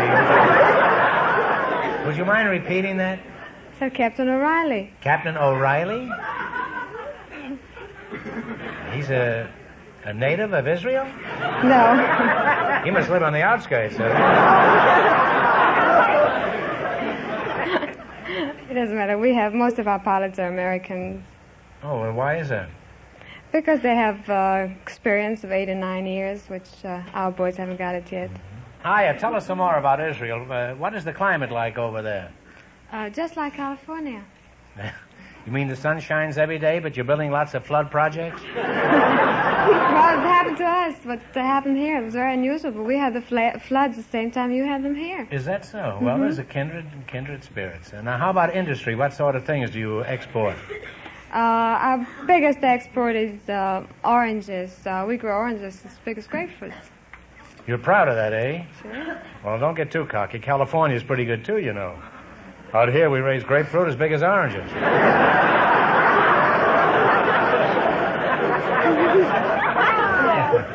Well, you're charming girls, and I hope all three of us will be very happy in the near future. Now you're going to play You Bet Your Life for a chance at the $1,000 question. I can't tell you how much you have to win, but Mr. Fenneman's going to remind our listeners. The Sea Scout and the Girl Scout leader lead with $261. See how smart you girls are. Here we go. Let's see how high you can build your $20. You selected royalty as your category. Here's your first. This is Mr. Fenneman. Hi, how do you do? No, this is higher. How much of the $20 will you bet? And talk real loud.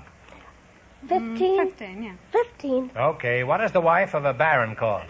Baroness. Baroness is right. You're on your way. You have $35. Now, how much of the 35 are you going to risk? 30. 30, yeah. 30. What is the wife of a duke called? Duchess. Duchess is right. You've now climbed to $65. 65 is your third question. How much is the 65? 60?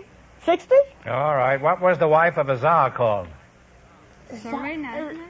Among other things, she was called a czarina. That's right. That's right, a czarina. You now Not have... a note out of him until I say czarina. Oh, well, we haven't trained. You now have $125. And here's your last chance to beat the other couples. How much of the $125 you going to bet? All of it. Hmm? Well, what have we got to lose? Okay. 125. Shoot the works. I bet he owns part of that Coca-Cola plant. What is the wife of an emperor called? Empress. An empress is right. Look at that. Well, you'll wind up with $250, and that means the Sea Scout and the Girl Scout leader with $261 in just 1 minute get the chance at the DeSoto Plymouth $1,000 question.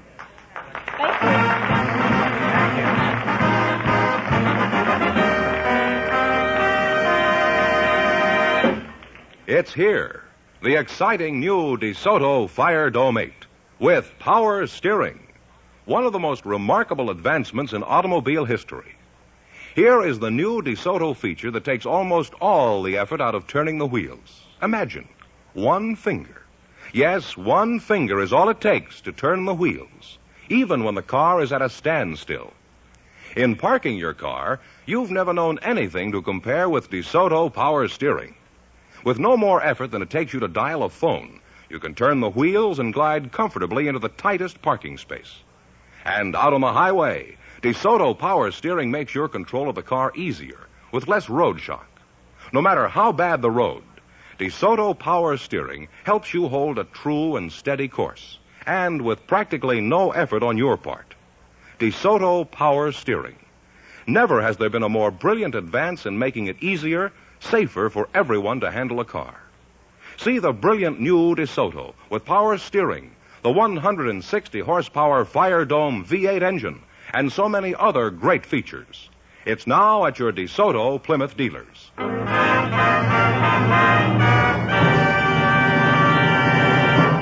And here comes the Sea Scout Groucho and the Girl Scout leader, all set for the DeSoto Plymouth $1,000 question. Here we go for $1,000. I'll give you 15 seconds to decide on a single answer between you. Think carefully, and please no help from the audience. Here we go. The largest river in France divides the country into two nearly equal parts. For $1,000, what is the biggest river in France? Talk it over.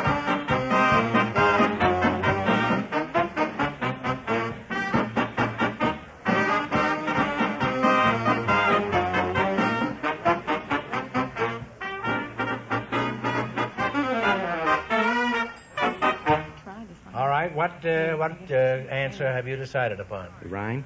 I'm sorry. The correct answer is Loire. Pronounced war, they tell me. So that means the big question next week will be worth $1,500. Well, you lost the big money, but how much did they win in the quiz? $261. Well, thanks and good luck from the more than 3,000 DeSoto Plymouth dealers from coast to coast. You bet your life.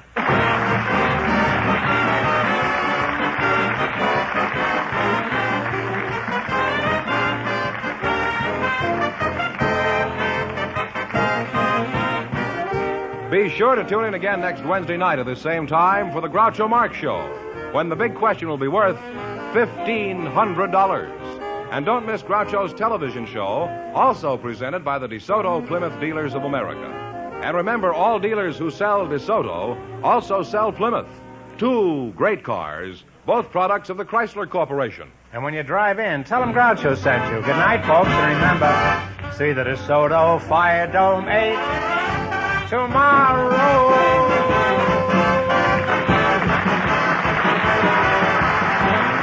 Folks, Here's a reminder. Help the American Red Cross to be ready for its vital role in any emergency of peace or war. Answer your 1952 Red Cross appeal. You Bet Your Life, transcribed from Hollywood, is produced by John Goodell. Directed by Robert Dwan and Bernie Smith. Music by Jerry Fielding. This is George Fenneman signing off for the more than 3,000 DeSoto Plymouth dealers from coast to coast.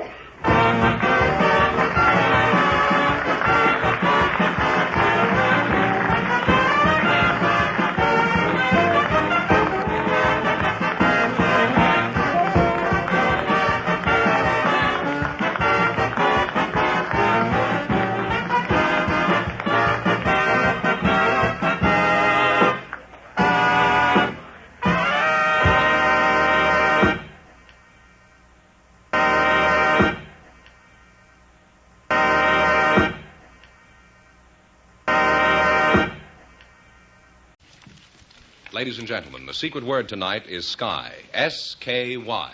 Really? You bet your life. The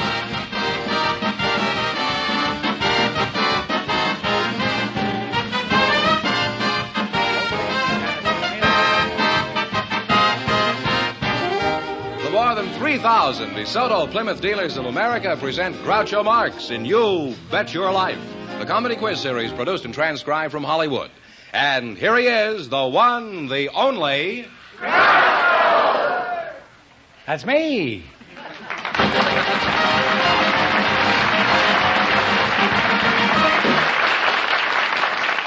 I won't run unless I'm drafted. Well, here I am again with $1,500 for one of our couples. Groucho, we invited some police women to the show tonight, and just before we went on the air, our studio audience selected, Miss Geraldine Smith. Steady now. I've got it. And her partner is a husband from the audience, Mr. William Eaton. Folks, come on in here and meet Groucho Marx, will you? Please. Well, welcome for the DeSoto Plymouth dealers. Welcome for the DeSoto Plymouth dealers. Say the secret word and divide $100. It's a common word, something you see every day. Miss Geraldine Smith, you're the policewoman? Yes, I am. And you have very pretty teeth besides. Well, thank you. Are you married? No, I'm not married yet. Well, you have extra pretty teeth, huh? Mr. William Eaton? Uh-huh. Where are you from? Socorro, New Mexico. How'd you meet your wife?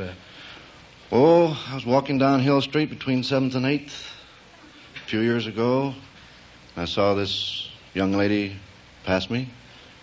I went a few feet and decided I'd like to have another look. So I turned around to go in her direction and met her coming back in my direction. Well, did you make a practice of patrolling this street? Or was this just some kind of a curious quirk this night? Huh? I think I was strictly on a innocent mission. I see. Well, that'll teach you a lesson. Sadie Spade, is that you? No. How long have you been a female flatfoot? Well, I've been a Miss woman Smith? police officer for the past 5 years now. A woman police officer, I see. Yes, sir. You don't like being called a flatfoot, eh? No, I don't. Well, I can't call you a bull because that'd be ridiculous.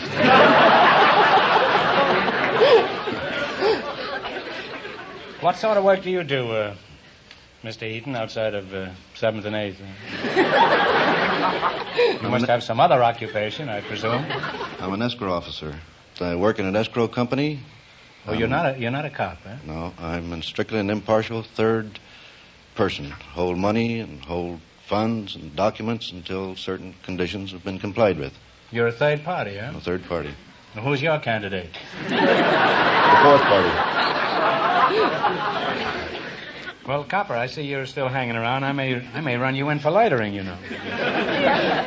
I'm curious now. Just how do you get to be a female flatfoot? I mean, a woman police officer.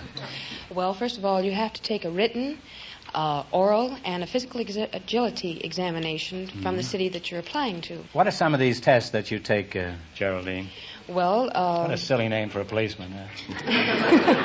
Jerry is perfectly Imagine right. calling a cop in the middle of the night and having Geraldine show up. Well, tell us something about the tests. What do they consist of? Well, we have the hand grip test, and then we have the shoulder spread test. What's a shoulder spread? Is that anything like a sandwich spread? Oh, no. Or a middle-aged spread? Or... No. That's the using a machine that tests for the amount of pull of the muscles. I see. The more pull you can exert, the better job you get. Is that it? Well, it might be classed as partially that. Well, now, you mentioned a hand grip. What is that anything like a Gladstone bag? No, again. Well, it could be. The hand grip is gripping an instrument that records the number of poundage pressure that you can exert in your grip. Well, recently I've been losing my grip. Would you object to testing my grip? No. How is it? Huh? Here's my hand. Testing, 1, 2, 3, 4. You have nice Hey, this hands. is fun. I don't know whether she's going to lead me to the altar or into jail. How does it feel, huh? You have nice hands. Nice hands, huh? It should be. I rub them every night with cottage cheese. Well, you make an arresting couple, and it's been most interesting talking to you, too. Thank you. Now, in just 1 minute, you're going to play Bet Your Life for a chance at the $1,500 question. But first, you can learn something by paying attention to this. Presenting the most spectacular new car ever built, the DeSoto Fire Dome 8, with the famous 160 horsepower Fire Dome V8 engine. This sensational new engine has hemispherical or dome-shaped combustion chambers, a revolutionary new design that gives you more power from every drop of gas. And that means the DeSoto Fire Dome 8, operating on regular gasoline, actually outperforms other cars using premium fuels.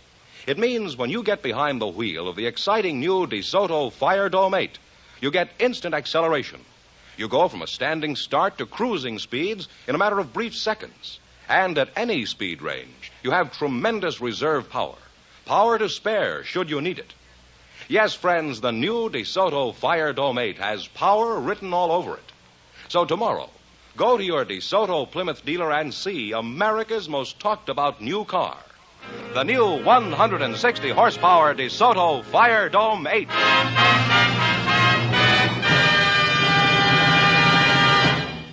All right, now let's see how you work together as a team. George, explain the rules. You bet as much of your $20. It's fascinating, Flatfoot.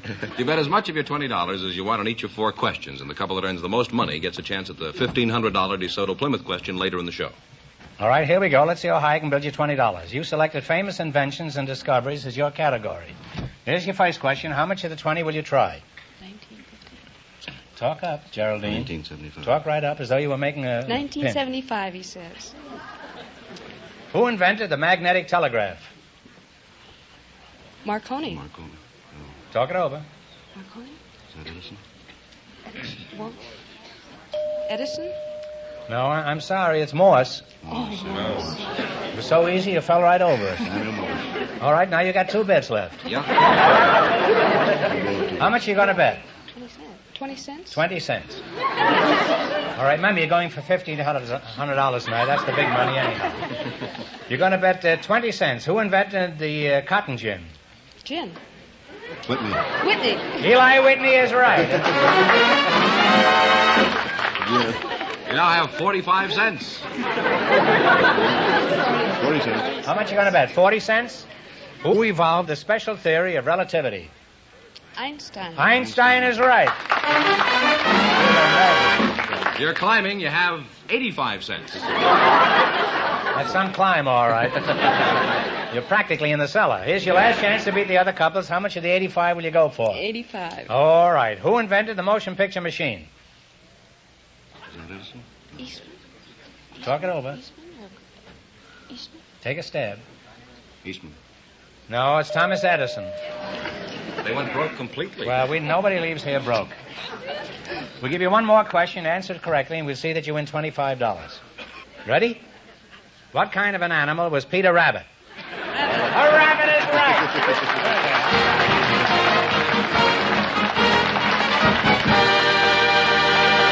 Thanks and good luck from the DeSoto Plymouth dealers. Groucho, we have a housewife and a man with an interesting occupation for you now. They were chosen from our studio audience just before we went on the air. Mrs.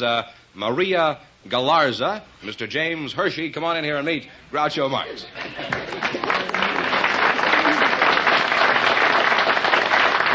Well, Welcome, folks, to You Bet Your Life. Say the secret word and divide $100. It's a common word, something you see every day. Mrs. Maria Galaza and Mr. James Hershey, eh? What kind of a name is Galaza? It is of Spanish extraction. Oh, I knew him very well. He's a dentist in Mexico City. He does Spanish extractions. Yes, he does. Were you born in Spain, Maria? No, I come from Bronzell, Germany. You come from Bronxville? Bronzell, Germany. Oh, then I presume your husband's name is Galaza. Is he the Mexican dentist? No, he's an American with a Spanish name. Well, how long did you know each other before he popped the question? We knew each other about a year, and then he proposed, and then he left for the States. This was after you accepted him? He left for the States? No. That's the old Army game for you. Well, what did you do? Did you pursue him? Well, after he found out that he couldn't bring me to the States as an alien, he had to come back to Germany. So we got married in Germany. I see. Jim, I imagine that's you over there, huh? That's right. Where are you from, Jim? Well, I was born a couple of blocks from the slaughterhouse in St. Paul, Minnesota.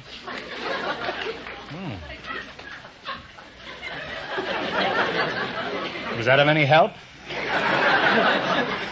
I wouldn't know. What sort of work do you do? I'm a lecturer, Groucho. I see. Where do you do your lecturing? Well, mostly in luncheon clubs or dinner meetings and places like that. Mm-hmm. Well, what do you must get pretty tired of cream chicken and peas, don't you? What kind of lectures, what are the subjects that you lecture on, Jim? Well, for example, if I were talking to a women's club, I would talk about leadership and how they can take a more active part in politics, perhaps. Mm-hmm. Is that all? Well... What are some of the problems you try to settle? Could you give us an example? Well, as an example, if a woman, were concerned with fear of ability or something on that order, I discuss how to eliminate that particular fear. How to eliminate her husband? Is that what you mean? I suppose the audience is all men. What do you tell them? Well, if I were talking to men, I would talk probably more about success, how to become more a success, and how to find the right field. Well, suppose a man plays left field. What do you do about it? How does a man find the right field? Well... Just keeps walking between 7th and 8th on Hill Street, I suppose. Well, to sum it up, Groucho... I wish you would, since you haven't said anything yet. I would tell him... I think it's been pretty informative, Jim. And I want to thank you. I've learned a lot from you tonight, Jim. But don't ask me what. Well, sum it up, Jim. I'd really like a summation of this. All right. I would say, if you want to find the right field, discover what makes you happy and stick to it till it pays off. I see. Suppose a fellow's crazy about sitting under a tree all day. Now, Maria, could you tell us how this country impressed you when you first disembarked? I disembarked. I stepped out of a plane. But I was That's right. Make a fool out of me. No, I'm sorry. But You're sorry what? That you disembarked or that you made a fool out of me? Maria, what are some of the things about this country that you like? Oh, I like the people very much. They're easy to make friends with and very helpful and try to put you at ease as an alien. But also, I like the little things, like strawberry sundae. Anything else over here that you like? Yes, I like the wonderful entertainment that you can have right in your home. Oh. For instance, television or radio programs. Well, don't they have these things in Germany? Yes, they have radio, but the programs are not as good as over here. What kind of programs do they have in Germany? Johannes at der Hausfrau? Nein. Ow, was haben Sie? Was haben Sie in Deutschland? Oh, and we listen to popular classical music and concert music. That's sehr gut, sehr gut. And lectures. Lectures? And Groucho Marx. Now, just a moment. You have Groucho Marx in Germany? Yes. He's an imposter. I haven't been in Germany in years. Who is this Schweinhund? It's you. Ich gebe dir einen Backpfeif, das ist hart, was?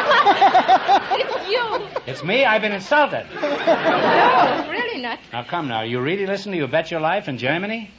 You Bet Your Life, I do. What is it called over there? It's called You Bet Your Life. Well, how do you say it in German? Oh, du verwettest dein Leben. Remember that, everybody. Well, how did you get the radio in Germany? I don't understand that. Well, they have the American troops over there, and it's sponsored by the Armed Forces Network. Oh, is that so? Mm-hmm. As I understand, now they take a recording of this program and they play it in Germany, eh? That's what they do. It's very interesting. Do the German people go out and buy DeSotos? I guess they'd like to, but they cut out the commercials because it's for the Army. I see. We'll have to get in a commercial somehow. Attention, GIs in Europe. Next time somebody asks you what you're doing there, for the love of Pete, don't tell them Groucho sent you.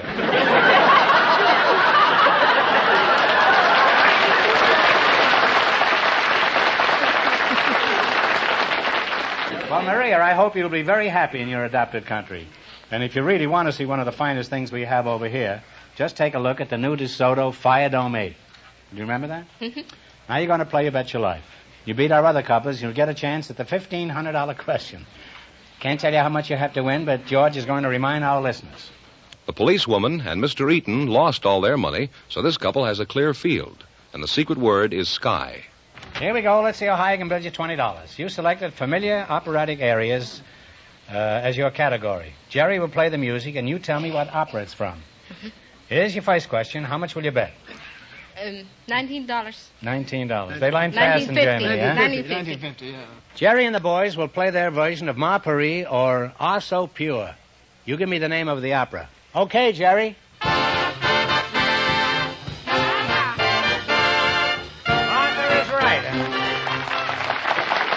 Off to a great start. You have $39.50. Maria, when you know the answer, don't hop on it quite so quickly. We're paying these people an unholy salary out here. I'll be at your Wait about side. an hour next time. Let them play the whole opera. All right, remember you're going for $1,500 tonight. How much of the... $39.50. $39.50 will you bet? I'll bet. We'll bet. $39. Jerry and the orchestra will play the barcarolle. What opera is it from?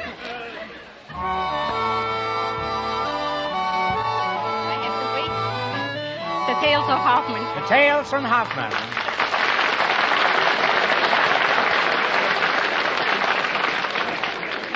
And you now have $78.50. And here's your third question. How much of this fabulous sum are you going to bet this time? How much? 78. 78. This aria is Vesta la Juba. What opera is it from? Il Pagliacci.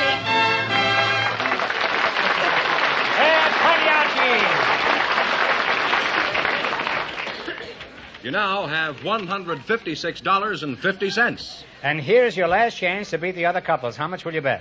We bet it all. All right, Jerry. $156.50, right? $156.50. Jerry will play his version of the Habanera. What opera is it from?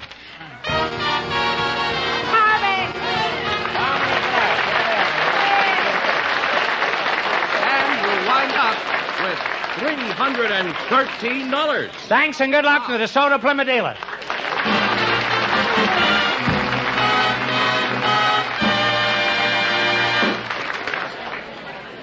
We selected an interesting young couple from our studio audience, Groucho, and I'd like you to meet them right now. Mr. and Mrs. James Marlowe, come on in and meet Groucho Marx. Welcome, youngsters, for the DeSoto Plymouth dealer. Say the secret word and divide $100. It's a common word, something you see every day. Mr. and Mrs. James Marlowe, eh? Where's your home, James? And don't spare the horses. Eh? Nampa, Idaho. Where? Nampa. Nampa? Mm-hmm. Oh. Where is that? That's near Boise. Where's Boise? Is that near Guernsey? Mrs. Marlowe, what's your front name? Renee. Renee, huh? How'd you happen to be tagged with a moniker like Renee? Well- Was your mother frightened by Charles Boyer? You go to the Casbah? Where are you from, Renee? San Francisco, near the bay. Oh. How old are you? 24. Oh, very young-looking wife. And what is your age, Jim? I'm 24, too. You look like Peter Lynn Hayes, you know that? Is that good or bad? No, that's good. That's good, unless you're Peter Lynn Hayes. No, he's a fine-looking lad. You must have seen them on television. Yes, he and I his have. wife, Mary Yeah. Ely. And she's a beautiful girl, and you look something like her. It's quite a resemblance. Are you sure you're not the road company of Hayes and Healy? No. Those two kids? Jim, do you call her Renee, or do you have other pet names for her? Well, I call her Dink. What do you call him, Renee? Dinky.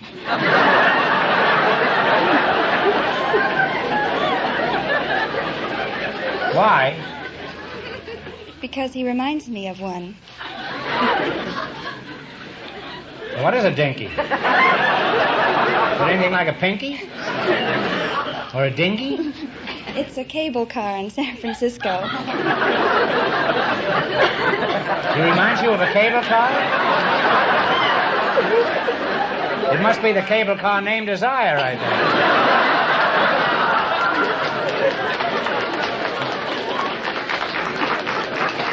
Well, that's very romantic, I think. That your husband reminds you of a cable car. Was this going uphill or down? Do you remember?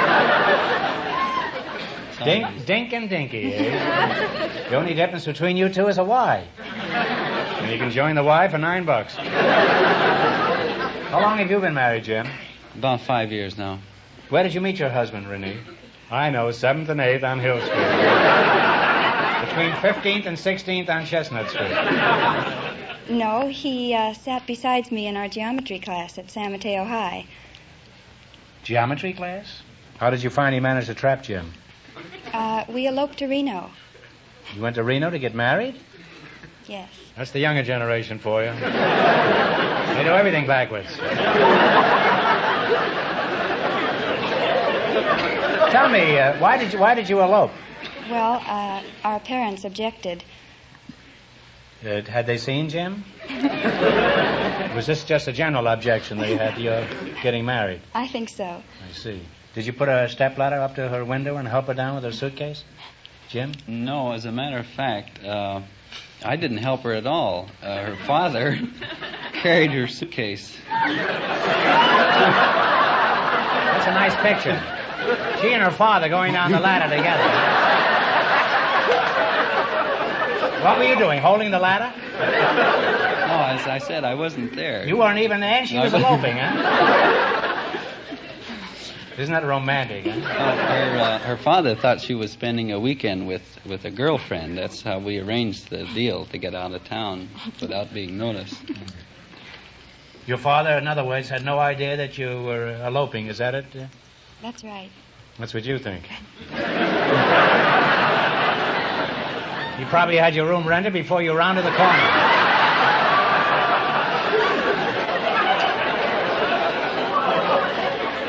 Jim, how did you finally break the news to your folks?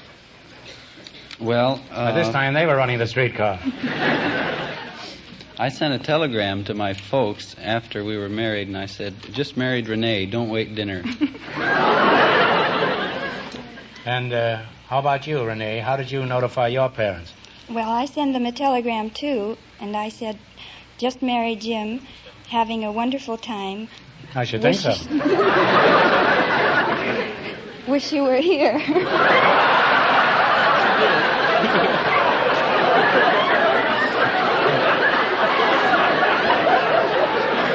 I don't think her father wouldn't have showed up, but he was busy holding the ladder for his other daughter.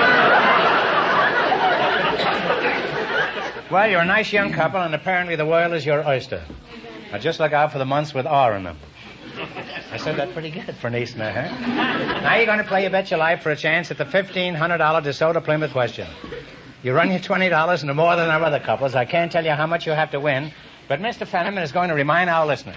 The girl from Germany and Mr. Hershey lead with $313. Laughing boy, come out here, will you? He even laughs backstage. He doesn't care. Here we go. Let's see how high I can bid you $20. You selected words beginning with the letters P-A-R. Here's your first question. How much will you bet? 19. 19. 19. What is the word beginning with PAR that means the Legislative Assembly of Great Britain? Parliament. Parliament is right. Well, you're off to a good start. You have $39. And they're longer than the other cigarettes, too. Remember, you're going for $1,500 tonight. Now, how much of your $39 you going to bet this time? 38. 38. All right, what is the word that means to scorch, burn, or dry to excess? Parch. Parch is right.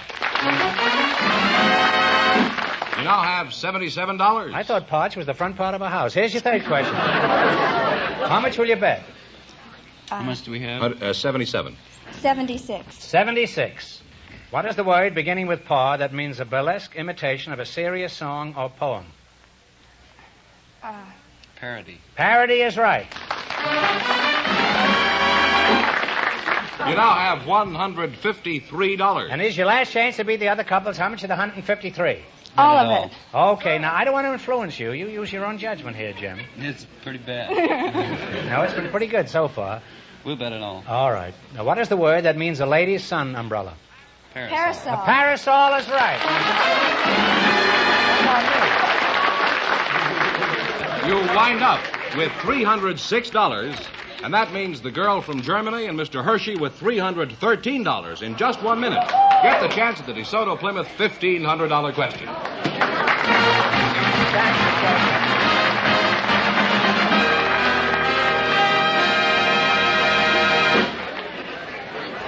Lady, do you hate trying to park your car in a tight parking space? Do you shudder at all the pulling and tugging that goes with it? Then wait till you drive the new 160 horsepower DeSoto Fire Dome 8. The new DeSoto brings you sensational new DeSoto power steering that makes turning the steering wheel as easy as dialing a phone. That's right, with only one finger, even when the car is at a standstill. With only one finger, you can turn the wheels. Thanks to DeSoto power steering, one of the most remarkable milestones in automotive history. By an ingenious hydraulic system, power steering on the new DeSoto not only takes the hard work out of parking, but on the highway it makes your control of the car easier, safer, with less road shock. No matter how bad the road, DeSoto power steering lets you literally steer almost without effort. And friends, power steering is only one of the many great features that are yours to enjoy in the new DeSoto Fire Dome 8. See it. Drive it. Now at your DeSoto Plymouth dealers. The new 160 horsepower DeSoto Fire Dome 8 with power steering.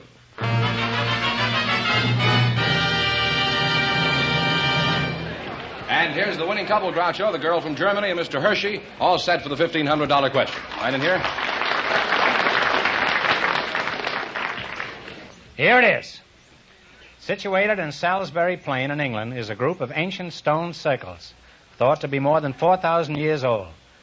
Their exact origin is unknown, but they're believed by some archaeologists to be temples of the Druids. For $1,500, tell me, what is this group of ruins called?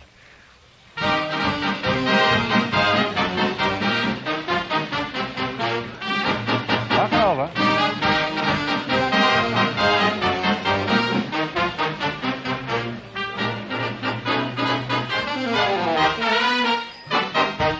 All right, what is the answer you two have decided upon? If you don't know, guess. Don't know. Nothing? I'm sorry. The correct answer is Stonehenge. And our source for this is the Encyclopedia Americana.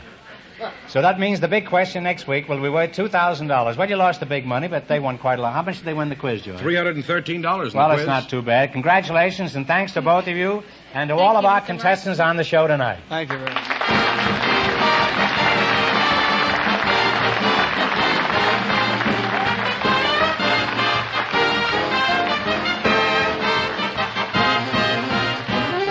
Be sure to tune in again next Wednesday night at this same time for the Groucho Marx Show, when the big question will be worth $2,000. And don't miss Groucho's television show, also presented by the DeSoto Plymouth Dealers of America. And remember, all dealers who sell DeSoto also sell Plymouth. Two great cars, both products of the Chrysler Corporation. And when you drive in, tell them Groucho sent you. Good night, folks, and remember, see the DeSoto Fire Dome 8 tomorrow.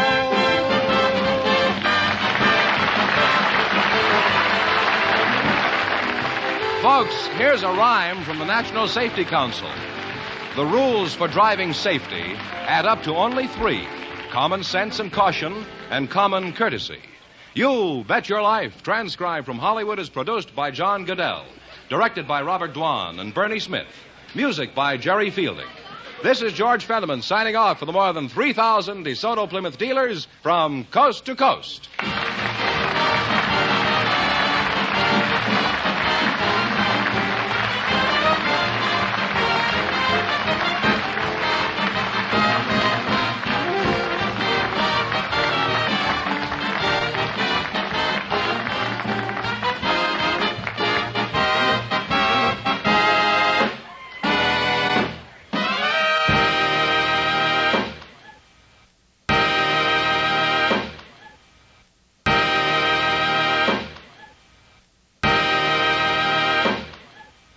Ladies and gentlemen, the secret word tonight is name. N-A-M-E. Really? You bet your life.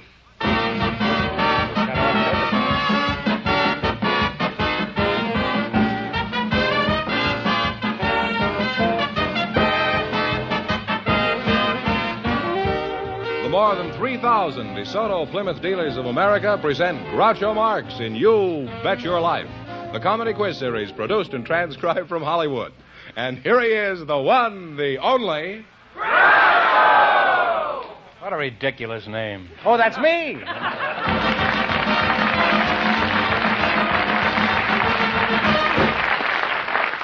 Well, here I am again with $2,000 for one of our couples. Groucho, we invited some girls from a department store to the program tonight. And about time. And just before we went on the air, our studio audience selected Miss Margaret Myers. Her partner, Clem Swartz, has an interesting occupation. And here they come now. Folks, come on in and meet Groucho Marx. Well, welcome, youngsters. Welcome for the DeSoto Plymouth dealers. And if you say the secret word, you'll divide $100. It's a common word, something you always have with you. Let's see now. Miss Margaret Myers, huh? You work in a department store, is that right? Yes, I do. Where are you from originally? I'm from Seward, Nebraska.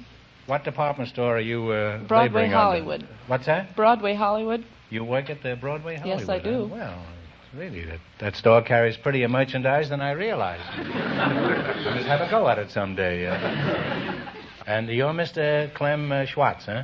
Yes, sir. Is that how you pronounce it, Schwartz? Yes, sir.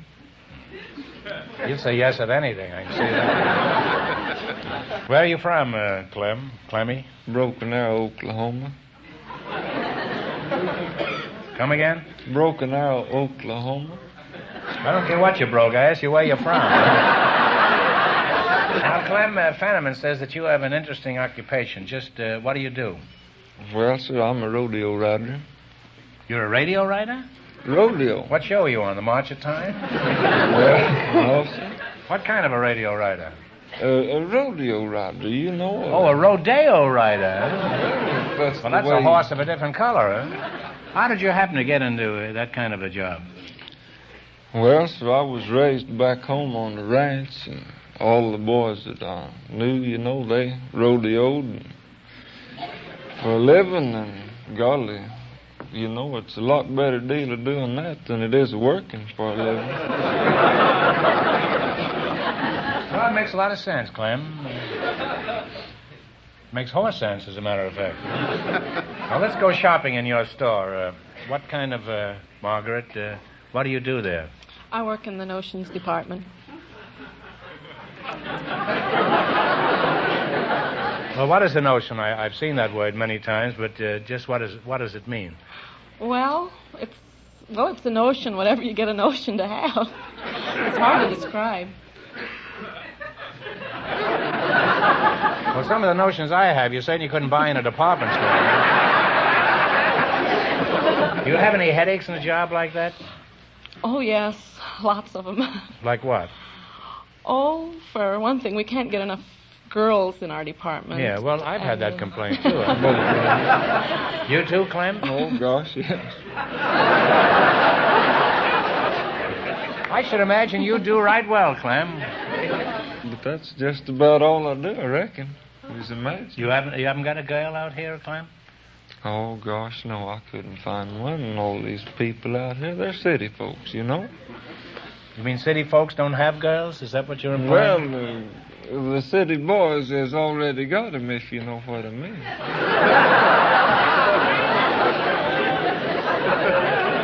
How about down there in Kadiddlehopper where you were born? Is that the name of it? How about that? Did you have a girl down there? Yeah, I had one down there. And is that why you came up here? No, not hardly. Well, is she pining for you down there in the middle of the road, the highway? Well, she might be, but I don't hardly think so now. I'm fixing to get a new one if I get the right kind of an opportunity, you know. Well, what would you regard as a likely opportunity? Well, shucks, I reckon just one that wasn't married.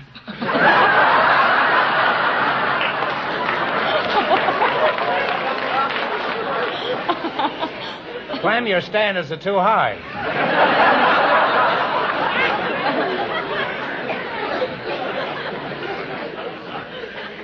Now, in just 1 minute, you're going to play You Bet Your Life for a chance at the $2,000 question. Right now, I want you to pay close attention to some mighty interesting information. Have you seen, have you driven the new DeSoto Fire Dome 8? It's America's most spectacular new car, featuring the revolutionary new DeSoto 160 horsepower Fire Dome V8 engine that's the talk of the engineering world. What a thrill when you get behind the wheel of the new DeSoto, when you feel the tremendous surging power, the instant acceleration at your command at all speeds. Because DeSoto's new 160 horsepower Fire Dome V8 engine is America's most powerful engine design. Its unique dome-shaped combustion chambers produce more power from every drop of gas and on regular gasoline. Not only that, the new DeSoto Fire Dome 8 also brings you amazing new power steering, so that even in parking, when your car's at a standstill, you can turn the steering wheel with one finger. Yes, as easy as dialing a phone.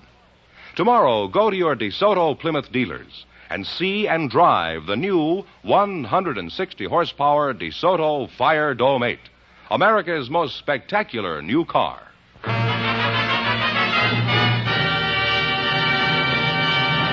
By the way, congratulations. Congratulations, Fenneman. Huh? You know, George was voted the best announcer in television by 1,500 newspaper editors in the recent Fame poll. And that is the real poll.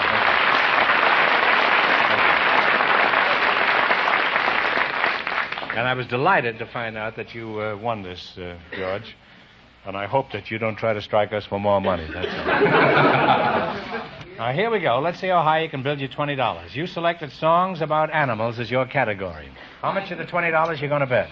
Well, I think about $16. I reckon that'll be a plenty, won't it? $16. Well, okay. Give me the title of this animal song. Play, Jerry.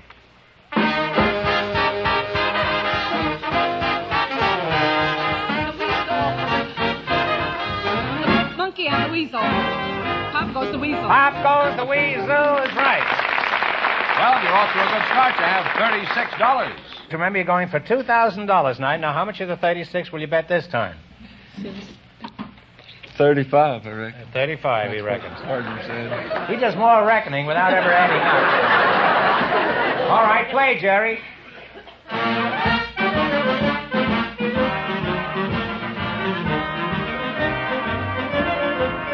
Woo! Donkey Serenade.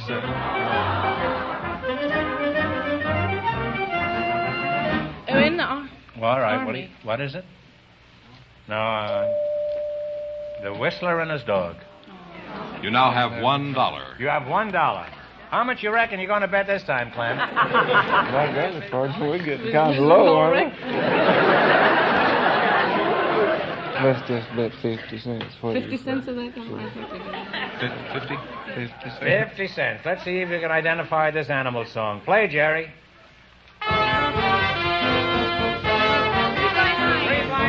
Right. You now have $1.50. And here's your last chance to beat the other couples. How much are you going to reckon? Oh, let's might as well bet it all. Shucks, let's save just a little bit. Let's Okay.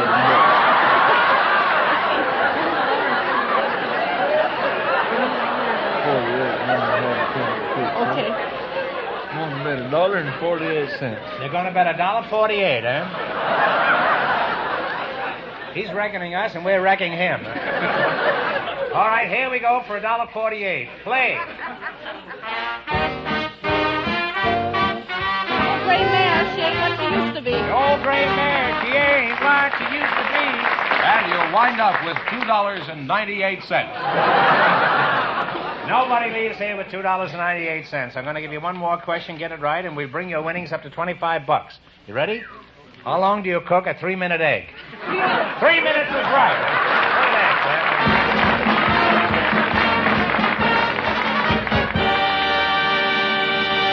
We have a housewife for you now, Groucho. Mrs. Marshall Lester. She was picked from our studio audience just before we went on the air. Her partner is a special guest, a member of the Los Angeles City Council, Mr. Kenneth Hahn. And here they are, folks. Meet Groucho Marx.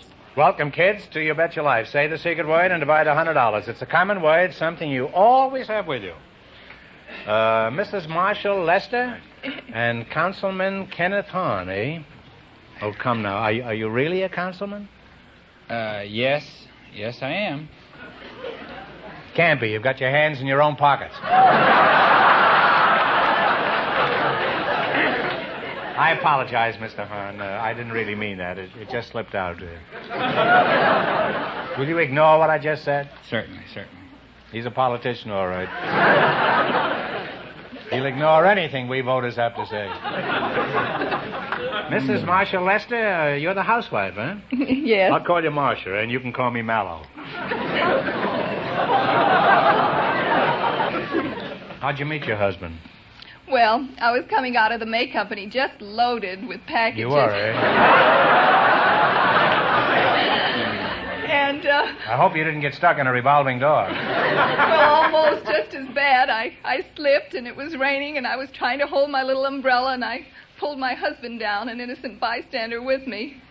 And that's how we met. He helped me up, and he's been helping me ever since. Sounds like a real romance. They fell for each other in the month of May. Oh, no, that was a department store.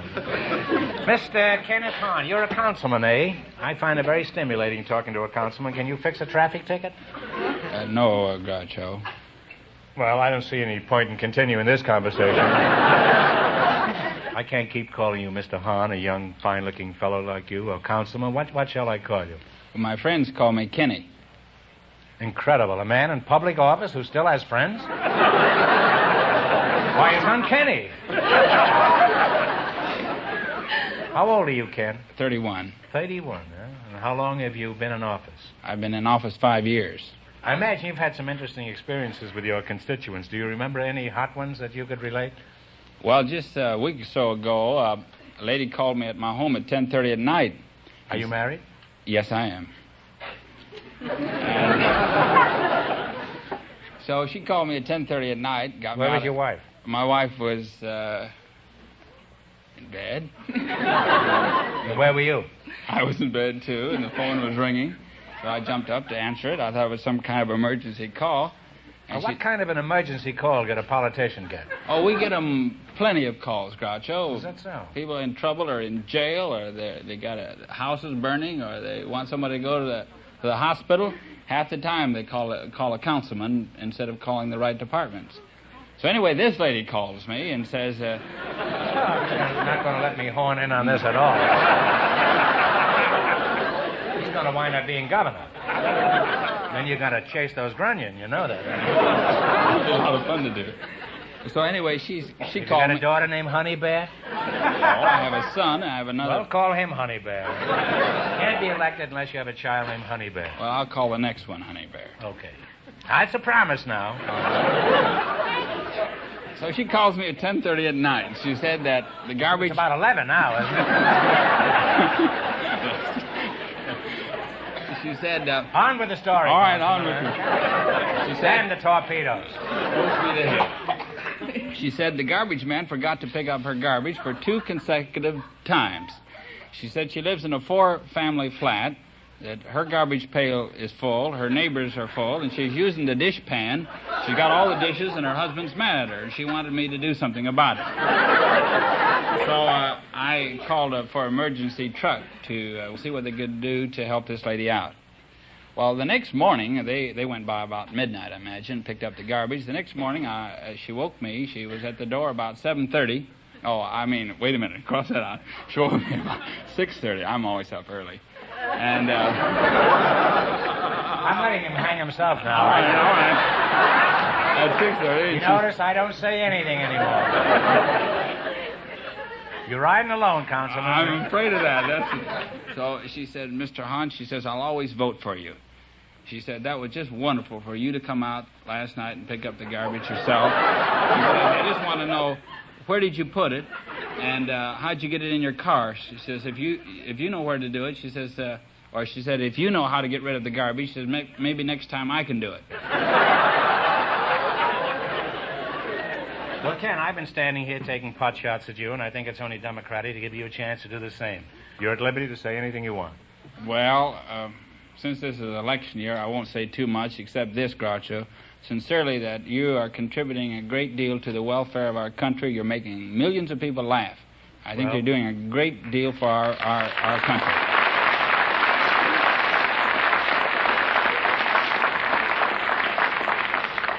Well, that's very flattering. In the next election, I'll run to the polls and vote for you. Is that okay? But you don't live in my district, do you? Well, don't let that stop you. Well, I've kidded you, Mr. Hahn, but it was only in jest. And if you really want to find out what the people are thinking about it, you should take a look at the new DeSoto Fire Dome 8. Would you take a look at it for I me? will, tomorrow morning. Not too early, huh? Now you're going to play You Bet Your Life. You beat our other couples, and you get a chance at the $2,000 question. I can't tell you how much you have to win, but George is going to remind our listeners. Clem and his partner won $2.98, and the secret word is name. All right, now, here we go. Let's see how high I can build you $20. You selected initials of government organizations. Here's your first question. How much of the 20 will you go for? 18. 18. That all right with you, Miss Mallow? Fine. She suggested it. Oh. What do the initials RFC stand for? Reconstruction Finance Corporation. Absolutely right. And you're off to a good start with $38. Let me going for $2,000 tonight. How much of the 38 are you going to risk? Talk up. Talk up, Marcia. Let's hear you. 37. 37. The initials AEC stand for an important government group. What do these initials stand for? Atomic Energy Commission. You're absolutely right. You now have $75. This fellow's bright enough to get out of politics.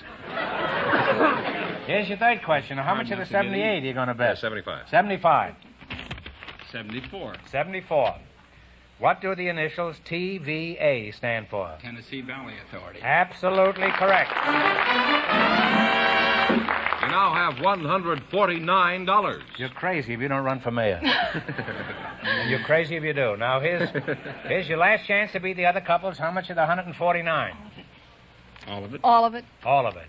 The initials VA stand for an important government group. What do these initials stand for? Veterans Administration. All right. You wound up with $298. Well, thanks and good luck from the DeSoto Plymouth dealers.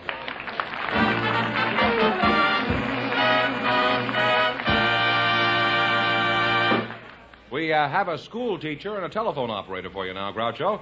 Mr. Robert Crawford is the teacher, and Miss Virginia Ryan is the operator, chosen from our studio audience just before we went on the air. And here they are. Splendid. Folks, meet Groucho Marx. Well, welcome. Welcome for the DeSoto Plymouth dealers. Say the secret word and divide $100. It's a common word, something you always have with you. Miss Virginia Ryan, and you're a telephone operator, is that right? Yes, sir. Where are you from, Virginia? Ottumwa, Iowa. Are you married? No. Oh. That's terrible, a telephone girl without a ring. Well, I'll have to put in a plug for you sometime, huh? How is it, how come you're not married? Let's get colloquial here, huh? I'm not in any hurry. She's a telephone operator, all right.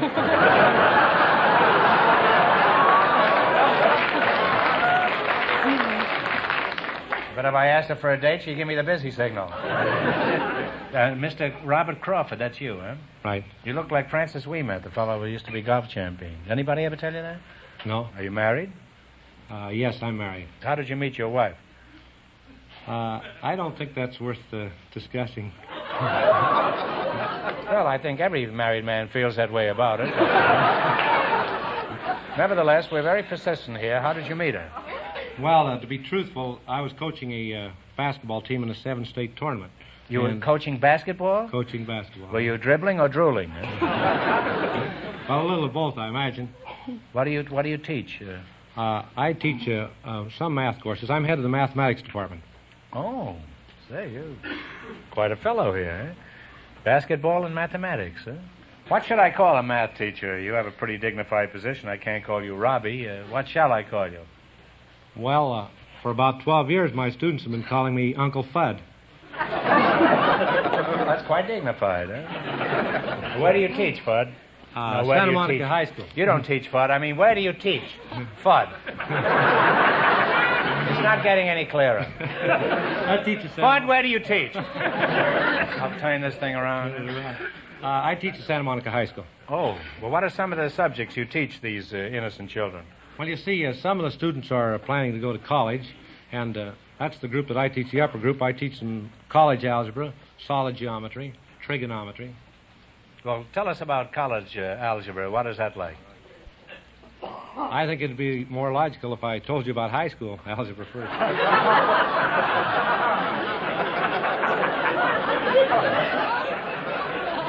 That's not quite true. It'd be more logical if you first told me about kindergarten algebra. Do you have any tricks for cramming mathematics down these unsuspecting little gullets? Well, I think I do. Most of the teachers use X's and Y's and Z's, but I have 3 little characters that I use, which I call which is a circle, and ha, which is a circle? Is a circle. Well, I never knew that, huh? Well, you think in them. And then we have ha. I don't think in circles now. You've got me wrong. Ha is a square. Yes, that's me, all right. And a character I call z, which is a diamond. And I use these to solve equations. Could you give us a sample equation just so this would clarify itself in my mind? Well, for example, the solution of a quadratic with these characters as coefficients would be x is equal to a minus ha plus or minus the square root of ha squared minus 4 z all over 2 Where the original quadratic was x squared plus ha x plus z equals 0. Well, tell us something about basketball.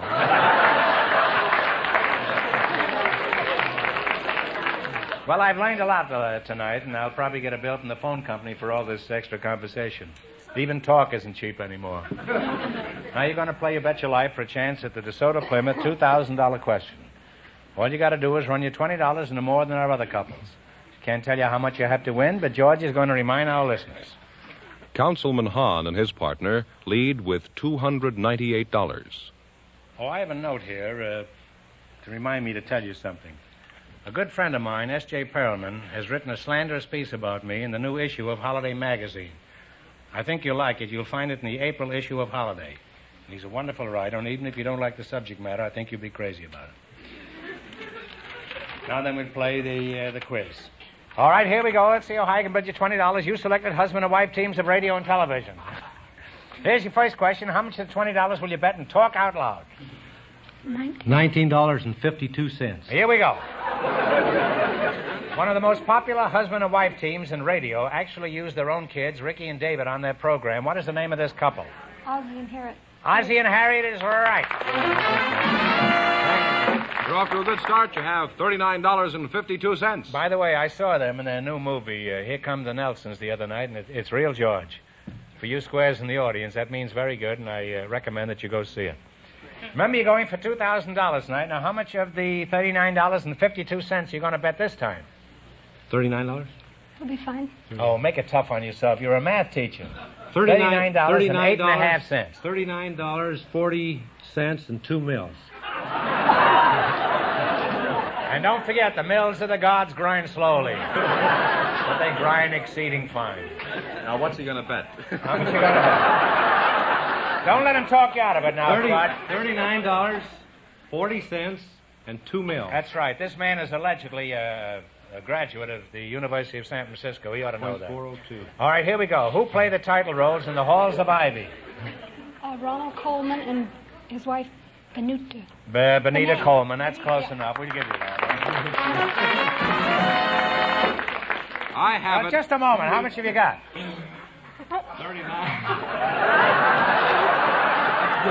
78.92.2. Right. Exactly what I had. And I had it right on the tip of my tongue, too. All right, what is the name of the couple who live in... how much you bet? We will bet $78.90. And no sun teams? And that's good and enough. 3 pesos. Huh? I got 3 pesos. All right, what is the name of the couple who live in Wistful Vista? Fibber McGee and Fibber Molly. McGee and Molly. Just a moment. How much have they got, Fudd? Oh, let's see. I lost track. All right. I've got it. You have $157.82 in 2 of those mills. Now they got 4 mills. Now they got the Mills brothers. All right, it's your last chance to beat the other couples. How much you going to bet? We'll bet $157.81. Okay. I Love Lucy stars a husband and wife team. What are their names? Lucille Ball and Desi Arnaz. Absolutely. Answering all those questions. You wind up with $315.63, 2 mills, and that means that you two, in just 1 minute, get the chance at the DeSoto Plymouth $2,000 question.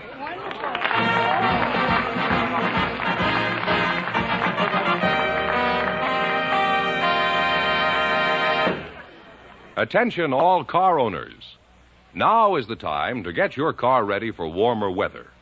Now is the time to drive in at the famous sign of better service, your DeSoto Plymouth dealers, and ask for a springtime live action tune-up.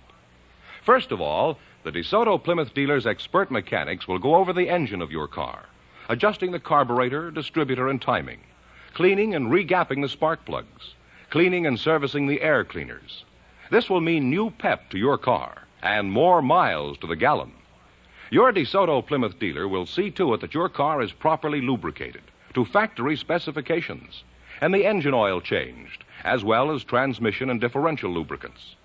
Your car's electrical system will be checked after the heavy load of winter. The cooling system, too, will be put in shape for the extra miles of warmer weather driving.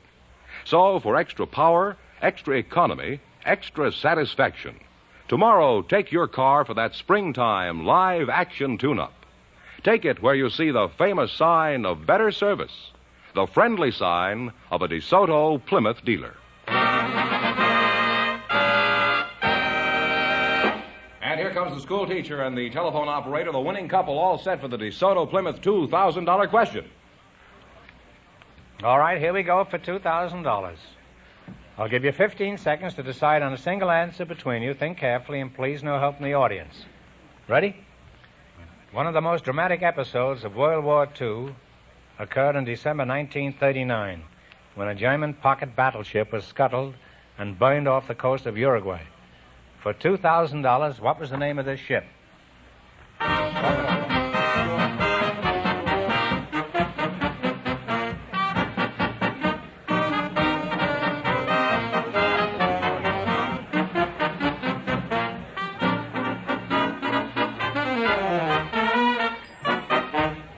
What is the answer you two have decided upon? Closest we can say is the Schornhorst. No, I'm sorry. It's the Graf Spee, I guess. S-P-E-E. The Graf Spee is the correct answer, so that means the big question next week will be worth $2,500. Well, you lost the big money, but how much did they win the quiz, George? $315.63. Congratulations, and thanks to both of you and to all of our contestants on the show tonight. Thank you.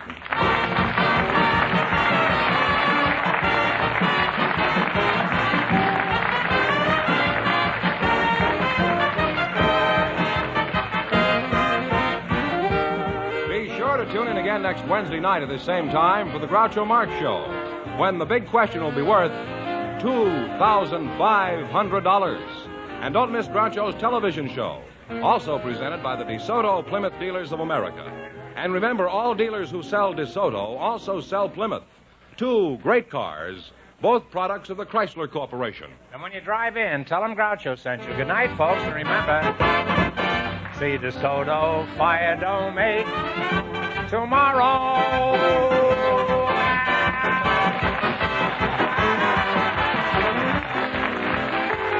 Folks, here's a reminder from the National Safety Council. The 3 R's of safe driving are ready, reasonable, right.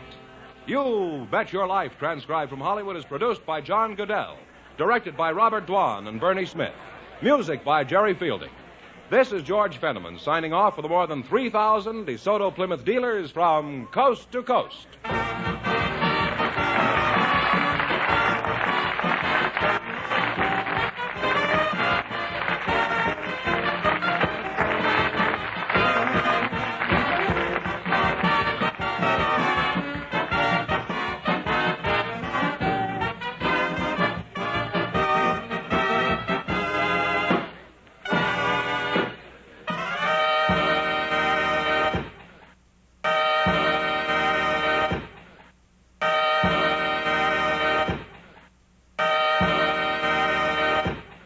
Ladies and gentlemen, the secret word tonight is table. T-A-B-L-E. Oh, I thought it was pronounced table.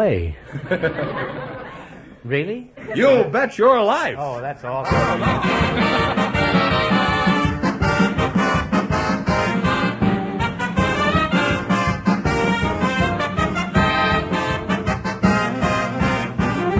More than 3,000 DeSoto Plymouth dealers of America present Groucho Marx in You Bet Your Life, the comedy quiz series produced and transcribed from Hollywood.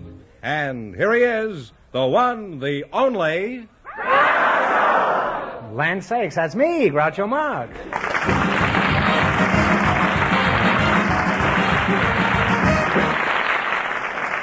Well, here I am again with $2,500 for one of our couples.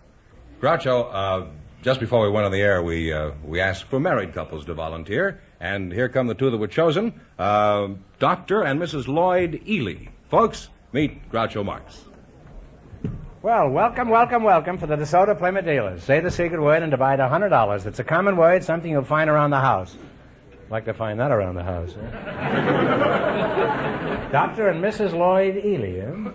Well, the baseball season hasn't started yet, but I see the Giants are with us. Lloyd, which one is Lloyd? This is Lloyd. I'm Lloyd. Oh. How tall are you? About 6 feet 3 inches in my socks, my stockings. Mm-hmm. Mrs. Eli, is that the way you pronounce it? Ely, eh? You look even taller. How tall are you? I'm about 6'5" with shoes. Oh, well, that's marriage for you. She wears shoes and he goes around in stocking feet.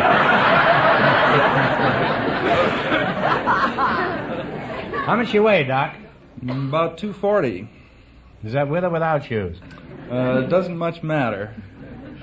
Well, Mrs. Ely, what's your first name? I can't keep calling you Mrs. Ely. Ann. Ann's fine. Ann? Mm-hmm. So you're not Ann Sheridan, huh? Oh, no. Ann Sheridan. You look like her. You sure you're not Ann Sheridan? Ann Sheridan's a redhead, and I don't believe she's 6'5" with shoes on, and I think you're flattering me. I don't think so. Have you ever been a redhead? No, I've been a blonde for about 16 years. How old are you? 26. Now, Doc, are you a dog doctor or a horse doctor? And if you're a horse doctor, what do you hear from Mare Island? Well, I'm not a horse doctor. I'm a resident physician in internal medicine at Wadsworth. You mean you just take care of residences? No, not exactly. Veterans. It's a veterans hospital. Oh. You're pretty young to be in a veterans hospital, aren't you? Well, you have a point. Yes, I have. It's right on top of my head. How do you like keeping house for a doctor, Ann? Do you find it exciting? I don't keep house. I, too, am a resident physician at Wadsworth Veterans Hospital. You're both doctors? Say, this is an amazing medical discovery. Mm-hmm. I've got 500 pounds of doctor staring down my throat. You work in a hospital, too, huh? Yes, I do. Well, one good intern deserves another. How long have you two been married? I presume you are married. 4 years and 8 months. Mm-hmm. When did you meet old Sawbones here, Ann? I met him in the first year of medical, when I was a medic. Did you shake him well before taking him? Tell us about it. Was it love at first sight? I didn't think too much of him when I first met him. Thought he was just another pill, eh? Not even sugar-coated. What was the matter with him when you first met him that you changed your opinion of him? Well, we were working over adjacent cadavers, and he asked me for a date. That's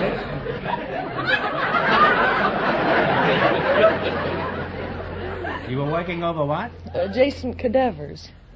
What a lovely name for a summer resort.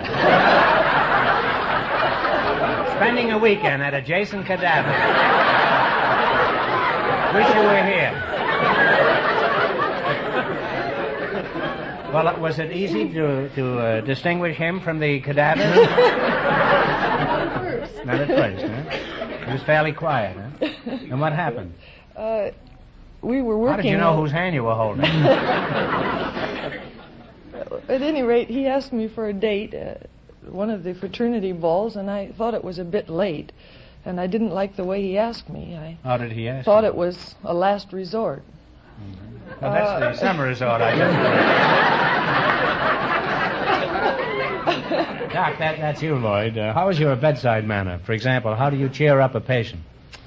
Well, try to reassure them, explain the disease that they have, what they can look forward to in the future, and try to make them as happy as possible. Do you ever tell them jokes? Well, rarely. Rarely. My stock isn't too good. Well, do you have any rib ticklers at all? I'm always in the market for a real corker, you know. Well, I have a few. Could you knock one off here? Well, I occasionally tell the one about seeing a man in the hospital hall who was hopping up and down on one foot. And I asked him what was the trouble. And he told me, well, I saw my doctor the other day. He told me to take pills for 2 days and then skip a day.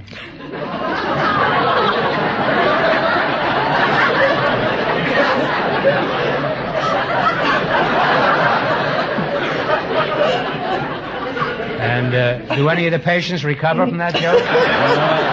Only a few. Seems to me that's worse than giving him an appendectomy.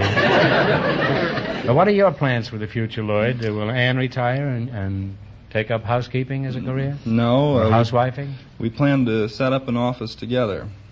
Oh, that's nice. Well, how are you going to decide who gets the patients? Well, we'll probably divide them.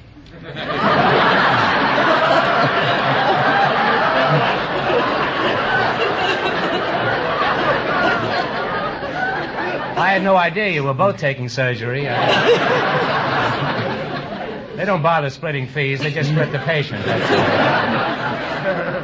Well, you're a charming and interesting couple. And, Doc, if she ever gets mad and sticks her tongue out at you, be sure to send her a bill.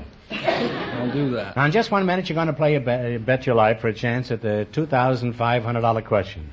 Now, right now, I want you to listen to these words of importance. It's the talk of the nation. It's now at your DeSoto Plymouth dealers. America's most spectacular new car. The new DeSoto Fire Dome 8. With a revolutionary new Fire Dome V8 engine. 160 horsepower. Thanks to its dome-shaped combustion chambers, you get more power from every drop of gas. More power using less gasoline. And regular gasoline at that. That DeSoto Fire Dome V8 engine gives you surging power and acceleration in all speed ranges. Power with smoothness never before achieved. The new DeSoto also brings you sensational power steering that lets you turn the wheels with one finger, even when the car is at a standstill. Add in the sleek lines of DeSoto's new air vent hood, new safer power brakes, and a host of other great features, and you have America's most talked about new car. The new 160 horsepower DeSoto Fire Dome 8. Go to your DeSoto Plymouth dealers tomorrow. See and drive this great new car. The 160 horsepower DeSoto Fire Dome 8.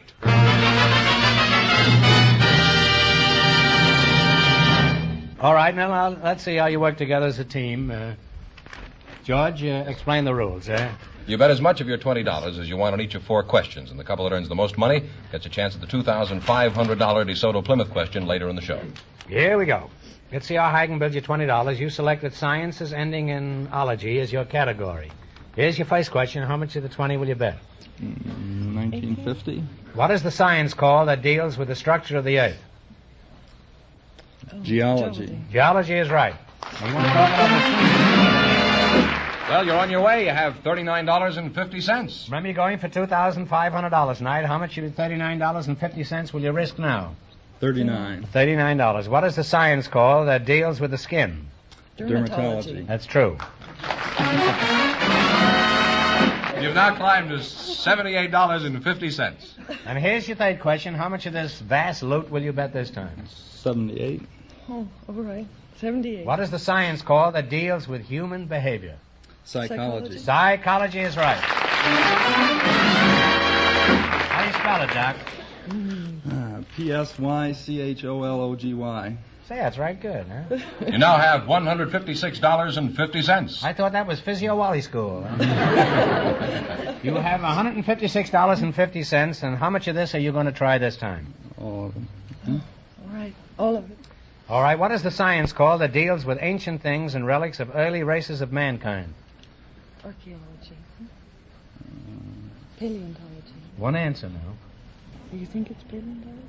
Come on, kids, time's a wasting. Archaeology. Archaeology is right. You're pretty alive. And she talked him out of it, too. You wind up with $313. Well, thanks and good luck from the DeSoto Plymouth dealer. Thank you. Lovely luck.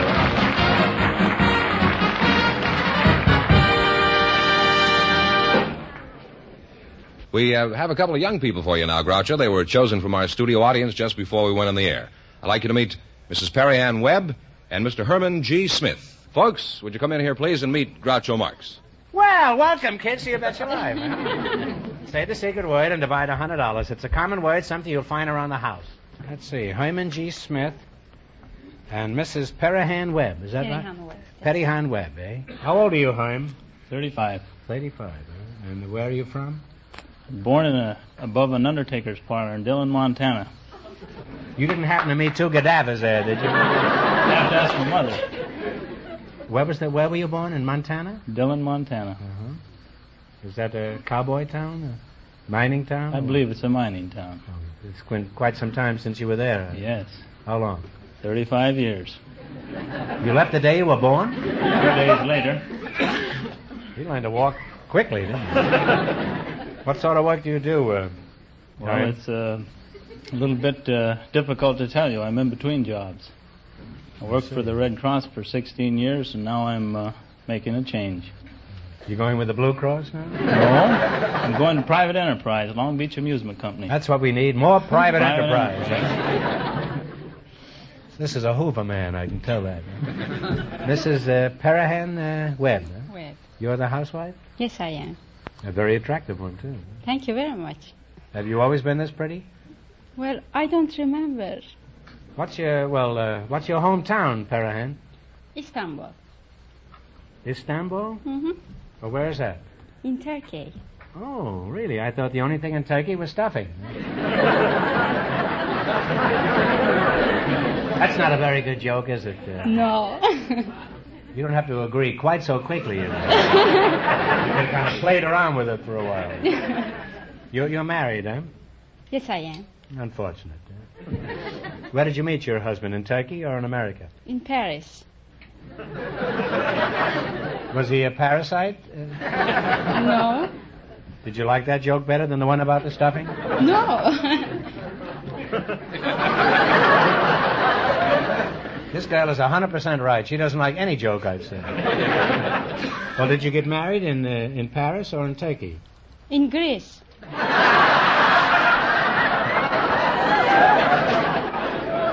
Got married in Greece, eh? Yes. Out of the frying pan into the fire. No. What does your husband do? He's in the army. In the Greek army? No, in American army. Oh, I see. How did you meet your husband, Perihan? Well, I was in Paris, and we were crossing the street with my friend, and somebody was coming so fast. He was crossing the street with your friend?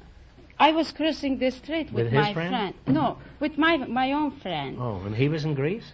No, In Paris. Oh. I was in Paris, and he was in Paris too that time. Oh, he was in Paris. Yes. Huh? Oh, I see. And then after I was crossing the street, and somebody was coming so fast, and he put the brake, and he went. Whee! He was in a car? Yes, he was driving the car. Oh. And This was then an after- army car? No, he was his own car. Oh. Yes. So he put the brakes on real fast? Uh-huh. And? And then after, I scared, of course, and my friend also You what? scared. I scared very much. You were scared? Yes, I Why? was Did scared. he look so horrible? Or? Well, we almost got killed. Oh. And then after he got out from the car, he said, "I'm sorry, I didn't mean to kill you, but I can take you where you go." I didn't mean to kid you, but I'd like to have another go at it. And then after, I said, "Okay, take us home." And we ride the car. And you make And a he took practice us of home. getting in cars with strange men and driving around Paris? Well, it's not so bad.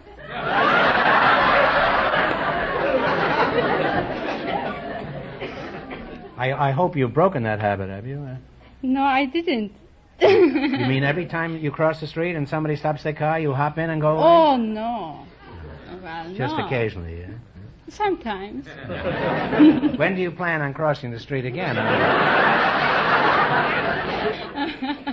Let's talk about your romance a little more. Now, you say you met your husband in Paris. Yes. How could you marry him in Greece? Didn't you catch him until then? Well, I went to Greece. I used to go very often to Greece. You used to go visit where? my friend to Greece. You used to go to Greece? Yes, very Salonika? often. No, Athens. What did your husband say when he asked you to marry him? Do you remember? Yes, he come and he said, "Who is those guys?" Well, I said, "They are my friend." And then after, he said, "Please don't go with them out." I said, "Why?" "I like to have a couple of friends. I go out, I have fun. I don't have anything serious with any of you," I said. Oh, he said, "Please don't talk like this. You know how much you mean to me, and I want to marry you." And then after, I said, I can't say yes unless if you go and ask my mother first. You mean you gave your mother first crack at this guy?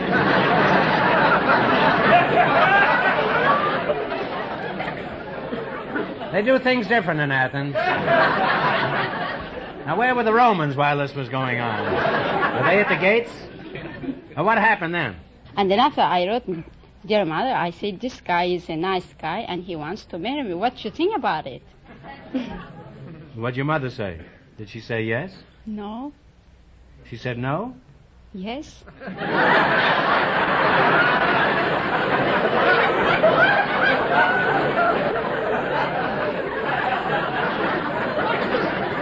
She certainly changed her mind in a hurry.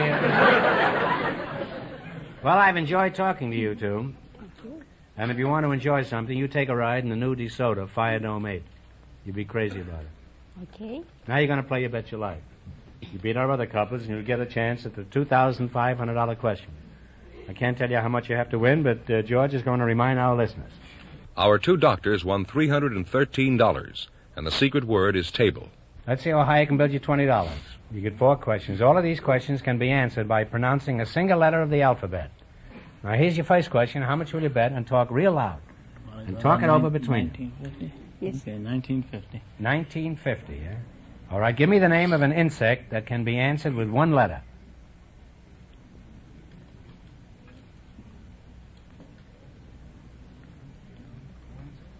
Flea? That's more than one. Huh? B. B. All right, well, that's too bad. You, All right, the big money, anyhow, is the $2,500. You have 50 cents left. How much of this will you bet on your second question? How much are you going to bet? All of it. All of it. All of it? All right. What do you call the rod or stick used in billiards? Q. Q is right. All right, now you've got $1. How much of this are you going to bet this time? All of it. All of it. What is the letter that is an abbreviation for a national club for young men and women? Why? Y is right. How could you miss the first one? Well, you got me. Here's your last chance to beat the other couples. How much of the $2 are you going to bet now? All of it. All of it. Give me the name of a bird that can be answered with one letter of the alphabet. Take a stab if you don't know. Nothing? Nothing. Jay. Jay Blue Jay. They went broke, Groucho. It's a corn plaster. All right, well, we can't let you leave here with... How much have they got, $2? Nothing. Nothing? Well, I'm going to give you one question. You get it right, and you'll win $25. You ready? Ready. What color is the White House? Happens to be white. White is absolutely right. Here there, kid.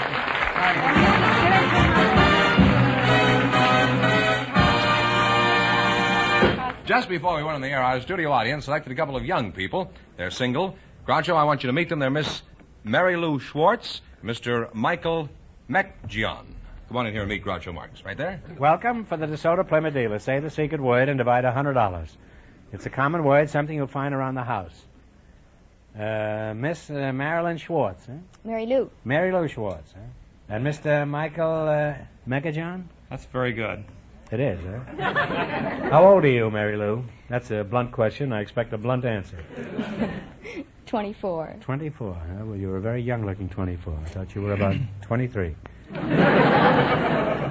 I understand you're not married. Am I right? Yes. Mm-hmm. Are you engaged? No. How old are you, Mike? I'm 30. 30. Well, that's the... And you're not married? No. Well, don't get any wrong ideas about Mary Lou here. I'm not. I'll thank you to go out and find your own girls. Are you interested in matrimony, Mary? Yes, I could be. Mm-hmm. This is leap year, you know. Have you made any plans to do any leaping? No. Then why are you wearing your third finger on your left hand?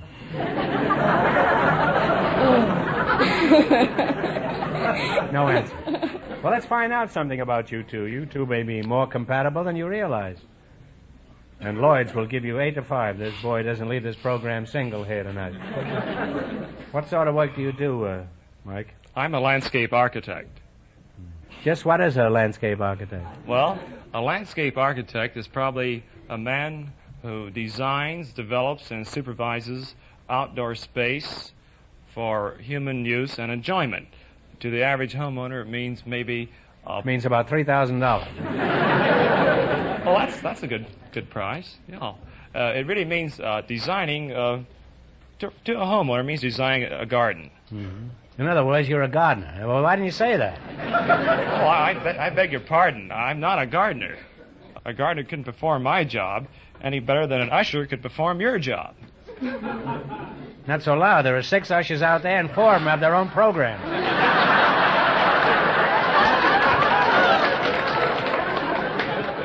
And the other 2 have their eye on this job. Well, I originally started out thinking I could get you two together, but it seems like I'll have to resort to trickery. I'll bet you a dozen roses, Mary Lou, against your phone number that I can get you to propose to Mike here. You want to bet? Huh? I'll bet you can't. We'll see. I'll give you a little practice quiz. Huh? Now, wait a minute now. Let me think. What do you call the document disposing of a person's property at death? Will. Okay. Now, what do you call a female sheep? You.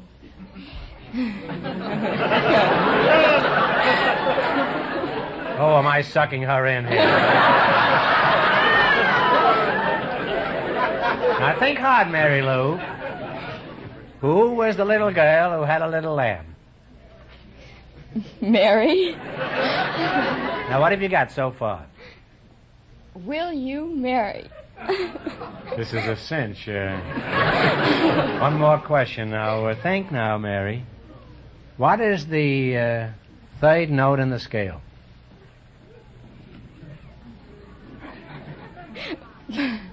Fa.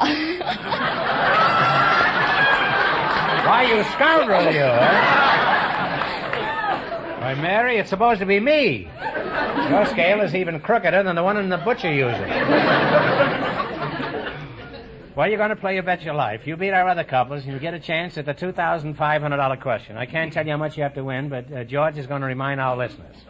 The two doctors still lead with $313. Here we go.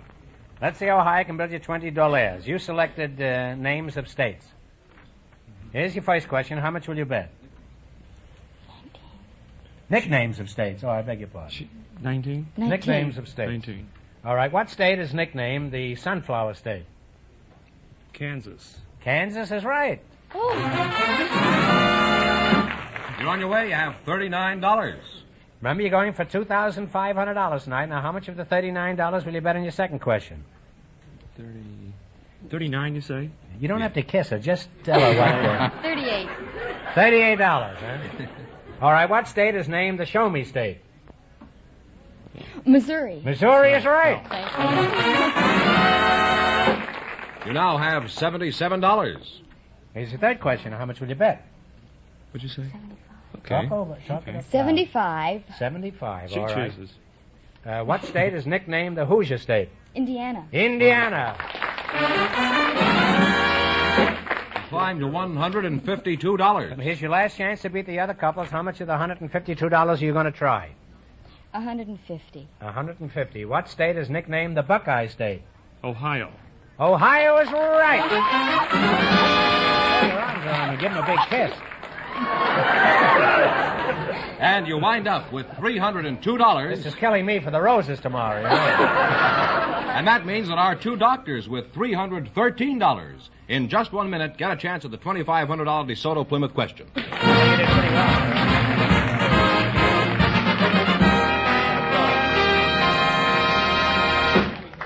Don't let another day go by. Now is the time to get your car ready for spring. But remember, don't take it just anywhere.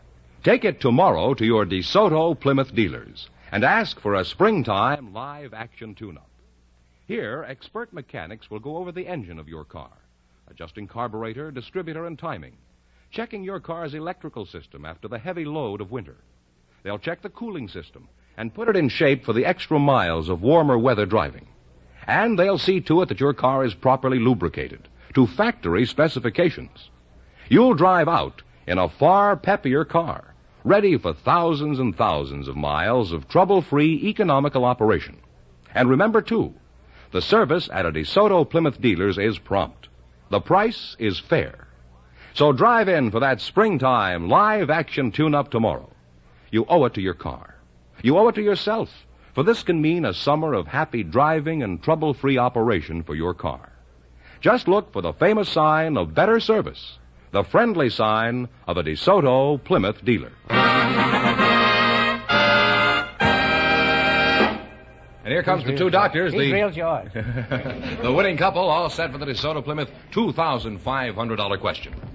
All right, here we go for $2,500. And if you lose this money, you can go home tonight and at least you'll know what to take in the way of medicine. However, I'm not rooting for you to lose. I'll give you 15 seconds to decide on a single answer between you. Think carefully and please no help from the audience. Here it is. One of the sights of London is a famous waxworks, where celebrities of all kinds are displayed as wax figures. For $2,500, what is the name of this world-famous oddity? Talk it over.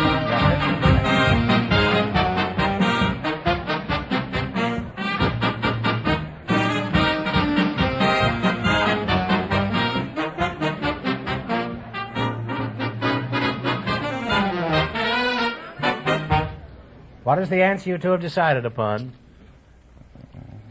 Chase's waxworks. No, I'm sorry. It's Madame Tussauds waxwork. Yeah. It's a very famous museum. That's the correct answer, so that means the big question next week will be worth $3,000. Well, you lost the big money, but how much did they win in the quiz, George? $313 in the quiz. Well, congratulations and thanks to both of you and to all of our contestants on the show tonight.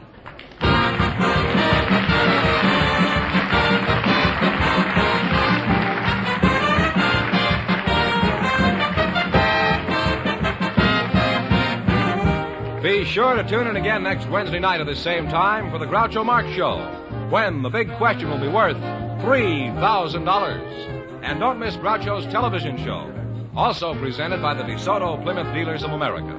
And remember, all dealers who sell DeSoto also sell Plymouth, two great cars, both products of the Chrysler Corporation. And when you drive in, tell them Groucho sent you. Good night, folks. Remember, see the DeSoto 508 tomorrow.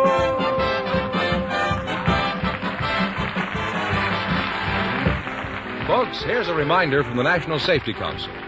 Good drivers drive safe cars. So wise up, check up, fix up. You Bet Your Life, transcribed from Hollywood, is produced by John Goodell. Directed by Robert Dwan and Bernie Smith. Music by Jerry Fielding. This is George Fenneman signing off for the more than 3,000 DeSoto Plymouth dealers from coast to coast.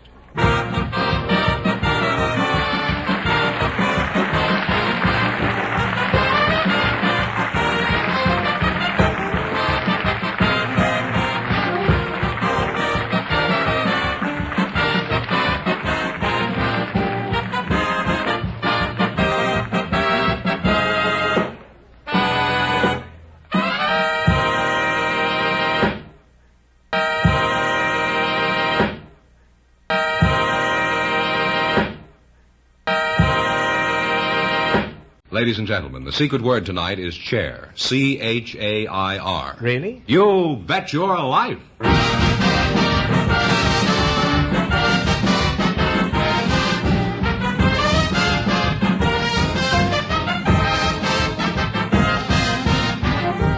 The more than 3,000 DeSoto Plymouth dealers of America present Groucho Marx in You Bet Your Life, the comedy quiz series produced and transcribed from Hollywood.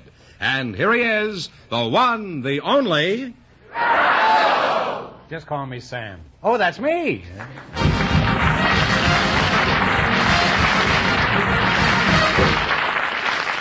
Well, here I am again with $3,000 for one of our couples. What have you got on the agenda, Mr. F.? Well, Groucho, we have a jockey and a librarian for you first tonight, and I'd like you to meet them right now. Miss Margaret Light and Mr. Eric Guerin, come on in and meet Groucho Marx, will you? Well, welcome for the DeSoto Plymouth dealer. Say the secret word and you'll divide $100. It's a common word, something you use every day. Thank you. A librarian and a jockey, eh? Eric Guerin, is that right? Guerin. Guerin, you're a pretty well-known jockey, especially in the horsey set, aren't you? How tall in the saddle are you, Eric? About 5'4". 5'4". How much do you weigh, away? Well, most of the time around 115. 115. Well, I'm happy to have you here. You're the first contestant we've ever had here who I could lick. Mrs. Light, you're a librarian? Yes, sir. Where are you from? Originally from Salt Lake City, Utah. Mm-hmm. What is your hometown, Mr. Guerin? Maringouin, Louisiana. Eric Guerin from Maringouin? Sounds like a label on a jar of marinated herring. Shake well before using. Who do you work for, Mrs. Light? I work for the Los Angeles County Public Library. Oh, you're a librarian, huh? Yes. Let's see. Where is your library located? Well, it's in not any special place. We move from time to time, about 4 or 5 times a day. You're certainly on the move, all right. You're not a librarian. I think you're a bookie.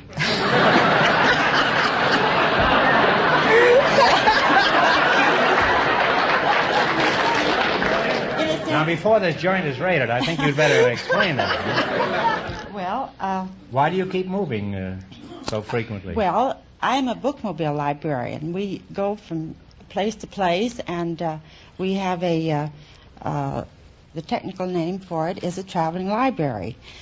We are... what did you say, a bookmobile? A bookmobile or a traveling library. On this show, it's a DeSoto-mobile. Huh? Well... Now, Eric, let's talk about your work. How long have you been riding? About 11 years. Mm-hmm. Have you ever won any races? Yeah, I've won a few, about 700 or 800. You mean you're always out in front of the others, eh? Not all the time. You should run last sometime. You'll get an entirely different picture of horse racing.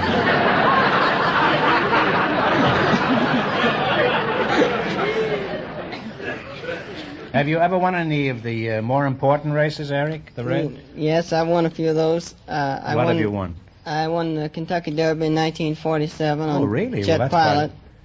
On Jet Pilot, Well, go on, neigh for the people, will you? How much did you get for winning the Kentucky Derby? Well, the race was worth about $100,000 to the winner, and I got 10%. And how long did it take you, this race? About 2 minutes, 6 seconds. That's life for you. Eric rides 2 minutes and gets $10,000. The horse does all the work, and all he gets is a kick in the ribs. And they keep talking about horse sense. Now, in just 1 minute, you're going to play Bet Your Life for a chance at the $3,000 question. Right now, I want you to pay attention to something of unusual importance. Say, Groucho, I saw you drive by the other day. I want to compliment you on your good taste. Oh, that. Fenneman, have you ever seen such beautiful lines? Well, you got me wrong, Groucho. I was referring to your new convertible. Your new DeSoto Fire Dome 8. Man, what a dream. Whose dream is this, Fenneman? Folks, I just want to say I've owned a lot of cars in my day, but I've never had one that could even remotely compare with the new DeSoto. I hope you'll see and drive the new DeSoto Fire Dome 8 real soon. Yes, friends, go to your DeSoto Plymouth dealers tomorrow. That's the place to see and drive America's most talked about new car. The new DeSoto Fire Dome 8. Bringing you that mighty 160 horsepower V8 engine that gives you smooth, surging power in all speed ranges. Sensational power steering that makes turning the wheels effortless even when parking.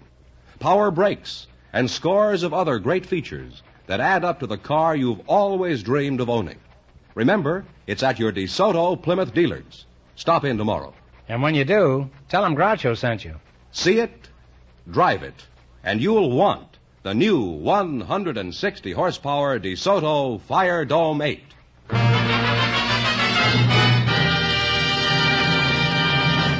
All right, now let's see how you work together as a team. George, would you explain the rules to these children? You bet as much of your $20 as you want on each of 4 questions, and the couple that earns the most money gets a chance at the $3,000 DeSoto Plymouth question later on in the show. Even I understand that. All right, here we go. Let's see how high I can build you $20. You selected characters from famous books. Here's your first question. How much would you bet? 1975? Yes. All right, and what book is the character Becky Shaw? Vanity Fair. Vanity Fair is right. Well, you're off to a great start. You have $39.75. Honey, I always thought that was a magazine. Remember, you're going for $3,000 tonight. Now, how much of your $39.75 you going to bet this time? About $39.50? Yes. All right, and what book is Jean Valjean, the thief, a central character? Les Miserables. Les Miserables is right.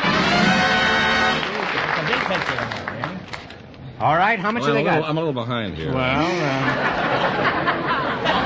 79. Well, together we make this $79.25, right? Fenneman is the best-dressed cretin I've ever seen. All right, and what book? How much you going to bet? Let's make it easy. 79. Yes. Thank you.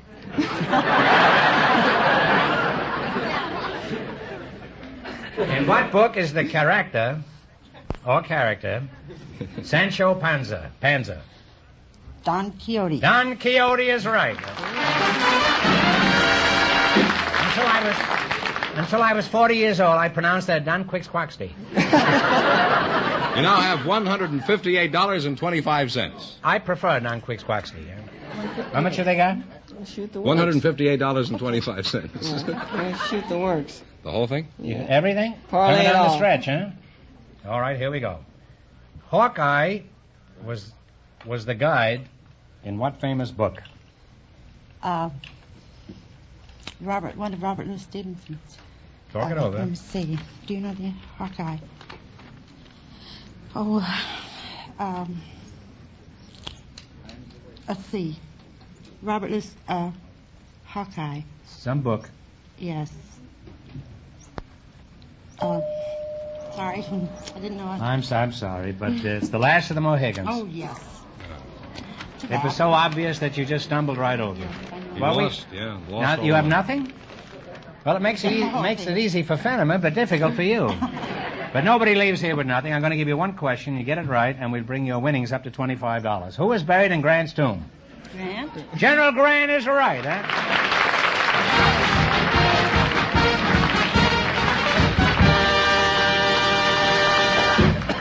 Thanks and good luck from the DeSoto Plymouth dealers. Groucho, the next couple to try for the $3,000 was selected from our studio audience just before we went on the air. They're Mrs. Wilma Pickert and Mr. Donald Park. Folks, come in and meet Groucho Marx. Well, howdy doody. Welcome to You Bet Your Life. Say the secret word and you'll divide $100. It's a common word, something you use every day.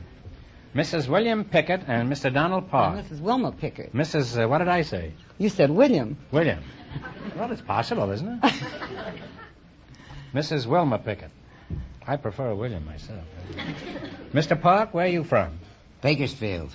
California. Bakersfield, California, huh? Yes, sir. Mighty hot up there, isn't it? Yes, it was. It was. How long since you've been there? About 40 years. 40 years.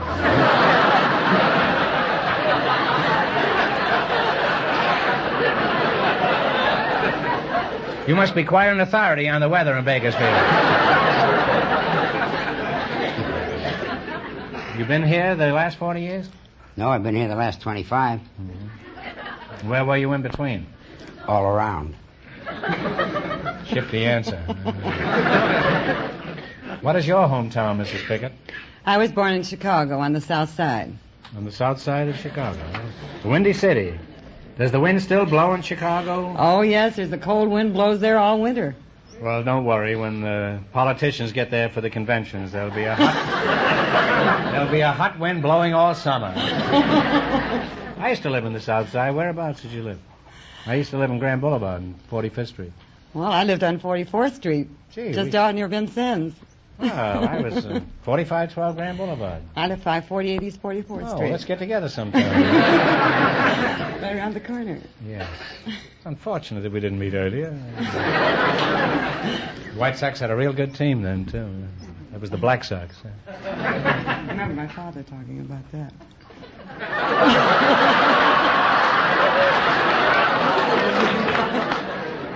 Well, I heard it from my father, too. As a matter of fact, my father was one of the Black Sox. What sort of work do you do, Don?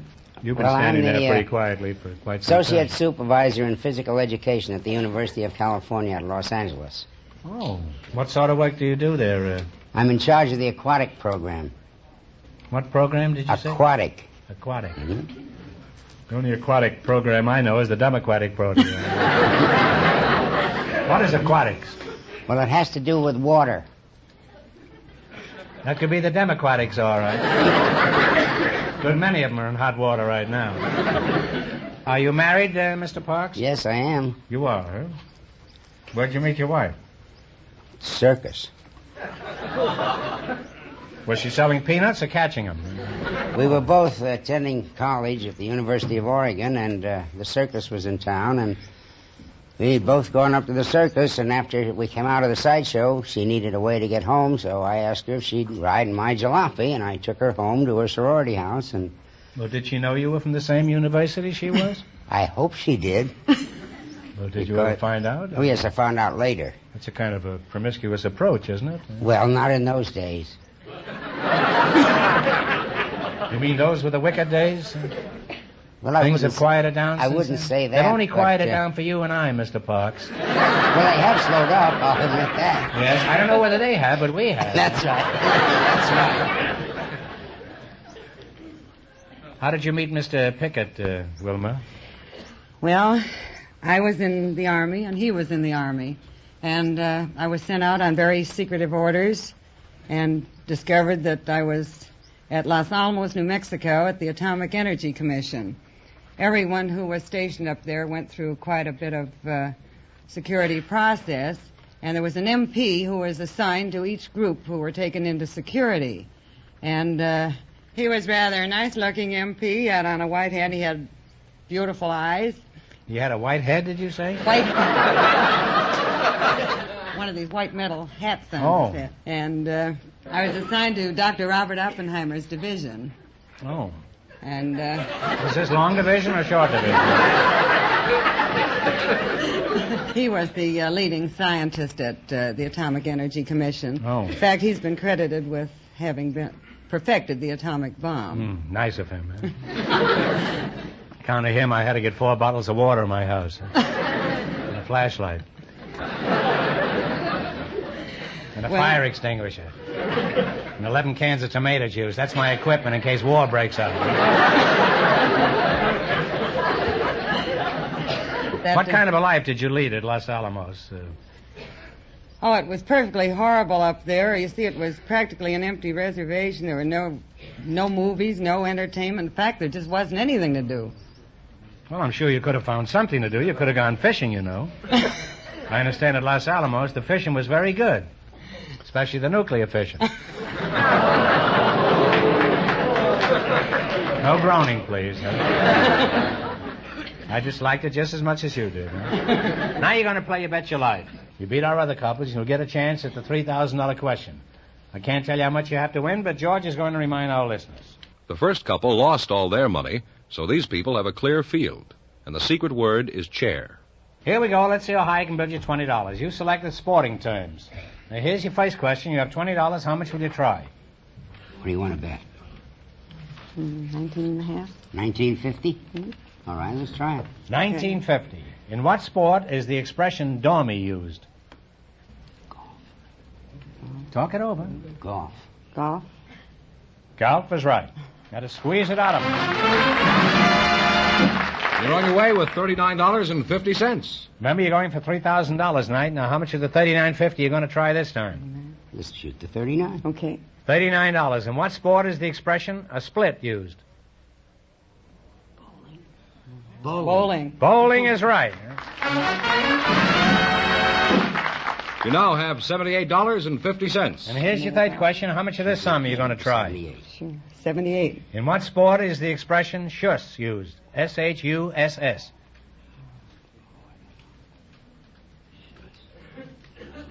If you don't know, take a stab at it.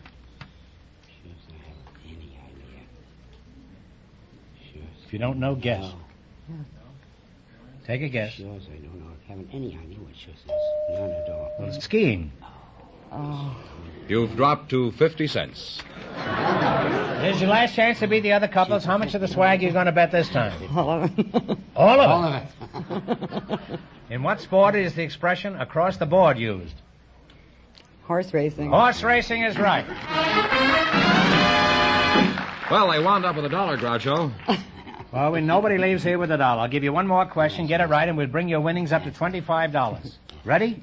In which direction is the North Pole? North. North is right, huh? Thanks and good luck.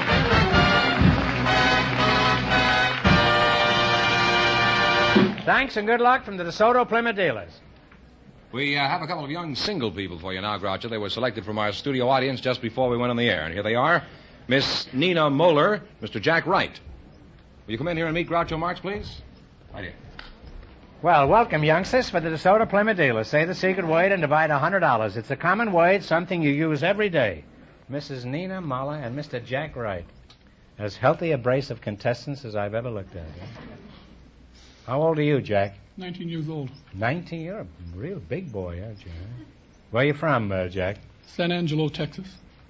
San Angelo? Are they all that big down there? Guess so. How long you been up here? 18 years.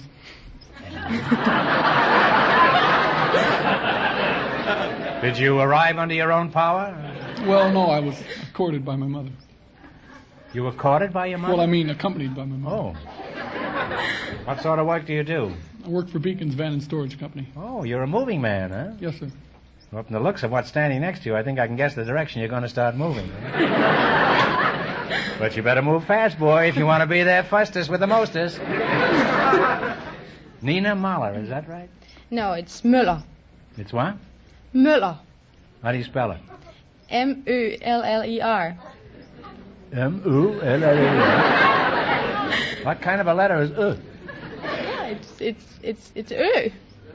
It's an O with a line through. Oh. It's pronounced Ö. Well, yourself, huh? I'm not familiar with that line, but I'd say the rest of your line should be pronounced with an exclamation point. How old are you, Nina? I'm 19. 19, huh? Are you married? No. Where are you from? Denmark. Which part of Denmark? Norway or Sweden? I live outside Copenhagen, near the Øresund. Oh, I know the Øresunds very well. Get married up.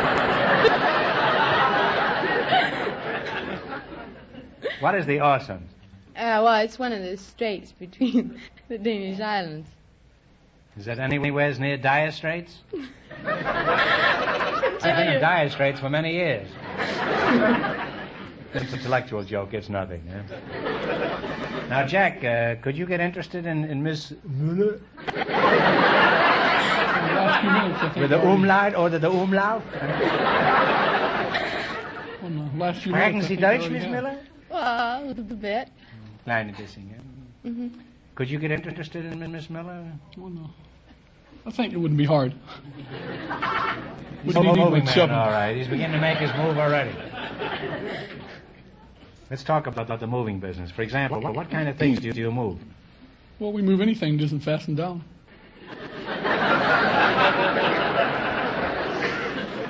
Nina, my advice to you is get a good grip on yourself. Huh?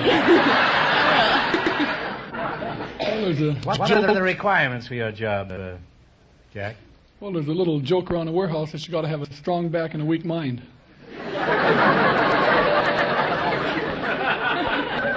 Well, it's certainly a little joke, all right. That's as tiny a joke as I've encountered in a long time. You have any other jokes around there, Jack? Well, not that I can call right now. What are you doing in America, Nina? I'm an exchange student. An exchange student? Yes. Really, we Yankees always were good traders, weren't we? What were you exchanged for? A couple of battleships? No. I'm sure it was something substantial. Office building?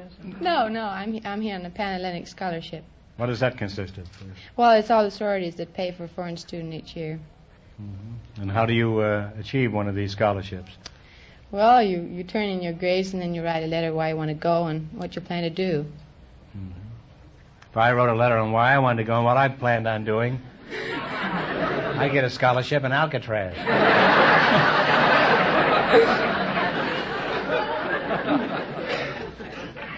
What school are you attending? USC. Somebody out there from Stanford. Now, Nina, as I've been looking at you, a thought occurs to me. I may have a strong back and a weak mind, but I do get thoughts occasionally. I imagine a pretty girl like you gets lots of attention from members of the other sex. Well. How do you refuse a date when you want to reject it? Oh, I don't know. If I really don't want to go out with him, I'll make up some excuse about having a test. Well, let's assume for the moment that this fellow is a persistent Lothario and kind of relentless on the prowl. Well, the second time I tell him that I had a date with another fellow. Suppose this fellow refuses to be discouraged and asks you for the third time. Well, and then I tell him again that I had a date with another fellow. And the fourth time, this fellow I'm thinking of never gives up. Well, if he hadn't caught on by then, he must be pretty dumb. That's true. I know this fellow, and he is pretty dumb. But he's got a mighty strong back. Well, you're a lovely couple, and if anything develops between you two... I'll let you know.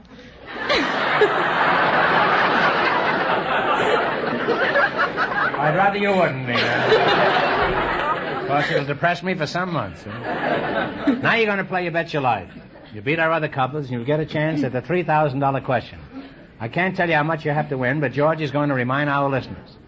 The housewife and the swimming teacher are ahead with $1.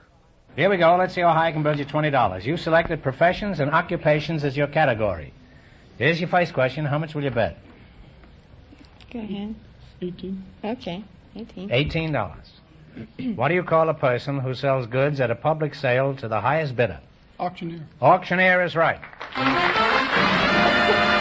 Well, you're on your way. You have $38. Remember, you're going for $3,000 tonight. How much of the... 38. 38 are you going to try this time? Okay, go ahead. All right. 30. He wins. How much? 30. What do you call a man who measures land? Landscaper. Land no, I take that back. Land measured. Talk it over. It's a land. I know. When look through one of the eyeglasses. Yeah, I know. My vocabulary isn't very good in English. That's why I can't help it. Everything else is, Nina.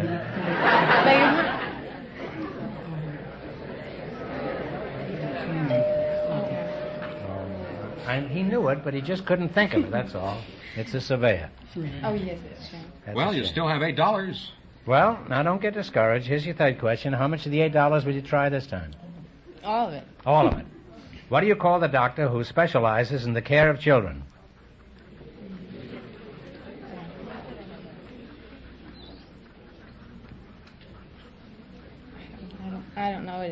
I'm sorry.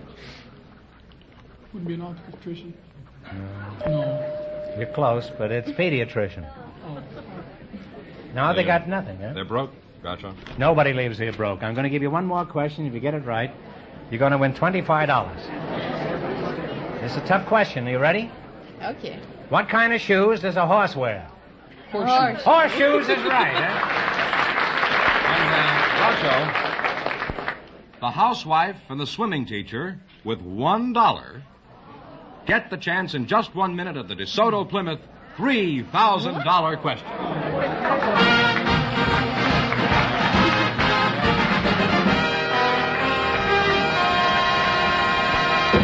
Here is a friendly tip to every car owner.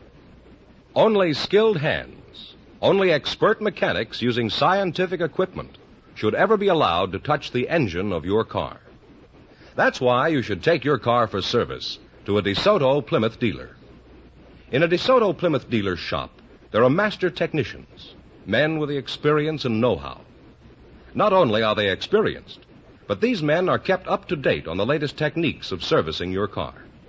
Recently, over 6,000 DeSoto Plymouth dealer mechanics from coast to coast attended 252 special refresher training schools to study the latest factory methods and up-to-the-minute service techniques. Their periodic training pays off for you because you can thereby rest assured that at a DeSoto Plymouth dealers, you get the very finest service you can get anywhere. Highly skilled men, the most modern tools and equipment, and quick access to the right factory-tested and approved replacement parts. Those are three things you can always count on at a DeSoto Plymouth dealers.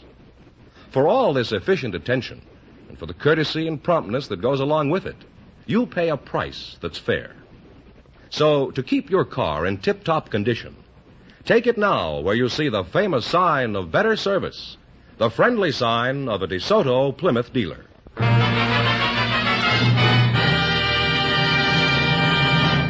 Well, here comes the swimming teacher and the housewife, all set for the DeSoto Plymouth $3,000 question, Groucho.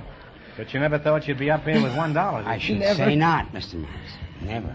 All right, here we go for $3,000. I'll give you 15 seconds to decide on a single answer between you. Think carefully. And please, no help in the audience. Here it is. On a hill north of the Spanish town of Granada is the famous palace and citadel of the Moorish kings. For $3,000, what is the name of this famous place? Talk it over.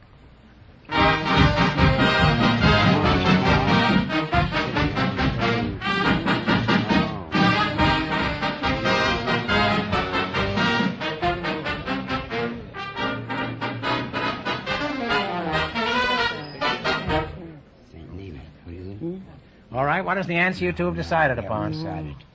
That's not the El Dorado. No, I'm sorry, it's the Alhambra. Correct answer is the Alhambra, so that means the big question next week will be worth $3,500. Well, you lost the big money, but after all, you won $1 in the quiz. I'm sorry you didn't win more. Congratulations, and thanks to both of you and to all of our contestants on the show tonight. Thank you.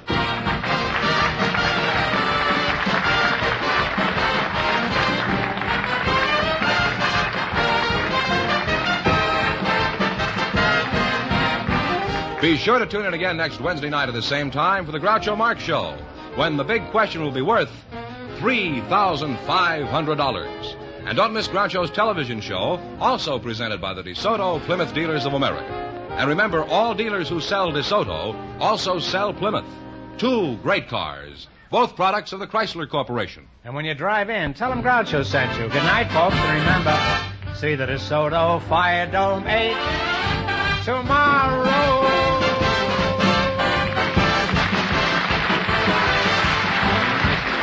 Folks, here's a reminder from the National Safety Council.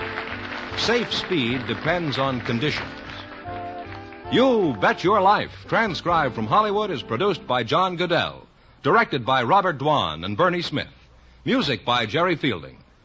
This is George Fenneman signing off for the more than 3,000 DeSoto Plymouth dealers from coast to coast.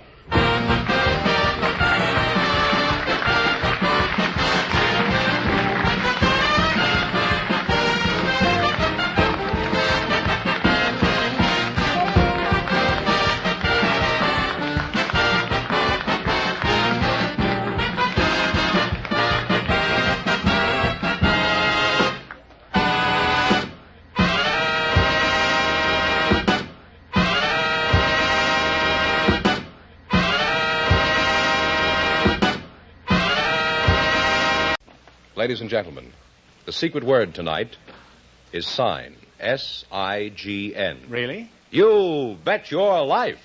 The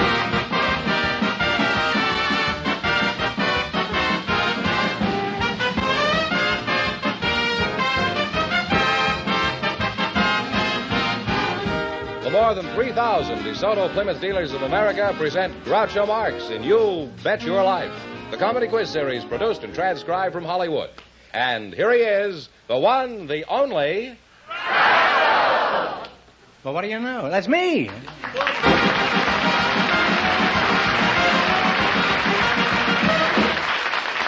Well, here I am again with $3,500 for one of our couples. Groucho, we have a young engaged couple for you now. They volunteered to be on the show just... For me? Oh, how nice. Well, not exactly. They volunteered only to be on the show just before we went on the air. And I'd like you to meet them, folks. Would you come in, please, and meet Groucho Marx? Well, an engaged couple, eh? Well, that's welcome, youngsters, to the DeSoto Plymouth dealer. Say the secret word and you'll divide $100. It's a common word, something you see every day. An engaged couple, eh? That's very romantic. And you're a very romantic-looking couple. Thank you. I guess that's because it's spring, and in the spring, a young man's thoughts lightly turns to mush. And occasionally the income tax. Miss, what's your name again? Sally Smoot. Sally Smoot, did you say? Yes, I did. Well, Sally, you're a cute smoot. What's a smoot? Well, it's an old German name, and it used to be Von Smoot, but they just cut off the Von and just left the Smoot. Is Von still living? Well, I think so. How old are you, Sally? I'm 18. 18? Mm-hmm. Oh, gee, you're real young to be 18, aren't you? And you're going to get married, eh? Smart girl. You're going to get rid of the name Smoot. Is that the reason you're getting married? No. What's the name of the man you're going to marry? Alden Oberjurgi. Is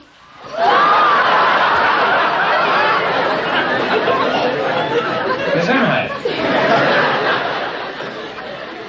No, I'm sorry. I beg your pardon, Sally. What did you say? Alden Oberjurgi. No, you just made that up. Seriously, you mean you're going from Smoot to Oberjurgi? How far is it from Smoot to Oberjurgi? I made the trip once by shrimp boat. I don't remember how long it took me, though. Mr. Oberjurgi, what kind of a name is Oberjurgi? Well, it's partly Polish. Police? Polish. Polish. Partly Polish. Are you from Poland? What part of Poland are you from, Alden? Jacksonville, Illinois.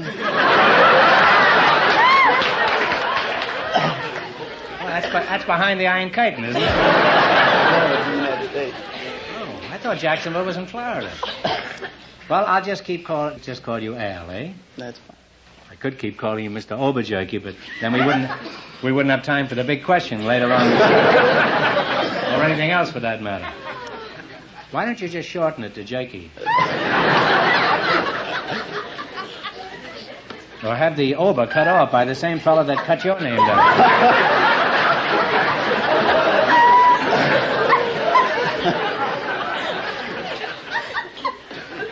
Mr. Ober, when are you going to get married? Well, sometime around the 4th of July. What a curious way to observe Independence Day. Well, I guess the fireworks will start after the ceremony. Do you have a job, Sally? Yes, I do. I work for Van de Kamp's Holland Dutch Bakeries. You work in a bakery? Mm-hmm. Is that so? What do you, first thing you do in the morning? I suppose you call the rolls, huh? No, I put on my cap and my apron. Oh. Is that all you do? You just put on and then you go home? Huh? No. What sort of work do you do? Do you wear a cap and gown, too? Well, I wear a cap, but I don't wear a gown. I run a service station. Well, run it over here. I'm out of gas. No, I can't. Where do you run this service station? Well, I run a Chevron service station on the corner of 2nd and Santa Ana in Belmont Shore, Long Beach, California. That was a nice plug, Al. Buttering up the boss a little, eh? Well... You suppose he'll give you a raise after that? No, I don't think so. I'm the boss. Not after the 4th of July, you know. Well, you're a lovely, nice, wholesome American couple, and I'm sure you're going to be very happy together, and you have my best wishes. I hope there'll be many little overjerkies. Now, in just 1 minute, you're going to play You Bet Your Life for a chance at the $3,500 question. Right now, there's something of importance to everybody that I want you to listen to. Put yourself in the driver's seat. Step down on that accelerator. Then feel that power. Surging power. Power you never dreamed a car could have. That's what you'll experience when you drive the new, the spectacular, the 160 horsepower DeSoto Fire Dome 8. Your DeSoto Plymouth dealer invites you to stop in and try this great new car yourself from behind the wheel. Once you drive it, you'll want the new DeSoto Fire Dome 8. DeSoto's mighty 160 horsepower V8 engine gives you power with smoothness never before achieved. Extra power in all speed ranges. But of course, that's only one big reason why you should decide on DeSoto. DeSoto also brings you sensational power steering that lets you turn the wheel with one finger, even when the car is at a standstill. And of course, power brakes, safety rim wheels, waterproof ignition, Oriflow shock absorbers, feature after feature that makes DeSoto your very best car value. Tomorrow, stop at your DeSoto Plymouth dealers and see America's most talked about new car, the 160 horsepower DeSoto Fire Dome 8. Drive it.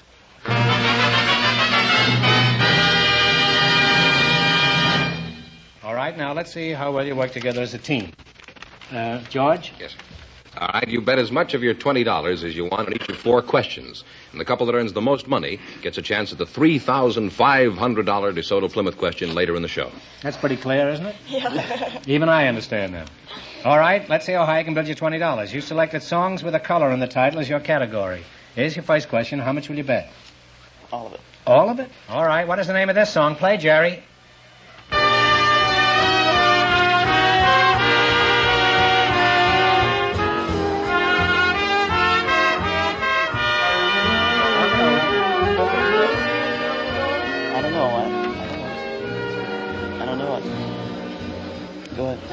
All right, what do you say, kids? Silver strands among the gold. Well, silver threads amongst the gold, but that's close enough. And you're on your way. You have $40. That's a pretty old song for a young couple, I think. I never heard it before. I never heard it before either. Remember, you're going to $3,500 tonight. Now, how much of this swag of the $40 are you going to risk this time? $40. $40, huh? All right, give me the title of this song.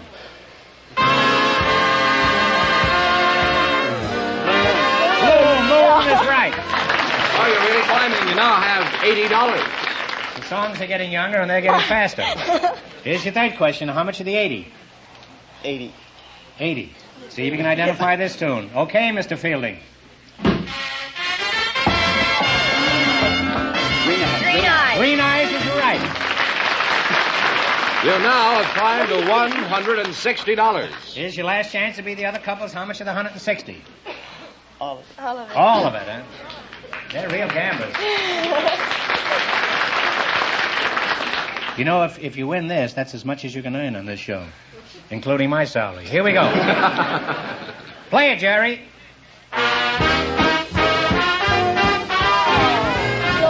The old gray mare is not what she used to be. Put it there. Don't kiss me. And you wind up with a grand total of $320. Thanks and good luck, Minnesota. Thanks and good luck, Minnesota. It's hopeless. Thanks and good luck from the DeSoto Plymouth dealer. Groucho, we invited some horsewomen and some fishermen to the program tonight. What are they, centaurs? And just before we went on the air, our studio audience selected Mrs. Marjorie Kessler and Mr. Andrew Mardisick. And here they are, folks. Meet Groucho Marx. Well.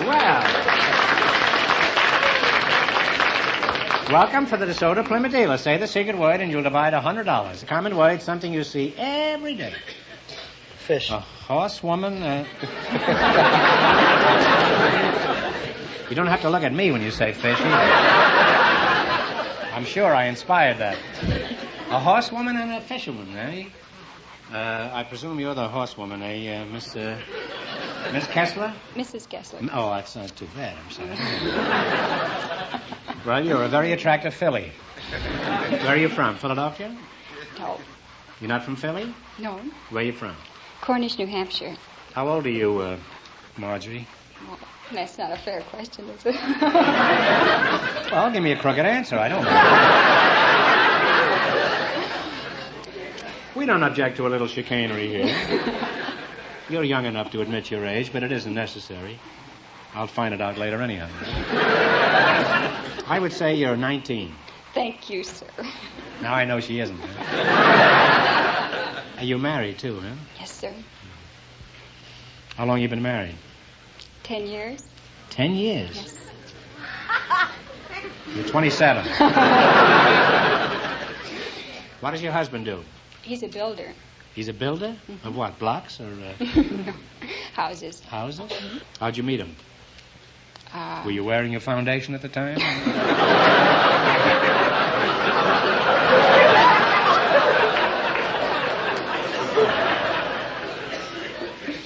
How did you meet him, Marjorie? I met him in a barn. Well, you couldn't pick a better place, huh? What was he doing there? Was he a horse at the time? No, but he had a very nice horse. He did, huh? Mm-hmm. What were you doing in the barn? Well, admiring the horse. Did you go there every day just to admire that horse? Well, he was an awfully nice horse. And you finally married him, eh? Well, that's very good. Mr. Mardisish? Yes, sir.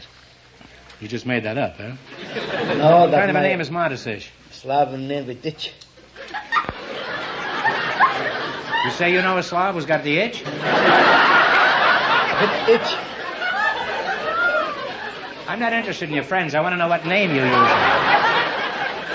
My father's name. That's your father's name, eh? You're a fisherman? Yes, sir. Mm-hmm. What kind of a fisherman? Tuna. That's a piano, isn't it? Well, be careful with your hook. You're talking to one of the biggest suckers in California. Are you married? Yeah. Well, you're the sucker then, not me. Some fisherman. He got caught himself. Huh? How did you meet your wife? On a dance. One time I went to the dance with my girlfriend and was tag dance. You what? Was tag dance. Somebody got my girlfriend. And correct. what is a tag dance? Dance when you get another girl to dance. No. You didn't like the girl you brought to the dance, is that it? Well, I make mistake. There was my girlfriend and today my wife was same but size and the same dress up and I make mistake. You know, I haven't understood anything that's been said to me tonight. This has been a real baffling evening so far. Now, what do you fish for, Andrew? Compliments, mainly? For living.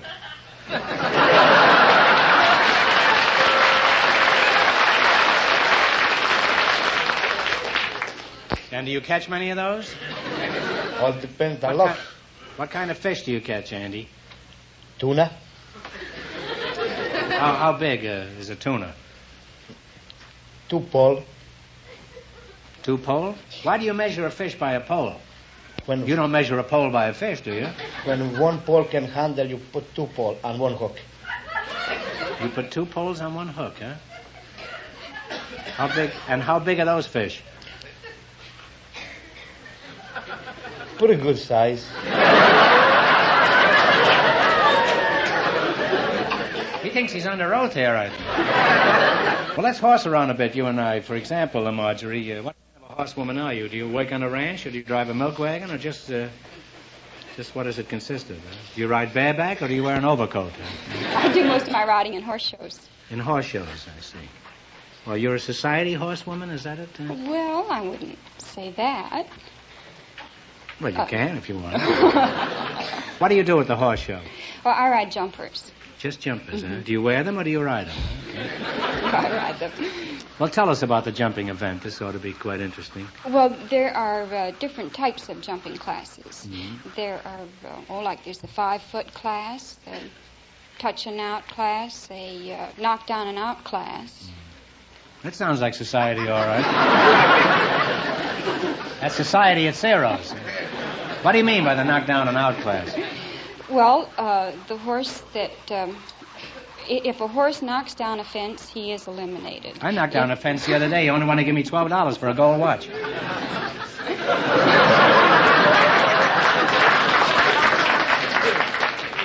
Well, I learned a lot tonight, thanks to you two. And if you want to learn something, just drop in and see your new DeSoto Fire Dome 8.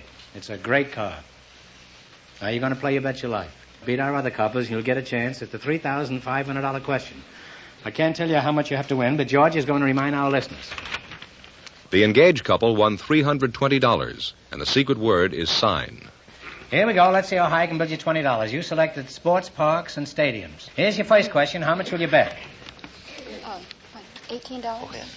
$18. All right. In what city is the Yankee Stadium? New York. New York is right. And you're on your way. You have $38. Remember, you're going for $3,500 tonight. How much of the $38 will you bet this time? 37. 37. In what city is the Orange Bowl? It's in Florida. Miami. What city? Miami is right. You now have $75. You've never taken your horses there, have you? All right, here's your third question. How much of the $75 will you bet? 74, huh? 74. This is the last question, huh? No. No, you got one more after 70, this. 74. 74. In what city is Soldier Field? In Chicago. Chicago is correct. You have now climbed to $149. It's your last chance to beat the other couples. How much will you bet? All of it. All of it. In what city is Franklin Field? Talk it over.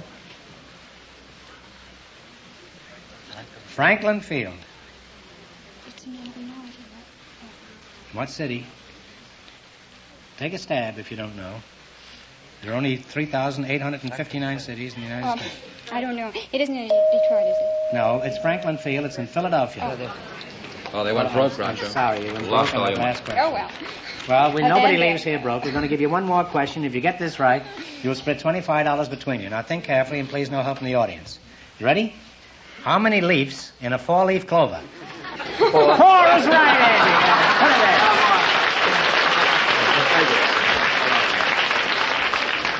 Thanks and good luck from the DeSoto Plymouth dealers.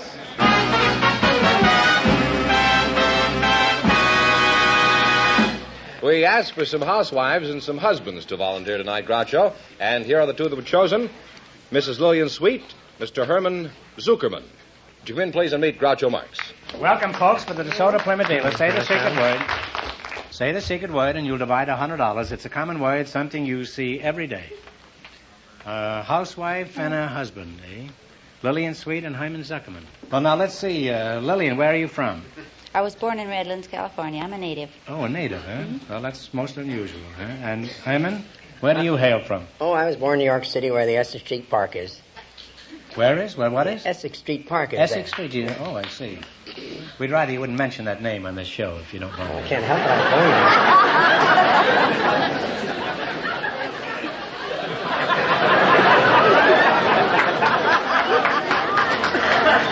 I'd like you to realize that Ferdinand DeSoto discovered the Mississippi River, in addition to the Fire Dome 8. How long you're married, Lillian? Yes, we've been married 19 years. Really? Yes. Well, you're an extremely young-looking woman to be married that long. Your husband must have treated you most gently these years, huh? He has. Lillian, it isn't necessary to shudder when I mention your husband. How long have you been married, Herman? First time 5 years, the second time 30 years. How did you get the reprieve? What happened the first time? Something must have happened. My mother-in-law came to visit us. Say no more, Herman. I understand perfectly. How did you meet Exhibit B? I married my mother-in-law.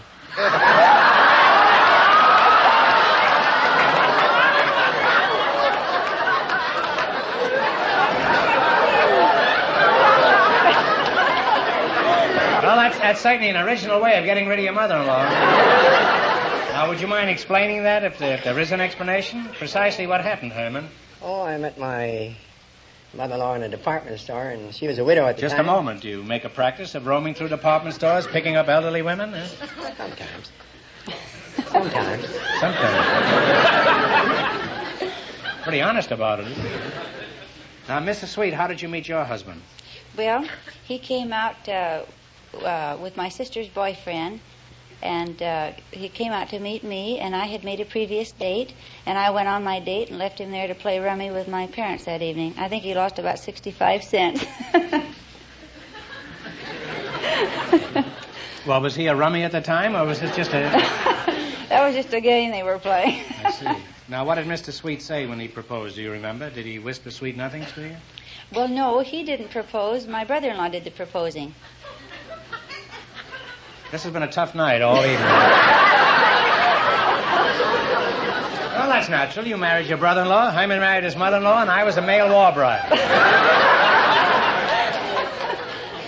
Lillian, if you married your brother-in-law, what happened to Mr. Sweet? He's sour on the whole thing by this time, I guess. Huh?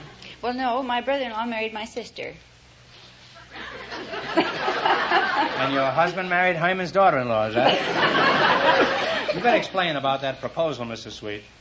Well, we were invited by my brother-in-law and my sister to their house to dinner, and I think it was just about the middle of the soup course that my brother-in-law said that there was a nice apartment for rent next door, and they thought we'd make a nice neighbors, so why didn't we get married and occupy the apartment next door? So we got married and moved in.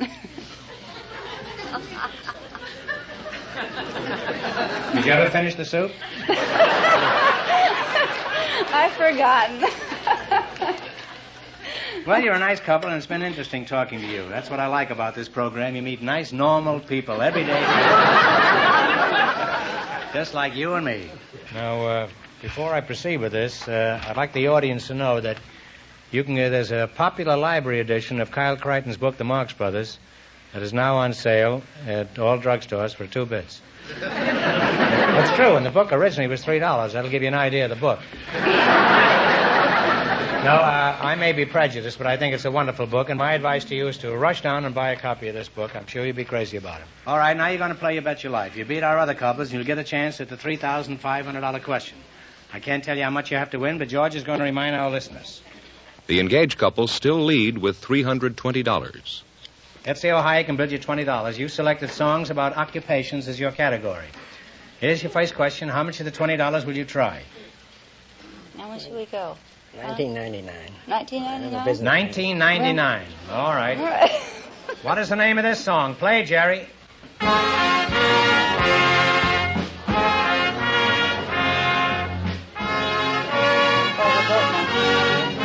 Volga Boatman? The Volga Boatman. And you're off to a good start. You have $39.99. They really weren't very vulgar. They were nice fellas. Huh? $39.98? Yeah. Remember, you're going for $3,500. You're going to bet $39.98? Give me the title of this song. Play, Jerry.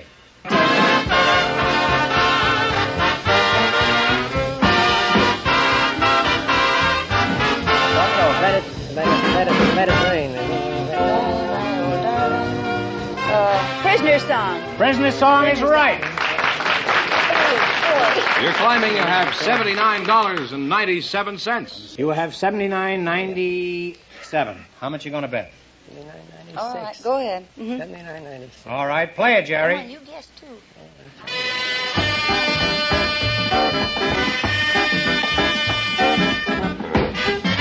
Peanut Vendor. Peanut Vendor is right. All right.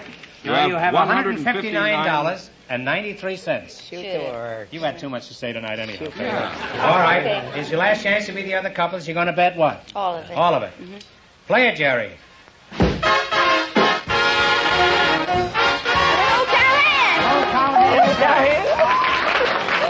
How much did they win? $319.86. You wind up with $319.86. And that means that the engaged couple with $320 in just 1 minute get the chance at the DeSoto Plymouth $3,500 question. We missed it by 14 cents. Well, I'm 14 sorry. cents. It's been a pleasure. Thank you.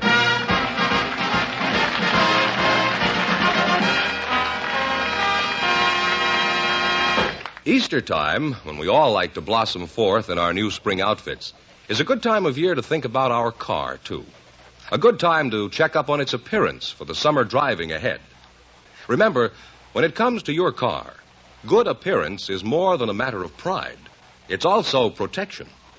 So tomorrow, drive in to your DeSoto Plymouth dealers and tell him you'd like to have his springtime appearance special. There's no better way to maintain your car's present high value. First of all, your DeSoto Plymouth dealer will give your car a thorough washing and polishing, thus removing dust, dirt, salt, and grime. Your car will get a thorough cleaning job inside and out, including upholstery, carpeting, and luggage compartment, too. Your DeSoto Plymouth dealer will touch up any traffic scars that might mar the appearance of your car. He'll stop any rust wherever he finds it. He'll give your car a paint touch-up wherever it needs it. So drive in to your DeSoto Plymouth dealers for that springtime appearance special tomorrow. You'll be surprised how little it costs. Just look for the famous sign of better service, the friendly sign of a DeSoto Plymouth dealer.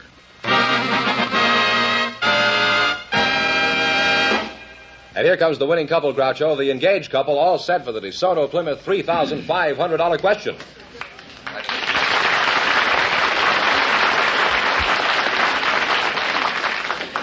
Well, if you get this, you can get married tonight. All right, here we go for $3,500. I'll give you 15 seconds to decide on a single answer, and please no help from the audience. When the government decided to build a hydrogen bomb, they chose a private corporation to do it for $1 a year. What corporation has been assigned to build this bomb?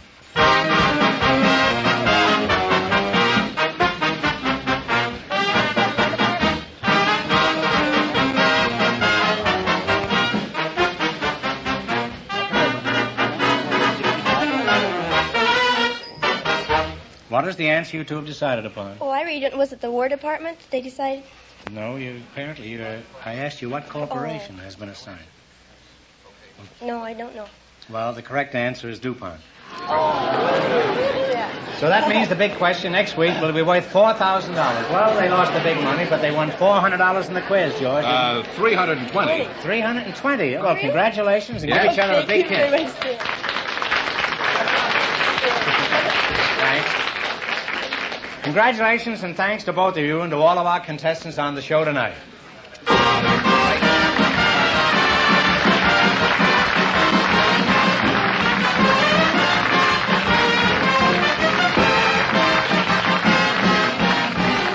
Be sure to tune in again next Wednesday night at the same time for the Groucho Marx Show, when the big question will be worth $4,000. And don't miss Groucho's television show, also presented by the DeSoto Plymouth Dealers of America. And remember, all dealers who sell DeSoto also sell Plymouth. Two great cars, both products of the Chrysler Corporation. And when you drive in, tell them Groucho sent you. Good night, folks, and remember, see the DeSoto fire don't make tomorrow.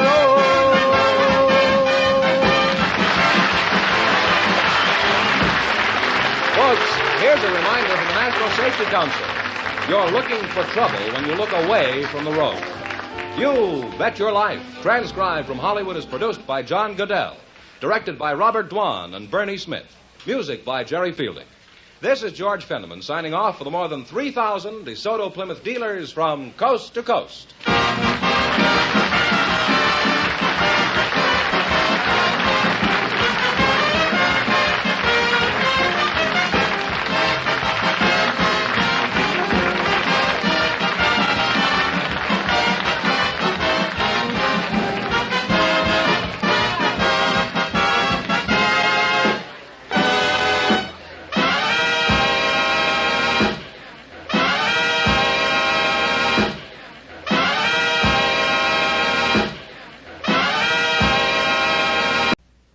Ladies and gentlemen, the secret word tonight is foot. F-O-O-T. Really? You bet your life.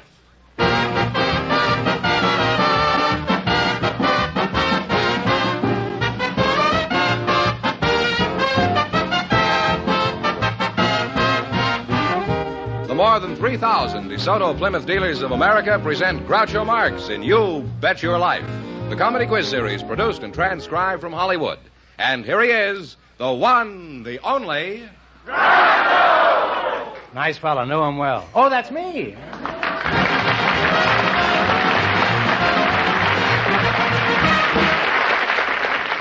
Well, here I am again with $4,000 for one of our couples.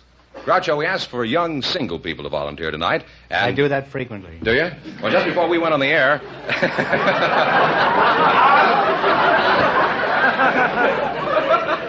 Just before we went on the air, Miss... It's most unproductive, I must say. Hopeless is the word. Miss Francine Anderson and Mr... Miss Francine Anderson is hopeless? No, she volunteered, and she was chosen along with Lieutenant Charles Brown, and here they are. Folks, meet Groucho Marx. And I'm glad.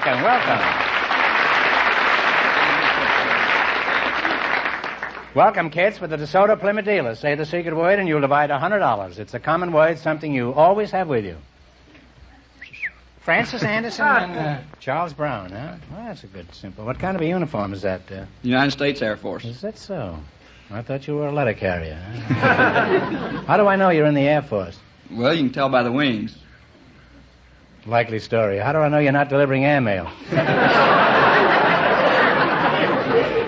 Where are you from, Chaz?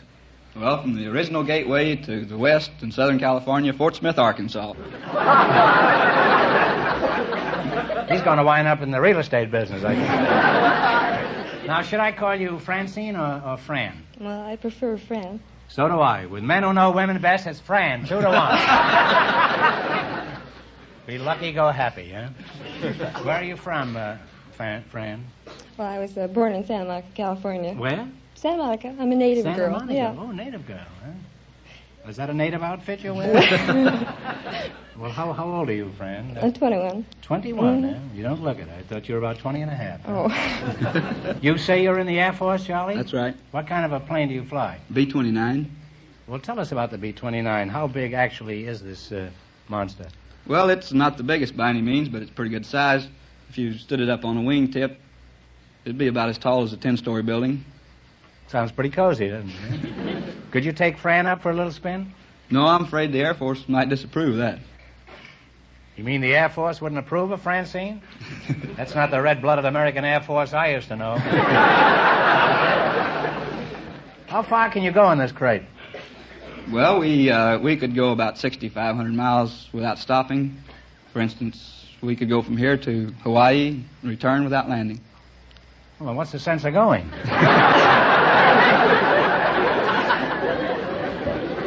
The old Air Force would have landed at Hawaii.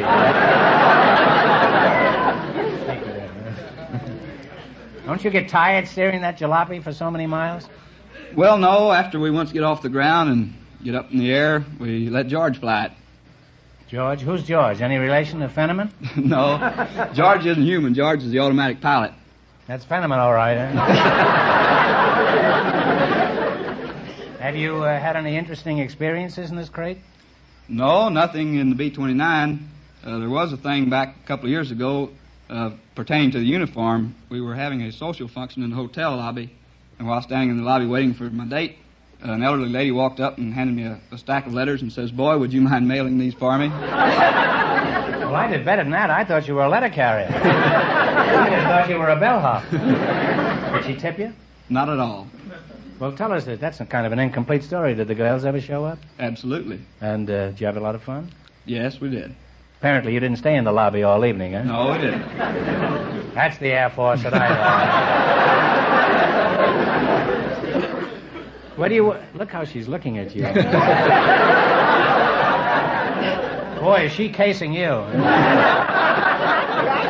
She knows every detail about you by this time. Where do you work, Fran?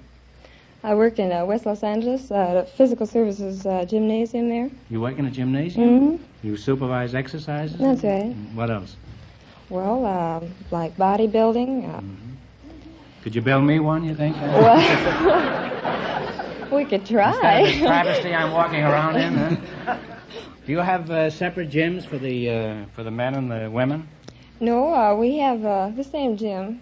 Now you're talking, huh? What about signing me up? Can you give me some assurance I won't be annoyed by the women customers? Well, I think you could be fairly safe. They're there on different days.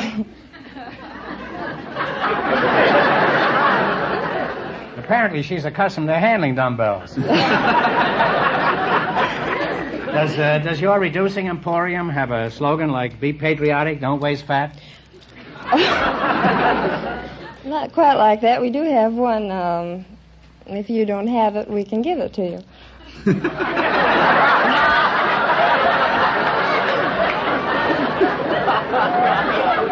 fact of the matter is I already have it and I don't want it. Now, you're still single, eh, Fran? Yes, Well, I how am. come? Aren't you interested in marriage? Oh, yes, I am. Maybe you haven't been looking in the right places. Well, good You're man. not going to find a good man in the woman's steam room, you know. I ought to know. How about Charlie, my boy here? Does he look like a good man?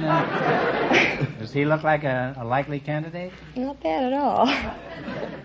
Charlie, are you very hard to find? I'm always available, always.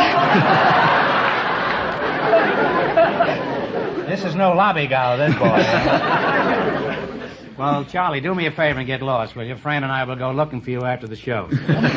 When you fly over Mulholland Drive, dip your wings and we'll know it's you. Right.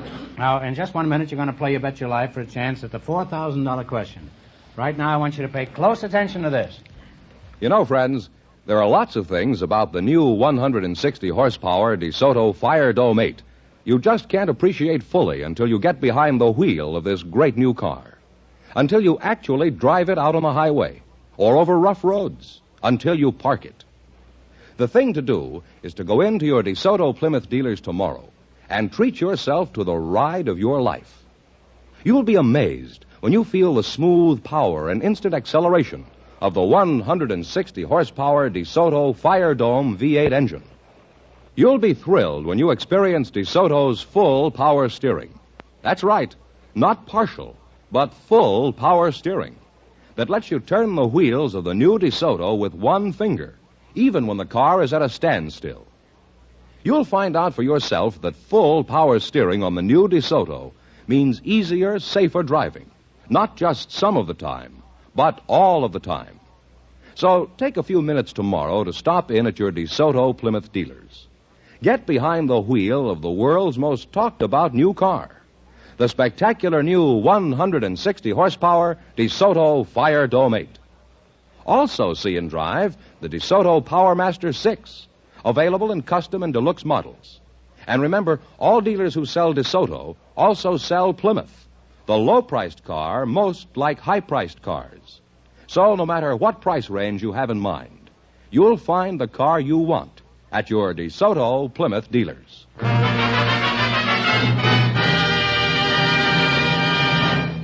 let's see how you work together as a team. George, explain the rules. You bet as much of your $20 as you want on each of 4 questions, and the couple that earns the most money gets a chance at the $4,000 DeSoto Plymouth question later in the show. He has a real manly voice, Fenneman, isn't he?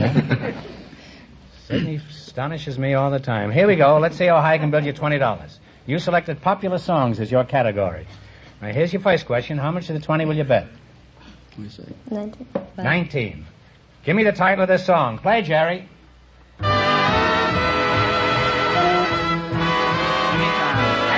is right. And you're off to a great start. You have $39.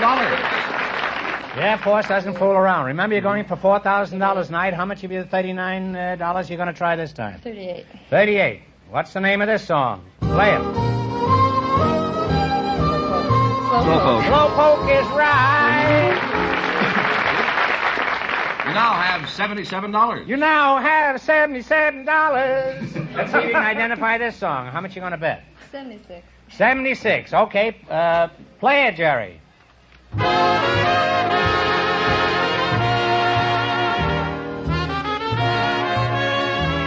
Please, Mr. Please, Sun. Mr. Sun is correct. Now flying to $153. How much you going to bet? Is this last one? This is the coup de grace. Haven't got anything to lose. Shoot. 153. 153. Play it, Jerry.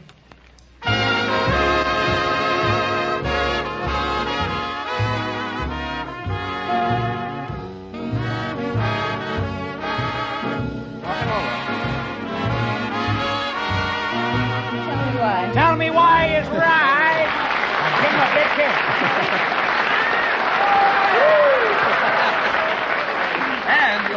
wind up with $306. Good. Well, thanks and good luck from the DeSoto Plymouth dealer. Thank you.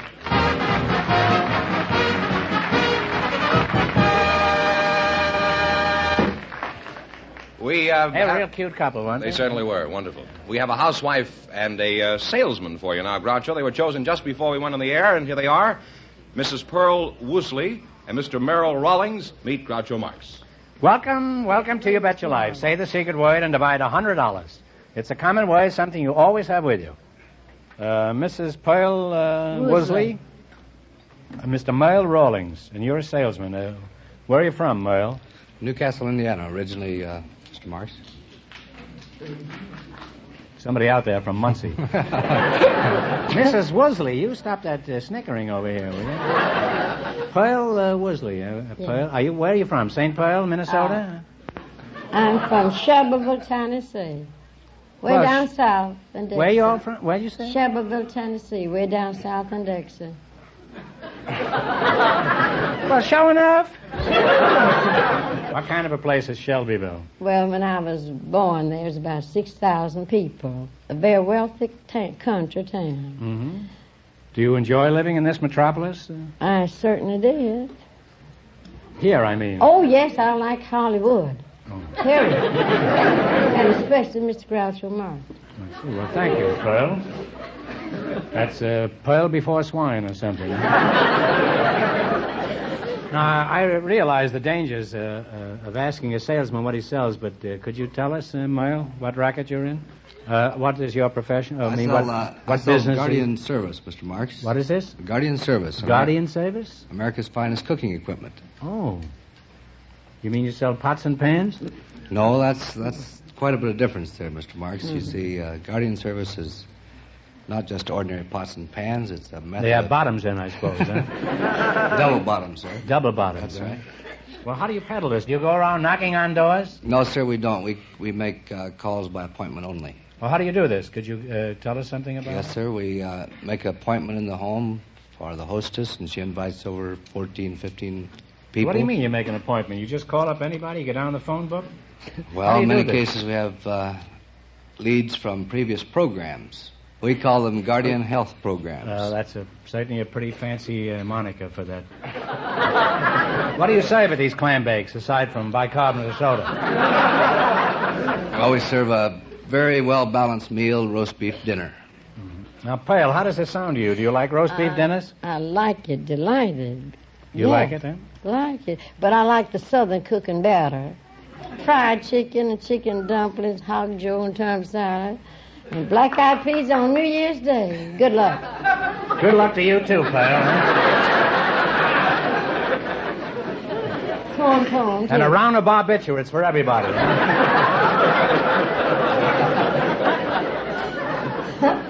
Well, it's been interesting talking to you two, and, Merle, if you ever need a topic of conversation for your parties, just mention the new DeSoto Fire Dome 8. It's really something to talk about. Thank you. Thank you. Now, here we go. You're going to play You Bet Your Life. You beat our other couples, you'll get a chance at the $4,000 question. I can't tell you how much you have to win, but George is going to remind our listeners. The Air Force pilot and his partner won $306, and the secret word is foot. Here we go. Let's see how high I can bid you $20. All the words in each question pertain to the same subject. Here's your first question. How much will you bet? 15. Talk right in here. All right, $15. $15. All right. What are Wyandottes, Orpingtons, and Plymouth Rocks? Chickens. Chickens is right. Off to a good start. You have $35. Remember, you're going for $4,000 tonight. Now, how much of the $35 will you bet this time? 25. Okay. How much? 25. 25. Okay. What are acacias, poincianas, and mangroves? Trees. Trees is right. You now have $60. You have $60, and how much are you going to bet this time? 55. 55. 55. Okay. What are Manx, Siamese, and Maltese? Twins. Cats. Cats is right. You've now climbed to $115. It's your last chance to beat the other couples. Oh, How much of wait the a minute. 115 you going to go for? Would you say 100? What do you think? Right in here, Pearl. The whole thing of on. What do you say? Up to you. We might win. What do we have, 150? You got 115. You got 115. 115. Well, let's say 114. You want to get back to Is those? that all right? 114. 114, okay. All right, here we go. What are azaleas, peonies, and crocuses? Oh, flowers. Flowers is right. Put it there. Very smart. Put it there, You brother. wind up with a grand total of $229. Thanks and good luck to the DeSoto Plymouth dealers. Thank you kindly. Thank you kindly.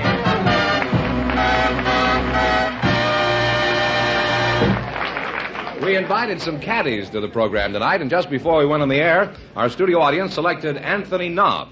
His partner is a woman with an interesting and unusual occupation, Mrs. Mildred Alexander, and here they are. Folks, meet Groucho Marx. Hi, Mr. Marx. Welcome for the DeSoto Plymouth dealers. Say the secret word and divide $100. It's a common word, something you always have with you.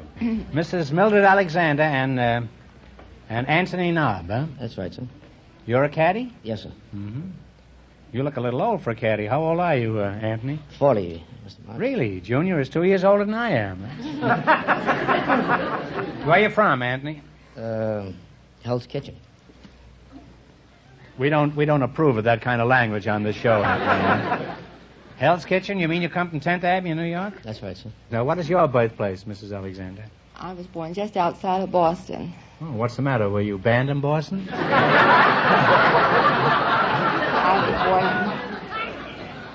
I was born in Newton. You were born in Newton? That's a lovely little town. Do you miss it very much? Not particularly. I see. In other words, you don't give a fig for Newton, eh? Mildred, you were chosen because you have an interesting occupation. Just what is it you do, Mildred? I run a motel for cats. Well, that's what I thought. When you walked up here, I said to myself, I says, there's a woman who runs a motel for cats. Now, Mildred, let's not be ridiculous. Nobody runs a motel for cats. Just what is a motel for cats? It's a very I'm nice... willing to play along with this thing as well as you. I'll play ball with you, Mildred, huh? The Motel for Cats is a very nice place on Ventura Boulevard where people leave their cats when they go out of town. What do you call the place, Catalina? Motel for Cats. Oh. How much is really a hotel for cats? Huh? A motel for cats. A motel, yeah. Is there much difference between a motel for cats and a hotel for cats? Yes. I used to know Sam Katz. He lived at a hotel. How much does a cat have to pay for his lodging? Well, it depends on whether he's on the American plan or the European plan.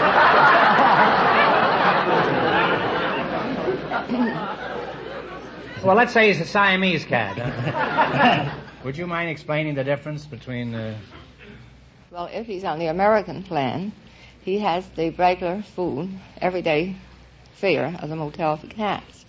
If he's on the European plan, he can have half and half, lobster, shrimps, filet mignon, whatever he wants. Where do these felines eat? Under the stove or...? No, we have room service, and their food is served in the bungalow. On their own dishes. Imagine the cat picking up the phone in the morning in bed and hollering for room service.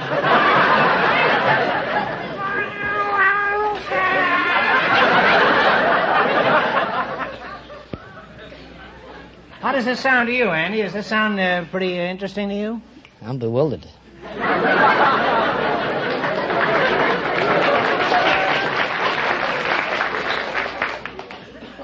You're bewildered, eh? I certainly am, Mr. Marx. Well, if you should need a nice motel to sleep in sometime, just tell Millie you're a caddy. Yeah, Tom Caddy.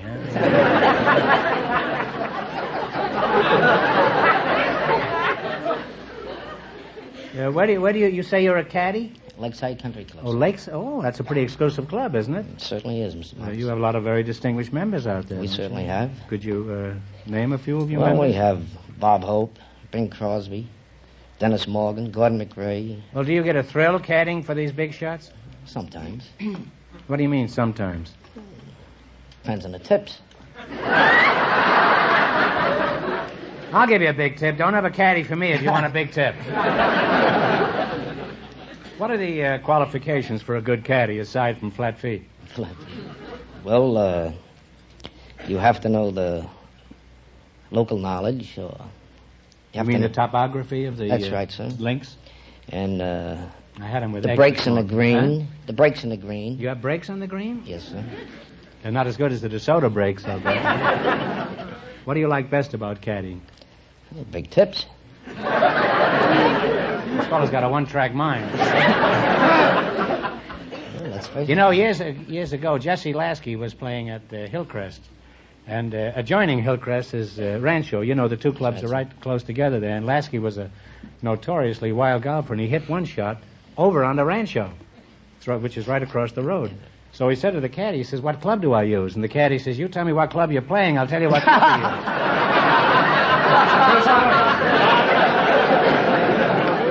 Now, women play out there, too, don't they? Which do you prefer caddying for, men or women? Oh, men.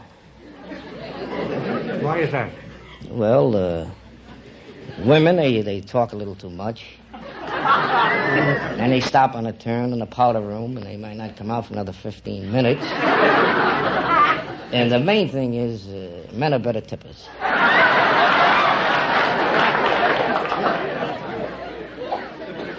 Well, let's get it off your mind. Here's a dime, huh?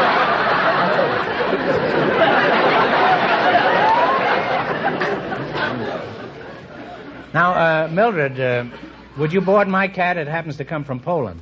I'd like to. It's a fine, exclusive hotel. She'll even take a polecat.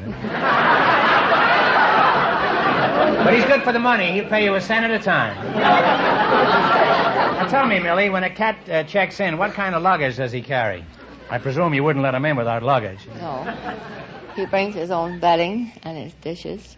He brings his own dishes and Yes, bedding, his huh? toys, his catnip, sometimes his Christmas tree at Christmas time.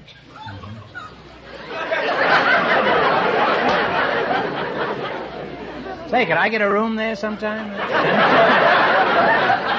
Well, it's been a novel experience talking to you two. And Mildred, when you tuck your guests away for the night, don't forget the cat's pajamas.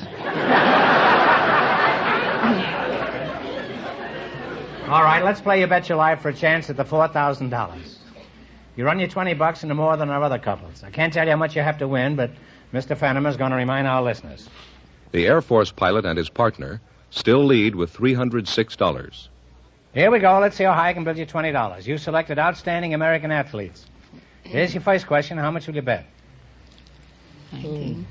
Talk up, kids. $19. $19. In what sport is Maureen Connolly famous? I think it's in tennis. Yeah, you're absolutely right. It's absolutely right. You're on your way. You have $39. Remember, you're going for $4,000 tonight. How much is the 39 you're going to try this time? 38. 38. 38. In what sport is Dick Button famous? Skater. Skater is right. You now have $77. Now, here's your third question. You have $77? How much you going to bet? Your 7 looks like a 9. That's the way, all right. 76. I hope you did- 76. 76. All right. In what sport is Luke Easter famous? Baseball. Baseball is right. You now have $153. Here's your last chance to beat the other couples. How much of the 153 you're going to try? 150. 150. In what sport is Patty Berg famous? Golf. Golf is right. Put it there, kid. All right. You wound up with $303. That's not bad. And give me my dime back. But that leaves the Air Force pilot and his partner with $306. In just 1 minute, we'll get the chance at the $4,000 DeSoto How much did Plymouth they beat question. us by? $3. Gee. Look at you. That's a good 18 holes, like, isn't it? Yeah. It's a few hamburgers.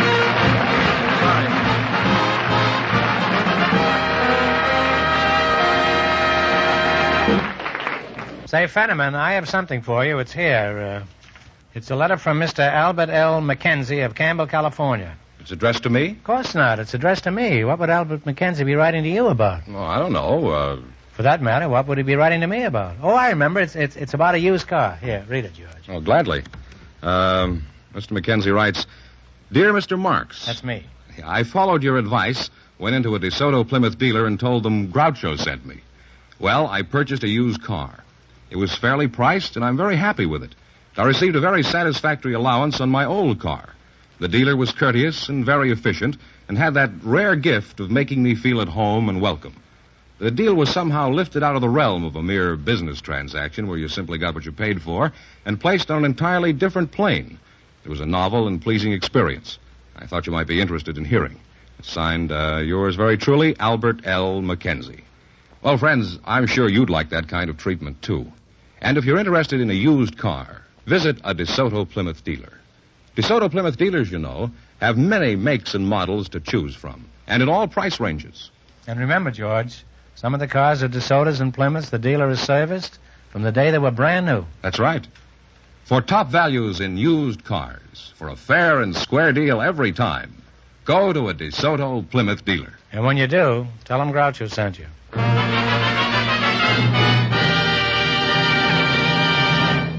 Here's the Air Force pilot and his partner, Groucho. The winning couple all set for the DeSoto Plymouth $4,000 question.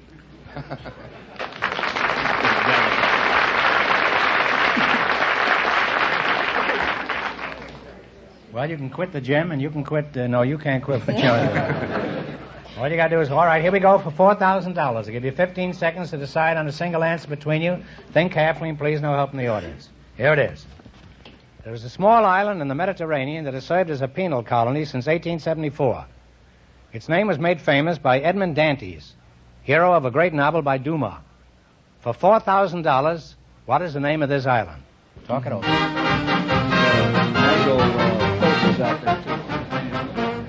One answer between you.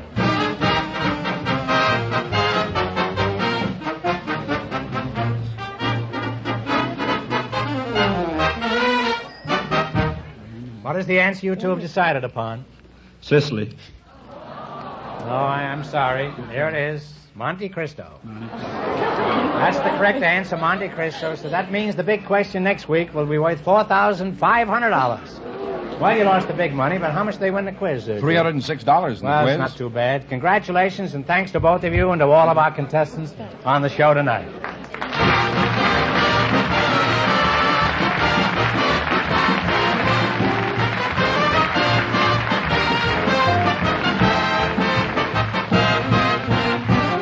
Be sure to tune in again next Wednesday night at the same time for the Groucho Marx Show, when the big question will be worth $4,500. And don't miss Groucho's television show, also presented by the DeSoto Plymouth Dealers of America. And remember, all dealers who sell DeSoto also sell Plymouth. Two great cars, both products of the Chrysler Corporation. And when you drive in, tell them Groucho sent you. Good night, folks, and remember, see the DeSoto fire don't make tomorrow.